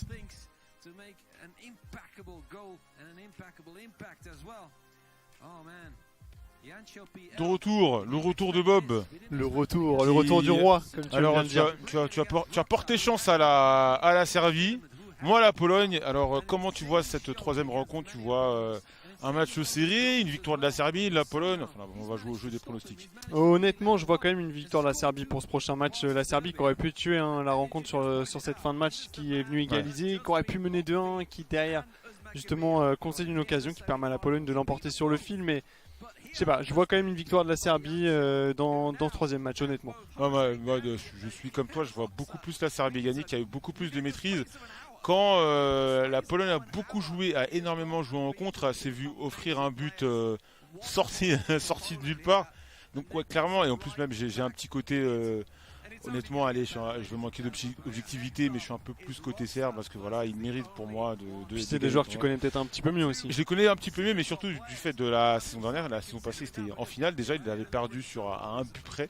Et voilà, je pense que ça serait bien pour les récompenser et surtout pour l'e-sport dans leur pays. En Serbie, ça joue énormément sur Pro Evolution Soccer en dehors des joueurs pros. Ça serait cool de les voir gagner. Mais on espère aussi pour la plaine. On a vu ce but là, on en parle un petit peu. Moi j'étais un peu estomaqué, le but de Lewandowski, enfin la passe décisive de Lewandowski du torse. Ça fait 2 fois que les Polonais ils pressent comme ça et que justement ils peuvent potentiellement marquer sur ce genre de phase de jeu. Ça arrive souvent ça normalement dans PES? En fait, il y a. Comment t'expliquer ça? C'est que sur PES, je pense qu'il aurait dû dégager avec carré parce que généralement quand tu fais, tu dégages à carré, tu sais, il vise. Généralement, tu sais, les côtés des terrains, par exemple, ils visent en touche. Alors que là, quand t'appuies, tu tires à l'écran, ça vise tout droit. Et là, il avait malheureusement Lewandowski sur sa route. Donc, bon pressing. Il aurait peut-être dû dégager tout simplement avec carré, mais bon, il n'était pas. Tu peux pas te douter que comme par hasard tu vas avoir un joueur sur ta route et c'est juste mais ça arrive pas mal ce genre de contre. On a vu ce beau but là ici de Tadic, si je dis pas de bêtises, ce petit extérieur. Exactement. Oh là là. Qui est un peu sur FIFA, je sais que tu étais un peu plus FIFA aussi. Vous avez un peu ce type de but, tu sais, le fin de frappe, lob.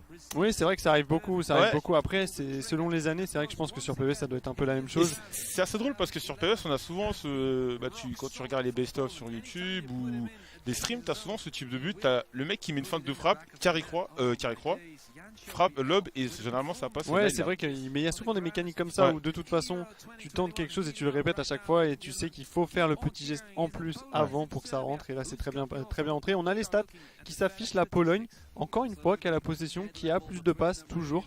La Pologne qui honnêtement est une équipe qui est assez surprenante, je trouve quand même. Ouais, elle joue très bien, en passe, très belle circulation de balles, elle perd pas elle a quand même perdu pas mal de ballons sur ce deuxième match. Je l'ai vu moins à l'aise avec le ballon, mais ça reste quand même pas mal. Elle a pas perdu ce match. Mais comme je le dis souvent sur Pro Evolution Soccer, au niveau pro, la possession de balle, c'est pas toujours ce qui te garantit des victoires, surtout quand tu vois l'équipe de France.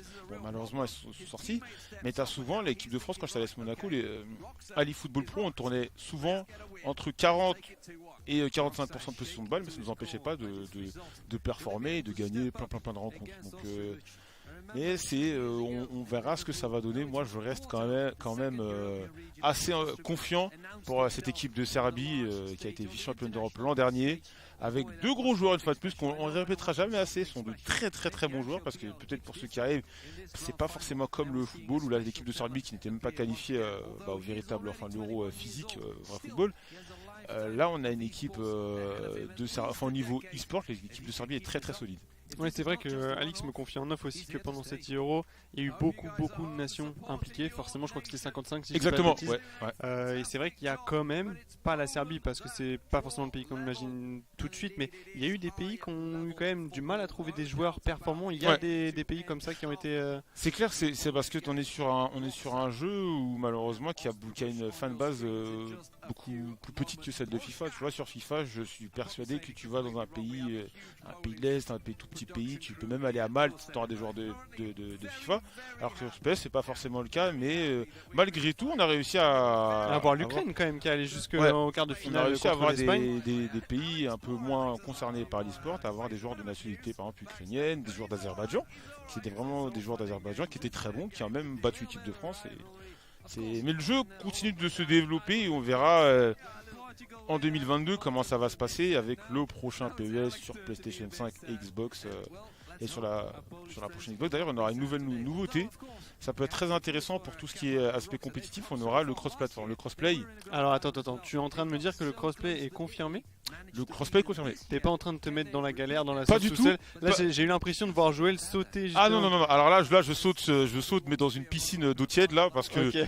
Parce que, alors moi je t'explique, je joue souvent à la bêta, et sur la bêta, en fait quand tu lances un match... Elle est pas encore fermée cette bêta? Elle est toujours ouverte, ouais, et quand tu joues à la bêta, je sais pas parce que j'ai pas joué depuis 3-4 jours, mais quand tu joues, tu peux voir le logo de la console. Ça c'était les rumeurs, mais est-ce que ça indique vraiment officiellement que c'est... Ah oui, bah forcément. Oui, non d'accord, mais c'est pas été confirmé. Ne t'inquiète pas, n'aie pas peur pour moi. D'accord, non, mais moi j'essaie de non, il y aura bien une... Et ça c'est une très bonne nouvelle. Crossplay, et ça peut être très intéressant pour tout ce qui est compétitif. Après, est-ce que ça va s'étendre jusqu'au PC ?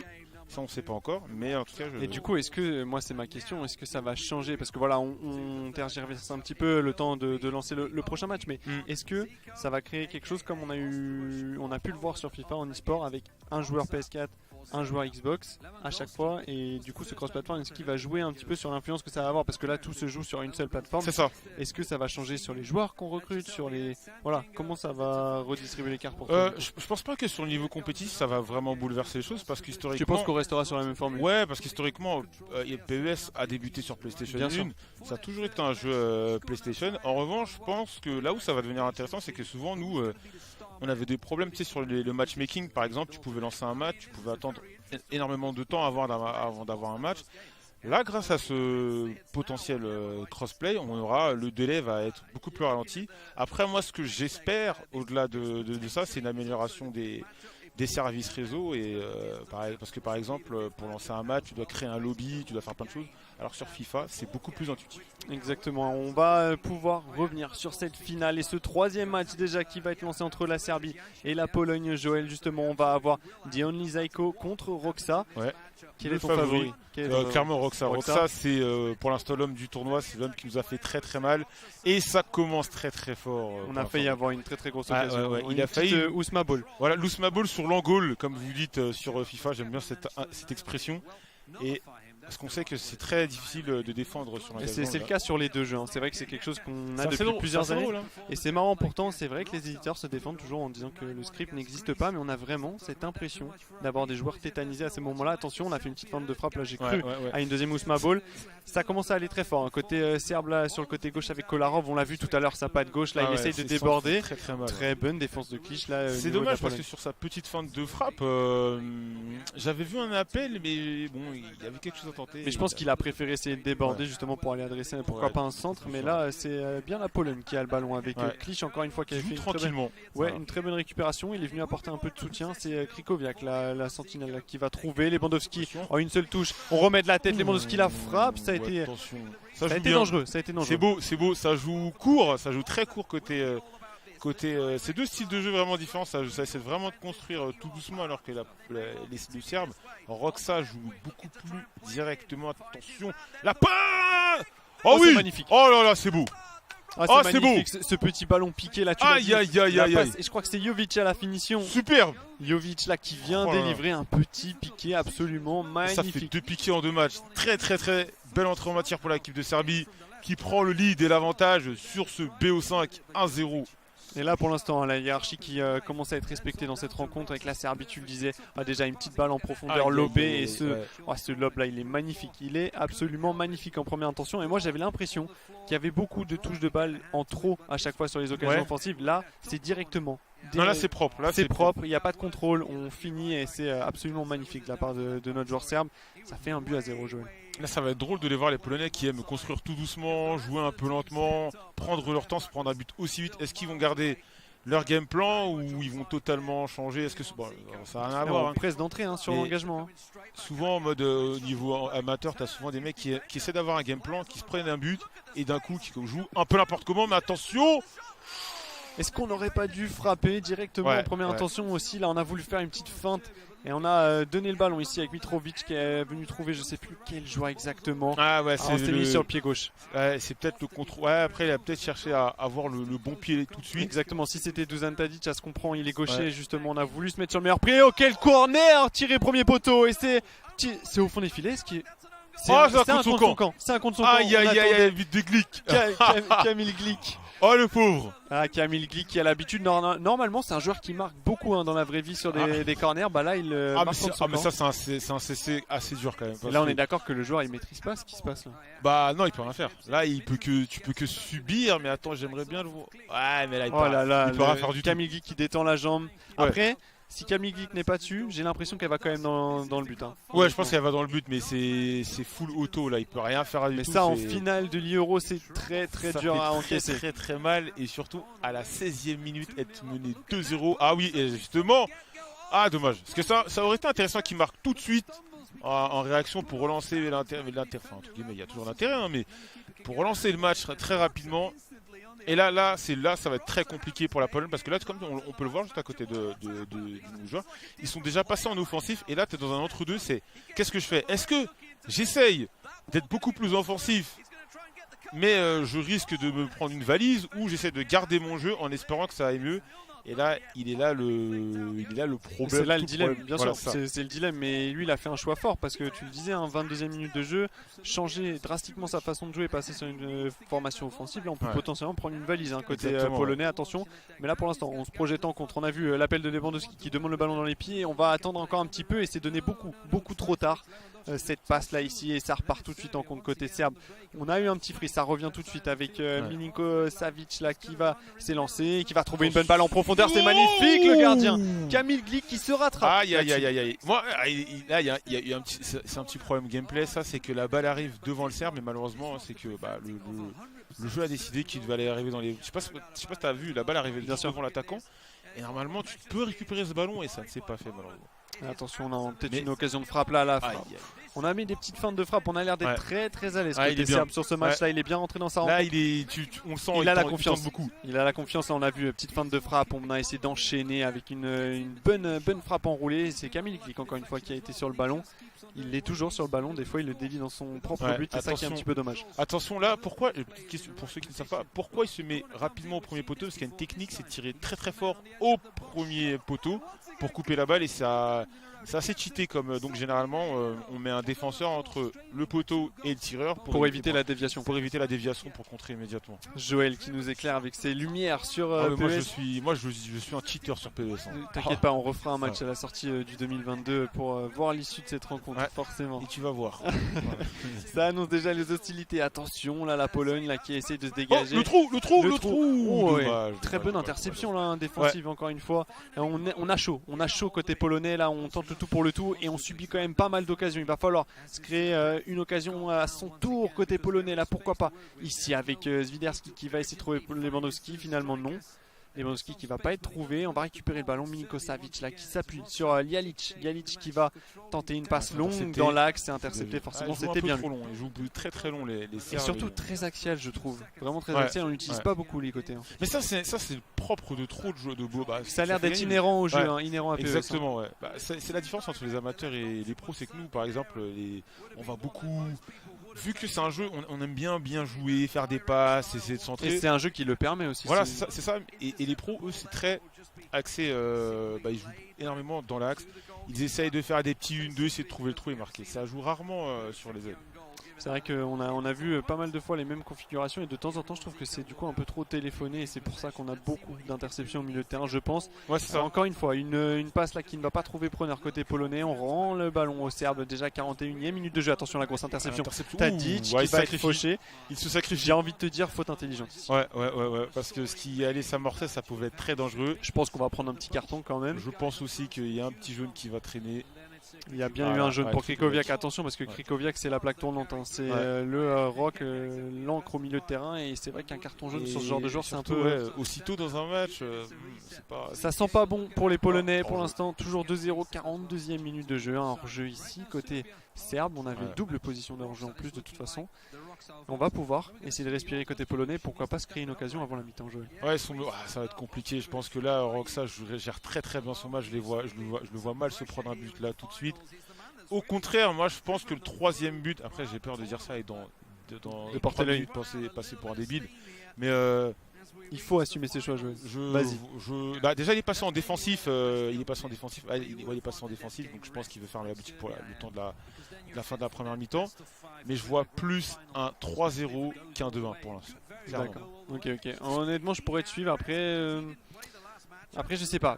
On peut s'attendre à tout avec ces Polonais, mais pour l'instant, c'est clair que c'est un match à sens unique. Et attention, encore une fois, j'aurais un bon ballon là pour pouvoir dire regarde, je l'avais dit. L'oracle aurait parlé. Ça, c'est pas fini. Il va rester beaucoup de temps. Il y a un petit truc. Il y avait peut-être un coup franc ici. Il a peut-être plus. T'as dit attention, le pied gauche, on sait qu'il peut déclencher.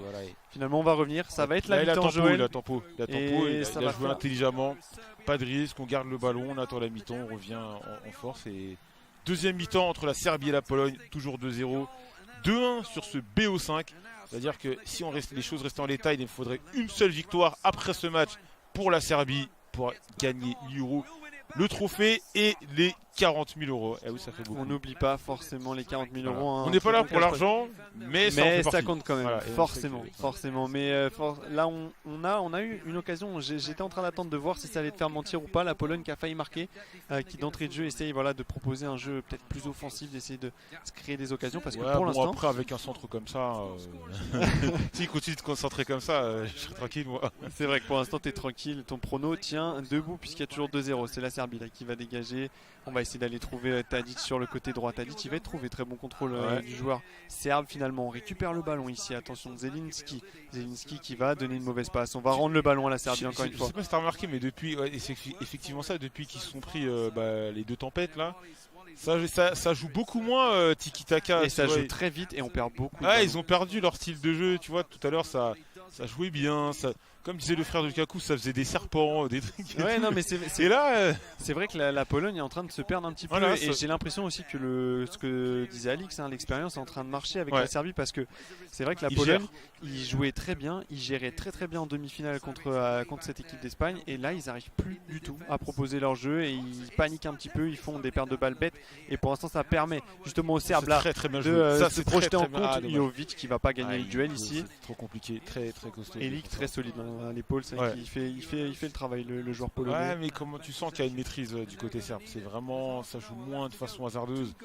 Il rate de moins en moins de passes. Bon là, attention, là une petite phase de jeu intéressante pour le Polonais plutôt, qui la perd malheureusement. Dionysiko là qui peine à trouver encore une fois les Lewandowski. Le bon ballon peut-être là Ousmane Bol ici. J'ai pris le coup. Je vous ai entendu parler d'Ousmane Bol. Ousmane Bol, c'est une institution sur ce jeu. C'est une institution. Le L1 triangle, les longs ballons. Les longs ballons là qui font très mal et là mais il n'est pas Usmakabil qui veut, donc il a totalement raté. Et ça repart avec Nastasic, le défenseur qui va monter Nastasic qui a Schalke 04 si je dis pas de bêtises. Alors qui était, je sais pas s'il y joue encore, mais c'est vrai qu'il jouait en tout cas ses précédentes saisons. D'ailleurs Schalke 04 c'est très compliqué vu qu'ils sont descendus, c'est difficile de suivre un peu l'effectif. Attention, la claquette. On aime bien les petits piquets à côté Roxa. La claquette, là clairement il y avait un petit intérieur du pied à chercher.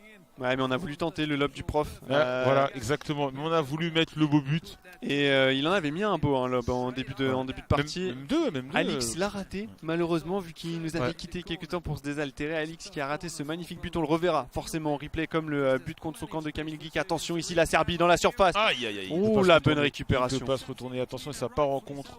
Là, c'est là où il va falloir que la Pologne joue à fond. C'est sur ses bas, mais ils mettent tellement de temps. Mais c'est très solide, côté serbe. Là. On récupère haut le ballon et on va se projeter encore une fois. Ici, là, avec Vlahovic qui va essayer de centrer. On va pas y arriver. On va pas y arriver, mais c'est de plus en plus compliqué, Joël. Ouais, clairement. Parce que là, c'est sur ces ballons-là, sur les pertes de balles, qu'il faut jouer le coup à fond et jouer en contre. Parce que dans le jeu, c'est. Il m'a l'air, notre ami polonais, il a l'air un peu largué. Roxa a vraiment pris le dessus sur lui. Très bien organisé et il faut qu'il joue les coups à fond. Attention, et c'est encore perdu. Moi, je trouve quand même qu'on joue beaucoup trop dans l'axe. Je sais pas si on peut changer des choses et changer pourquoi pas de dispositif, de faire rentrer du 109, mais le jeu est trop téléphoné côté polonais et pour l'instant, la Serbie, Roxa, qui n'a juste à lire ce que fait son adversaire et à jouer en compte. Pour moi, ça a l'air d'être trop facile pour lui. Après, l'inconvénient sur PS, c'est que c'est beaucoup plus. Contrairement par exemple à un jeu sur FIFA où tu peux aller sur les ailes, tenter des gestes techniques, battre ton adversaire direct en 1v1, là tu as beaucoup moins de solutions à ce niveau-là. Donc c'est beaucoup moins efficace d'attaquer. Donc c'est pas du tout méta d'aller sur les ailes, c'est ça? Ouais, beaucoup moins. Donc, mais est-ce que même dans un match comme ça où tu es mené, ça peut pas amener quelque chose de neuf? Bah là clairement après là moi pour moi on est un peu sur de l'entêtement parce que il a quand même Lewandowski, c'est un joueur qui est bon de la tête. C'est vrai qu'il devrait tenter je sais pas, quelques incursions sur les ailes, mais il veut rester fidèle. Parce que là, on voit un Lewandowski qui est complètement, bloqué. Qui est éteint sur. Ça fait 2 matchs qu'il est plus là, quoi. Attention, qu'est-ce qui va se passer? On parlait des centres de débordement sur les côtés. Et lui, il le fait. Deuxième but, c'est un deuxième but. Avec sa célébration qui doit faire beaucoup de mal aux Polonais parce qu'on en a des célébrations, mais celle-là, cette célébration, il me semble. Comme ça sur le front là, c'est vrai elle appartient à un joueur, mais pas à Mitrovic.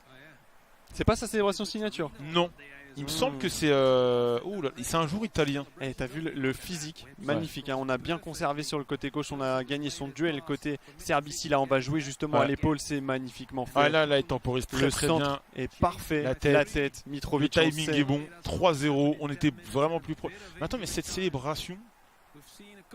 Je l'ai vu en Serie A. Voilà, je sais plus quel joueur, mais je l'ai vu en Serie A. Et pour l'instant, Joël, ton prono sur ce match 3-0 qui est en train de passer. Et la Serbie qui, pour l'instant, mène 2-1.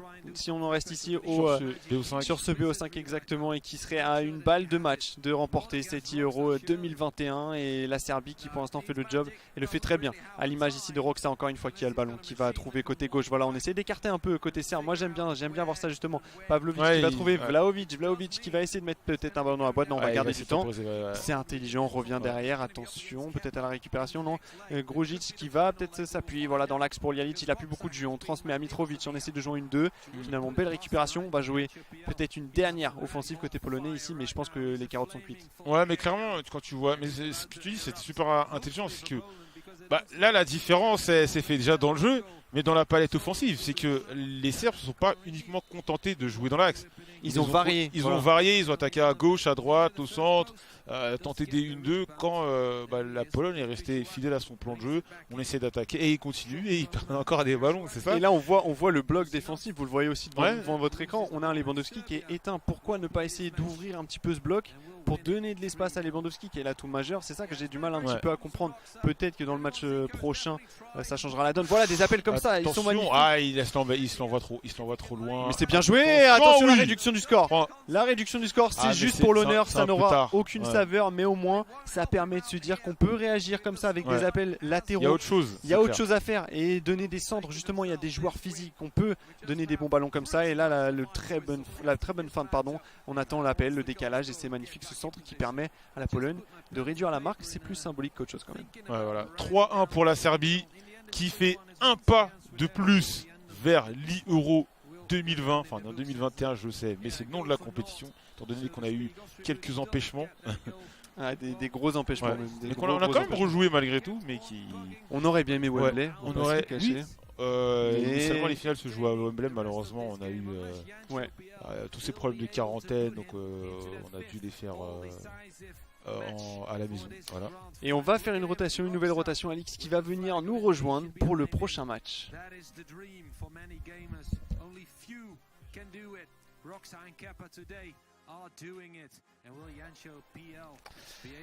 Bon, une balle de match pour les Serbes là. Là, clairement, la balle de match, et la Serbie qui est proche de son titre qu'elle avait perdu. Je me rappelle plus exactement, c'était Insigne qui avait marqué le dernier but ou Thierry Mobilé, je me rappelle plus. À partir du moment où la France n'était plus là, je te cache pas que cette finale, je l'avais regardé d'un œil. Le but, je m'en souviens très bien parce que. On était allé au bout du BO en plus. On était allé au bout du BO. C'était un 3-2, et le troisième but, il me semble que c'était un double contact. Je me rappellerai jamais, c'était double contact. Tu te connais les techniques Cher et Dekoun. Tac, voilà. Double contact, frappe, euro perdu pour la Serbie. Et là, c'est très très compliqué pour nos amis polonais qui avaient un plan de jeu assez intéressant. C'était un jeu de passe. T'en parles comme si c'était déjà fini dans ton esprit. Là, avec cette victoire-là, c'est fini. Non, c'est pas fini, mais on va dire que le coup est rude. Si je dois faire un pourcentage de victoire, de toute façon déjà, il est augmenté parce qu'ils ont ils sont un match de la victoire, un match du BO. Ouais. Mais au-delà de ça, dans le jeu, tu sens que après on va changer de joueur. Oui. Mais tu sens qu'il y a plus de marge côté serbe que côté polonais, peut-être, c'est ça? C'est ça, il y a plus de niveau, technique, il y a plus de savoir-faire du côté serbe. Et elle est une, deux fois de plus. Là, la différence, tu as des joueurs qui, toutes les 2 semaines, jouent contre les meilleurs joueurs d'Europe. Après, du monde, on ne sait pas, parce que ça joue beaucoup au Brésil, on n'a jamais beaucoup rencontré de joueurs sud-américains, mais ça joue. On les voyait lorsqu'il y avait notamment les Football League à l'époque. Oui, avec les joueurs comme Guy Ferra et autres. Tout à fait. Mais là actuellement, t'as les joueurs serbes qui sont tout en haut de l'eFootball Pro, et t'as nos joueurs polonais qu'on connaît un peu moins. On connaît un peu moins, évidemment. On l'avait dit, l'expérience qui va être une des clés importantes de cette finale. sur 5 matchs, il suffira pas de gagner 1-2 rencontres par-ci par-là, il faudra tenir le rythme et la dragée comme on dit. L'expérience elle est là pour les Serbes, on l'a vu, côté polonais il n'y avait pas trop d'options sur le match, il aurait pu en prendre bien plus dans la partie. En plus c'était Roxa qui jouait, qui enchaînait, c'est Roxa qui venait de perdre, qui derrière a tout de suite effacé cette défaite. Ça veut dire que c'est Kepa logiquement qui va jouer le prochain match, il sera opposé à Jancio. C'est lui qui avait battu Roxa notamment, qui avait fait un match assez solide. Est-ce que Kepa a les moyens, a les armes pour aller offrir le titre tant attendu à la Serbie? On verra bien. Est-ce qu'il aura surtout les nerfs? Ouais, c'est une question de nerfs là. On sait que je pense que la pression, elle est encore plus sur le dos des joueurs polonais parce que déjà, il te faut 2 victoires. Tu perds ce match, c'est fini. C'est vrai. Et on sait que les joueurs, on va parler un peu de tout. Les joueurs qui sont au football pro sont pros, qui ont des salaires. T'as les primes MVP. Oui. Bon, ils n'ont pas forcément été souvent MVP, mais meilleur passeur, meilleur buteur, ça rince. Voilà, ça rince bien. Alors t'imagines, t'es un joueur semi-pro. T'arrives en finale de l'Euro. Ils vont gagner de l'argent quoi qu'il arrive, les joueurs polonais, faut le dire. Entendu. Voilà. Mais mets-toi en condition, on va dire que t'es un joueur polonais. T'as un match t'as perdu. Le prochain match tu perds, c'est fini. C'est terminé. Tu représentes ton pays. T'es en finale de l'Euro. Et si tu perds, tu payes 40 000 €. T'imagines la pression? Ça fait beaucoup. Quand tu mets tout aligné. C'est pour ça que je me dis que ça peut être très compliqué. Attention, côté serbe, t'étais déjà en finale l'année dernière. T'as perdu à l'issue du BO5. Et en plus, t'as été solide. T'as été très solide. Tu mènes 2-1, t'as la balle de match. Imagine s'il y avait une égalisation polonaise, la pression dans les crânes serbes. Je reste persuadé que la pression polonaise est plus difficile à supporter. Pour moi, les Serbes, là, sur ce que j'ai vu de ce match-là, en plus on sait que les joueurs communiquent entre eux, j'ai vraiment le sentiment que, voilà, ils y sont. Quasiment, ils ont mis la main sur le trophée. Moi, c'est le sentiment que j'ai en voyant. Ils ont l'air beaucoup que plus cette stable, défaite de Roxa, elle est pas anecdotique, mais que voilà, elle a contribué au folklore du truc. Mais là, je pense que voilà, ils mènent 2-1, ils ont la balle de match.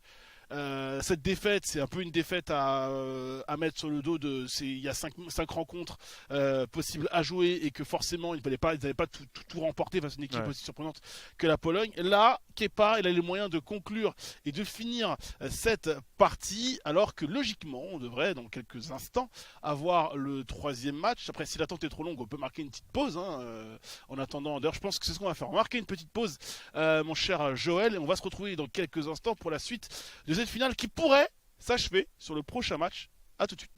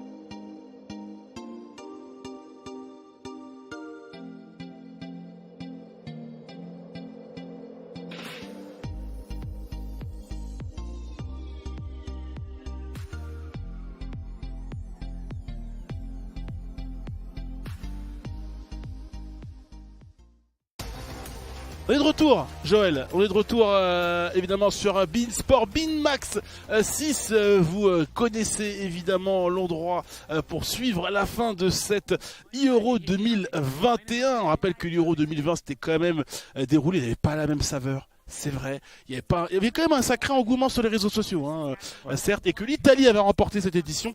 Là, c'est l'Euro 2021 et malheureusement, au moment où vous nous rejoignez, si vous nous rejoignez seulement sur l'antenne de Bein, sachez que l'équipe de France n'est plus dans la compétition, malheureusement battue, peut-être, certainement même, on y croit fort en tout cas ici, par la future équipe championne d'Europe, à savoir la Serbie, qui a tout simplement donné une petite leçon de réalisme, d'expérience, bref de tout, alors que ce but est tout simplement magnifique, somptueux. Je l'ai raté, c'est vrai, j'étais parti me désaltérer pendant que vous commentiez avec Bob, cette équipe de Serbie qui a concassé sur ce troisième match. La Pologne, ça nous donne un résultat pour l'instant de 2-1, 2 victoires à 1 dans ce BO5 en faveur de la Serbie. Les comptes sont simples.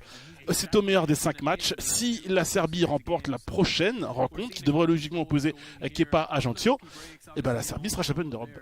Ouais, c'est assez. Je viens de penser à un truc, mais c'est débile, mais ça va faire quand même 2 années de suite que le potentiel champion d'Europe élimine la France en demi. Ouais, on a eu l'Italie, on a eu la Serbie et. Après, pour le moral, c'est toujours mieux de te dire que tu t'es fait éliminer par l'équipe qui va au bout, quoi. Tu vois, t'imagines, tu perds contre une équipe qui en prend. Ah, t'es de cette école-là?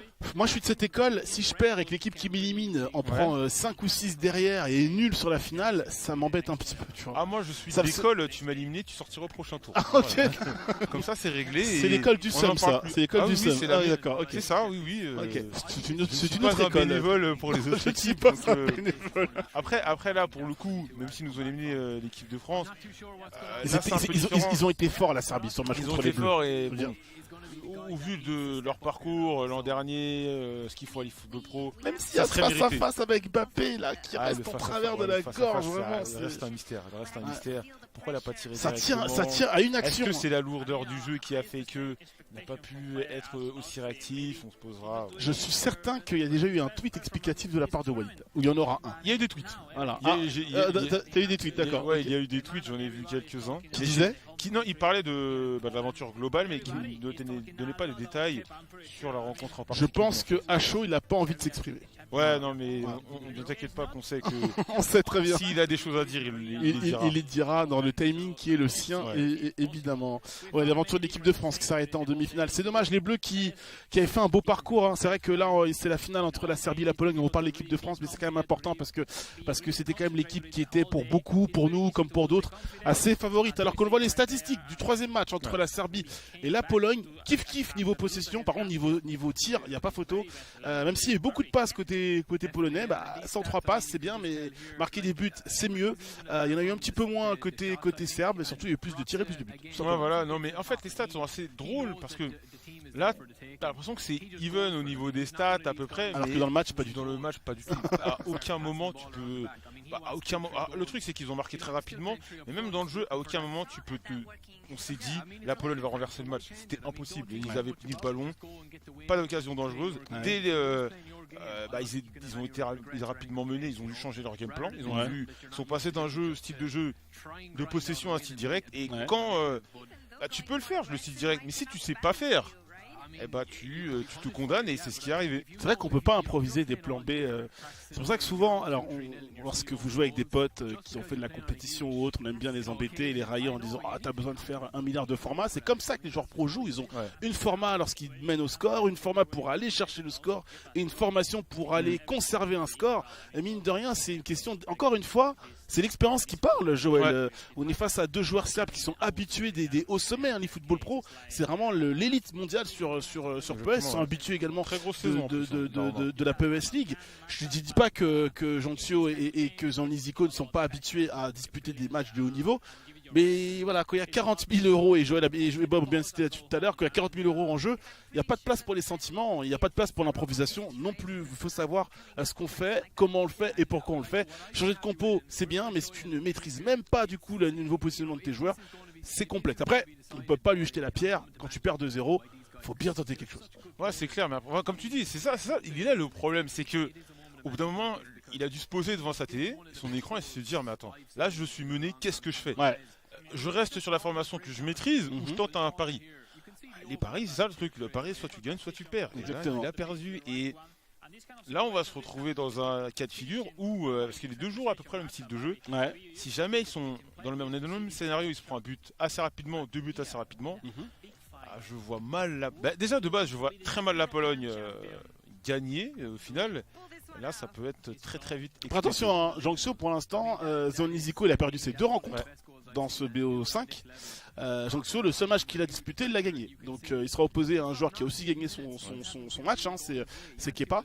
Est-ce que Jonxio peut encore aller gagner et du coup permettre à la Pologne de rester en vie? C'est la question. À voir en tout cas. Toujours est-il que là on voit une belle palette commentée par toujours notre Alex Alguacil national. Alguacil, joueur du Bayern Munich. Tout à fait. Qui s'est mis un petit peu au français. Hein. C'est vrai que pour parler avec lui, il faut toujours parler en espagnol. C'est un amour de mec pour le coup. Moi je suis très content de le voir en analyse desk. Hein. Voilà. Mais il aurait fait plus de bien en tant que joueur, je pense. C'est ça le truc qui me surprend. Qu'est-ce qu'il fait pourquoi il ne joue pas? Parce que des choix ont été faits et que la fédération a décidé peut-être d'envoyer. Joseg, déjà sur les 3, Joseg il est indispensable. Voilà, Joseg il a prouvé. Mestre très très fort aussi, hein, donc. Il y avait des choix, à faire et voilà, le choix a été fait de laisser Alex Alguacil au repos, comme quoi l'Espagne ça montre le vivier de joueurs. Hein. C'est que mais Alguacil c'est c'est vrai qu'il passe bien à la télé. C'est comme nous en France, on a Kams qui est coach, qui est sélectionneur adjoint, qui aurait pu être dans le roster de base, d'ailleurs qui est là en tant que 3e joueur. T'as Kilziu du côté de Monaco qui frappe fort à la porte. Franchement, en France on a de très très. Voilà, t'as Alex Gerdé qui est très très fort, qui bouge pas depuis des années, qui est là, qui est très très fort. Du côté de chez BMS, t'as Davos, mais lui va représenter le Portugal. Davos, donc la France, je milite. Davos, je milite. Il ira en sélection portugaise et on va tout faire pour qu'il y aille. Voilà, très bien. Donc voilà, lui, il ira plutôt du côté de la sélection portugaise, mais il aurait très bien pu aller du côté de la sélection française aussi. Donc j'ai cité déjà 3-4 joueurs côté français. Après t'as une flopée, une dizaine de joueurs potentiels qui méritent d'avoir plus de lumière et donc de rejoindre les football pro. Hein, d'où je vais me répéter, mais de mon regret on n'a pas malheureusement un vrai championnat national qui permettrait de faire briller. En fait, les joueurs que je te citerai en France, c'est des joueurs qui sont, évidemment, je sors du grand public, je parle de la communauté, on les connaît tous, ils ont tous eu leur moment de gloire. Hein. Je peux citer des Okio, des J'observe de loin, je peux te citer qui encore, un Kampfer aussi à l'époque qui était du côté de l'AS Monaco, on rappelle, du côté de football pro. T'en as plein, t'en as vraiment beaucoup. On va pas enterrer aussi un Asbabisk qui conserve un très bon niveau sur PS, t'en as plein. Sauf que, au bout d'un moment, l'eFootball Pro, il y avait pas assez de clubs et assez de places pour tous ces joueurs-là, qu'il fallait aussi intégrer des joueurs étrangers. Et du coup, à partir du moment où vous avez que 12 clubs, les places sont chères. Seuls les meilleurs à l'instant T sont pris. Ça a été le cas, évidemment, des plus dominants, à savoir Lotfi, Walid, Kams, notamment, comme fort à l'époque de l'AS Monaco, Asbabis du côté de Nantes. On a même eu Zizou Play qui a évolué du côté de Zizou très très fort qui a joué à Nantes. Exactement, qui a joué à Nantes. Donc les places sont chères, Joël, c'est pour ça. C'est quand on voit que nos amis polonais ont du mal à se faire une place au niveau international, nous en France, c'est pas qu'on n'a pas assez de joueurs, on en a trop. Donc on en a beaucoup. Allez, place peut-être au dernier match. Potentiel dernier match, on va voir ce que ça va donner. On a notre ami qui est pas ex-joueur du FC Nantes qui va potentiellement peut-être donner le titre suprême, le titre européen à la Serbie, mais avant ça il va falloir jouer. Première situation là, elle est pour justement Jonxio et la perte de balle qui bouge, dégagement. Très belle passe. Très belle passe. J'ai aimé son dégagement m'a plu. Exactement. Logiquement on appelle ça un dégagement en catastrophe, mais la passe était au poil, vraiment quelque chose de très beau. Exactement. Voilà, et ça repart au milieu. Ça me rappelle, je pense que c'était le 15 ou le 16, une édition de PES où les dégagements étaient systématiquement en retournée acrobatique. Hein. Je sais pas si tu vois de quelle version je parle, mais attention. Oh le but, il est contré. Je crois qu'elle est contrée. Je crois vu la trajectoire qu'elle est contrée. Attention. Mitrovic. Parce que là, l'instant, on a parlé de Robert Lewandowski beaucoup, mais Mitrovic c'est quelque chose dans ce jeu. Hein. L'an dernier, le joueur du tournoi qui est d'ailleurs il y a d'ailleurs un truc qui est très drôle, c'est que il y a toujours un joueur de tournoi. C'est un joueur du tournoi et quelques jours après, quand tu vas sur My Club, ce jour-là, tu le revois très souvent dans les équipes. Ok, d'accord. Et l'année dernière, après je sais pas si ça va être le cas de Mitrovic, mais l'an dernier, c'était le joueur qui avait un peu tout cassé, c'était Ciro Immobile. Et dans les équipes, il s'est retrouvé un peu partout. Alors qu'on voit le ralenti. Allez, contrer, c'est terrible. Parce que le goal est dessus. Regardez bien le ralenti. Le gardien de but. C'est Glick qui l'a dévié. Regardez bien. Le gardien de but va être dessus sur la frappe. Voilà, petite frappe logique. Enroulé, il peut pas faire mieux. Et c'est Camille Glick qui dévie dans son propre but. Assez drôle parce que le match précédent, Camille Glick met un but contre son camp. Est-ce que tu es en train de dire que Camille Glick est une bavure, fait des bavures? Je pense qu'il faudrait virer Camille Glick de l'équipe de Pologne parce que évidemment la frappe est cadrée. Deux buts comme ça, c'est pas normal. Bon, attention, l'engagement qui est perdu immédiatement par la Pologne. Attention parce que Jongsu est en train de nous faire une zone lisico, à savoir il est perturbé. La frappe. Oh là là là là là là là là. Là, faut qu'il se réveille. On est clairement dans le cas de figure. T'en as un qui est confiant, qui a l'habitude de jouer des gros matchs, et t'as l'autre qui commence un petit peu à avoir peur. Surtout, il y en a un, il a senti l'odeur des 40 000 € et les a verrouillés. Voilà. Exactement. On va pas se mentir qu'il est en train de les verrouiller de manière assez... T'as un joueur qui est un petit peu moins bon et qui commence un petit peu à avoir la frousse, je pense. Qui va, et bon là ils se sont pris un but très très tôt, il faudra faire attention à ne pas s'en prendre deuxième, sinon c'est très compliqué. Et la récupération qui va être une fois de plus serbe. Gros centre en matière là de la part. Attention, il prend son temps. Il a pas osé tirer. Il a pas osé frapper. Il y avait une frappe à tenter là. Clairement il y avait une frappe à tenter. Pour moi il fallait qu'il tire. Au pire, dans le meilleur des cas, ça aurait été repoussé et repris par un de ses joueurs à bout portant. Donc. Mais on avait parlé de ça, tu m'avais parlé de sécuriser 40 000 €, c'est ce qu'il a fait. Là il voulait tellement les sécuriser que. Il a pris son temps. Oula, attention. On n'est pas à l'abri d'une dinguerie, de la bavure, du gardien qui fait un peu n'importe quoi sur sa sortie. Un petit choc de collision, le moteur qui ne suit pas et c'est une égalisation. Mais c'est sans conséquence pour la Serbie pour l'instant, toujours 1-0. Deux choses à noter. Tout première chose à noter, c'est que c'est vraiment la Serbie qui domine. Deuxième chose à noter, c'est que tous les deuxièmes ballons sont serbes. La récupération, elle se fait haute. Pour l'instant, Jongsu il se fait boire, clairement. Clairement, on est sur une copie du match précédent le poteau rentrant. Il a la réussite. Les 40 000 € qui sont peut-être en train de se décider. 19 minutes de jeu doublé de Mitrovic. Les 40 000 € pour l'instant prennent l'avion et la coupe vers Belgrade. Vers Belgrade, exactement. Alors qu'on voit le ralenti. Joël, clairement, c'est une balle de titre. C'est un but du titre. Regardez bien. Le poteau rentrant. Et qui est-ce qu'on voit? Franchement, faudra en parler. Qui est-ce qui a encore largué sur cette action? Monsieur Camille.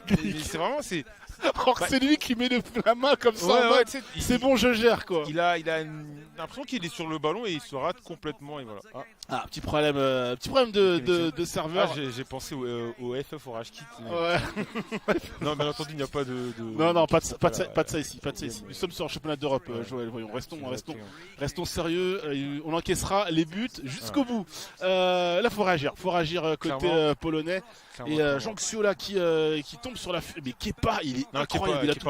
Kepa. De toute façon, Imperial, les deux, Kepa et Roxa sur les deux dernières games, c'est Imperial. C'est on marque vite, on tue, on gère. Et là le problème, c'est que, une fois de plus, c'est que le joueur polonais. J'ai très peur, honnêtement. T'as peur de la valise. J'ai très peur pour Jongsu. Quand je vois comment le match se déroule en ce moment.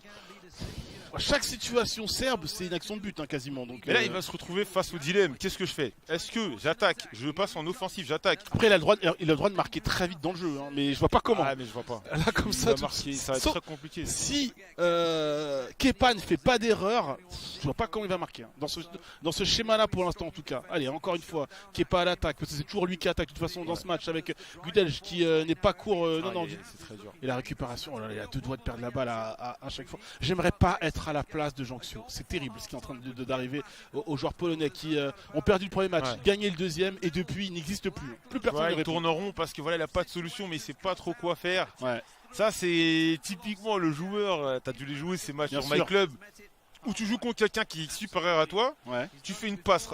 Interception, 2 passes, 3 passes, toutes tes passes sont interceptées, tu sais plus quoi faire. T'es en plein doute, ça te décourage. Tu tournes sur toi-même, tu regardes à gauche, à droite. En fait, tu déjoues, tu fais une passe tu joues même plus sur ton jeu, tu déjoues.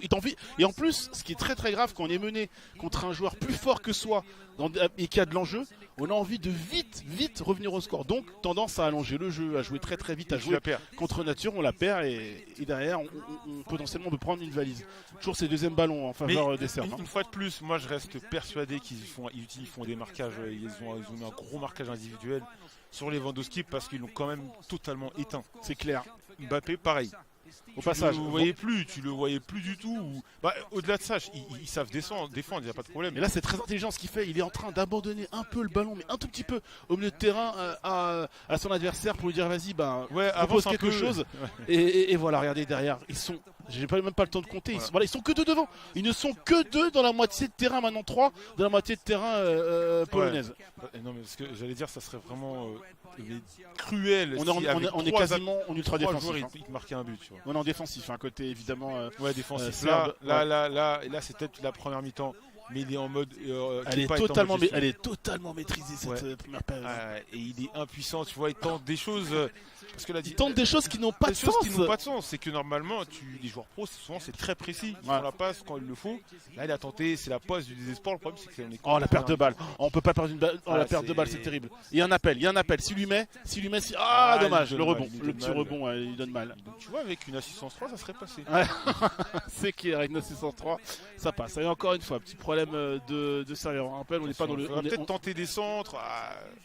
Mais il faut avoir le temps pour ça, Joël. Je l'entends, mais regarde tout ce qu'il fait contrer. Tout ce qu'il fait rate. C'est très dur. Et puis il a même pas ce côté réussite, c'est-à-dire, tu sais, souvent dans PES, quand un joueur est bien placé, il peut bugger, c'est-à-dire qu'il peut contrer une balle et elle va dans la course de l'attaquant. Non, rien de tout ça. Le scénario qui ne réussit pas pour l'instant à Ajaccio et à la Pologne. Au moment où on vous parle, la Serbie mène 2-0 face à la Pologne. Tout simplement, ça nous ferait un score de 3-1. Et si 3-1 il y a, vous l'aurez compris, au meilleur des 5 matchs, c'est un succès de la Serbie. Attention, il va se retrouver face au.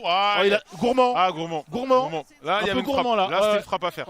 Là, il a voulu avoir la cerise. Il a tout, le gâteau, la cerise, tout.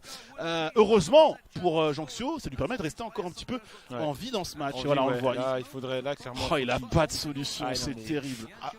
Il n'a pas de solution. Attention, il la récupère quand même malgré tout. Ouais, mais non. Non, mais tu sens, c'est vraiment le joueur qui panique. Et surtout, tu sens un constat d'impuissance. Il y a dans son jeu, puis son jeu, il manque de vitesse. Et là, aussi. tu noteras qu'il est pas son offensif. Là, c'est des actions de tous les dangers parce que carton jaune. Il doit tirer le maillot. Oui, il a fait exprès pour casser un peu le rythme. Justement. Il se permet de tirer le maillot alors qu'il n'y a pas énormément de danger. Donc. Tu sens que du côté de Kepa, on sent que ça sent bon. Ouais, ça sent bon. On ne veut pas laisser trop d'opportunités à son adversaire. Et je te dis, sur tous les deuxièmes ballons, il est là. Ça, c'est hyper important. Surtout, généralement, on parle du deuxième ballon dans le vrai foot. On en parle beaucoup moins sur un jeu comme FIFA, mais à PES, c'est très important le deuxième ballon, souvent, par rapport à la méta. J'adore ce qu'il fait. J'adore ce qu'il fait. Milinkovic-Savic, prendre son temps. Et la petite balle piquée, 3-0. C'est terminé. C'est la 57e. Il n'y a pas de suspense, Joël. Ça sent très bon. La Serbie, logiquement, ça peut plus lui échapper. Elle va être sacrée championne d'Europe. Alors là, j'adore ce qu'il a fait parce que sur cette action, il a pris son temps. Mais ça, c'est typique. Mais ça marche souvent. Dans les fins, moi, dans my club, j'arrive souvent à le faire en fin de match. Quand les joueurs sont un peu fatigués. Quand tu mènes. Et ton adversaire doit égaliser. Il va te presser. Ils vont venir à fond. Faire un pressing qui va faire des gros trous. T'as juste à jouer tranquillement, faire une passe, une passe. Et là, c'est ce qu'il a fait. C'est passé. Si vous ne connaissez pas PES, sachez que ce qu'il a réalisé avec Milinkovic-Savic, c'est comme ça que vous devez finir toujours vos actions face à un gardien. Toujours. La petite balle piquée, c'est la finition assurée à 99%. Sauf évidemment s'il y a un Manu qui est pris. Mais quand il n'y a pas de Manu, vous êtes quasiment sûr. La petite balle piquée au-dessus du gardien, ça rentre, c'est efficace. Je dis ça parce que des fois, c'est pas évident de marquer des buts à PES. Au moins, la balle piquée, ça peut vous sortir de beaucoup de situations. Elle est peut-être une réaction. Enfin, une réaction pour la Pologne. S'il commence à rater ça, le bonhomme, ça va être compliqué pour lui. Mon grand, si tu commences à rater des occasions comme ça, lui, il n'a pas trop envie de voir la coupe à Varsovie, on dirait, parce que c'est pas possible. Aïe. C'est terrible. Il a tué tout suspense. Il a complètement éteint son adversaire. Anesthésie totale. Sérieux, je pense même pas que ce but, il le remettrait dans le match. Non. Mais en tout cas, le troisième qu'il a encaissé, lui, ça lui a mis un coup, ça lui a mis un coup derrière la tête. Rendez-vous compte, on joue depuis 60 minutes. dans ce match. Oh là là, il l'a pas vu. C'est pas grave, il lui met. Dommage. Ouais, je pense s'il l'avait mis dès le départ, dans dès le départ, il n'aurait jamais pu le rattraper en plus. C'était le 4-0. Mais je pense que là, dans sa tête, tu le sens à son jeu qu'il y a un relâchement. Il y a un sourire qui se dessine. Dans son jeu, il y a un relâchement. On voit pas la tête de Kepa, mais c'est sûr que là, il est dans un moment d'euphorie. Et puis tu sais, c'est ce moment, Joël, tu l'as connu, on l'a tous connu, qu'on ait fait de la compétition ou non, quand tu joues contre un adversaire et que tu sais que tu es beaucoup plus fort que lui et qu'il va rien t'arriver. Tu marches sur l'eau, t'es bien. Voilà. Et là, c'est exactement ce qui est en train de se passer pour Kepa. Voilà, on peut se permettre ce tac, on peut se permettre de prendre ce carton. Il dit bon, contre-attaque. Là, il sécurise. Ouais. Après, alors qu'il le ballon, il sécurise de façon un peu limite là, parce que ça peut être un rouge et dans le jeu ça peut aller très très vite. C'est vrai. Attention. Allez, en tout cas, carton jaune pour Gudelj qui a touché le ballon. Il allait de manière un peu, même pas un peu, même très virile, mais il a bien touché le ballon en effet. Frankowski. Tu vois, il s'amuse à mettre des. Mais c'est très drôle parce que là, on est passé d'un match compétitif à une rencontre My Club entre deux joueurs à 300 points là. Tu vois, il y en a un, voilà, il s'amuse à mettre des tacs. Là, ça devient n'importe quoi. Il faudra qu'il m'explique pourquoi il veut absolument sortir la machine à tacle alors que ce n'est pas nécessaire. Le score est là. Et carton rouge. Carton rouge pour Gudelj. Alors, la question que je me pose, c'est est-ce qu'il n'y a pas un petit problème de latence chez notre ami serbe qui vous expliquerait pourquoi il se jette comme ça à tout prix. Parce que j'ai pas envie de dire il a été intelligent pendant une heure et ce serait dommage pour lui qu'il soit un seul coup un peu abruti sur la fin de rencontre. En tout cas, toujours ce score de 3-0. J'ai envie de dire que c'est même si on a une infériorité numérique, ça m'a l'air d'être quand même sacrément verrouillé. Il faudrait désormais un exploit. Il faudrait tout simplement que le Polonais, notre ami Janksio, mette tout. Il faudrait même plus qu'un exploit parce qu'il faudrait que le joueur polonais retrouve son jeu, qu'il n'y ait pas défendre mal. Il y a trop de trucs qui. Oh, ça joue trop bien. Dommage. Tu vois, et à chaque fois, il est à ça, il est à deux doigts. Mais faut qu'il arrête par contre. Faut qu'il arrête. Je sais pas, mais qu'est-ce qu'il est en train. En fait, je suis en train de me poser. Qu'est-ce qu'il fait? Mais qu'est-ce qu'il fait là? Mais ouais, parce que là, il est en train de. C'est assez curieux ce qu'il fait là. Il fait absolument n'importe quoi. L'ami Kepa là, jusqu'à présent, son match était une masterclass. Ce sera le seul bémol, ce rouge et puis ses fautes à répétition. Sauf que c'est des fautes grossières dans sa moitié de terrain et qui sont pas nécessaires. Là, il est en fou. Après, je vois que ça fait 3 fois qu'on voit un petit message par rapport à la stabilité des serveurs. Je me pose aussi la question, est-ce que ces fautes ne sont pas faites parce qu'il y a un peu de latence et pour éviter d'être trop en retard sur l'adversaire, ils préfèrent un peu se sacrifier. Maintenant à 3-0, il faudrait peut-être, et surtout à un quart d'heure de la fin, il faudrait songer un peu moins se sacrifier avec Duricic. Duricic, la jauge, mais c'est pas possible. Oh là là, dommage. Tu vois, c'est pas fini. Camille Glick qui se fait déposer comme d'habitude. Camille Glick. Oh non, on s'amuse. Là, on s'amuse. Là, ouais, non, mais après, est-ce que c'est pas vraiment bien? Voilà. Pour moi, c'est pas vraiment bien. En fait, tu penses à la même chose que moi. J'ai l'impression qu'il veut le titer un peu. Il veut le rendre fou. Moi, je trouve pas ça. Je trouve pas ça cool. Pas en tout cas en finale d'une compétition aussi prestigieuse que l'Euro. Certes, il y a 3-0, mon pote, et c'est fort à toi, fort à ta nation, mais un peu de respect quand même pour cette équipe polonaise parce qu'elle est arrivée jusqu'en finale, elle a éliminé des grosses équipes. Elle mériterait presque de marquer les Polonais là pour effacer un petit peu. Là, c'est con parce que Kepa il donne pas une bonne image de lui, je trouve. Mais bon, après, il a choisi le troll. C'est clair que là, il n'est pas très sympa de. Non. Mais malgré tout, ça joue quand même. Ouais, non, mais il joue. Et c'est que tout à l'heure, il peut marquer 100 fois. Il élimine Glick, il revient en arrière. Voilà. Là, il a compris que clairement, on va dire que là, il est sur le podium. Il attend juste que la coupe arrive et aller un petit but pour l'honneur. Non, même pas. Il y aura pas. Et on notera que les goals, Manu ou pas, côté serbe, ça a été quand même quelque chose. Ils ont été énormes. Ils ont été énormes niveau gardien de but manuel. Allez, dans une minute la délivrance. Il y aura 1 minute de temps additionnel, je pense, peut-être 2. Vu qu'il y a eu un rouge, là, c'est pas impossible qu'on ait 2 minutes. 3, voilà, c'est logique. 3 minutes de temps additionnel. Mais vous l'aurez compris, il marquera jamais 3 buts en 3 minutes de temps additionnel. La Pologne qui va s'incliner, non sans avoir démérité, mais elle est tombée sur une équipe de Serbie. Offensif, mais il essaye de marquer pour l'honneur, mais juste plus forte. Qui ne passe pas. Et c'est terminé. La Serbie est championne d'Europe. Elle remporte cette édition de l'Euro 2021 avec ce trophée virtuel. Roxa, Kepa mettent grave leur nom au palmarès de cette compétition. Ils avaient perdu en finale de l'Euro 2020 aux dépens de l'Italie. Et Joël avait encore l'image en tête avec un double contact. On ne sait plus si c'est Insigné ou Immobilier. À la fin d'un BO5 qui n'aurait pas souri. Cette fois-ci, ils n'auront pas disputé 5 matchs, mais 4 rencontres. Victoire 3-1 de Kepa et de Roxa. Et Joël, honnêtement, il n'y avait pas faute. Ouais, c'était au-dessus. Ils étaient au-dessus. Même si, franchement, le match contre l'équipe de France, sans être chauvin, il y avait clairement le moyen de les battre et de les sortir. Et Bob qui me dit de loin, je l'avais cool. Ouais. Et finalement, les deux joueurs serbes, Roxa et qui reviennent de loin quand même, parce que l'année dernière avec le FC Nantes, ça s'était pas très bien passé. Ouais. Ils n'avaient pas forcément de très bons résultats.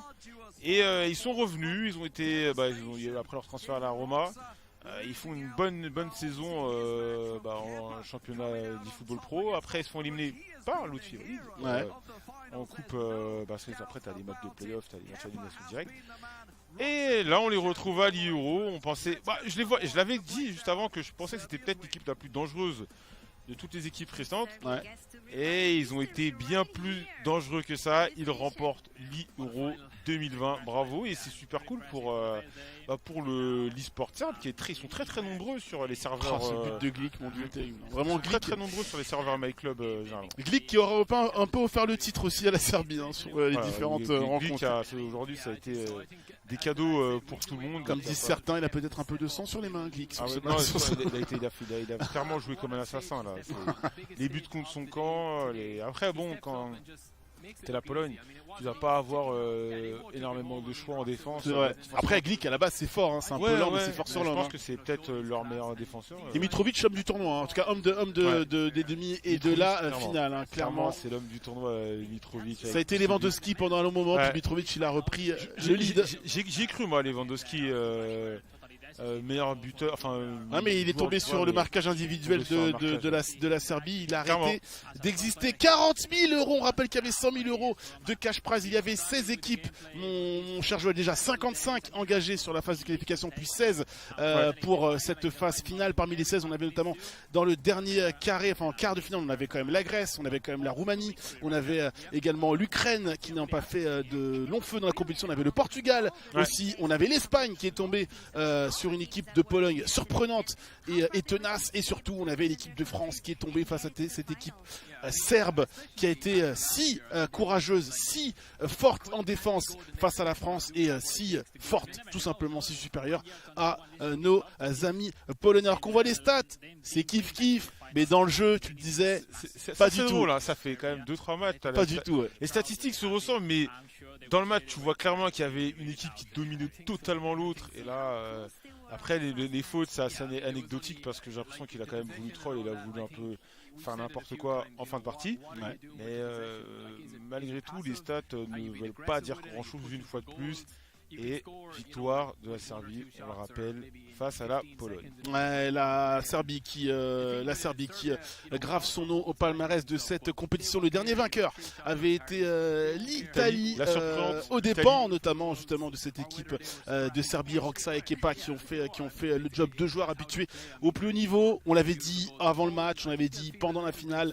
L'expérience allait forcément avoir une place importante dans le résultat final de la partie. Roxa et Kepa, ils sont expérimentés tous les week-ends, environ 2 week-ends par mois avec les football pro. Ils sont habitués à jouer des matchs au couteau, à représenter un club, et c'est des enjeux ô combien importants quand ça se passe sur 6, 7, 8 mois. On peut se transcender pour ces nations pendant 3 mois, mais quand on a l'habitude de jouer des matchs de haut niveau, ça se ressent énormément. Attention Kepa, la prochaine fois, il faudra un peu respecter son adversaire parce que sur le match, il a un peu trop ça va très vite en e-sport. Ouais, c'est vrai. Après, 3-0. Petite question, est-ce qu'il y a des équipes qui t'ont déçu? Moi, il y a une équipe, et honnêtement, je m'en souviens, on en avait parlé, je t'avais dit, ils peuvent faire un truc, et t'avais raison, une fois de plus, c'est les Pays-Bas. Ouais, les Pays-Bas, Et les Pays-Bas, je te l'avais dit, sur PES, pour connaître bien les joueurs. Sans être, parce qu'il est super cool et tout, Mais est-ce qu'ils ont vraiment le niveau, quoi? Si tu veux, c'est des joueurs qui sont des bons porte-parole pour le jeu. Hein. Je parle des Nominator, je parle des Sionil. C'est des joueurs qui ont eu une période glorieuse, où ils ont gagné, ils ont été présents dans des compétitions. Là, j'ai l'impression que plus les années passent, tu vois, je vais comparer avec par exemple un dinosaure franco-portugais, Christopher Maduro-Moret, qui lui est toujours bon, reste toujours au niveau et est toujours aux alentours de ce dernier carré. Tu vois. Là où les joueurs que j'ai cités, Sionil et Indominator, ils ont eu une période. Ils ont surfé longtemps dessus. Aujourd'hui, c'est beaucoup plus dur. Le jeu évolue. Surtout, le niveau de concurrence sur PES à l'international s'est élevé. Alors, pas dans leur pays, parce que c'est toujours eux qui sont mis en avant. Ça veut dire que le renouvellement tarde un petit peu. Mais le niveau des autres joueurs au-dessus a beaucoup up. On step up. Voilà, on step up pendant que pour moi, sont restés au même stade. Tu vois, un joueur comme Joseg, c'est un joueur sur lequel j'avais ce même type d'a priori. Et sur eFootball Pro, ces 2 dernières années, m'a fait mentir. C'est-à-dire que Joseg, c'est un joueur, j'en parlais plusieurs fois avec Walid, quand tu l'affrontes, tu te dis toujours, je suis toujours au-dessus de lui. Parce qu'il y a toujours des possibilités d'être au-dessus de lui. Mais c'est un joueur tenace, il a toujours ce petit brin de réussite, ce petit brin de lucidité. C'est un joueur chiant à jouer, tu vois. Indominator et Sionil, je suis pas certain qu'aujourd'hui ce soit des joueurs qui soient aussi compliqués à jouer pour leurs adversaires. Après, attention, ça reste des noms. On sait que c'est des joueurs qui adorent le jeu, ils ont une grosse passion pour le jeu. Ils peuvent s'en remettre en question. C'est juste que eux sont restés à un certain niveau et la concurrence a évolué. Voilà. Ouais, tu citais les Pays-Bas. Bah écoute, si, je vais le dire. Hein. Du moment qu'ils ne rapportent pas le trophée, la France est une déception pour moi, parce que pour moi, dans ce sens-là, la France devait rapporter le trophée. Et quand je vois les 2 matchs qu'ils perdent, alors autant le match de Lotfi, il y a un peu moins débat parce que vraiment Roxa avait été meilleur. Mais là, sur le match de Walid, surtout, ça lui ressemble pas de rater autant d'occasions manquées. C'est vraiment frustrant, c'est clair. Surtout quand tu vois, c'est pas le genre de la maison, tu sais, de rater des actions dans la surface, tirer sur le gardien. Et là, en un match, généralement, ils sont chirurgicaux, ils ratent rien. En un match, ils en ont raté. Mais tu repenses encore au face-à-face, il a plein d'options. Tu tires à droite, à gauche, et au final, il tire sur le gardien. Après, je peux citer l'Italie. Parce que l'Italie est une équipe. Alors certes, tu vas me dire, non mais attention Alix, ils ont fait surprise l'année dernière. On savait que. Moi, c'est surtout le côté quand tu rapportes le titre, tu dois te mettre dans les meilleures situations pour aller le défendre.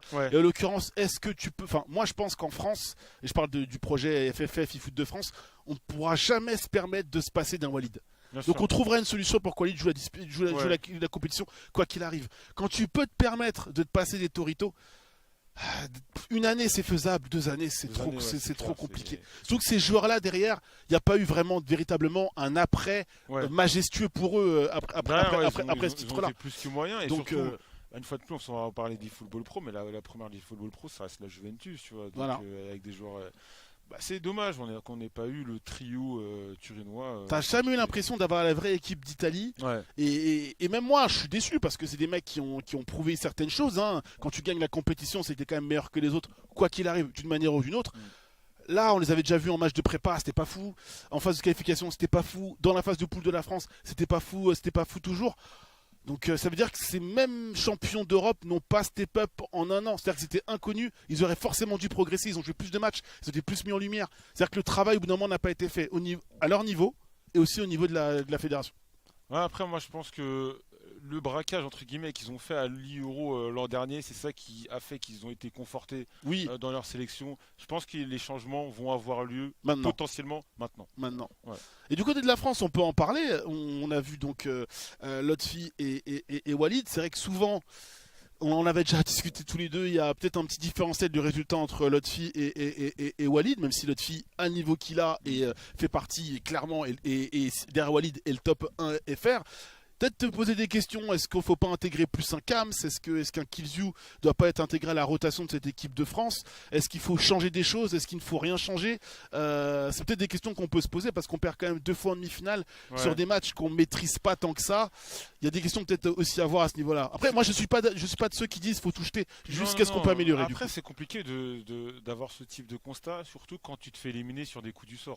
C'est vrai. La dernière, tu te fais éliminer au tir au but. Tu perds pas contre plus fort que toi, mais là il y avait un manque de réussite offensive assez criant sur le match. Mais la dernière, tu perds au tir au but. Voilà, un penalty près, tu fais la finale, tu bats potentiellement la Serbie.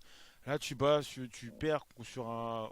Après là, ça fait un peu science-fiction parce qu'il aurait fallu qu'il égalise, qu'il marque son but. Mais Je sais pas, c'est compliqué. Alors que l'on voit les top scorers de la compétition, US Maccabi qui ferme la marche. 5e avec 10 buts, Jozeg 11 buts, Zonli Zico 12 buts, Spora 95 pour la Croatie, si je dis pas de bêtises. C'est la Croatie, 12 buts. Et Roxa, meilleur buteur de la compétition. Sans dire long, c'est éloquent, 23 buts quand tu as des meilleurs buteurs qui a 12 buts, c'est qu'il a fait son tournoi. Roxa, c'est ce qu'on disait en début de live, enfin en début qu'on a pris l'antenne. Roxa c'est le plus dangereux et au final il l'a prouvé. Roxa ça a clairement été le MVP, même si Kepa apporte le point décisif. Roxa il perd, il regagne derrière, c'est très très fort ça de perdre dans les conditions dans lesquelles il l'a perdu. Il a quand même perdu contre Jiangsu et sur le match.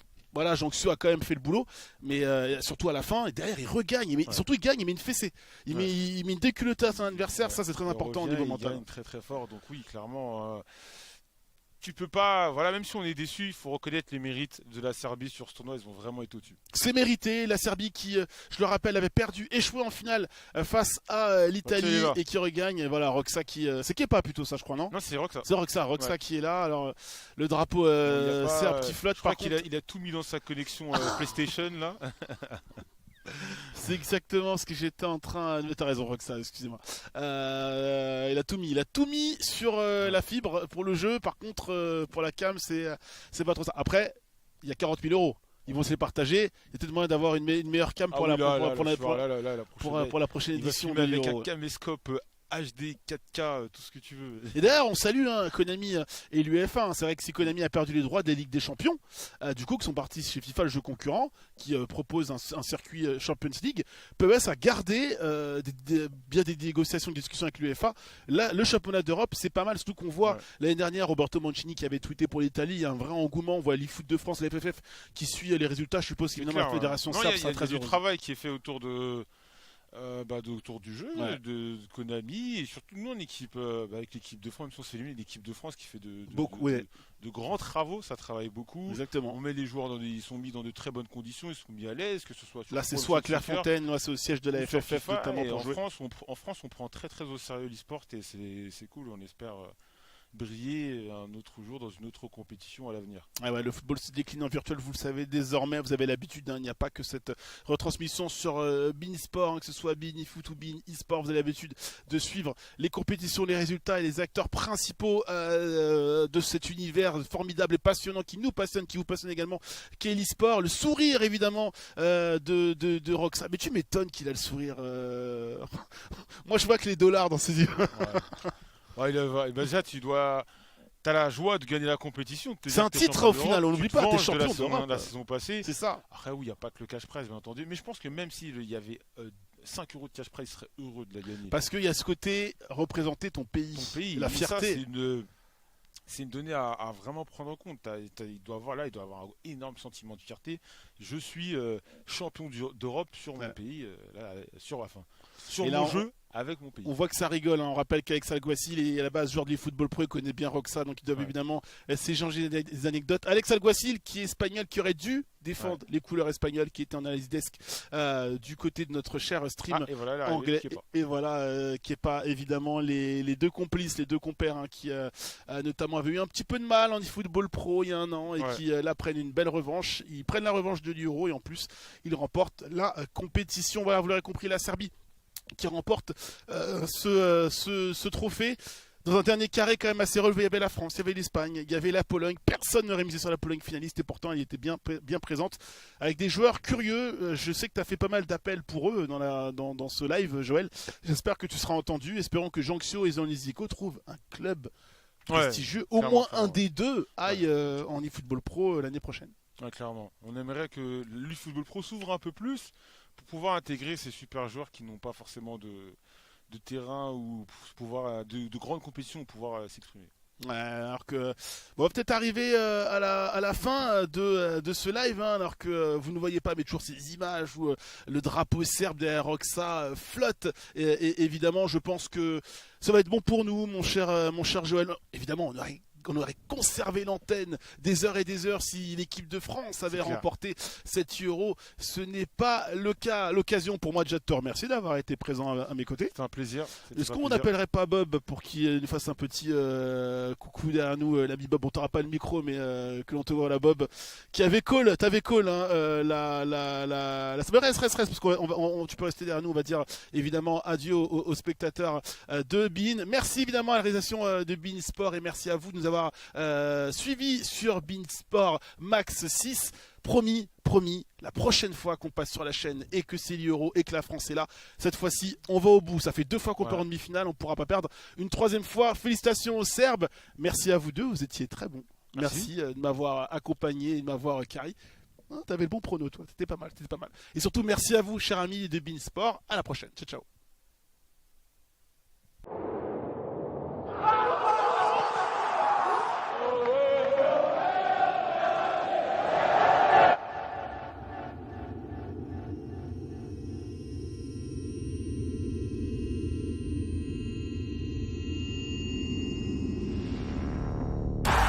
Refaites du bruit pour la Liga à partir du 14 août seulement sur beIN Sport.